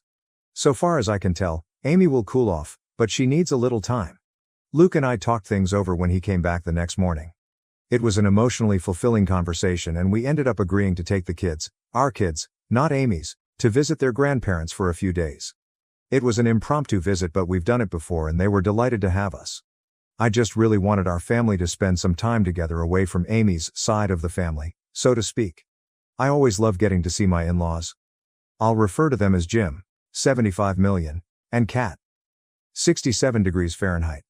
I know Reddit is famous for stories about the mill from hell, but in my life that couldn't be further from the truth. I feel safe with them. To the point that, when they took notice of how distant Luke and I were from each other, I finally relented and confessed my fears. I told them of my anxiety that Amy and Luke were having an affair, and that Amy's children might be his. Here's where things got a little bit interesting. When I told them what I was feeling, Kat just gave Jim this pointed look, and did a big, dramatic sigh. So it turns out, Kat has had similar misgivings to mine and genuinely suspected over the years that Luke and Amy were closer than they'd ever admit, that they had crossed the line in the past. Jim, on the other hand, simply refuses to even consider the idea. He has always insisted that Kat is seeing things that aren't there. He maintains that Luke and Amy are like siblings, and would never do such a thing. Kat thinks his stance on this is naive and that, even if she and Jim had taken Amy in and loved her like a daughter, that didn't mean Luke viewed her as a sister or that she viewed him as a brother. But Jim just continued to insist that this is what they are and had always been. I could tell that he and Kat have already had this conversation before, and they kept going in circles, with Kat getting exasperated. She pointed out that, surrogate siblings or not, Luke and Amy were not actually brother and sister, so nothing was stopping them from being physical together if they felt a mutual attraction. At that point, Jim just sighed and walked away from the conversation. So yes, Kat has privately wondered if Amy's children weren't fathered by Luke, which is part of why she has always treated them as her grandchildren.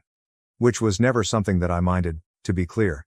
I also don't mind that Kat never voiced these concerns to me. She had no proof, and she saw far less of Luke and Amy's closeness in our adult lives than I did. As for the kids? They're doing all right. I don't know what Amy told her children, but I think the general consensus, the official version of events, is that Amy and I had a fight and needed a break from each other. That's what Luke and I told our children, and when pressed for more information, Luke did defend me and shut down the questions, saying it wasn't their business. I don't know if Amy kept to that version of events, but my children and her children have each other's phone numbers and social media, so they've presumably still been in contact over the last 2 days. I think my kids would have kept Amy's kids in the loop on the updates, and if Amy had told them anything else significant, they would have relayed that information to my kids. After all, we know Sophie and Tom are very close. I did try and talk to Sophie about that more, but the timing was off, because Sophie rejected my counsel and interpreted my reinforced reluctance as being attributed to my fight with Amy. She maintained that she wasn't dating Tom. To what degree that's actually true, I don't know. But she was going to remain close friends with him, and while she isn't usually a disobedient child, she made it very clear that she was putting her foot down on this one, and, to be fair, I can't really justify trying to separate them or forbid them from being friends. They've known each other for years. Luke has my back on them not being allowed to date, but he wouldn't have my back on them not hanging out anymore. I wish I had a more definitive update. If anything significant happens in the next few days, I can let you guys know. I'm mostly just kicking myself for not having done the secret test, even for my own peace of mind, as now I feel like I'm locked out of the only way to get definitive proof one way or the other. Comments. Comment 1. They spent the night together. OP, come on. That's not acceptable. They're definitely a couple. Comment 2. Honestly, do you really think he's sleeping on the sofa? Why is he sleeping over there if there is nothing going on? You go to your friend's house and talk, and then you go back home to your wife and kids. WTF? What about your kids? He doesn't give a shit about any of you. Time to have another chat with the lawyer, and you really need to get more angry about this. You are way too understanding. This woman has wrecked all your lives, and even your in-laws have been suspecting the same all along. Comment 3. Luke and Amy are a couple and OP is the side piece at this point. Update 3. I think my husband fathered his best friend's children, and now one of them is attracted to my daughter. 1 day later. I didn't expect to have another update so quickly, but after posting my first update I did a lot of thinking about my kids. I ultimately decided that whatever else happened, I needed to warn Sophie about the situation, and do so immediately. To hell with Luke and whatever that meant for him. To hell if that meant all of the kids learned of the situation. She needed to be aware of what she might be getting herself into. So I discreetly kept her out of school. We went back home, to our home, last night, and this morning, I dropped everyone off and saved Sophie for last, before driving right past her school and telling her that we needed to talk. Always a frightening thing for a teenager to hear from a parent, but I was quick to establish that she was not in trouble, but she needed to know the truth about why Amy and I were fighting, why her dating Tom was out of the question. I very gently explained that because of Luke's closeness to Amy and Tom's resemblance to him, I had come to suspect that perhaps Luke and Amy were intimate at some point over the years. If that was true, and there was any chance Tom's father was actually Luke, that would be a significant problem. Sophie was quiet during all of this, and even after I had stopped talking to let her respond, she paused for quite a while, before she finally said that we needed to get Tom and discuss this with him as well. I had no objections, so she texted him to meet with us. They're both skipping school today, but Sophie gets straight A's and this is extremely important, so I looked the other way. Tom came to meet us, and Sophie had me relay what I told her to him as well. I apologized to him for any indication I might have given that I didn't think he was good enough for my daughter, and to both of them for not telling the truth sooner. Tom and Sophie just gave each other this oddly knowing stare. And Reddit, that's when they blew my mind. Sophie spoke first, with Tom backing her up. They revealed to me that in fact, they had already known about Luke and Amy, or at least they had strongly suspected. Apparently Tom has overheard conversations that are questionable, as well as overhearing the sounds of sex from Amy's room, sounds he would just as soon forget, but all signs point to Amy's lover having been Luke. Tom had wondered for a very long time, and back in January, he finally voiced his fears to Sophie. She agreed with them. She could also see a strange sort of closeness between her father and his mother. They agreed that Luke was likely having an affair. They agreed that because of Kaylee's allergy, Luke might very well be her father. And if Kaylee was Luke's daughter, the rest of Tom's siblings could be Luke's as well. Tom could be Luke's kid himself. The math led them to the same places as me. So Sophie and Tom came up with a little plan. As it turns out, they are not in love. They never were. They're still just best friends. But they had the same instinct as me, that they didn't want to blow up our entire family and social unit without more direct evidence, which Tom has been working on acquiring. And though Sophie very badly wanted to tell me the truth, She was hesitant because she knew it would shatter me. She had no idea I was already suffering in silence. Sophie apologized for not voicing her suspicions sooner. Honestly, we both cried, and I made sure she understood that none of this was her fault, and that I loved her very much. So, the bottom line is, Sophie and Tom already know they could be half-siblings and aren't actually interested in being a couple. That was their idea for how to rock the boat. To force Luke and Amy to do something about the situation rather than just keep making a fool out of me. I also think it was Sophie's way of punishing them for their affair. Teenagers can be vindictive, so they concocted this idea that they wanted to date. Every flirtation I've witnessed, every inappropriate touch, all staged, apparently, and for the benefit of Luke, Amy, or both. This was supposed to make them sweat, and Tom expected they would jump out of their seats to forbid it from happening. When I was the one who did instead, that kind of threw the kids for a loop. They couldn't understand why I cared more than the actual cheaters. They began to suspect that maybe I knew. Tom confronting me that one time about why can't I date Sophie, was him trying to gauge if I knew or not. Maybe I shouldn't be surprised. Sophie and Tom have always been close friends and confided in each other.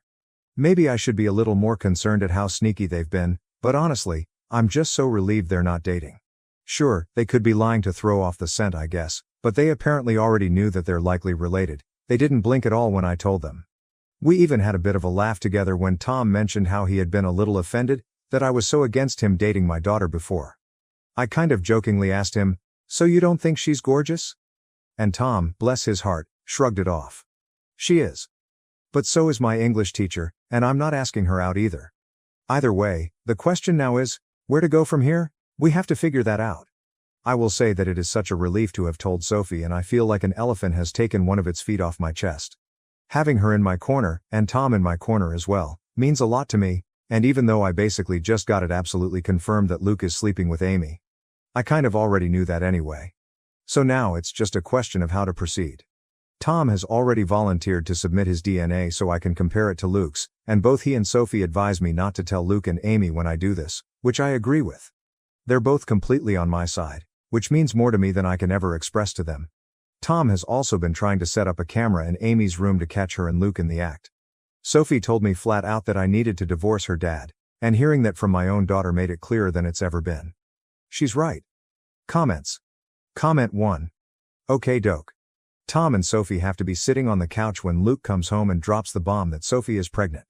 Or, to say that they had the same thoughts and did their own DNA tests and surprise, you are the father up.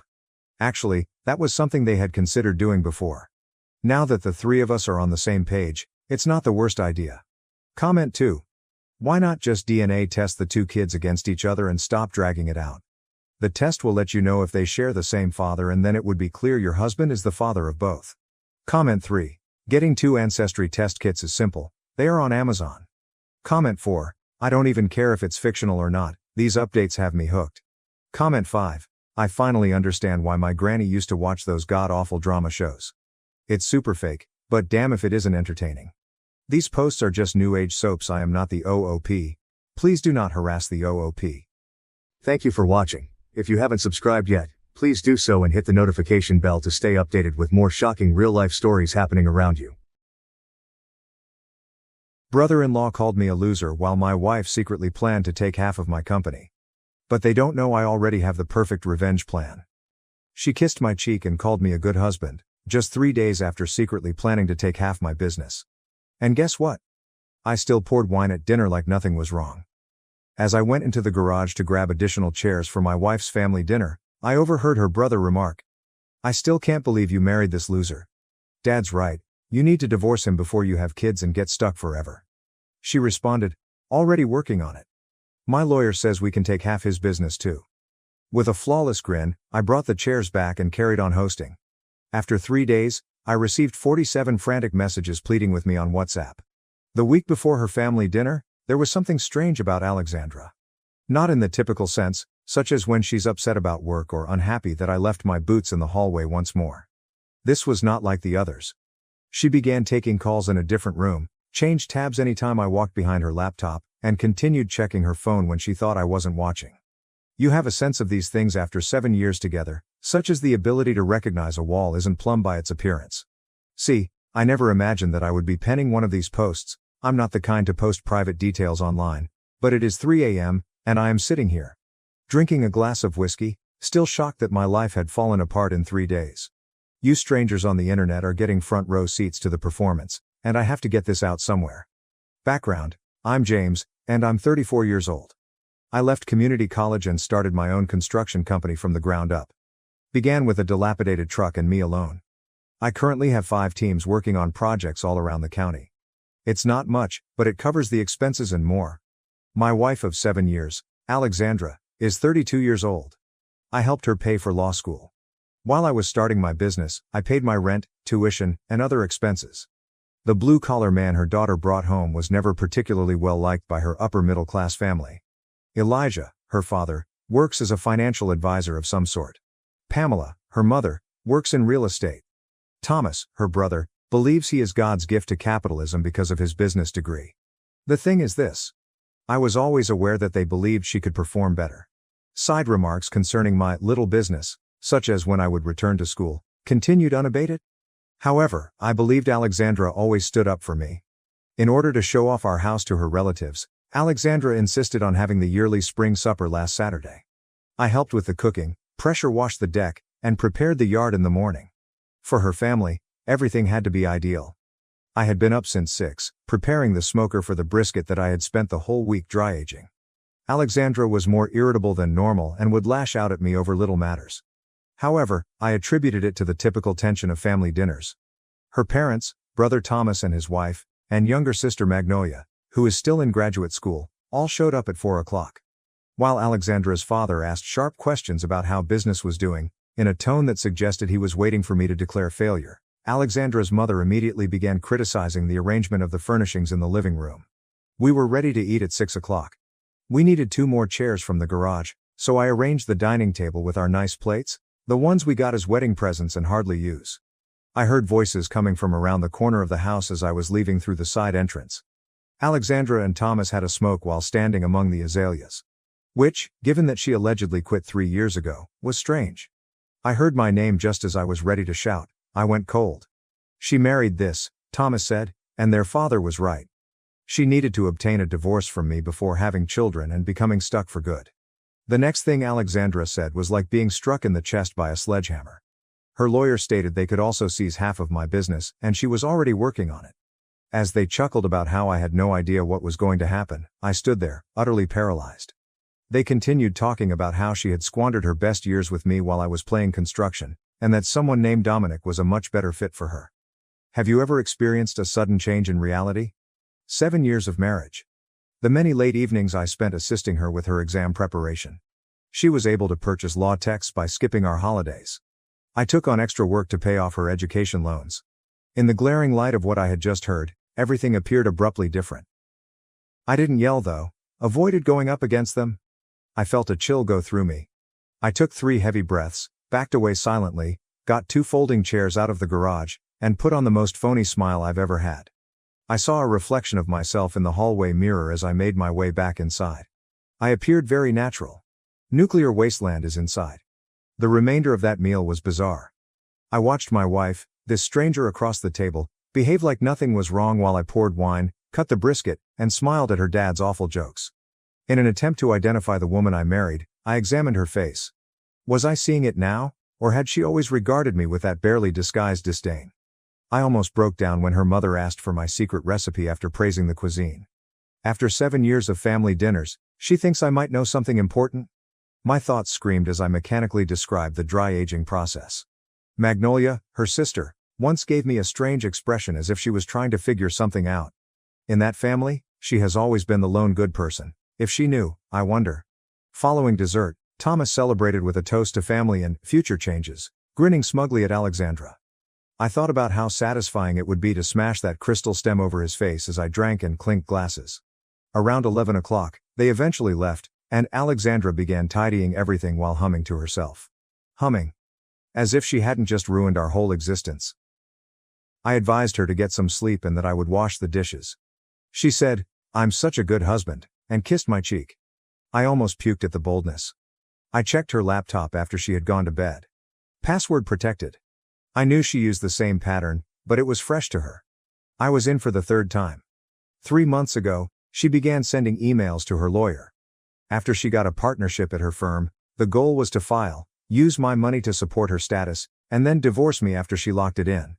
Spreadsheets detailing our accounts, my company's assets, and even a divorce timeline were included. She had been transferring tiny amounts to a different account for months, just below the thresholds that would cause notifications, according to the transfer record that was there. Astute attorney. Astute. I looked at our combined savings. $20,000 are missing. The funds I had been setting up for our future and business growth. It turned out that Dominic wasn't just a better fit, he was already test driving my replacement, when I discovered the texts with someone saved as D. They were 6 months worth of texts. 6 months. Neither that night nor the following, I slept. On Monday, for the first time in 3 years, I called in ill to work, and while Alexandra was at work, I had a consultation with a divorce lawyer. Mike is a guy that a friend suggested. Told him everything, presented the screenshots I had taken to him. Mike was straightforward. She may possibly receive half of the worth of my business in our state because it increased significantly during our marriage, despite the fact that she did nothing to assist. Even if I helped her through school and created it from nothing. I nearly passed out when he revealed the possible settlement sum. Everything I had worked so hard to achieve and everything I had given up was sliced in two and given to the woman who was going to surprise me. So what, I just bend over and take it? I recall asking Mike. I was already mentally gone when he began discussing friendly settlements and limiting harm. There was a fundamental change within me. Alexandra inquired about my well-being that evening. Brought soup home. Showed concern. I went along with it, claiming that I was simply exhausted and perhaps suffering from a sickness. She advised me to consult a physician. It was an Oscar-worthy performance. I told her I loved her, nodded, and thanked her for caring.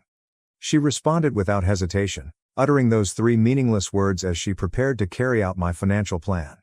As we sat on the couch, I watched her browse Instagram, pausing to like a picture of her and me from Christmas last year that her sister had shared. Couple goals, was the caption, and I almost burst out laughing. Living with a stranger who was dressed as my wife was like that. Every action and every phrase seemed premeditated. Has she been this way all along? Had she changed, or had I been blind for 7 years? Does it really make a difference? The truth is, I have never thought of myself as a vengeful man. I normally just break off contact and move on when contractors try to take advantage of me. I assist clients who fail to make their payments on time. However, this was unique. It wasn't business. My life was like this. Something hardened inside me as I lay awake that second night, seeing her sleep soundly next to me, most likely dreaming about spending my money with Dominic. I've never felt such clarity. You know, I was always undervalued by Alexandra and her family. They thought I was simple because of my calloused hands and lack of education. They never realized that it takes patience, strategy, and knowledge to create anything from nothing. The following morning, I began calling my bank, then my business partner, and finally a few important clients. I had a scheme in the works by lunchtime. I knew exactly what I was going to do by dinner time. Does Alexandra want war? All right. However, she is attending a chainsaw battle with a butter knife. Money is no longer the issue here. Showing her and her whole family who they chose to fikikias with is the goal. They are going to receive a masterclass in consequences from the loser they have denigrated for 7 years. 3 days after that supper, I'm now finishing up my demolition blueprint. Additionally, like with any successful construction job, planning is necessary before beginning any building. Everything is different tomorrow. Alexandra believes she has everything figured out. But she doesn't know what's going to happen. Her family doesn't either. Or Dominic. Who the devil is he? For 7 years, I encouraged her to pursue her aspirations. I can now see hers go apart in real time. Update. First of all, I want to thank everyone who supported my previous post. I never anticipated such a reaction. For those who want to know if I've relaxed or if my thoughts are clearer now, the answer is no. I'm still angry. Still going forward, now, just more strategically. You see, building something by hand teaches you that hurrying only leads to issues that you will have to deal with later. It's the same with revenge. It requires a suitable base. Like any other day, Alexandra departed for work the morning after I blogged. Gave me a farewell kiss, reminded me to contact the plumber regarding the guest bathroom's leaking faucet. Requested that I come get her dry cleaning. Like witnessing someone sleepwalk across a minefield they planted themselves, the complete normalcy of it was unreal. I started working as soon as her car left the driveway. Securing my real business was the first thing I had to do. For an urgent meeting at the coffee shop across the street from my workplace, I called my accountant. I couldn't do this on the phone or at work, where coworkers could overhear. The problem is that you have to make concessions when you're starting a business and helping someone with their education. Had even assisted us with some of our initial tax returns when we lacked the funds for a qualified accountant. The meeting at the coffee shop opened my eyes. It appeared as though my accountant, Frank, had not slept for days. As it happens, Alexandra had already gotten in touch with him and asked him naive questions concerning ownership documents and business appraisal techniques. She said she was helping me get ready for a meeting with a possible investor. Unaware of what was going on, Frank had provided her with some cursory information but felt uneasy enough to flag it. His face lost color when I explained what was actually happening. Then he took out his tablet and said, "James, I need to show you something." He produced a stack of papers that detailed my business dealings over the last 3 years. These highlighted ones, they don't quite add up. It turns out that Alexandra had been involved in more than just divorce preparations. To give the impression that I was mismanaging company funds, she had been fabricating a paper trail. Minor date inconsistencies, oddly timed sums transferred between accounts, and inconsistently numbered invoices. It was enough to make things appear sloppy in divorce court, but nothing illegal. She was too intelligent for that. Sufficient to warrant hiring a forensic accountant, who would charge me thousands of dollars and discover nothing amiss, but would cause the process to drag on for months. It took Frank and I 3 hours to carefully document everything, establishing transparent records that demonstrate the legitimacy of every transaction. We paid off equipment loans early, expedited supplier payments, and recorded Alexandra's total disengagement from the company's operations. Alexandra's sister Magnolia texted me while we were working. This was not like the norm. Although we rarely text directly, we have always been amicable. She wanted to know whether we could have coffee soon. Claimed that she had an important topic to discuss. Inquiring as to why, I consented on Saturday morning. The bank is the next destination. During that dinner, Alexandra's brother made a remark about their parents assisting her when the time comes. I had been thinking about it ever since. Additionally, in construction, intuition frequently saves the day. I talked to our financial advisor at the bank. Verified my suspicions.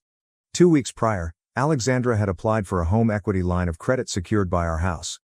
Because I used my pre-marriage savings to make the down payment, the house is mostly in my name.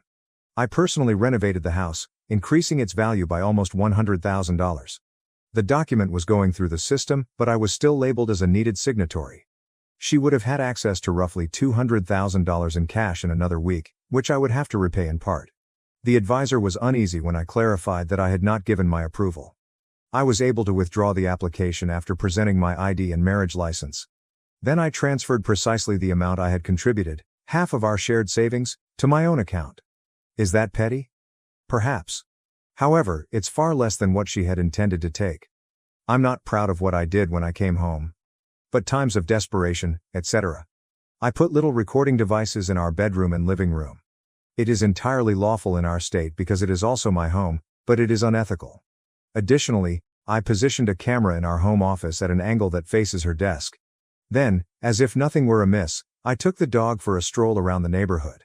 While casually contemplating the total breakdown of my marriage, I waved to the neighbors, threw a ball for the Jenkins child, and used a small plastic bag to pick up some dog poop. Typical Tuesday fare. Alexandra appeared preoccupied throughout dinner that evening, looking at her phone non-stop. She offered me evasive replies when I asked about her day. Then I saw her name, Dominic, on her phone as it chimed once again. I reached for more pasta and inquired in a casual tone, "Who's Dominic?"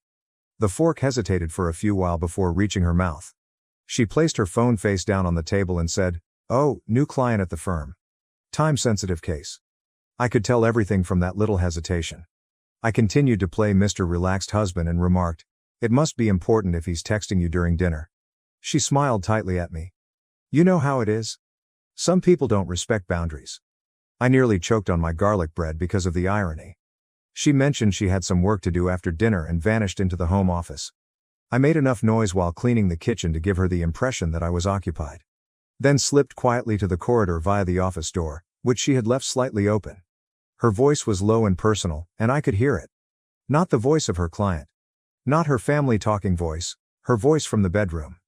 "Can't just call whenever you want. No, he doesn't suspect anything, just be patient. Yes, I miss you too." I still felt something for her, but every word was a nail in the coffin.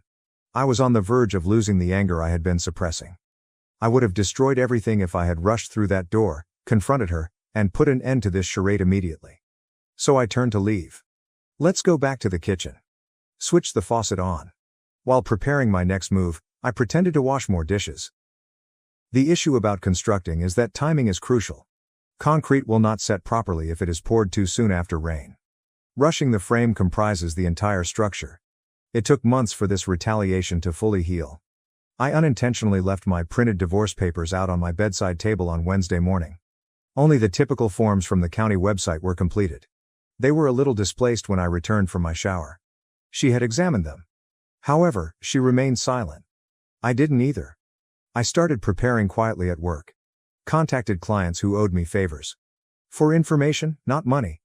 As it happens, Dominic wasn't just a stranger. Thomas, Alexandra's brother, was good friends with him.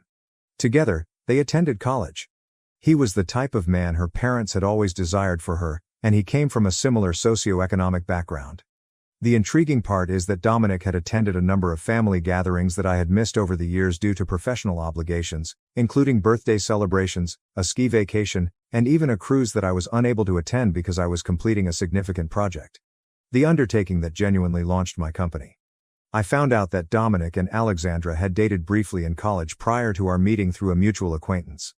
Everything was coming together. This was a long game, not simply an affair.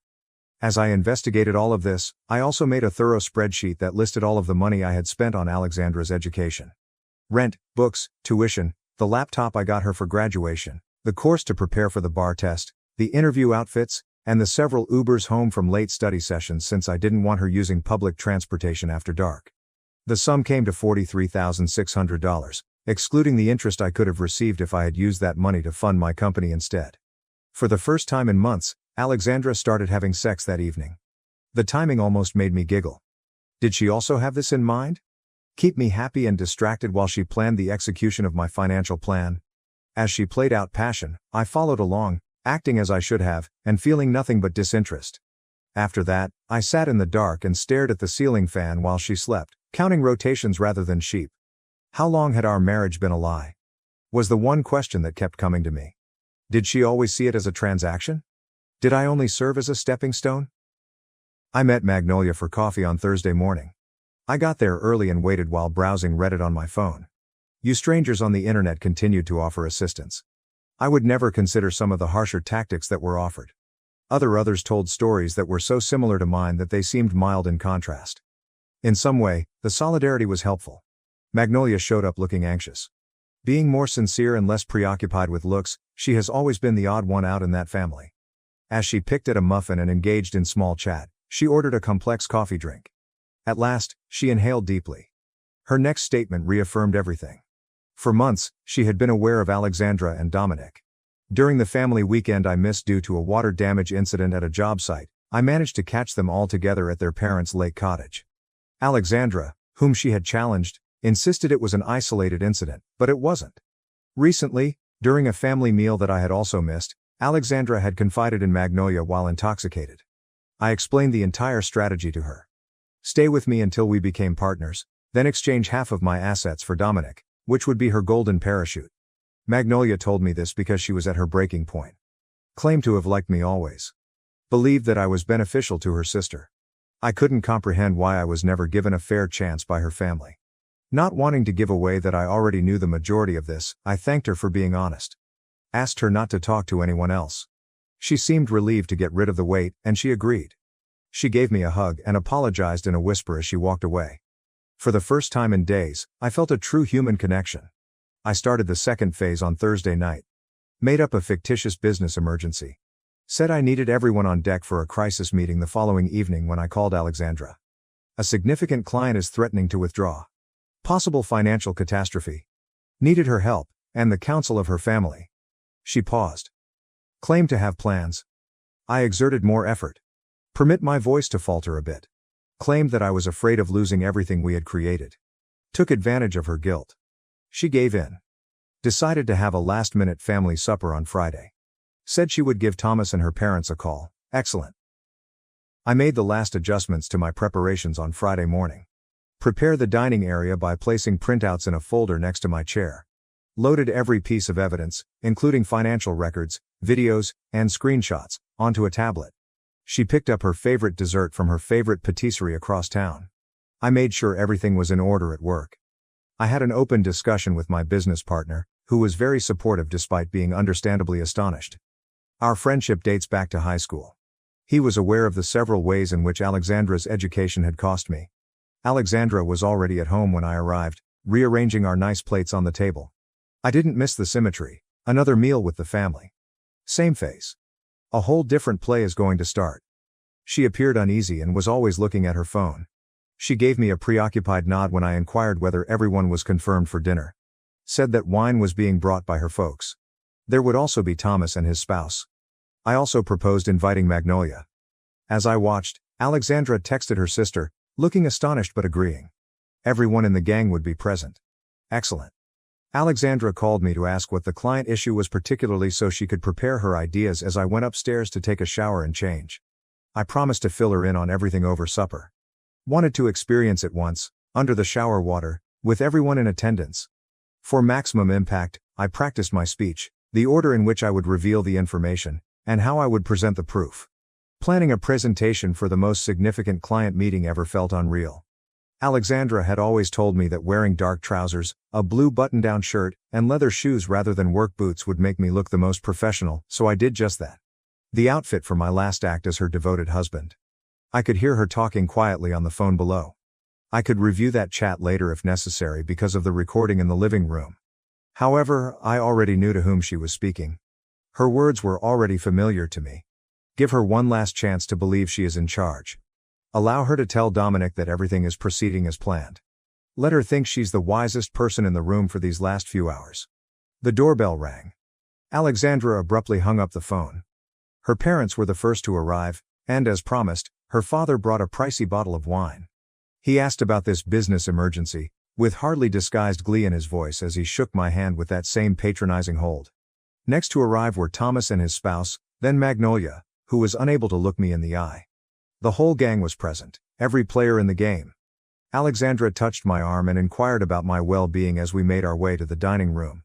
For a moment, I nearly questioned everything because the worry in her voice sounded so real. I nearly questioned whether I had made up a complex conspiracy theory based on miscommunications and coincidences. Her phone buzzed in her pocket after that. Before she swiftly hushed it, I saw Dominic's name appear on the screen, and any remaining doubt vanished. With the evidence folder next to my plate, I sat down at the head of the table. Her father sat on my left, and Alexandra to my right. Like the dinner where I learned of her deception, the symmetry was flawless. I was the one with secrets now, though.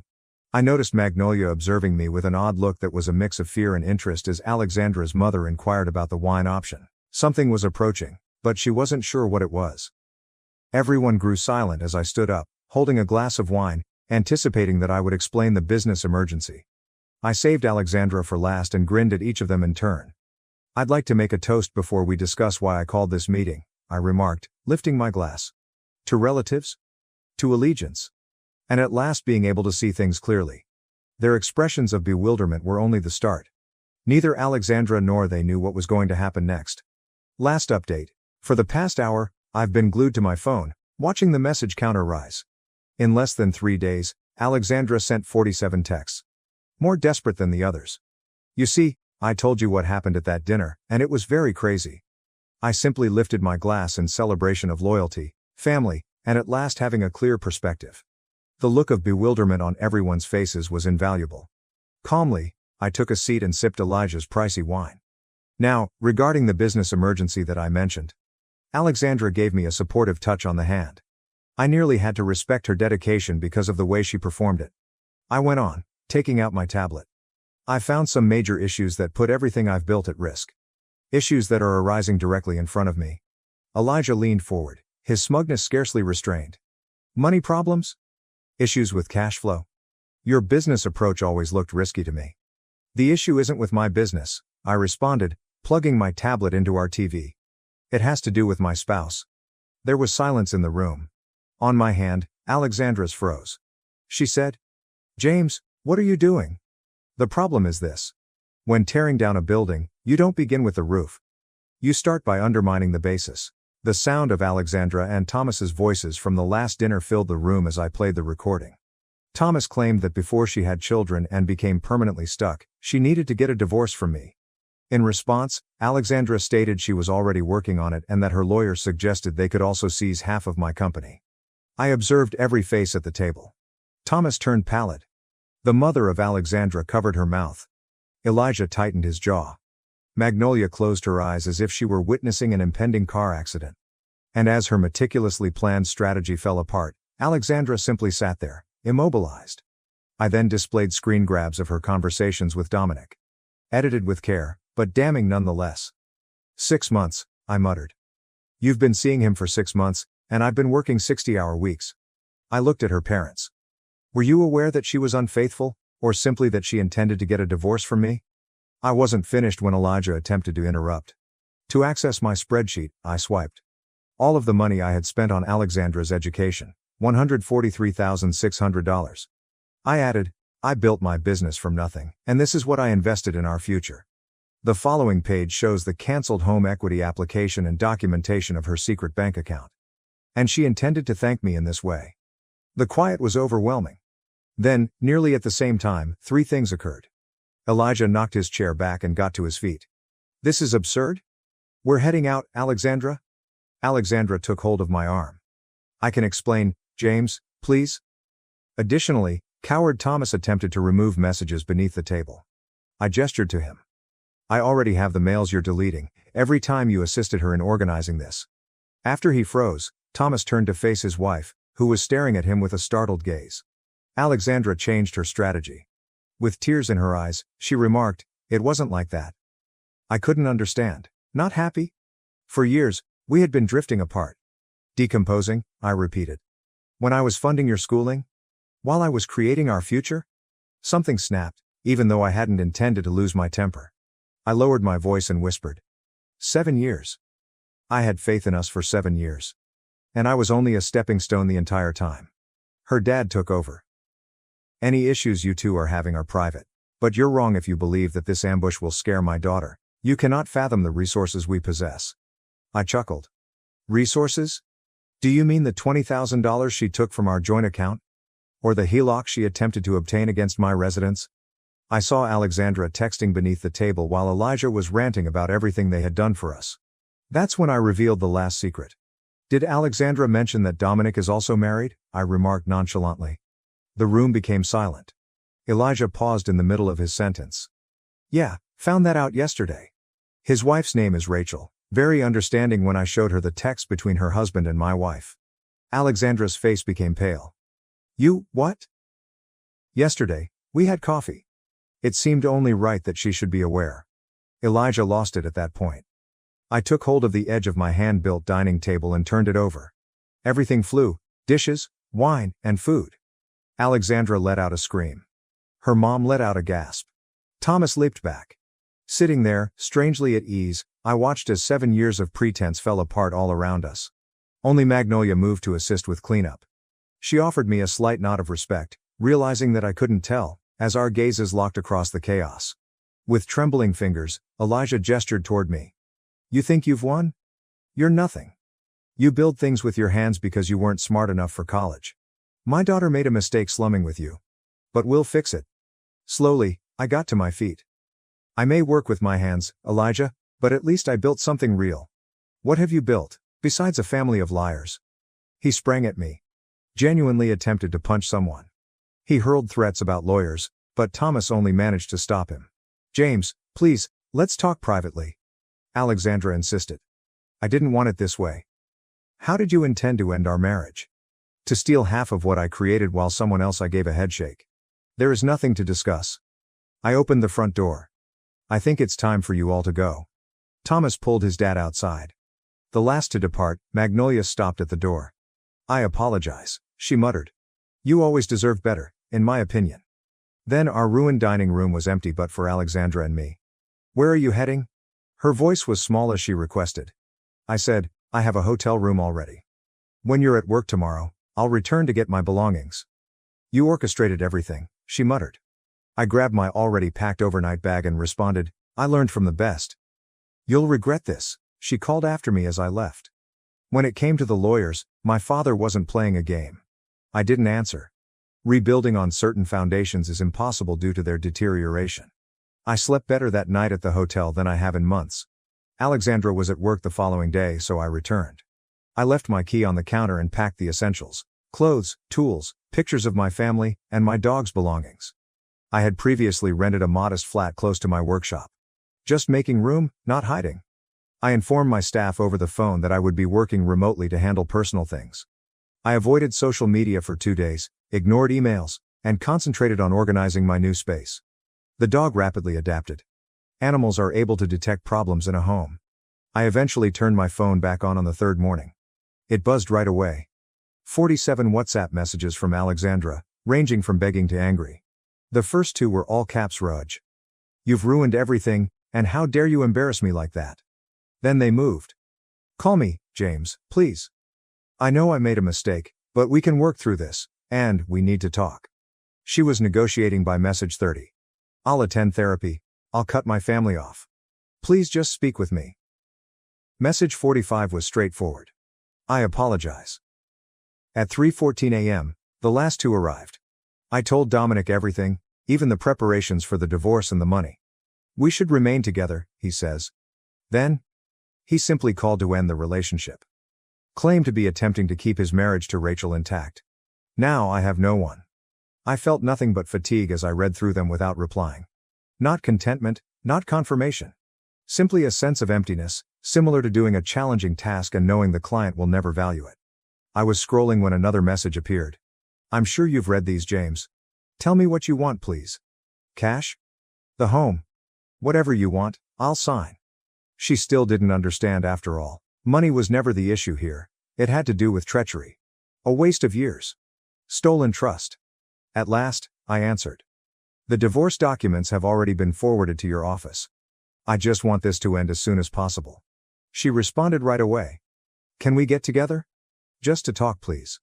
My phone rang before I could reply. My lawyer, Mike.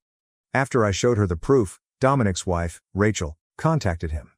After conducting her own research, she found that Dominic had engaged in similar plots with other women. For our divorce processes, she wanted to compare the notes. I glanced around my small apartment as Mike was speaking. A mattress on the ground. Unpacked boxes. The dog is patiently observing me. Starting afresh at 34 was not how I had envisioned my life to go. However, there are instances when repairing a weakened foundation requires tearing everything down. I consented to have coffee with Rachel. Not in a romantic sense, but rather because shared betrayal fosters unity. I hung up the phone and sent Alexandra one last message. "There is nothing to discuss. The union is over. Please use our lawyers for all future correspondence." I blocked her number after that. I went trekking with the dog that afternoon. Magnolia texted me, and my phone buzzed. "I heard you left. Our folks are hosting Alexandra. Mom is finally questioning what actually happened, but Dad is on the warpath. Believe that his facade of being a perfect daughter is crumbling. Thanks for letting me know," I said. "I hope everything is going well for you." She said, "I am. Actually, better than okay."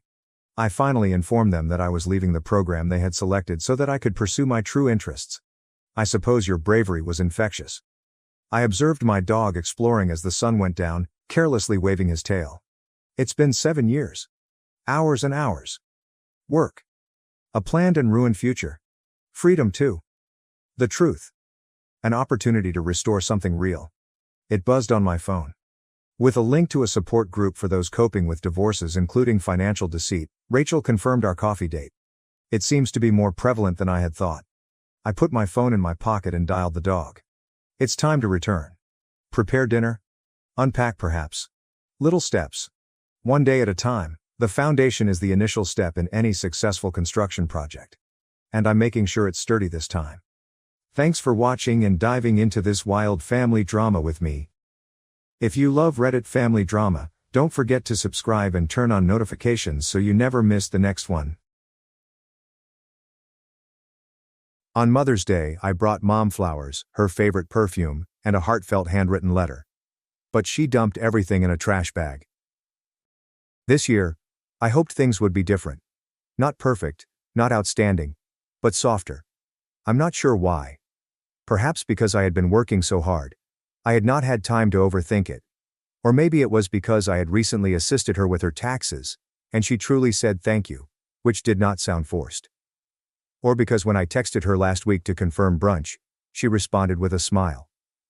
Not an emoji, but a colon and parentheses. Old school, familiar, like when she texted me in middle school, before everything changed. So, yeah, I gave myself hope.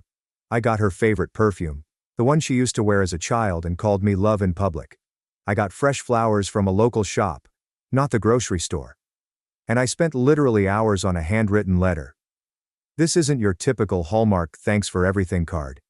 I told her that I understood things hadn't always been easy, that I respected all she sacrificed for me, and that I still loved her, even if she didn't always seem to want me around. It wasn't desperate, just honest. I convinced myself that brunch may be a reset, a way back in. She had me when she was just out of high school. For very some time, it was just us, messy, yet close. Then when I was 10, Mom met Jake, her current husband. He was decent at first, quiet and practical. I thought I could be gaining someone. I hadn't realized I was about to disappear. When the baby arrived, my half-brother Zach, I became more of a reminder of her past than her son. And Jake? Jake preferred a clean slate, a nuclear family. You could feel it in the way Dad always said "our boy," but never referred to me as his stepson. Unless someone specifically inquired. But I remained hopeful. Because sometimes your need to be wanted outweighs all of the reasons you should know better. So when I arrived at the house that morning with gifts in my hands, I felt happy. Nervous, yes, but also proud. I felt like I was showing up as an adult, someone worth having at the table. The house looked great. She goes all out for occasions. Mimosas, cloth napkins, and proper place cards. Pinterest energy. When I walked in, she looked up from the table. "Oh, you made it," she replied. And for half a second, I thought she meant it. That perhaps this was it. Perhaps I had finally done something correctly. I handed her the flowers and perfume. She examined the bottle as if it were a receipt she didn't recall authorizing. "Oh, you remembered this one," she remarked. Not warm, only witnessed. I didn't let it get to me. "Yeah," I smiled. "They only had one left." She nodded, already returning to the table. My half-brother Zach was talking about dorm life and how his economics professor resembles a person who has never paid rent. Everyone laughed. I sat down. My place setting included a folded napkin but no card. Nobody had saved me a mimosa. It was fine. I poured juice for myself, like a responsible adult. Jake asked how things were going at work and then turned away before I could finish answering. My mother was fixing the centerpiece. Zach passed the salt to me without looking. This was not new. But today, for whatever reason, it felt heavier. Perhaps because I had tried this time. Maybe because the letter was still in my jacket pocket and I was wondering when to give it to her. I had sealed it in a crimson envelope. Even used a decent pen. "Does anyone want more coffee?" I offered. My mother did not hear me, or she claimed not to. Halfway through lunch, my brother gave me a smirk. "So, do you enjoy celebrating Mother's Day from a distance now? Or is this a charitable visit?" Jake laughed. My mom said nothing. She simply sipped her drink. I smiled as if nothing bothered me, saying, "Well, I didn't bring a coupon, but I did bring a gift." My brother grinned. "Cool. Did you send it to her via Venmo like last year?" "Nope," I replied. "This year it's actually in writing." I stood up, removed the letter from my pocket, and placed it next to her dish. The red envelope stood out like blood on a white tablecloth. She looked at it as if I had just delivered her a court summons. Then my brother snorted. "Do you write her a love letter or something?" "Jesus, no," I replied, still smiling. "Just a thank you." The table fell silent for a moment. Then someone asked for the butter. After brunch, I helped to clean the plates. I was halfway to the kitchen with a stack when I realized the garbage bags had already been brought to the garage. We had barely completed our meal. Maybe she was simply being efficient. She preferred a tidy environment. I went outside to trash the napkins. The garage door was half open, and the sun was just bright enough to illuminate the bins heaped toward the back wall. And there, leaning against a black trash bag, I noticed it. The perfume is still packaged. The flowers were bent sideways, as if they had been thrown in without consideration. And my envelope is still sealed. Red on black plastic. My entire offering was dumped. I just stood there and stared. It did not feel like fury. At first I felt heat rise up my neck and settle behind my eyes. Not enough to make you cry, but enough to make the world seem blurry. I looked around. Nobody was watching. No camera crew appeared to suggest it was a mistake, a joke, or that she intended to return it. It's just stillness and rubbish. I crouched down, reached inside, and took everything back. The scent, the flowers, and the note. I held them for a second, standing in the dimly lighted garage, unsure what I was doing. Maybe it was instinctive. Perhaps it was pride. Perhaps I couldn't stand the image of my love decomposing under coffee grinds and eggshells. I walked back to my car holding the bag as if it were evidence from a crime scene. Sat there for a minute, engine turned off, letter on the passenger seat. What a ridiculous thing to write, I thought. Thank you for the years that you provided me. I understand it wasn't easy, but you did your best. I am proud of the woman you have become. I stared at the envelope. I then drove home. We didn't say goodbye. I did not text. I did not mention what I witnessed. I did not even slam the door. Just left softly. That night, I placed the note on my kitchen counter, next to the perfume and the wilting flowers. I stood there looking at them, hoping they'd explain why I continued trying, why I cared, and why I didn't see it coming. I didn't get much sleep, but I made one decision before the sun rose. And by the next morning, she was phoning non-stop. I used to believe that things change gradually, like erosion, and that you wouldn't notice it until the coastline was completely gone. But, looking back, I believe it happened faster than I allowed myself to admit. She met Jake when I was 10. He showed up for supper a few times before becoming a regular. One morning, I woke up to find his car in the driveway, his shoes in the hallway, and my mother wearing more makeup than normal. She smiled at him in a manner she hadn't for years. I recall thinking, oh. The baby arrived not long after. I was still 10. I did the math later, but I don't believe she expected me to at the time. In what seemed like a single breath, she and Jake had created an entire new family, new habits and rules. Where the home office formerly stood, there is now a nursery. A second fridge in the garage stocked with formula and organic baby food. A chore chart that no longer contained my name. Naturally, they were busy. Newborns are challenging. So I told myself it made sense when they neglected to inquire how my spelling exam went, didn't show up to my school musical, or left me waiting outside for karate practice in the rain. They were simply tired. It was a phase. I waited years for that period to pass. It did not. The baby grew. They adored him. He walked, and they applauded. He said "Dad," and they cried. When I brought home a school award, my mother responded, "That's great. Can you keep an eye on your brother while I take a nap?" It wasn't like she quit loving me overnight. It was as if she began to love someone else more loudly. And over time, the silence became terrible. By the time I left for college, the house no longer seemed like mine. Every wall featured photos of them, smiling at parks, matching holiday jammies, and my brother on Santa's knee. I was not in any of them. Not even a high school graduation photograph. Just erased. I recall walking past a framed canvas by the stairs that stated, "Family is everything," and thought, yeah, but not this one. But I continued trying. That's the part that still makes me embarrassed. I kept coming up on holidays. I kept purchasing birthday gifts. I assisted with expenses when I knew money was tight, even after I discovered they had taken a vacation and had just forgotten to tell it. I helped Jake find a job. I used my relationships to promote him for a client-facing function for which he lacked the necessary qualifications. He nailed his interview. When no one is fact-checking you, charisma can get you far. They never told anyone I helped. It was fine. I reminded myself that I wasn't doing it for credit. I was doing this to stay connected. To feel as though I was still theirs. Even after I acquired my own apartment and a decent job, I continued to visit, call and contact my mother on odd Wednesdays to say, "Hope your day is going well." Sometimes she responded. She sometimes left me to read for days. But when she did answer, it was like oxygen. She texted me once after I helped her with some insurance papers saying, "You always come through. Thank you." I reread that message for weeks. I'm not proud of it, But if you've ever felt invisible to someone you used to be close to, you'll understand. That's why this year's brunch hurt so much. Because I had allowed myself to imagine that we had turned a corner. She confirmed the invitation with a smiley face in her text message. She thanked me after I assisted with her taxes. She did not beg for money.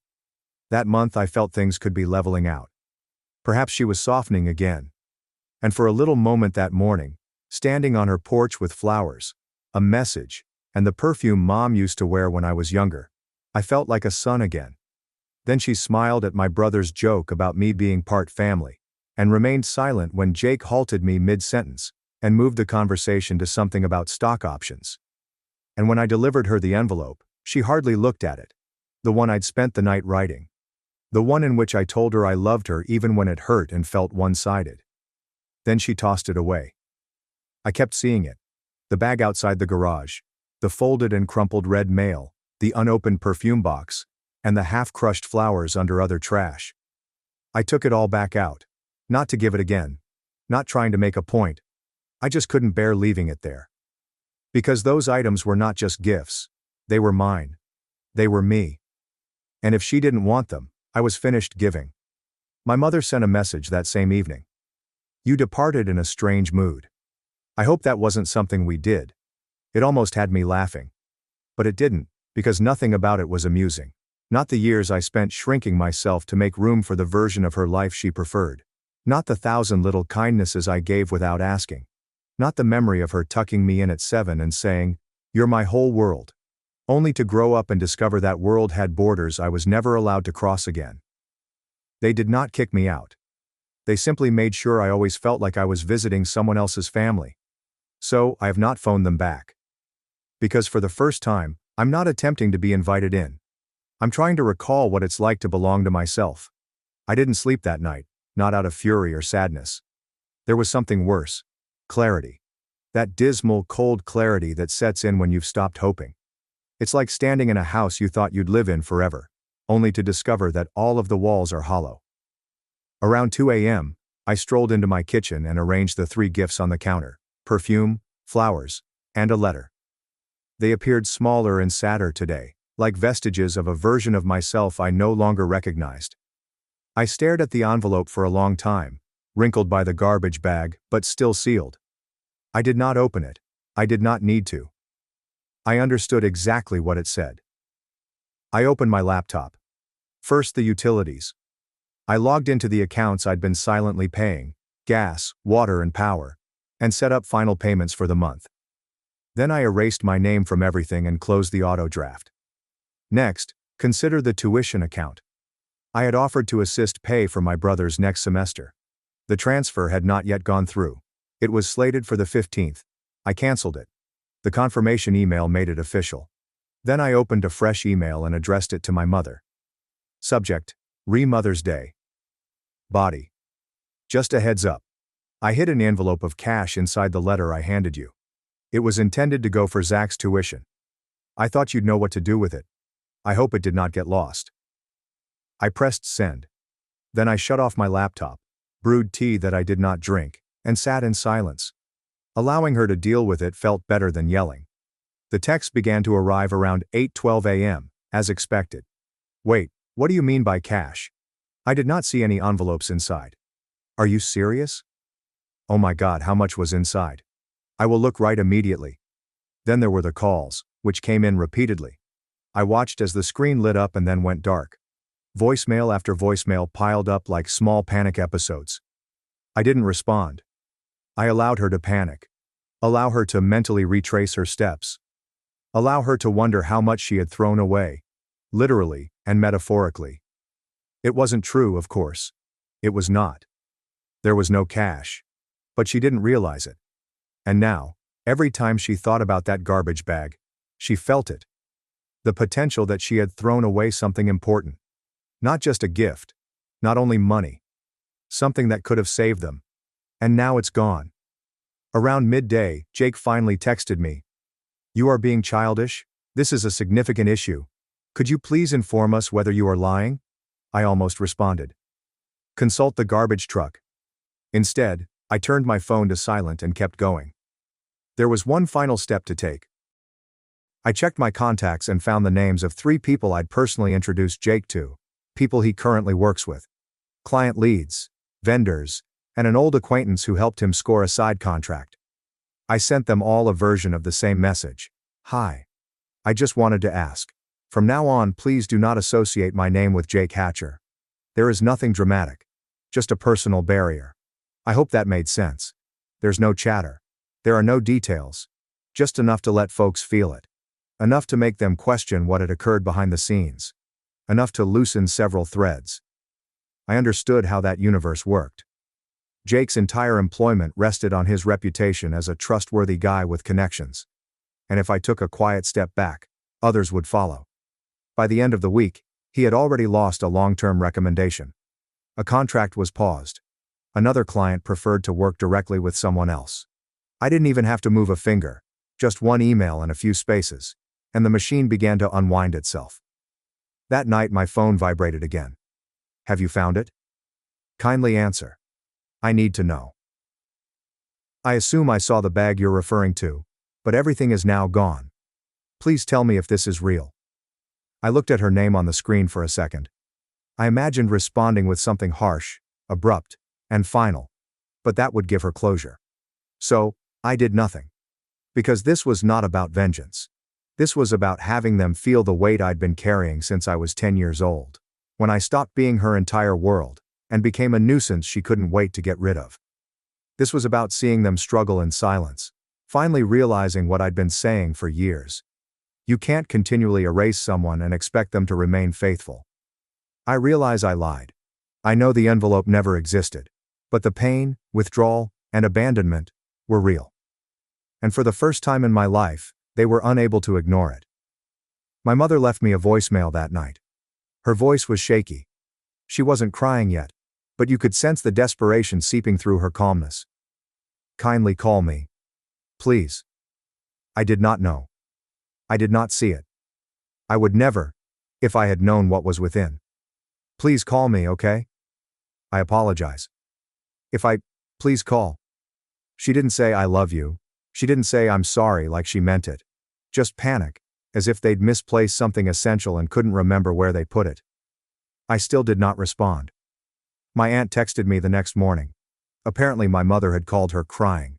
I told her I was being unkind, withholding, and tough. My aunt's message was simple. If I were you, I wouldn't answer. That one really made me smile. Because for once, someone noticed it. I really saw it. How much I had given. How little I had received. How peacefully I had endured being nothing, until it became terrible. That weekend, I stowed the gifts away in my closet. I didn't want to keep them, but I also wasn't ready to throw them away. They were no longer reminders of her. They were reminders of me. The version of myself who persevered. And I wasn't trying anymore. I was finished. By Monday, she had stopped asking whether I was okay and began demanding answers. Her texts ranged from, "I'm sorry you're upset," to, "You need to stop this now." Jake emailed me directly, in a professional tone, as if we were negotiating a contract rather than untangling a decade of hidden animosity. He stated that my decision to disconnect was harming his career, and he hoped I would rethink for the sake of the family's stability. Translation: Your silence is costing me money. I didn't respond. Then Zach became involved. He wrote a voice note beginning, "Look, I know things were never perfect." And ending, "But seriously, you're ruining Mom's life over what? Some trash?" That one almost had me laughing. Some rubbish. That was the entire problem, wasn't it? They'd spent years treating me as if I were a piece of clutter to be boxed up and thrown in the attic to avoid ruining the aesthetic. Now that I was gone, they found themselves unable to function. I still didn't say anything. I did not gloat. I did not rant on social media. Did not send a final, "Here's everything you did wrong" message. I simply stopped playing the character. And this drove them nuts. By the end of the week, my mother arrived at my office. There's no warning. No call. Just walked in, as if on a mission. The receptionist buzzed me as if there was a fire. I came downstairs and saw her in the foyer, dressed in a white blazer and heels that clicked like punctuation points. She did not smile. "Can we talk?" she requested, already approaching the main doors. We stepped out. She didn't ask how I was, did not apologize. She went right to it. "You've humiliated this family," she retorted. "You've embarrassed your brother. Jake's job is hanging by a thread. Do you understand what that means?" "I understand exactly what that means," I replied quietly. She stared at me, her eyes intense. "You're doing this out of spite over one party?" I tilted my head. "Is that what you think?" She folded her arms. "We raised you. We paid for your clothes, your food, your school." I nodded slowly. "And I gave you a down payment on this house, covering your utility bills for 2 years. I offered to help with Zach's tuition. But sure, let's talk about the time you bought me sneakers in 5th grade. That broke something." Her jaw clenched. "That was your choice. We never asked you to help." "No," I replied. "You didn't ask, you just expected it. Expected me to pick up the slack when Jake forgot the mortgage was due. Expected me to understand when you skipped my birthday because Zach had a test. Expected me to stay quiet when you smiled while he called me half family, like I was an accident." She opened her mouth. "And you expected me to keep giving," he said. "Even after you threw away the only thing I had left to offer." That landed. She blinked.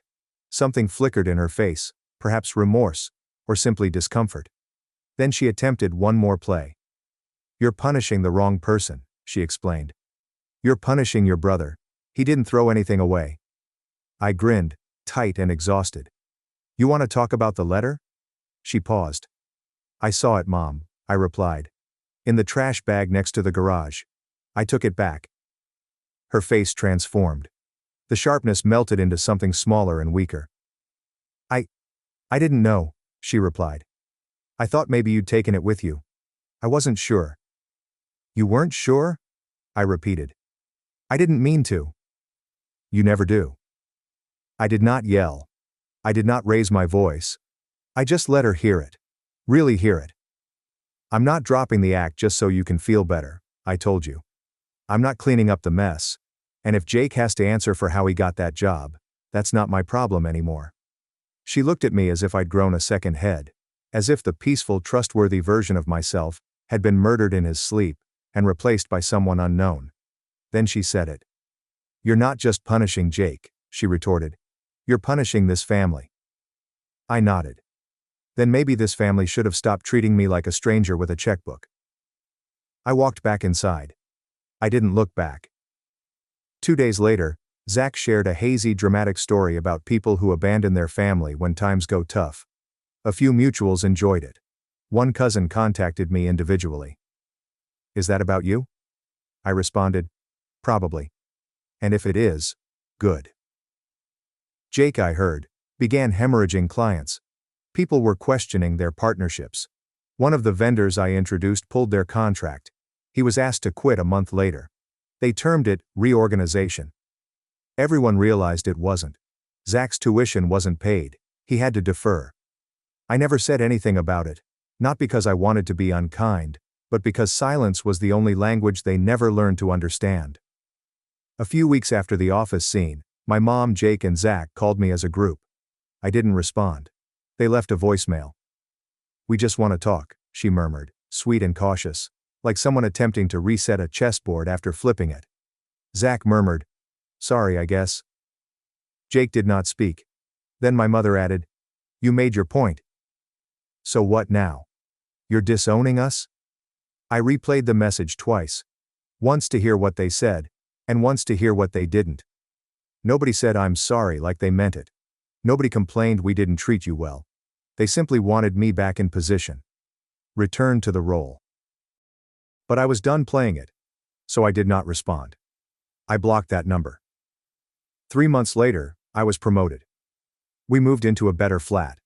I began having small dinners with folks who genuinely wanted to hear what I had to say.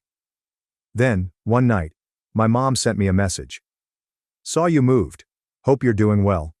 If you ever want to talk, I'm here." She didn't say what she did or didn't. She didn't ask how I was. She only wanted to see if the door was open. It was not. I made tea, sat on my balcony, and gazed out at the city lights. There's no noise, there is no guilt, no performance, just silence. And in that silence, I felt freer than I had in years. Sometimes I wonder if I was overreacting. Maybe I should have just let it go. Smiled despite the sting. I picked a better time to set boundaries. I choose peace over quiet. But then I remembered the garage. I recall standing there with my unopened gifts, still damp from the garbage bag. I recall writing the letter with shaky hands, attempting to appear vulnerable in front of someone who threw it away without hesitation. And I know I didn't burn any bridges. I just stopped carrying the weight of one that was torn down years ago.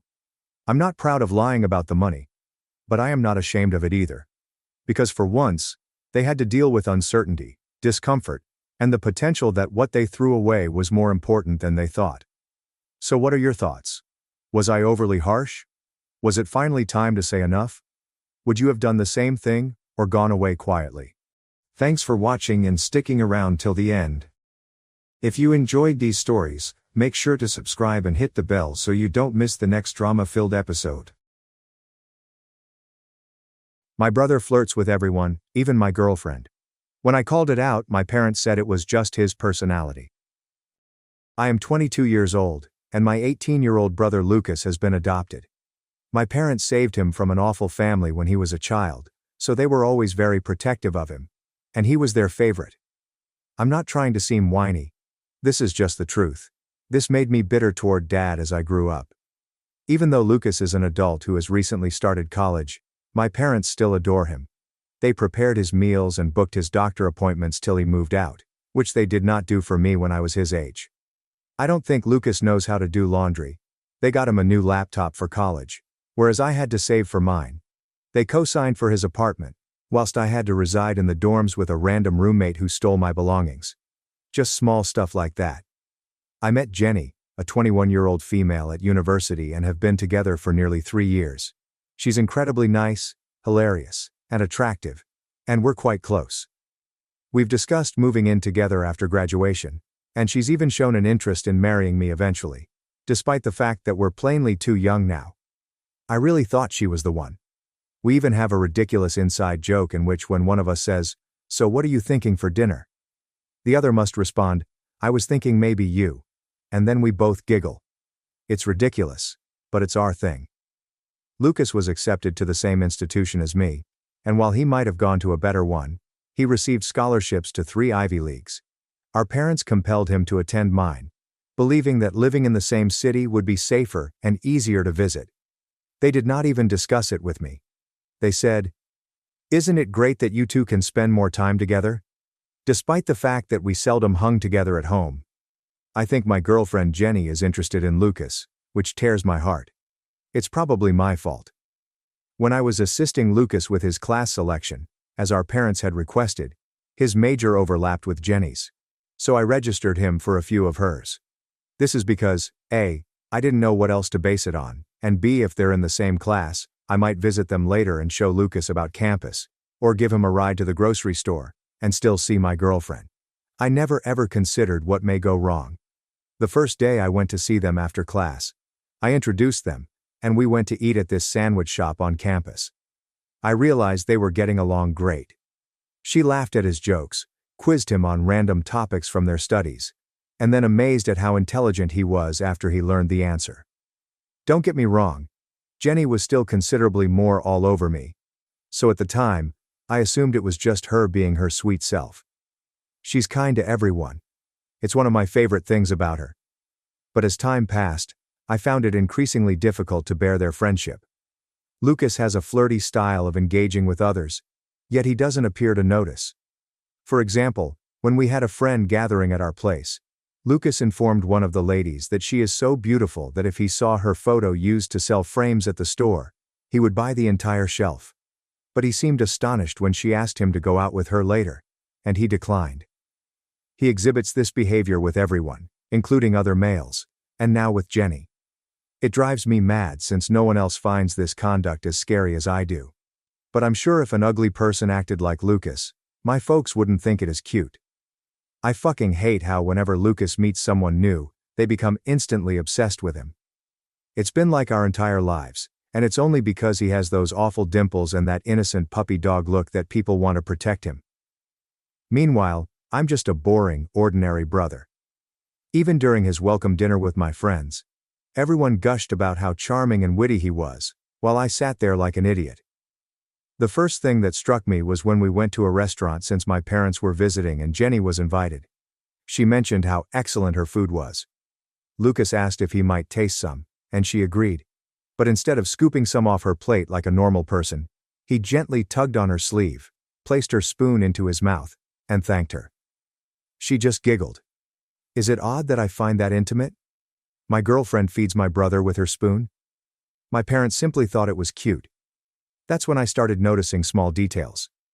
Another time, we were at a bar. They let Lucas in since my friend works there, despite the fact that he is under the age of 21. Jenny requested him to take a photo of us, but after taking one, he took another of just him and Jenny without asking me. He had one arm around her waist.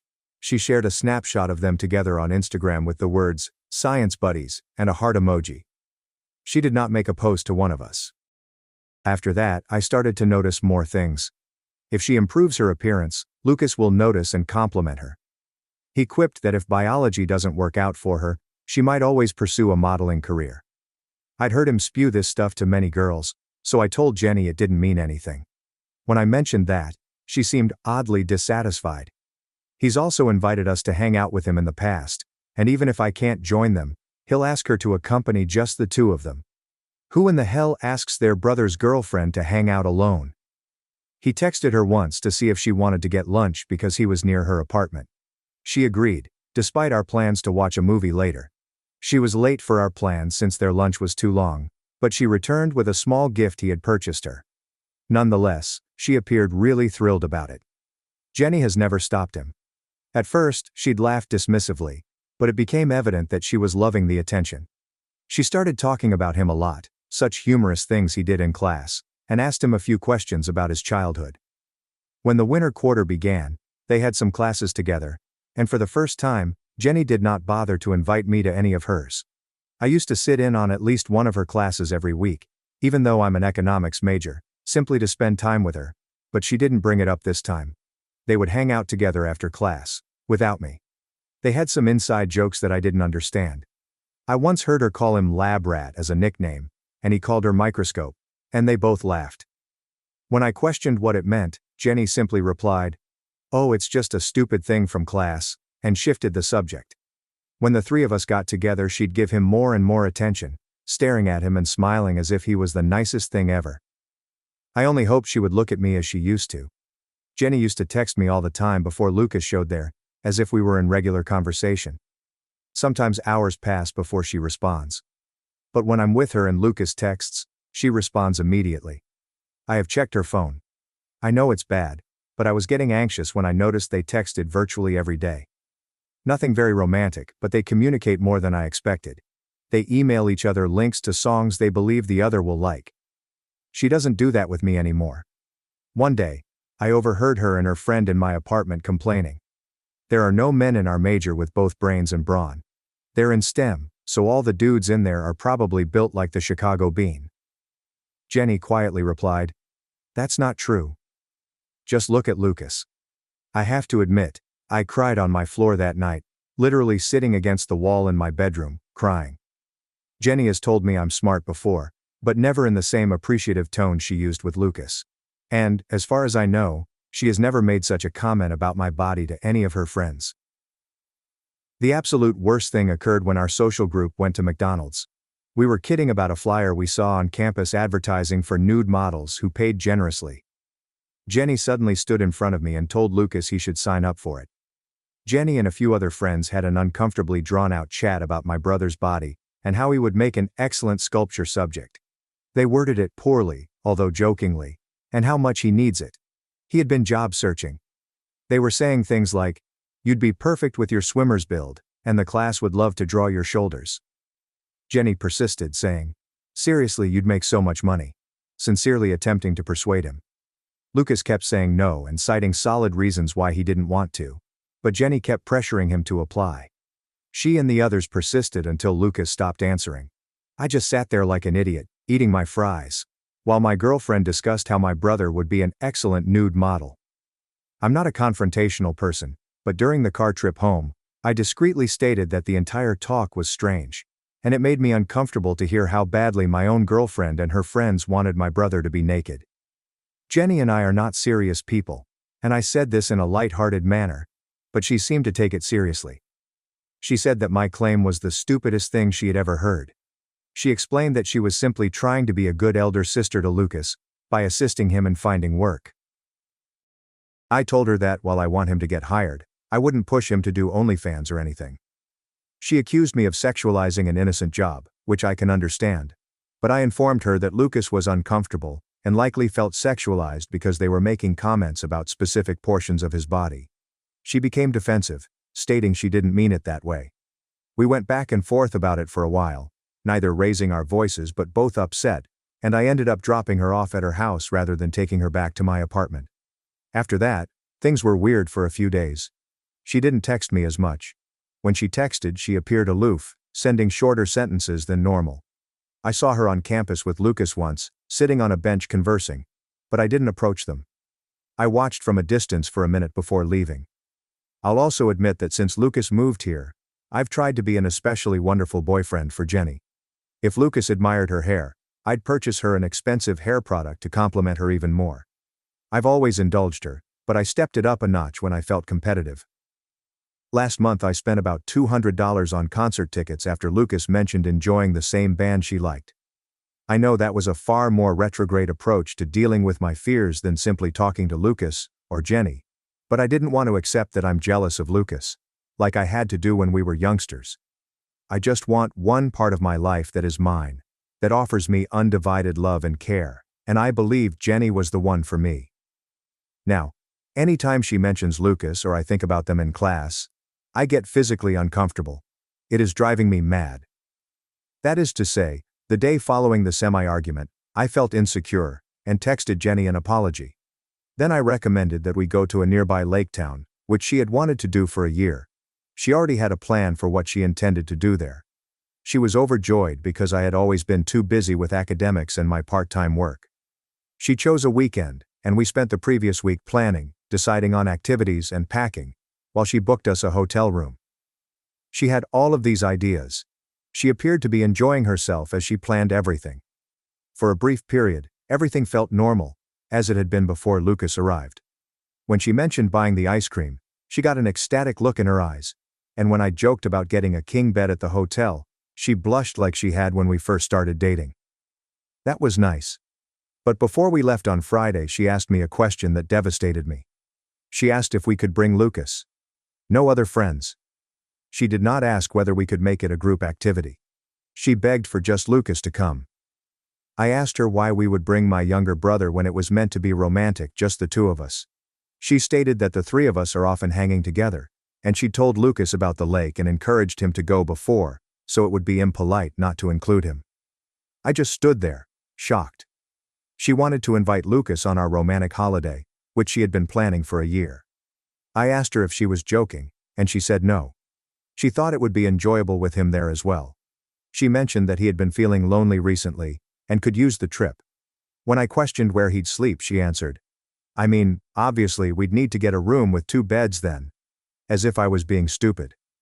So she was not only inviting him, but she was really suggesting that we adjust our sleeping arrangements from sharing a bed to not sharing a bed in order to accommodate him. After holding everything in for so long, I finally vented my frustration at her. I told her how upset the two of them made me, and how I felt like a third wheel whenever there were 3 of us. I mentioned the flirtation, the chat I overheard, and even briefly mentioned how my parents did the same thing to me. Admittedly, they have nothing to do with her, but I told her I was sick of being someone's second favorite. I told her she seemed more interested in spending time with Lucas than with me.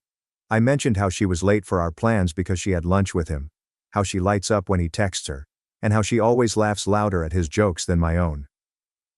I questioned her directly if she had feelings for him. I don't believe I've ever been that blunt or combative with someone in my life. She responded by stating I was exaggerating, as if I was pretending she cheated when she didn't. I've never accused her of cheating. She claimed that all of their encounters had been platonic, and she went on to give her side of the story, making me feel bad for becoming so upset. She claimed I was being paranoid, and that nothing was going on between them. She said they were just friends, and she was trying to be nice to him since he was my brother, and she understands the value of family. But I apologized and informed her I wouldn't be going to the lake with her anymore, which irritated her.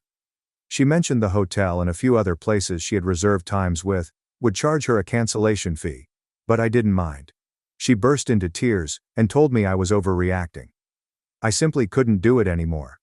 The notion of watching her smile at Lucas for the entire weekend while I pretended everything was fine was too much. I left her apartment and drove home without saying anything more. This occurred about a week ago, and I have not seen them since. Lucas texted me, asking for a one-on-one conversation. I guess Jenny informed him of our fight, but I blocked him. My parents called to ask why I wasn't talking to Lucas, and I made up an excuse about being too busy with studies. They appeared suspicious, but didn't pursue it. Jenny texted me the next day, asking if we could talk, and I didn't respond. She sent several more messages over the next few days, but I couldn't bring myself to respond. I saw her across campus once and hid in a building to avoid her. I realized that's silly, but I couldn't face her yet. Do I truly believe Lucas is interested in Jenny? He's undoubtedly been sheltered as hell by my parents and doesn't know any better. But, do I believe Jenny likes him? Yes. But I still adore her so much. I can't quit thinking about her. We'd been dating for 3 years, and everything was going great until Lucas showed up. But what if I am wrong? What if she merely considers him a good friend? In their defense, I've never instructed Lucas to stop flirting or stated to Jenny that her friendship with him bothers me. I also put them in the same classes and introduced them. Perhaps this is entirely my fault for being so insecure. So why did she have to invite him on our romantic getaway? I honestly don't know what to do. Update. A lot of you were severe on my attitude toward Lucas, which I suppose I deserved. However, some of you do not comprehend what it is like to grow up with someone who is always the focus of attention. And to those who claim I'm making this whole thing up, I fucking wish I was. Anyway, here's an update on what happened with my 22-year-old girlfriend, 21 female, and adoptive brother, 18 male. I attempted to keep track of events as they occurred, but I apologize if this message is still lengthy and confusing. Since my last post, a lot has happened, but the most of it has been conversations rather than spectacular happenings. Clarifying things from comments. I blocked my brother because I was mad at him for causing all of this.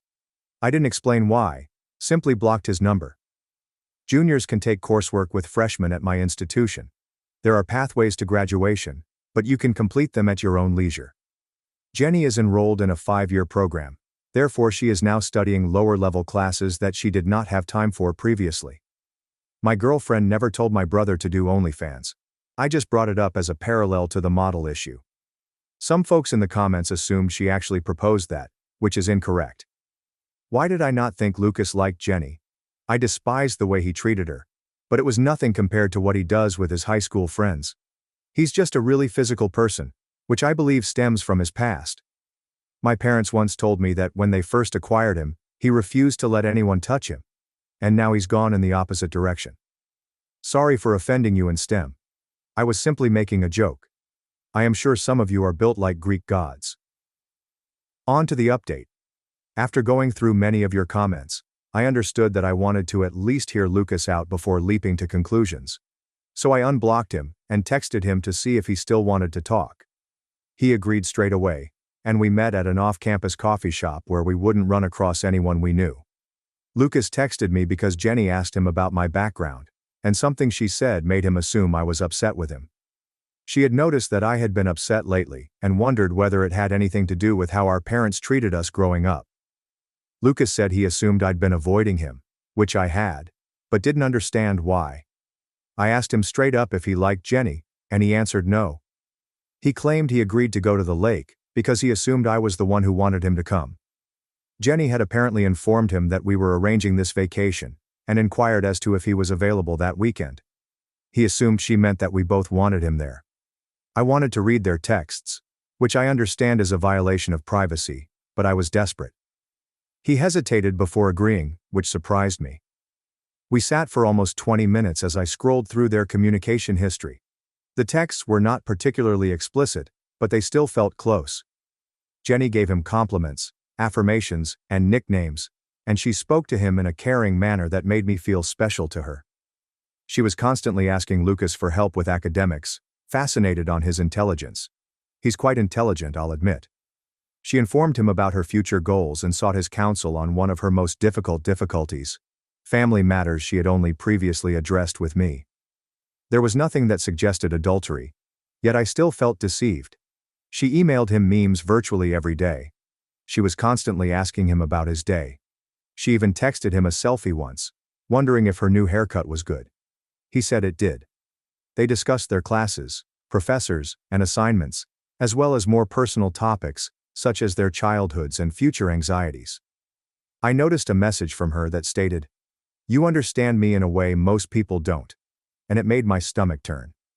I assumed I was the one who understood her best. Lucas's texts were largely jokes, and the affectionate ones were just messages he sent to our mother, such as, "Miss you," or "You're the best," with heart emojis. I trusted him at this point, so I attempted to describe how they made me feel. He apologized excessively and promised to cease talking to Jenny. He told me he had his own crush and suggested I invite her out on a weekend trip to get back at him. Lucas explained that he was just wanting to get friends with my buddies, so that I would hang out with him beyond just giving him rides.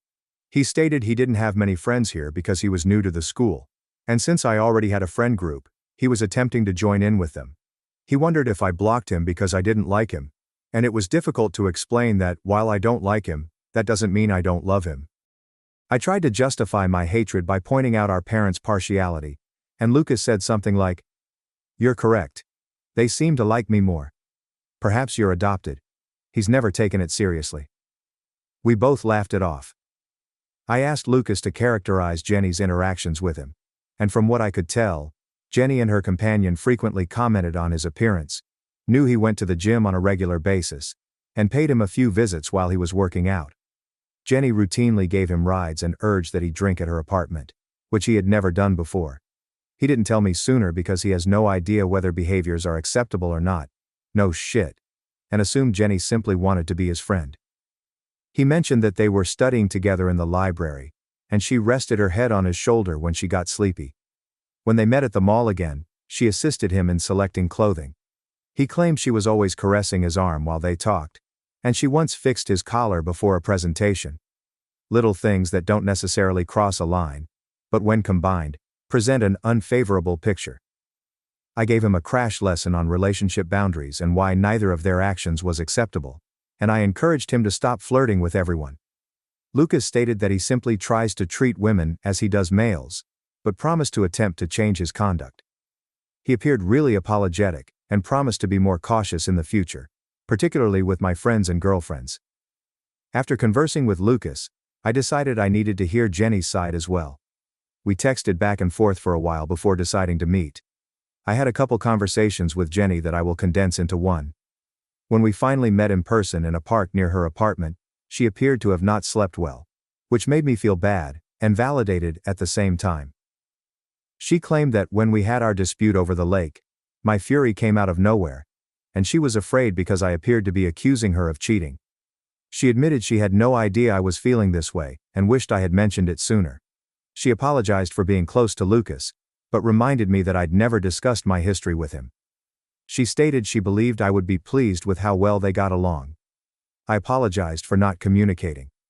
When I mentioned the texts, Jenny opened their DMs so I could point out the one that concerned me, but I couldn't explain why. When I asked why she invited Lucas on the vacation, she explained that she stated we had plans to go, and Lucas appeared eager. She stated she was simply being kind by including him. However, she showed me texts in which Lucas requested if he could come over, not the other way around as he claimed. She denied ever visiting him at the gym or commenting on his appearance other than the usual compliments you'd give a buddy. She agreed they had become close, but said it was only platonic, and that she considered him as a younger brother figure. She stated that she had been making an effort with him because she understood how important family was to me, even if I had moaned about him on occasion. Jenny threatened to cut him off if this disturbed me, but I told her we needed a break because whether Lucas's interest was genuine or not, I believed it. She burst into tears when I said break, and inquired as to whether I meant to split up. I stated I didn't know yet, but I wanted some time to consider. She was quite emotional, but she soon realized that it was my problem, not something she did. She congratulated me for being honest with her and encouraged my desire to work on my fears. There was a lot of back and forth between the two of them that I haven't included, and I was fatigued by this time. Their stories didn't match, and I wasn't sure who to believe. Part of me wanted to trust Jenny because I adore her, but another part of me felt as if I had witnessed the indications firsthand. But when I asked Lucas about the discrepancies in their claims, he appeared apprehensive. He stood by his words and indicated Jenny may have skipped class to meet him at the gym. He did in fact go over to her apartment to drink, and when he explained what happened, his words were jumbled, and his story changed. First he said it was only him, Jenny, and a few others.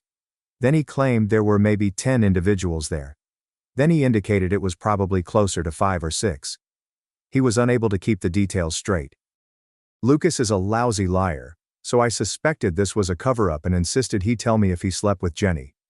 He became quite upset and denied it, although his face was glowing red. He said his memory was foggy because the others had given him too much beer, and he went on to say how he was so drunk that he puked up in the restroom. He said he only recalled bits of the night, that they played a drinking game, and that someone, he assumed Jenny, helped him to the restroom when he became ill. He claimed Jenny told him he could crash on her couch, but he insisted on going home, so someone drove him. I didn't quite believe him. I know what he says, and he seemed to be lying. I asked Jenny about it, and she said she didn't see him get sick, which makes sense because she's very responsible with alcohol, and I doubt she'd let someone she cares about overdo it. She said he drank maybe 3 drinks total and appeared fine when he left. Definitely not blackout drunk as he claimed. I'm not sure why they'd tell me about this in the first place, but I'm beginning to suspect that they slept together inebriated, and are now unable to recount their story straight. Lucas significantly reduced his affectionate flirty conduct with several of his friends the other day, which appears to be an attempt to demonstrate to me that he can listen to my advice. I observed him talking to one of his pals, and he kept a decent gap between them, not touching them once.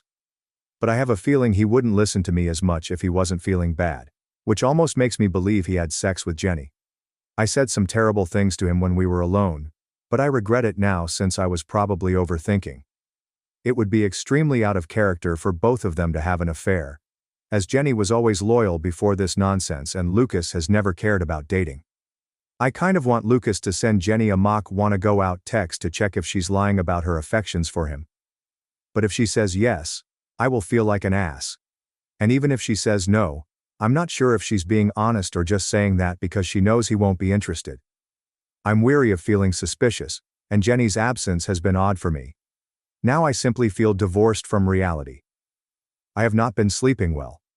I keep checking my phone for a text from her, only to discover we're on break and feel terrible all over again. I considered contacting the others from the drinking night to hear their stories, but I also want to focus on other things right now. I suppose I'll heed the comment's suggestion and seek counseling.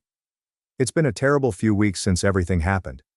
My parents called yesterday and asked why Lucas was so down, and I had to lie and claim I had no idea. I'm not sure who to believe anymore, or whether I'm just making it all up in my head because of my troubles with Lucas. I think that's it for now. I might blog again if something big happens, but for the time being, I'm just trying to get through the day. Thank you for reading this far if you did.